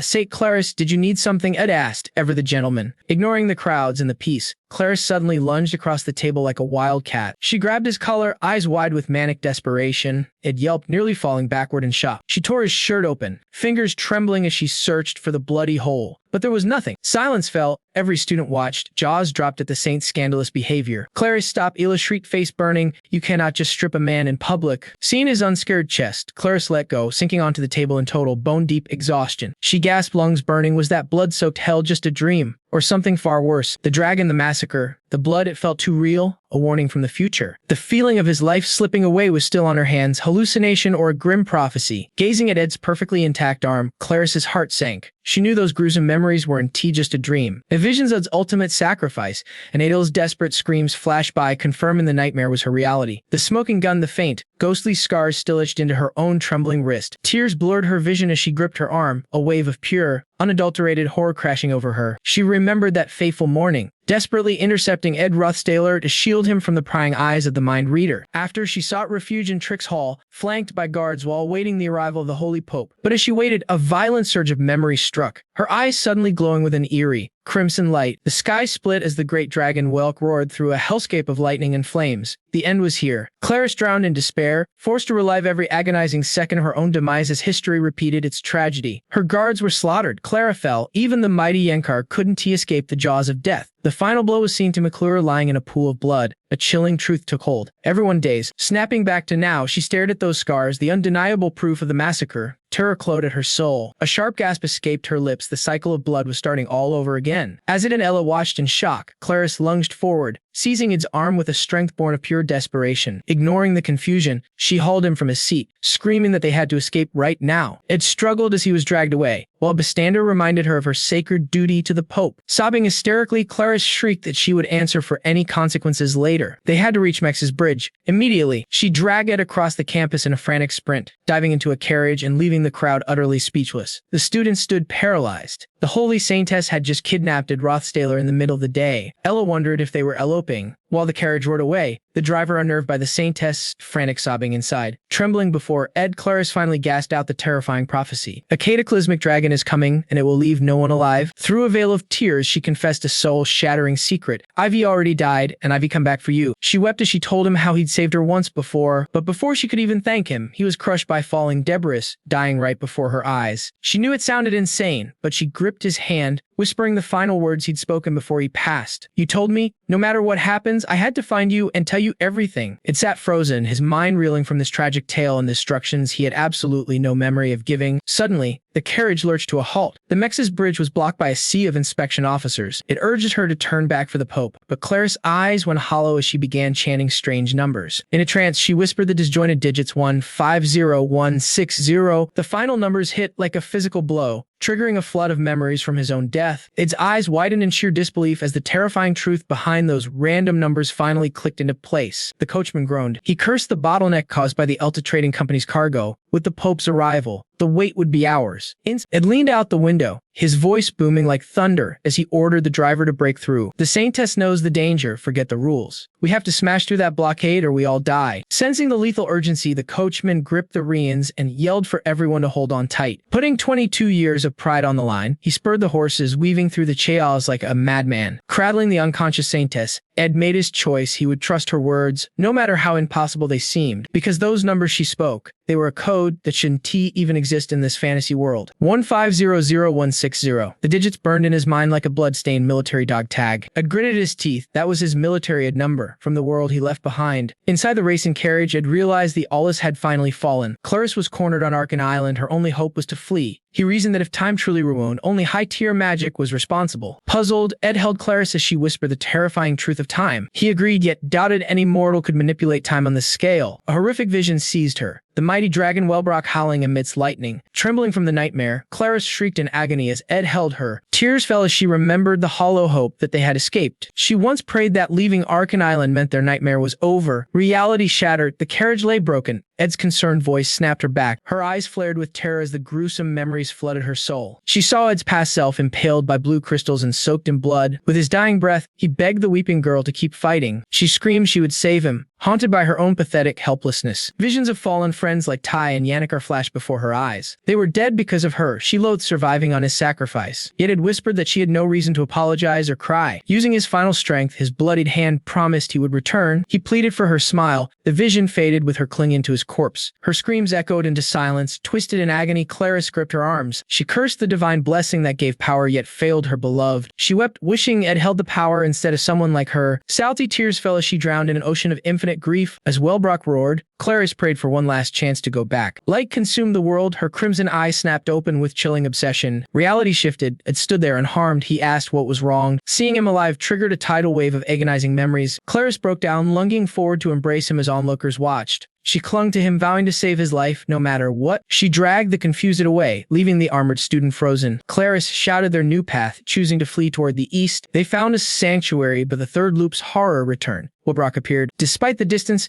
she watched a crystal shard pierce its heart. Time ran out as the dragon's divine wrath consumed everything again. In the fourth loop, they hit a cave, hoping for safety, but the ceiling collapsed, burying their final hopes forever. By the 12th loop, she seized Ed before his shocked guards. They reached the lab, where Ed bled while shielding her from fire. In loop 15, the tragedy replayed, leaving her to scream in mourning. On loop 22, she shoved it away, ignoring the guards' frantic shouts. She slammed the door, repeating the mantra that everything resets. Her mind fractured into shards, each reflecting a different, agonizing death. She saw herself alone in a sea of blood, gasping for air. Back in the carriage, Clarice choked on memories as the driver called. She didn't know why time ruined, only that she was utterly alone. Clarice's jaw tightened in despair no matter the distance. Ed Rothstaylor remained her inescapable destiny. Seeing his confused gaze, she knew the truth. He'd always choose to die for her. Through countless loops, his noble sacrifice repeated. Those blood-soaked memories were forever branded into her soul. The driver's voice faded into static. Clarice simply whispered cold, hollow numbers like a haunting prayer. Fingers white-knuckled against her silk dress. She felt the crushing weight of total helplessness. A checkpoint at Mex's bridge forced them to a halt. As traffic swelled, a single tear escaped her. The nightmare had returned. They were exactly where the tragedy always began. She expected Ed to demand they charge through. Instead, Clarice looked up with steel in her eyes. Stop here. Without a second thought, Ed swung the carriage door open and stepped out. He broke the cycle. Turning toward the shocked girl, he spoke firmly. Step down, say Tess. Ed spoke softly. He couldn't imagine how many hellish loops she had endured alone. He draped his coat over her trembling frame. Confusion washed over her as he whispered she needed rest. Why stop now? The world was ending. Yet he stood there with impossible calm. Ed insisted this was his first time. He claimed to have allies waiting to aid them. Run, she pleaded, desperate to avoid seeing his corpse again.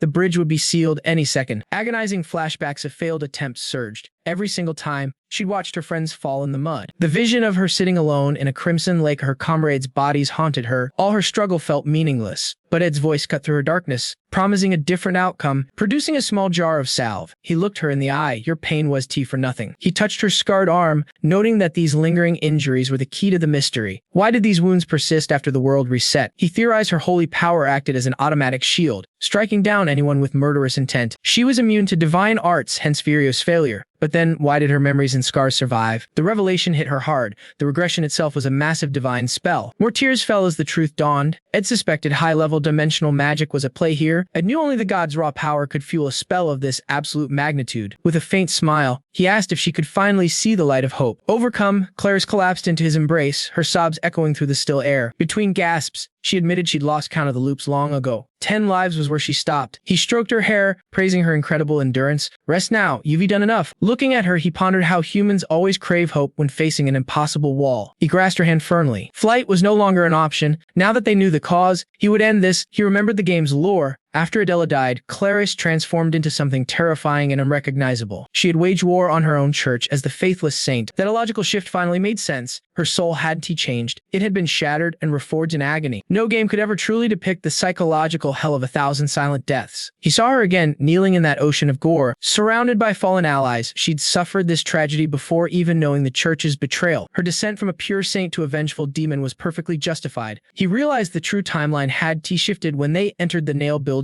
Slaying the holy dragon was impossible, and fleeing only reset the clock. A third path existed. He locked eyes with her. We stopped the resurrection itself. They needed the Pope and Archbishop, the only two capable of weaving such godly magic. Clara sighed. As he searched 100 times, they read nowhere to be found. I gripped her hand, sprinting, 2 major icons vanishing. That was a fatal anomaly. We tore through the hall, students froze. seeing the Saintess with a nobody like me. Our chaos crashed the training match. T and Wade were fighting. Just like the game, Ty was supposed to win. Instead, he was being absolutely crushed. Ty's focus snapped. Wade barked at him, sensing the weakness in his heart. The story was rotting. I threw my hood up, shielding Clarice from the prying crowd. We did to stop the dragon's rebirth was coming, and time was bleeding away. I needed the Pope and Archbishop. They'd vanished near the bridge. Only one person held the keys to this island, the Merchant Queen. I cornered Lortel Calland. I did T waste time. Information, name your price. She flashed a professional, predatory smile. Welcome back, id. Looking for a lucrative gamble, she asked, eyes glittering with greed. She owned every secret here. I told her exactly what I was after. Her mask shattered instantly. She saw Clarice clinging desperately to my arm. Did you hypnotize the Saintess? She hissed. That's a death sentence, Ed. I brushed the accusation aside. I need to find them now. Before the trial's end, I stated, I will pay whatever blood price you want. My intensity chilled her. She dropped the act. Fine, tell me everything. A scout burst in. A fresh report from the bridge had arrived. He handed over the file. Lortel looked at me, calculating a massive premium. We stood by her gilded carriage. I abandoned my own match for this, she muttered, voice cold as ice. She couldn't understand why the Saintess was sobbing my name from the window. Time's up, I warned. She just stared, trying to find my angle. I praised her rational mind. It was the only thing that threw her off. This is your moment, I pleaded. Stay calm and trust what I reveal. Lortel cut me off with a sharp, freezing glare. You said we were out of time, she snapped. Exactly, I replied, dead serious. Silence fell. She saw the ghost of a nightmare in my pupils. Her composure shattered. The horrifying truth was about to be unveiled. A vision struck. The carriage was torn to fragments by a blue flash. Horses shrieked. People were tossed like rag dolls into the freezing wind. An explosion of blue magic-level buildings, raining debris on the screaming crowd. Despair filled the air as energy currents shredded everything in sight. I lunged to save her, but light pierced us both. Darkness swallowed her. Then the sky broke. Colossal wings of lightning draped the stormy heavens. Wellrock, the thunder dragon, descended. Its power made the entire earth groan. A titan of absolute destruction standing amidst a graveyard of ruins. The vision snapped. We were back in the mud, rain soaking our skin. Lortel collapsed, gasping. What was that horror? The imprint of the end was burned forever into her shaking eyes. I hacked up blood. She screamed my name, panic finally breaking her voice. I forced my head up. How much I choked out through the red. And then body gave out, and I collapsed onto her. She gasped, heart thundering. In that silence, she made her choice. He pressing a note into Ed's hand. She whispered that her life's debt could never truly be repaid. Ed accepted it quietly, claiming he needed nothing. Lortel smirked bitterly at the absurdly cheap price of survival. As it helped her rise, the note revealed the Pope had used ancient runes to reach a hidden sanctuary. Ed's eyes narrowed with lethal focus upon seeing their final destination. The Academy chapel stood ahead, but his strength was gone. His body utterly broken. He slumped into the mud as rain poured down. Suddenly, a golden light erupted nearby, forcing Lortel to scream. Lortel lunged forward, desperately catching Ed before he fell, still shielding the unconscious Saintess. Clarice, don't you dare quit, she shrieked, her heart racing as blood seeped through his clothes in endless waves. Choking back her mounting terror, Laurel exhaled a ragged, shaky breath. Fighting for control, she watched Ed rise, clutching the weeping Clarice. He commanded Lortel to move. No more hesitating. A wounded horse nearby still had fire in its eyes. It was their only ticket to the faculty. There wasn't a second to lose. He barked that every heartbeat brought them closer to disaster. Ed reached out with a hand stained crimson, wordlessly demanding the reins from her. Lortel wavered. The beast could only carry two. One of them would be left in this hell. The Saintess and I go, Ed declared. His cold determination left Lortel with nothing but a silent nod. He started to explain, but time was a luxury they lacked. His eyes blazed with a terrifying resolve. With lightning speed, he hoisted the fragile Clarice onto the horse's back. Lortel stood frozen as they bolted. She watched them fade,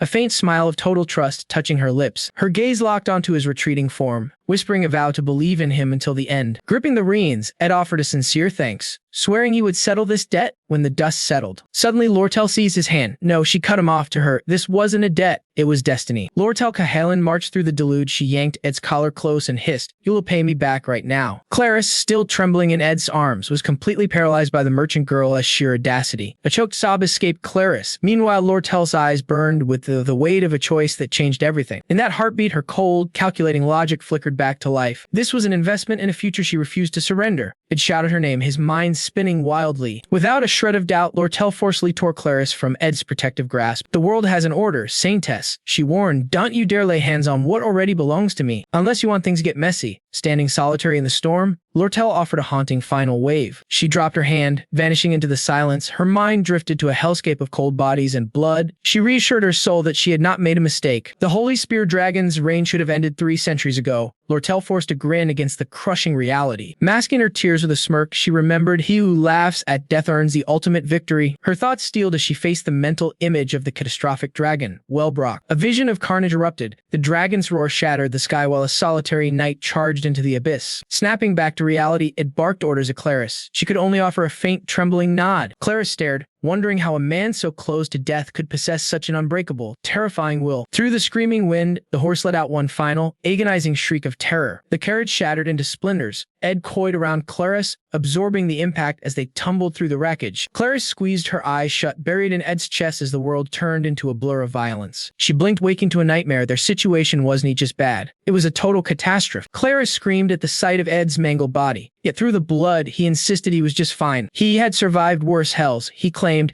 Clarice could only stare at this monster of sheer perseverance. But Ed's eyes were locked forward. There it was. The massive Academy chapel, looming like a holy fortress. Within this sacred peak dwelt the most powerful mages of the holy capital. These loyal warriors would die for Telos. Their power is so overwhelming that even the legendary Lucy struggles against them. Only 8 elites hold this title. They are the apostles of Telos, facing an apostle blocking her path. Clarice demanded he step aside, her voice trembling with fear. The apostle apologized to the saintess, claiming he followed only Pope Eldon's decree. No one would pass this gate. Not even her. He claimed it was for Clarice's protection. But a violent surge of emerald energy suddenly cut his lecture short. Adad lunged forward, throwing his entire body into a direct, suicidal clash with the apostle. He roared at Clarice to run, begging her to seize this narrow opening. The apostle furiously parried Ed's strike, bellowing once more that the saints were strictly forbidden from entering the sanctuary. Suddenly, it triggered a tactile device, an impact amplification sphere. The explosion erupted with a fierce shockwave, hurling both warriors backward in a devastating blast. Reeling from the explosion, the apostle let out a guttural cry of pain. Seizing the opening, Ed's eyes blazed with resolve. With a sharp chant, he unleashed a basic wind spell, Windblade. The apostle sneered, swatting the wind aside with a spear bathed in blinding, holy radiance. He clicked his tongue, realizing Clarice had already vanished. Turning back to the obstacle in his way, he demanded to know its identity. Standing amidst the ruins, a blood-soaked met his opponent's gaze with an iron,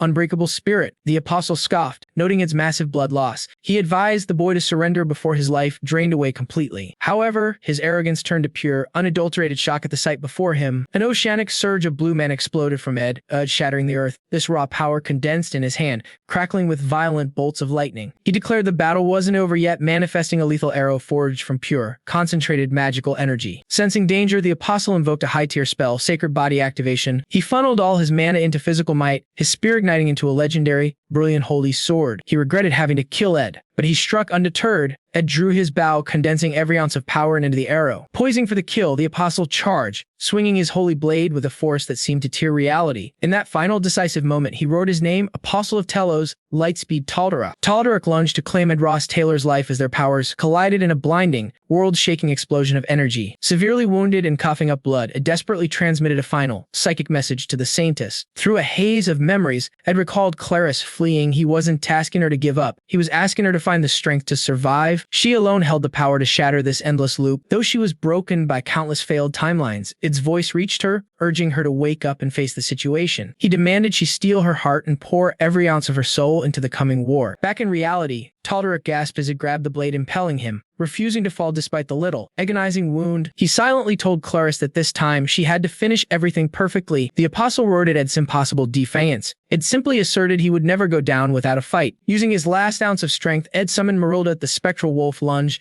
her massive jaws tearing into Tal'Darak's divine form. The apostle of Telos was trapped within the spirit's crushing fangs, letting out one final scream before being pulverized. A's broken body finally gave out, crashing heavily onto the scorched, shattered earth. Merilda manifested in her human form, frantically screaming at Ed for not summoning her sooner. She knelt over the dying Ed, sobbing that he couldn't twin alone. She begged him to live, but received only a weak cough. As his life faded, Merilda's pleas echoed until a massive pillar of light erupted from the distant temple building. The fatal wound in Ed's chest continued to bleed profusely, draining him. Merilda shrieked Ed's name in pure agony, clutching his rapidly cooling body to her chest. Elsewhere, Clarice clawed at a massive sealed door, her desperate cries echoing through the dark, cold corridor. Broken and exhausted, she leaned against the gate, knowing the sanctuary lay just beyond. The holy relief on the door mocked her urgency. Gathering her final spark of mana, Clarice concentrated all her power into her palm. A brilliant orb of yellow energy detonated, shattering the sacred door into 1,000 shards. She stumbled inside, gasping for air, but the scene before her left the saintess completely speechless. A fresh pool of blood stained the stone floor. the silent proof of a tragedy she was too late to stop. Clarice's heart stopped. Standing there drenched in crimson was Adele, her dearest friend, barely clinging to life. A blood-curdling scream tore from Clarice's throat. She lunged forward, cradling Adele's broken body while sobbing her name. "What happened? Who did this?" Clarice cried out, her entire world trembling with terror. Adele's lips moved in a ghostly whisper. "The saint." Suddenly, a chilling voice emerged from the shadows, told her smirk, wounded but mocking her arrival. Horror paralyzed Clarice. She stared at the nightmare before her while Adele went cold and still in her arms. A single tear traced a path through the grime on her cheek. In her crimson eyes, hope finally died. "Move," Tatarak commanded. Like a puppet, Adele rose and walked into the abyss, leaving Clarice reaching for a ghost. Tatarak gasped. A blinding crest ignited on Clarice's chest, a divine seal. Impossible. Only one being in existence could carry that mark. The ultimate manifestation of the Holy Church combined might. Celestial blue mana exploded from Clarice, her body convulsing as the raw power tore through her soul. Tolder stood frozen in shock. The truth was undeniable. The girl before him was the legendary saint. Amidst the chaos, Adele glowed with a tragic golden light. "It's over," she whispered. Clarice screamed, begging for an explanation. Then, a flash of celestial radiance claimed Adele, dragging her into the unknown. Clarice's desperate cries were swallowed by a violent eruption of white light, shattering the world between them. The vision faded, and Rothstaylor remembered the saint's request for a secret audience. "What is it you need?" he had asked. Clarice met his gaze, her eyes heavy with a lifetime of burdens but burning with newfound resolve. Her scarred hands gripped the table until her knuckles turned white. "I'll tell you everything," she vowed. "The whole truth." Her memory began with the sound of seagulls crying over a distant, salty harbor sky. She remembered a young boy with messy brown hair, laughing as he chased a friend down the shoreline. "Slow down, you'll fall," he'd shouted, eyes darting anxiously toward a blonde girl perched near the jagged rocks. The girl had only offered a soft, fleeting smile in return to his frantic warning. Her family were war refugees who fled to the merchant city of old, only to be swallowed by crushing poverty. Starvation was their shadow. Even a single crust of bread felt like a luxury they couldn't afford. Then, like a cruel dream, a hearty feast of sandwiches and fresh milk appeared before them. Before young Clarice could eat, a stranger approached Adele. "Your father is busy," he lied, his eyes cold and calculating. He beckoned her away, turning back toward two shadows waiting in the wings to complete their scheme. He gave the little girl one final, hollow glance before vanishing into the faceless crowd without a shred of hesitation. The man hurried away, leaving the brown-haired boy alone with a stunned Clarice. The boy used his simple bait, stared at his sandwich, luxury he'd never known, with a guilty heart, but seeing Clarice stolen away broke him. He collapsed as the bread turned to ash in his mouth. Later, at a jagged cliffside, Clarice's heart turned to ice. She ignored the boy's frantic warnings to stay back. When he tripped and fell, she did move. She just watched him with hollow, indifferent eyes. Left alone, she was cast into the Dolera's orphanage, a place where faith was the only currency for survival. Even the smallest children were treated as gears in a machine, working until they finally broke. Since the Order of Telos ran the place, the only peace she found was during the mandatory hours of prayer. She found an old lute and taught herself the hymns, using music to escape the back-breaking labor. Then came the day destiny intervened. She saw greedy merchants bribing Archbishop Virio for entry into the holy capital. Virio smirked, clutching the gold, but his greed made him careless. He knocked over a flickering candle. Flame licked his robes. Turning into a hungry roar, Virio shrieked in terror, while the merchants froze in panic. Suddenly, a massive wall of water crashed down, devouring the flames in a single heartbeat. Drenched and trembling, the archbishop stood in the rising steam, gasping for air. He stared at the young girl. How did you know the fire would start?" Clarice stood there, surrounded by the empty buckets she had prepared long before the first spark. "I saw it in a dream," she whispered. Virio's eyes widened, and he lunged forward to grab her hand. With holy awe, he declared her the saint of Telos, the chosen light destined to lead the church. Clarice's world flipped instantly, from rags to riches. She was suddenly pampered by servants and worshipped by the holy clergy. But this new privilege required endless devotion and ritualistic study. "I traded my sleep for sacred training, a heavy price for escaping poverty. The holy pope and high apostles blessed me. I carried the capital's divine mark, the ultimate proof of my celestial calling. My spiritual essence surged with every ceremony until only the final ritual remained to seal my destiny. That's when it happened. I saw my future. Nightmare of fire and blood that chilled my very soul. Terrified by the omen, I rejected my path as saintess, causing Archbishop Virio to explode in a fit of rage. I thanked Virio for his guidance, but insisted on serving the heavens through a different, less holy vocation." Virio's gaze turned icy. He knew I would budge. As he left, he spat that my time-bending foresight was the only reason they chose me. His face twisted in fury. He growled that my talent was cursedly great. Decades passed in the capital while a secret rot festered within. I admit it. I abandoned my destiny. I never became the saintess of the Order of Telos. Instead, I hid in the shadows as the simple guardian of the eternal flame. I played my lute all night to avoid sleep, because whenever I closed my eyes, the dragon Wellbrock roared in my dreams. In those visions,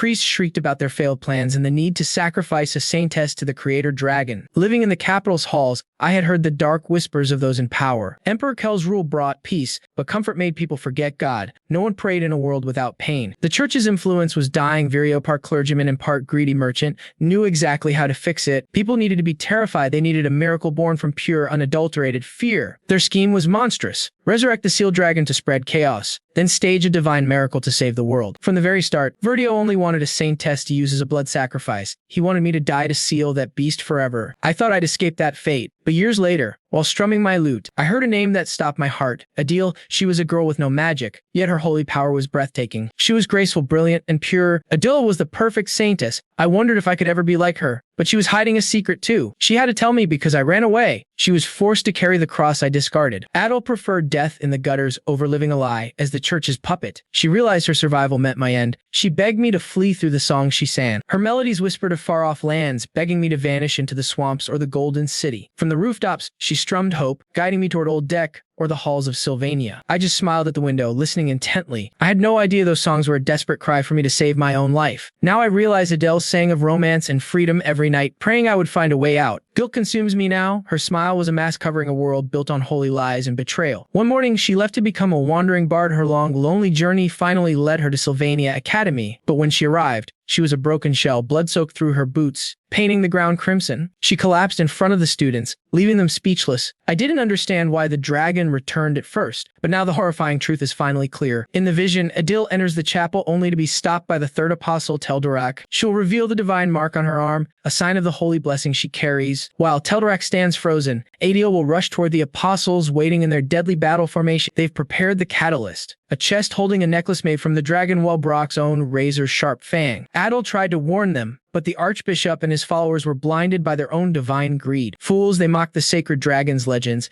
refusing to summon Saintess Claris. Their pride was a death warrant. From the abyss, the thunder dragon Velbrock roared. In their utter despair, they hunted for the saintess like desperate, cornered prey. She was merely a sacrifice, a lamb to appease the dragon's infinite hunger. The ritual circle was a death trap. Claris knelt, ready for her tragic end. But I refused that ending. Idle chose a different, darker path. I threw myself into the circle. Velbrock's dark fangs tore my soul apart. My life was meaningless, but saving her made my agony feel like peace. I saw hope in Claris' eyes unexpectedly. A divine blessing shielded my body. My hidden boundary magic ignited, surging past every mortal and divine limit. Fueled by holy light, I twisted the gears of time for the world. I've died 1,000 deaths. I remember her face from every agonizing loop. Now, the light is fading. My holy reserves are almost completely bone dry. Choking on blood, I crawled toward the church. This is my final stand. Darkness closed in, just as I prepared to fall for the last time. Strong hands caught me. I looked up, shocked. Why ask about water now? Rothstaylor stared at my mangled body. I could only wonder, why him? Memories flooded back. The archbishop had spat on my warnings with pure disdain. He'd never believed me. To him, the sacred dragon was just a myth. With sickening arrogance, he claimed the church would manufacture its own miracle. He preached to the masses, demanding humanity kneel before the god Telos. His vanity birthed a nightmare. Velbrock rose, a god of pure, unbridled destruction. The ritual was clear. A saintess must die to seal the calamity away. The weight of that sacrifice crushed my heart like a physical, heavy hand. I saw Claris's gentle smile.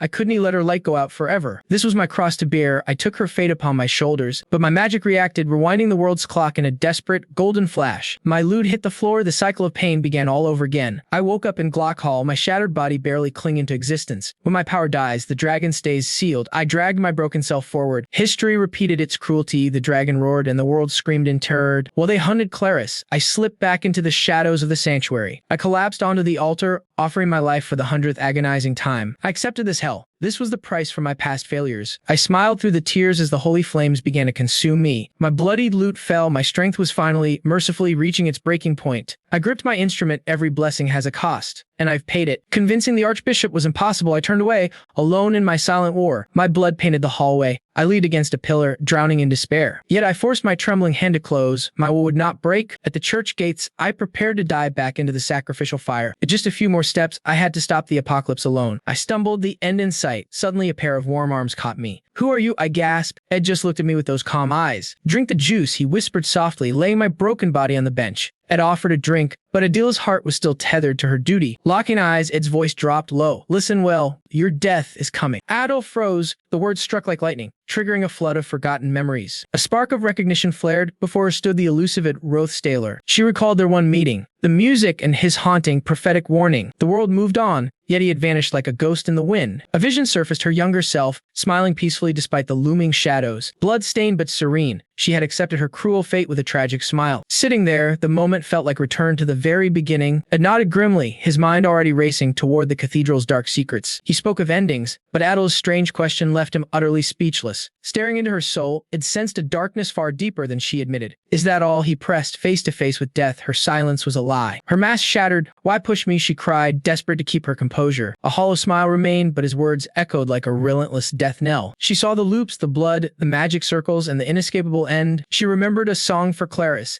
thinking she'd finally said everything to the world. But Ed's voice haunted the past, demanding the truth she dared not speak. Singing felt enough then. Clarice's joy was her only light in the abyss. Suddenly, Ed's voice pierced her thoughts, shattering her fragile wall once more. Driven to the edge, Adele screamed, "Stop, leave me," as she clutched her secrets. The memory shifted. Little girl on a bench, startled by destiny's first touch. A stranger's hand reached out, offering hope to a child lost in shadows. Watching him leave, little Adele whispered a sincere, innocent word of gratitude. Then a blonde man passed. Is that all? Those words froze her very soul. It's forever. Young Clarice watching her father vanish into the mourning crowd. Through tears, she realized thank you wasn't what her heart truly needed to say. Seeing his retreating back, she knew her soul was screaming for a goodbye. Tears fell. The gratitude was a mask. Her heart shrieked the hidden truth. Don't leave me. She finally voiced the plea she had buried for years. Now, bloodied hands trembled. I'm terrified, she confessed through a broken sob. Her final defense crumbled. Adele wailed in agony. I don't want to die. The storm passed, exhausted. She slumped as Ed offered water to steady her. She drank shakily a broken shell. Ed watched, his heart heavy with resolve. He stood up. Took you long enough. Now he demanded the full truth. He clenching his fist, he vowed to end this nightmare once and for all. Elsewhere, Clarice, eyes burning red,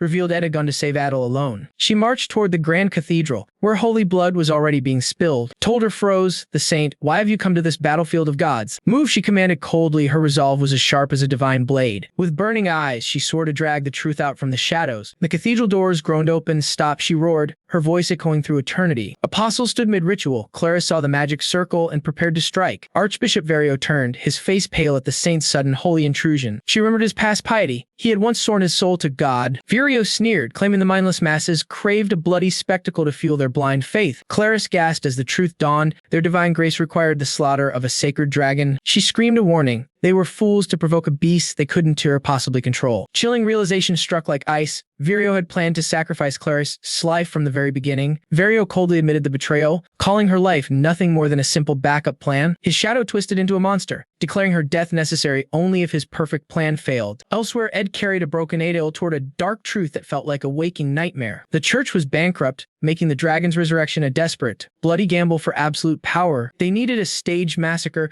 to restore the people's faith and the church's fading authority. Adele knew Verdio's nature. He would burn the world just to increase his own wealth. Ed asked if she had tried to reason with the heartless, power-hungry man. I'm a ghost to him, Adele sighed, and he listens only to his own twisted ambition. He only understands force, and he's brought the apostles of Telos, god-tier warriors, to enforce it. Clarice watched in despair as the legendary apostles surrounded her like wolves circling a lamb. Verio offered a mock apology, ordering the girl to sleep while his divine executioners stood guard. Clinging to Ed's back, Adele felt the weight of hopelessness. No one could survive such power. Suddenly, Ed's eyes burned to the secret fire that left Adele feeling utterly confused. At that moment, a roar of purple lightning, the divine punishment, tore through the cathedral's sacred halls. Destructive violet energy erupted, pulverizing the holy sanctuary into a million jagged shards of stone. The lightning struck like a hammer, exploding directly in front of the stunned archbishop and apostles. Verio shrieked, demanding know who defied God, only to be met by a defiant voice. The purple bolt claimed a victim, tearing a flying apostle into a heap of agonizing pain. A figure in witch's robes appeared, her presence commanding the entire smoke-filled battlefield. Cold violet eyes gleamed beneath her hat as she prepared to deliver her final, crushing judgment. I am an atheist, she declared as Virio's world crumbled into a fit of impotent rage. The mage pointed to the walls, claiming the church laws were stained with unforgivable sin. Your sin is arrogance, she thundered, channeling a tide of mana that made the archbishop tremble. Two more apostles, the 8th and 2nd seats, stepped forward to strike down the blasphemous intruder. If they spat curses at her, claiming she had turned her back on the grace of Telos. The mage didn't flinch, her piercing gaze cutting through divine light like a razor blade. This is God's will, they roared, but she stood firm against the two angelic warriors. With a snarl, she crushed a sphere of shadow, unleashing a vortex of pure, unbridled fury. How dare you dogs defile this place? Her voice boomed, chilling the souls of the unholy. From the heavens, the light speed apostle descended, his armor glowing with a blinding, celestial radiance. Tadaric lunged with his blade of light, vowing to erase her existence from the world. A brilliant arc of energy sliced toward the mage, intending to split her in two. She vanished instantly. Tadaric froze, realizing this was to speed. It was a high-level spatial leap. Appearing behind him, she snapped her fingers to unleash a wave of absolute, magical destruction. The purple mana swallowed the chapel, tossing the legendary apostles aside like broken ragdolls. Screams of torment filled the air as the elite warriors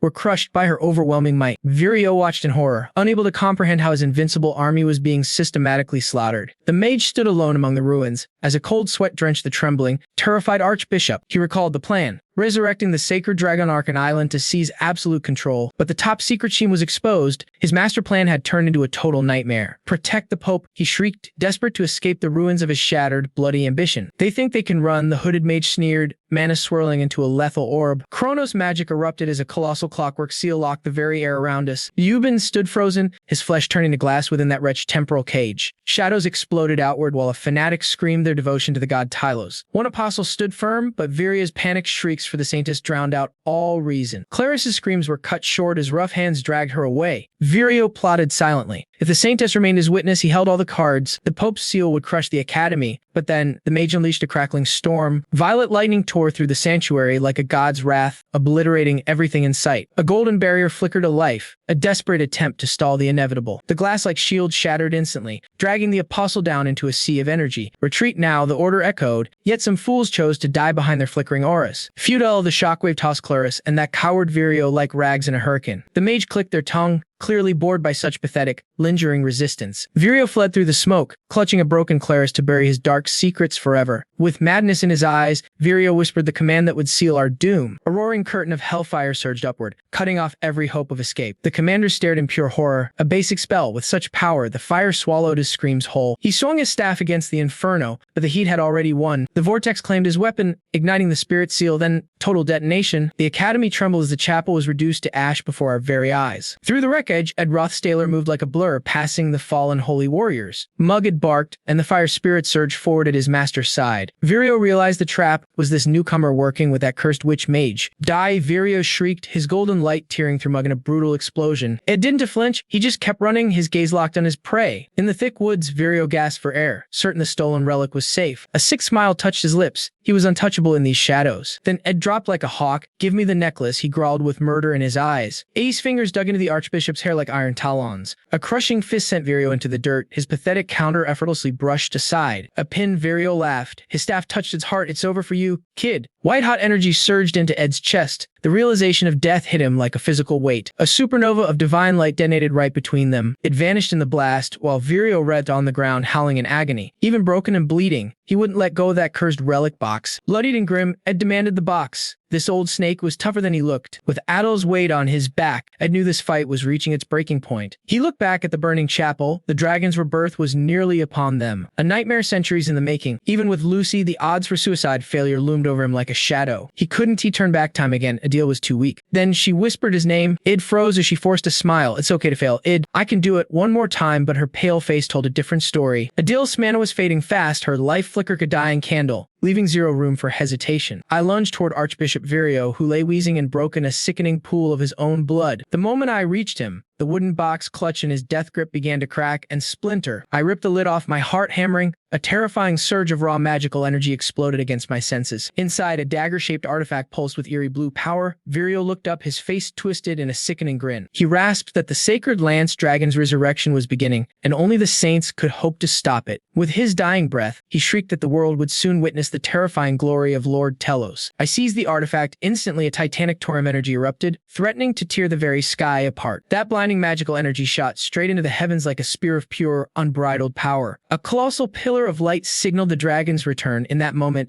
the horrifying truth finally dawned on me. To save the seal, I had to crush the archbishop and claim the dragon fang necklace hidden away. Desperation clawed at me. If my memories vanished after this failure, I had to find a way to transmit the truth. I knew the cost. Adil would have to sacrifice her soul to flames once again. Without this message, We were doomed to repeat this tragedy. My broken, blood-soaked body finally hit its absolute limit. I collapsed, hacking up crimson blood as a wave of her helplessness washed over my soul. I saw Adel's sobbing face, her voice pleading that she didn't want to die. Regret burned. I was too late. Suddenly, a voice echoed, "Does being a little late truly matter?" Then, a figure descended like a silent phantom. It was Lucy Mayle, the world's strongest mage, standing amidst the ruins with eyes full of cold resolve. With my last ounce of strength, I clung to Lucy, begging her to get a message to Adele. I stammered that anyone would do, as long as the truth reached them before the world reset. I pleaded with her to hurry. Our time was bleeding away, and the end was rapidly closing in. But Lucy looked down with freezing eyes and whispered one word that shattered my heart. No. She declared it wasn't necessary. She promised she would personally deliver the message to Adele and the saints. A glowing violet magical banner materialized, inscribed with every detail of our final desperate strategy. Claim the necklace, flee the church, and expose the conspiracy. Suddenly, an old memory flashed through my mind. I remembered Lucy training me, her voice acknowledging the immense, hidden potential buried deep within my soul. Back in reality, I looked at my mentor with tearful gratitude and whispered a faint, "Thank you." But relief was instantly crushed by soul-shattering agony. Two massive, sapphire wings suddenly blocked out the sun. Draconic wings crackling with lightning tore the sky. The sacred lance dragon had finally terrifyingly awakened. Lucy watched the beast materialize under the blood-red sky. "So, you've woken up again," she whispered calmly. Her magical banner had completed its mission, acting as a bridge across the collapsing timeline. It sent the truth of the conspiracy and the scapegoat to Adele, who was barely holding on. I pictured Lucy casting that forbidden time reversal spell. Had she actually succeeded in changing our fate? Time was the ultimate enemy. Once it reset, every memory of this struggle would be wiped from existence. I wondered desperately if I could ever plan a way to defeat the apostles all over again. Before I could even finish the thought, Lucy said something that left me absolutely speechless. She repeated her promise to save the Academy. I realized I had heard those exact words before. In the last loop, she explained that if time was a circle, she must have faced that dragon in every single iteration. As the dragon roared, the truth hit me. Lucy had been fighting this war alone, countless times over. Wearily, she confessed she only stayed to fulfill that promise. Perhaps she was just waiting for this final end. I pondered. If the clock just resets, was stopping the dragon right now nothing more than a meaningless gesture? Suddenly, Lucy leaned her head against my chest and whispered her final wish. She wanted to die in my arms. I was stunned. We were about to forget everything, our entire history swallowed by the coming reset. In these final, precious seconds, Lucy chose to speak the words she had never dared to say before. Our last protective barrier shattered, exposing us both to the overwhelming, destructive power of the dragon's wrath. This was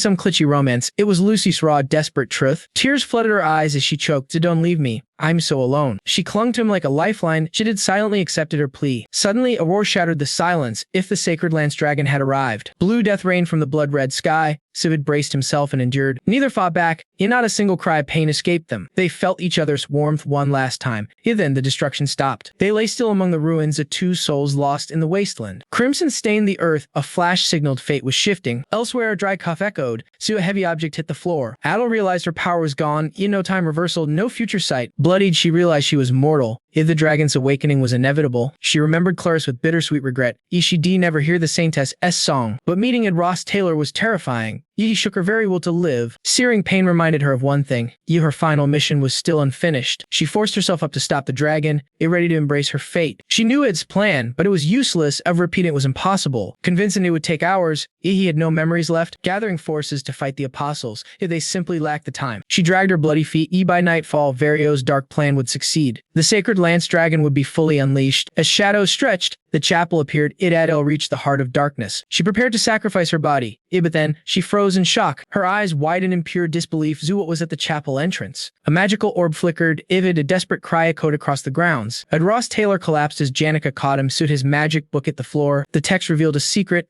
Divine resistance could defy this magic. Adele's time magic had a flaw. The divine blessing was fighting back. Because that, white-haired Clarice realized the truth. She remembered every single timeline. Writhed in agony. His forbidden research was clashing with fate. His eyes swirled with cosmic energy. A terrifying truth was awakening. His mind shattered. He relived the pain of 1,000 loops. Every horrific death flashed by. He gritted his teeth against the pain. They screamed his name in horror. His hand began to glow blindingly. It grabbed Clarice's wrist. Yui stood up, eyes burning with resolve. Time was running out. Javirio laughed, announcing the dragon's rebirth. He summoned a massive winged phantom. Amidst fanatical cheers, emerald energy swept down. Destruction was here. It bolted toward the chapel. He drew a glowing, eerie blue blade. Dagger ready, it lunged. He snatched the fang necklace. Virio froze. It had just crashed his sacred ritual. Arrows of light rained down. It had dodged. Remembering this familiar dance, usually Clarice would rescue him here. But not this time. Virio snarled, mocking the intruder. The final battle had begun. A sneering challenge echoed. Did Ed honestly believe he could slay a divine apostle of Telos? But Ed remembered the past lives, a hand tightened on a staff, drawing forth celestial brilliance. A massive holy avian, forged from jade green mana, surged into existence. It was an unstoppable force. Archbishop Verdio watched in horror as Prophet Adel summoned a second spirit. This time, Clara stood firm beside him. "Let us move, Ede," she urged. Ed nodded, gripping the glowing fang charm. This was a desperate, high-stakes race against the clock. Energy pulsed from the relic. It was the only key to unsealing the sacred lance dragon. Once the necklace resonated with the beast beneath, Arkan, a world-ending calamity would be unleashed. They had to get the necklace away before the dragon stirred. Verdio let out a blood-curdling shriek. He lunged for the fallen relic with wild eyes, but his fingers only grasped thin air. A violent burst of fire erupted. The explosion tore through the chapel's massive dome. Through the suffocating dust, the Holy Spirit took flight, carrying Ed and Clarice in the vast sky. Ed Rothstaylor and Yenneker soared upward. Ed called her name frantically as the academy faded below. He scolded her for staying, yet she stood firm. She would never leave his side again. Dark thoughts swirled. Expulsion was coming, and the Holy Church would hunt them like common criminals. As it spiraled into his own mind, Yenneker noticed the familiar weight behind his eyes. She reached out and took his hand. He was trying to carry the world's burden alone again. She asked if he was suffering in silence. Ed froze, wondering how she saw through him. Yenneker remembered seeing him collapse before. She didn't need words. She could read his soul sa exhaustion. Her voice was like iron. Whether they became outcasts or fugitives, they would face it together. She vowed to never let him bleed alone. Ed felt a surge of warmth at her loyalty. Still, the reality of their situation was crushing. Cold sweat began to beat on his forehead. Horror struck. 6 figures with golden wings were closing in from below, the apostles of Telos. The winged warriors ascended with blinding speed. It urged Yenneker to fly faster than ever before. Back at the shattered chapel ruins, dust settled to reveal a silhouette. Verdio stepped through the wreckage, his face twisted in murderous rage. He stopped dead. Standing there was none other than the holy saint, Clarice.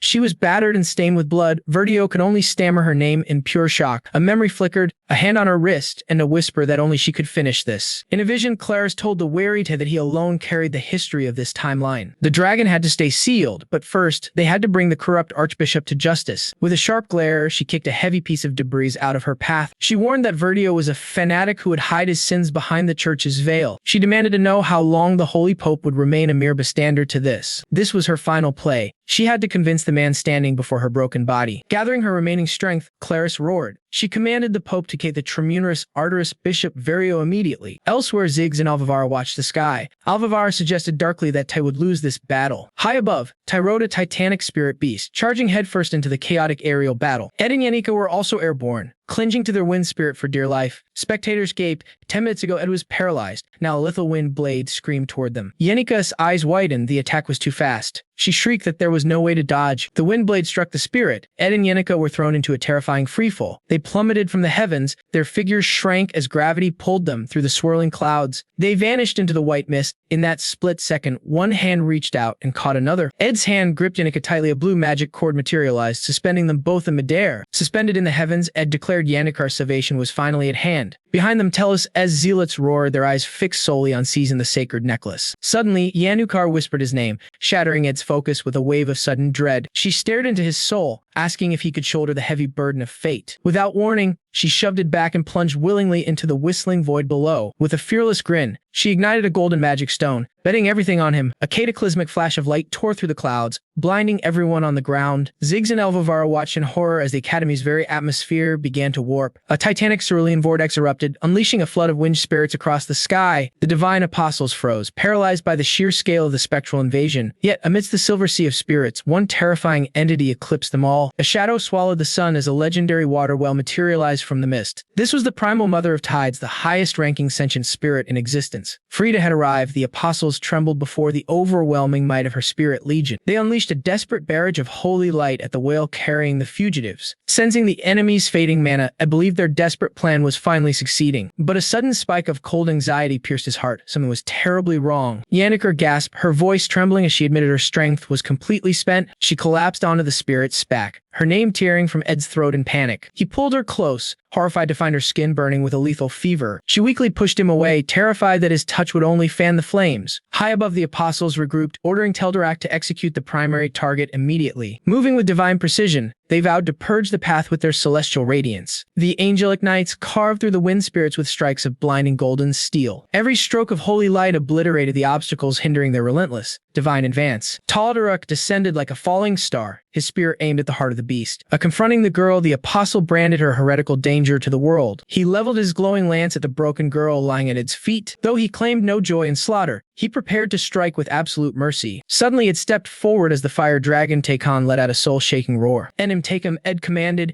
his voice cutting through the chaos like a blade. Before the apostle could react, the dragon's burning jaws clamped onto the holy spear. Takon hurled the warrior aside, but the resulting shockwave sent it tumbling backward. Id lunged forward, gripping Tal'Darik as they both burned within a violent, red aura. Tal'Darik's face twisted in divine fury as his bloated with overwhelming holy power. With a roar of triumph, his spear of light skewered the fire dragon into oblivion. Using her final spark of life, Yenneker begged Takon to shield it at all costs. A terrifying detonation of sacred energy leveled the forest, leaving only scorched earth behind. Choking dust and gray smoke rose from the crater where the two forces collided. From the haze, Tal'Darik's wind silhouette emerged, standing tall and completely unscathed. Surveying the carnage, the apostle calmly acknowledged the impressive strength of his foes. He admitted that summoning such legendary spirits simultaneously was a feat of pure genius. Yet, he declared gods will invincible, staring down at the broken boy on the ground. "Hand over the necklace," he hissed, "or watch your precious summoner perish with you." Bleeding and battered amidst the ruins, Id's eyes burned to the defiant, final refusal. Eddie's gaze locked on his foe, a silent vow burning in his soul. This cycle of regression ends now. He squeezed his trembling fist, the phantom weight of 1,000 deaths screaming in his fractured mind. Bloodied and broken, he forced his body upright, refusing to gamble with his existence ever again. Standing tall before the storm, Edda's spirit blazed with a terrifying resolve that eclipsed the surrounding inferno. Survival was the only option. Then the divine executioner appeared, the apostle of Telos, Tal'Darik. His entire being pulsed with a blinding, celestial radiance that defied the shadows. Through Holy Vessel Awakening, he forged magic in a raw physical devastation, lunging forward with godlike speed. The earth disintegrated beneath his stride from past lives. Ed knew this monster moved faster than sound itself. A cataclysmic wave of golden light slammed into Ed, sending him reeling through the air. Reacting was a pipe dream as the apostle's spear closed in. Ed's heart froze in pure terror. Sight was useless. Ed shut his eyes, betting everything on one desperate gambit as the weapon descended. A brilliant emerald barrier flickered into existence,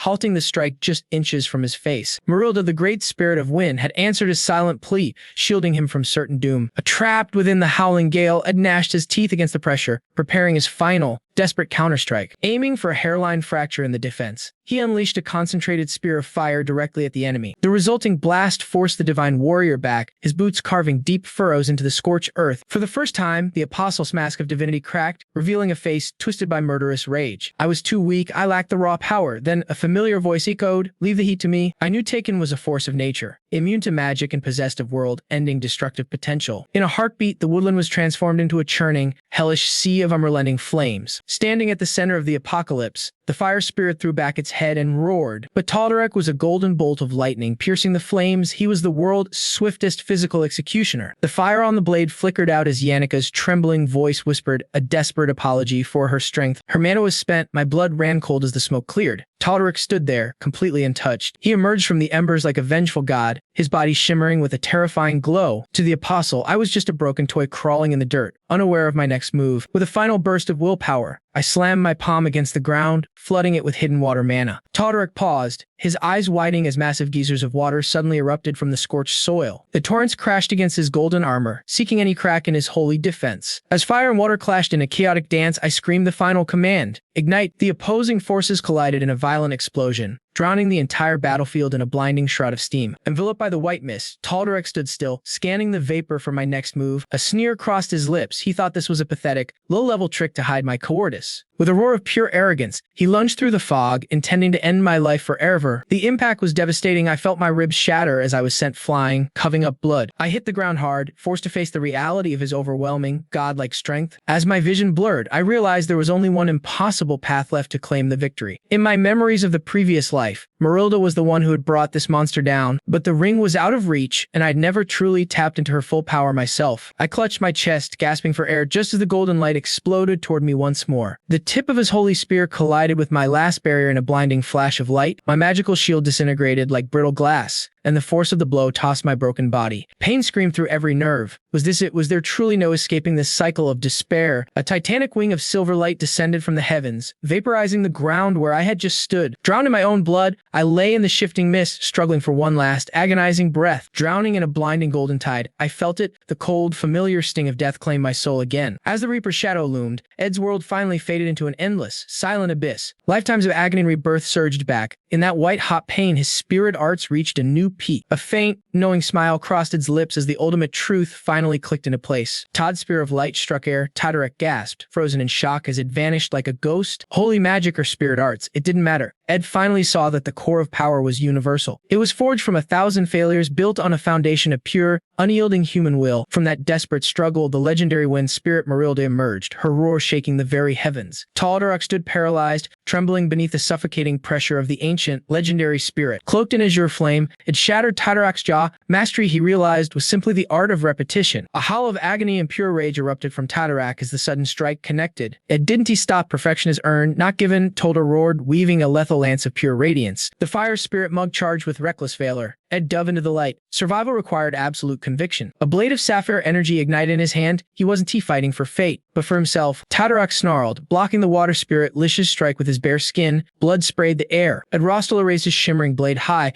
ready to end the apostle's life once and for all. Todorek lay broken, screaming in visceral despair as its sword descended like a falling star. The cold steel pierced his heart. Ed held on tight as the apostle covered up his final breath. Teeth gritted, Ed poured every ounce of his soul into that strike. Blood painted the forest crimson.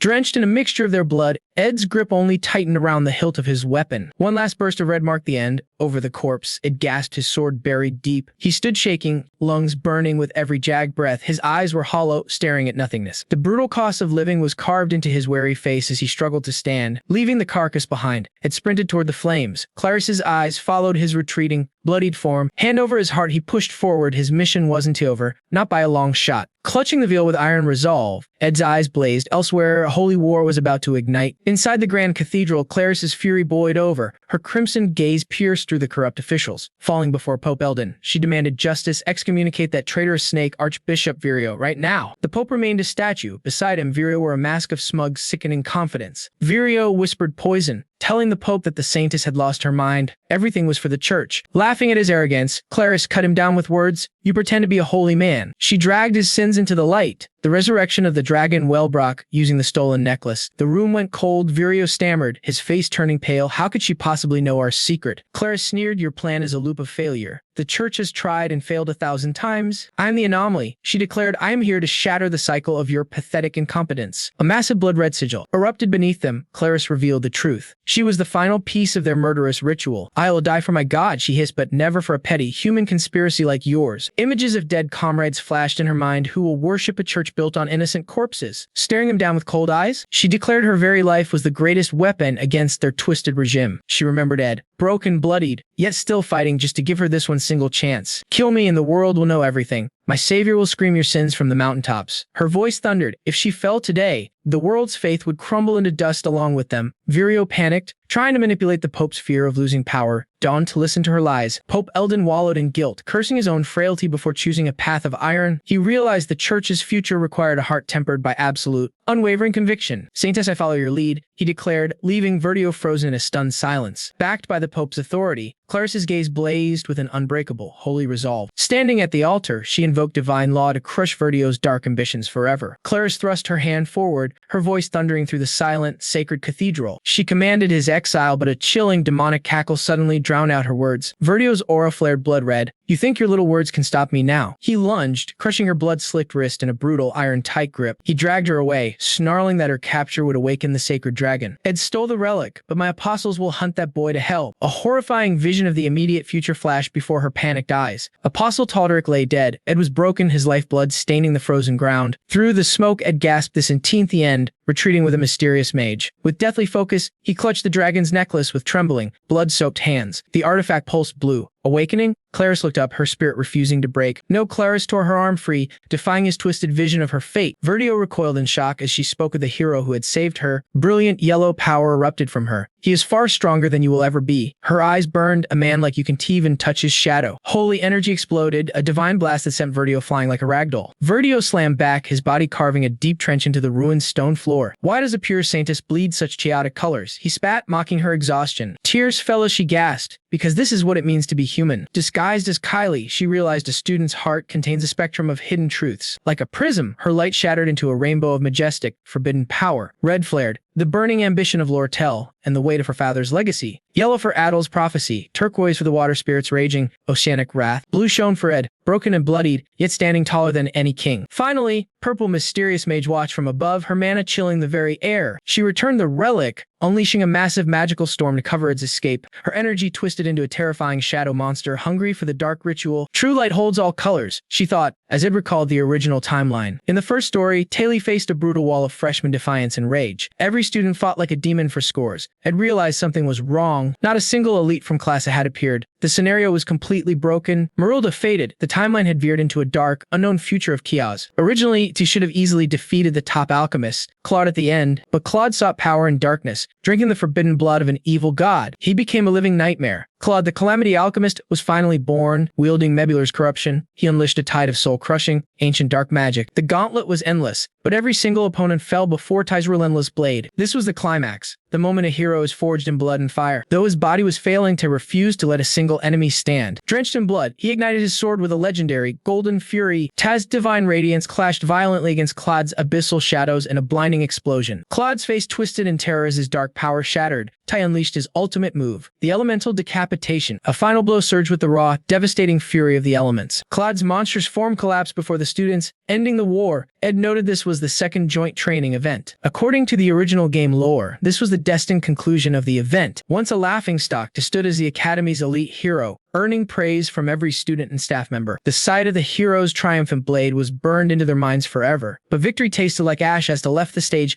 Devastating news of a fallen comrade froze his heart. Broken treasures lay scattered across the cold stone, whispering of a dark tragedy. His allies, the bard and prophet, had perished. Attilus's death announcement stained their hard-won glory with fresh blood. The game's original script never fully detailed the true horrors of Adela's demise. Fate demanded she fall upon a crimson magic circle, brutal, inescapable end to her journey. Yet, her eyes sparked differently. Ed had intervened, crushing the script to subdue a deal in a ferocious duel. Despite being battered and broken, Adela's ragged breath proved she still lived. She survived, blood-soaked and drained. Ed realized he had officially shattered the original narrative. Meanwhile, Ty's party remained completely oblivious to the bloody truth. They basked in victory's glow, unaware that a chaotic upheaval had already ignited within the Holy Church. Archbishop Vario fell, struck down by Claris's overwhelming burst of divine light. Having vanquished the traitor, Claris stood tall with dignity despite her soul-deep exhaustion. The Pope buried the scandal internally, finally stripping Claris of her cursed title as the Faithless Saint. Moreover, the sinister plot to awaken the sacred lance dragon was utterly crushed and stopped. Without a condemned saint, the church lost its excuse to invade the mysterious Arkan Island. This meant the Act 3 final boss, the awakened Lucy, would never actually manifest. It remembered the tragedy where Fada tormented Lucy, marveling at how fate had shifted. Now, instead of burning with hate, Lucy was just blushing and begging for some beef jerky. A golden sunset blanketed the academy, hiding the narrow escape from catastrophe. 2 peaceful days drifted by. Outside a quiet cabin, Ed Rothstaylor knocked to check on Janica's fragile state. Janica shrieked for him to stay out while she bathed. Ed just sighed, his vision still blurry. Borrowing future magic demanded a heavy toll. Janica was now powerless and her sight remained tragically clouded. Meanwhile, Frida, the legendary high-ranking spirit who fought for them, reportedly crashed nearby after the battle. Yennecar finally awoke within the safety of the secluded cabin. Her savior remained a mystery known only as the enigmatic mage draped in royal purple robes. Ed gave a stern warning through the wood. If anything changes, find me immediately. Suddenly, Belle appeared with chores in hand, making Ed wonder why a head maid was doing laundry. Seeing Belle's bright smile, Ed realized she actually found joy in these simple, mundane tasks. Bill asked after his health, but had brushed it off, focused entirely on Janica's failing eyesight. Sensing his hesitation, Bill asked what was truly troubling his heart. It paused, deep in thought. He firmly denied it. Bill smiled, agreeing that Janica's recovery was their absolute top priority for now. Stepping inside, she teased it about needing to help Janica change and tend to her feverish sweat. She playfully added she trusted him not to misbehave as the door slowly clicked shut. Suddenly, she peered back out, whispering thing used for making mistakes and following one's heart. Flustered by her sharp intuition, it awkwardly smacked his hand against the cabin wall. His face burned crimson as he stammered, telling her to stop the nonsense and help Janica already. Id looked away, grumbling from inside. Belle smirked, noting that the young master had finally dropped his formalities. Ed stood there, completely speechless at her lightning-fast wit. Flushing with shame, he turned his back and beat a hasty retreat to end the talk. Meanwhile, Belle made a fuss about the dust, insisting Yennecar belonged in the infirmary instead. She boldly declared she was flinging every window open to clear out the stale air. Suddenly, Yennecar shrieked as Belle barged in while she was dressing.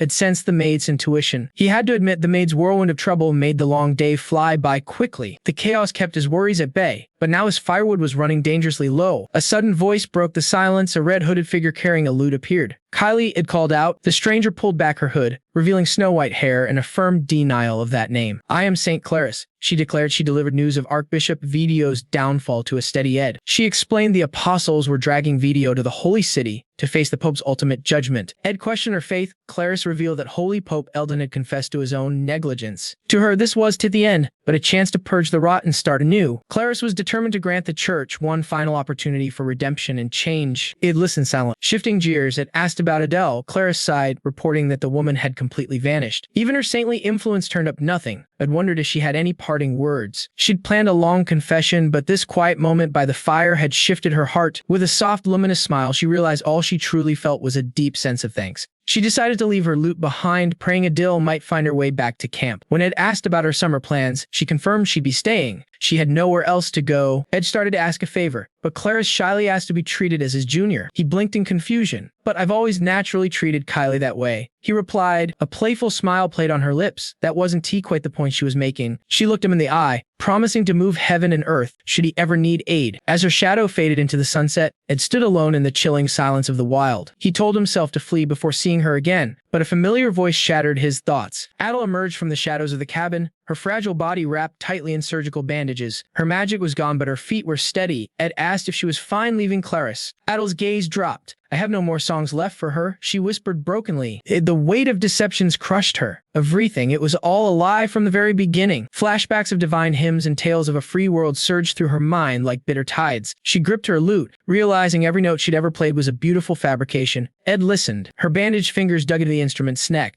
a silent scream of agony written in her eyes. Stunned by her confession, Ed watched as Adele suddenly hurled her precious lute into the blazing fire. With eyes burning with resolve, she vowed to visit every land she had lied about in song. The lute sank into the flames. This wasn't a short trip. It was a lifetime's journey. She was shedding her past. This wasn't an escape. It was a holy pilgrimage of truth. Ed questioned the difference, but she only smiled. Perhaps she finally had a home to return to. Slowly. I'll be back within 3 years, she declared, to play a song of my own making. Right here. It promised the finest wood for her return. She joked about returning in 2 years instead. Then Ed's tone shifted. Own last thing. Adele braced herself for his final words. He spoke the brutal truth. Her magic was dead. Her foresight gone. Her scripted destiny was over. Now, she would embark on a journey without a script, stepping into a terrifying, unwritten future. The threads of fate had snapped, forever altering the destinies of Yannickar and Ty. Claris' face haunted my mind. The horrors ahead, I warned, are beyond your darkest nightmares. Visions of a black dragon and dying allies tore through my psyche. I locked eyes with Adele. Tell me, aren't you terrified of the unknown? Only the fire's crackle fill the void finally. She whispered the truth. Yes, I'm terrified. But her fists tightened. A fierce new light blazed in her gaze. She faced the rising sun with a radiant smile. But doesn't that make it exciting? Night fell and my mind raced. I was talking to a girl destined to be a corpse. As the spoils of war turned to gray ash, the script was dead. Now, only my choices remained in this fleeting life. A grim vision gripped me. Save the world from the dragon, or save Adele. I saw myself drenched in blood, choosing the word over a friend. Adele shattered like glass before my eyes, a sacrifice I was willing to make. Without that mysterious witch's interference, I wouldn't have hesitated for a second. Staring into the dying embers, I knew the cold truth. I would abandon anyone to survive. Suddenly, a past life surfaced, a soldier on a crimson battlefield, my true self, a terror behind a gas mask, a fallen comrade in the mud, values like duty. I'd long since thrown them away. A voiceless, bloody scream tore through the silence of the slaughter. Through a storm of lead, I pushed forward. Brotherhood was just another casualty. One tear fell inside my mask, proof that I could walk away from anything. Back at the fire, I sat in silence. My hair veiled the darkness in my eyes. Then, Yannick approached. Her footsteps were soft whispers against the summer grass. As she sat beside me, the weight hit. Summer vacation had finally arrived. She leaned on my shoulder. The girl meant to be Act 1's final boss was now my closest ally. I stoked the flames. Lucy, the third act's nightmare, had vanished from the script. Under the infinite stars, we sat, yet one fundamental truth remained absolute. My eyes blazed with a cold resolve. I'll rewrite history, even if it costs us all. With Yannicka by my side, I soared again. I will survive, no matter the cost.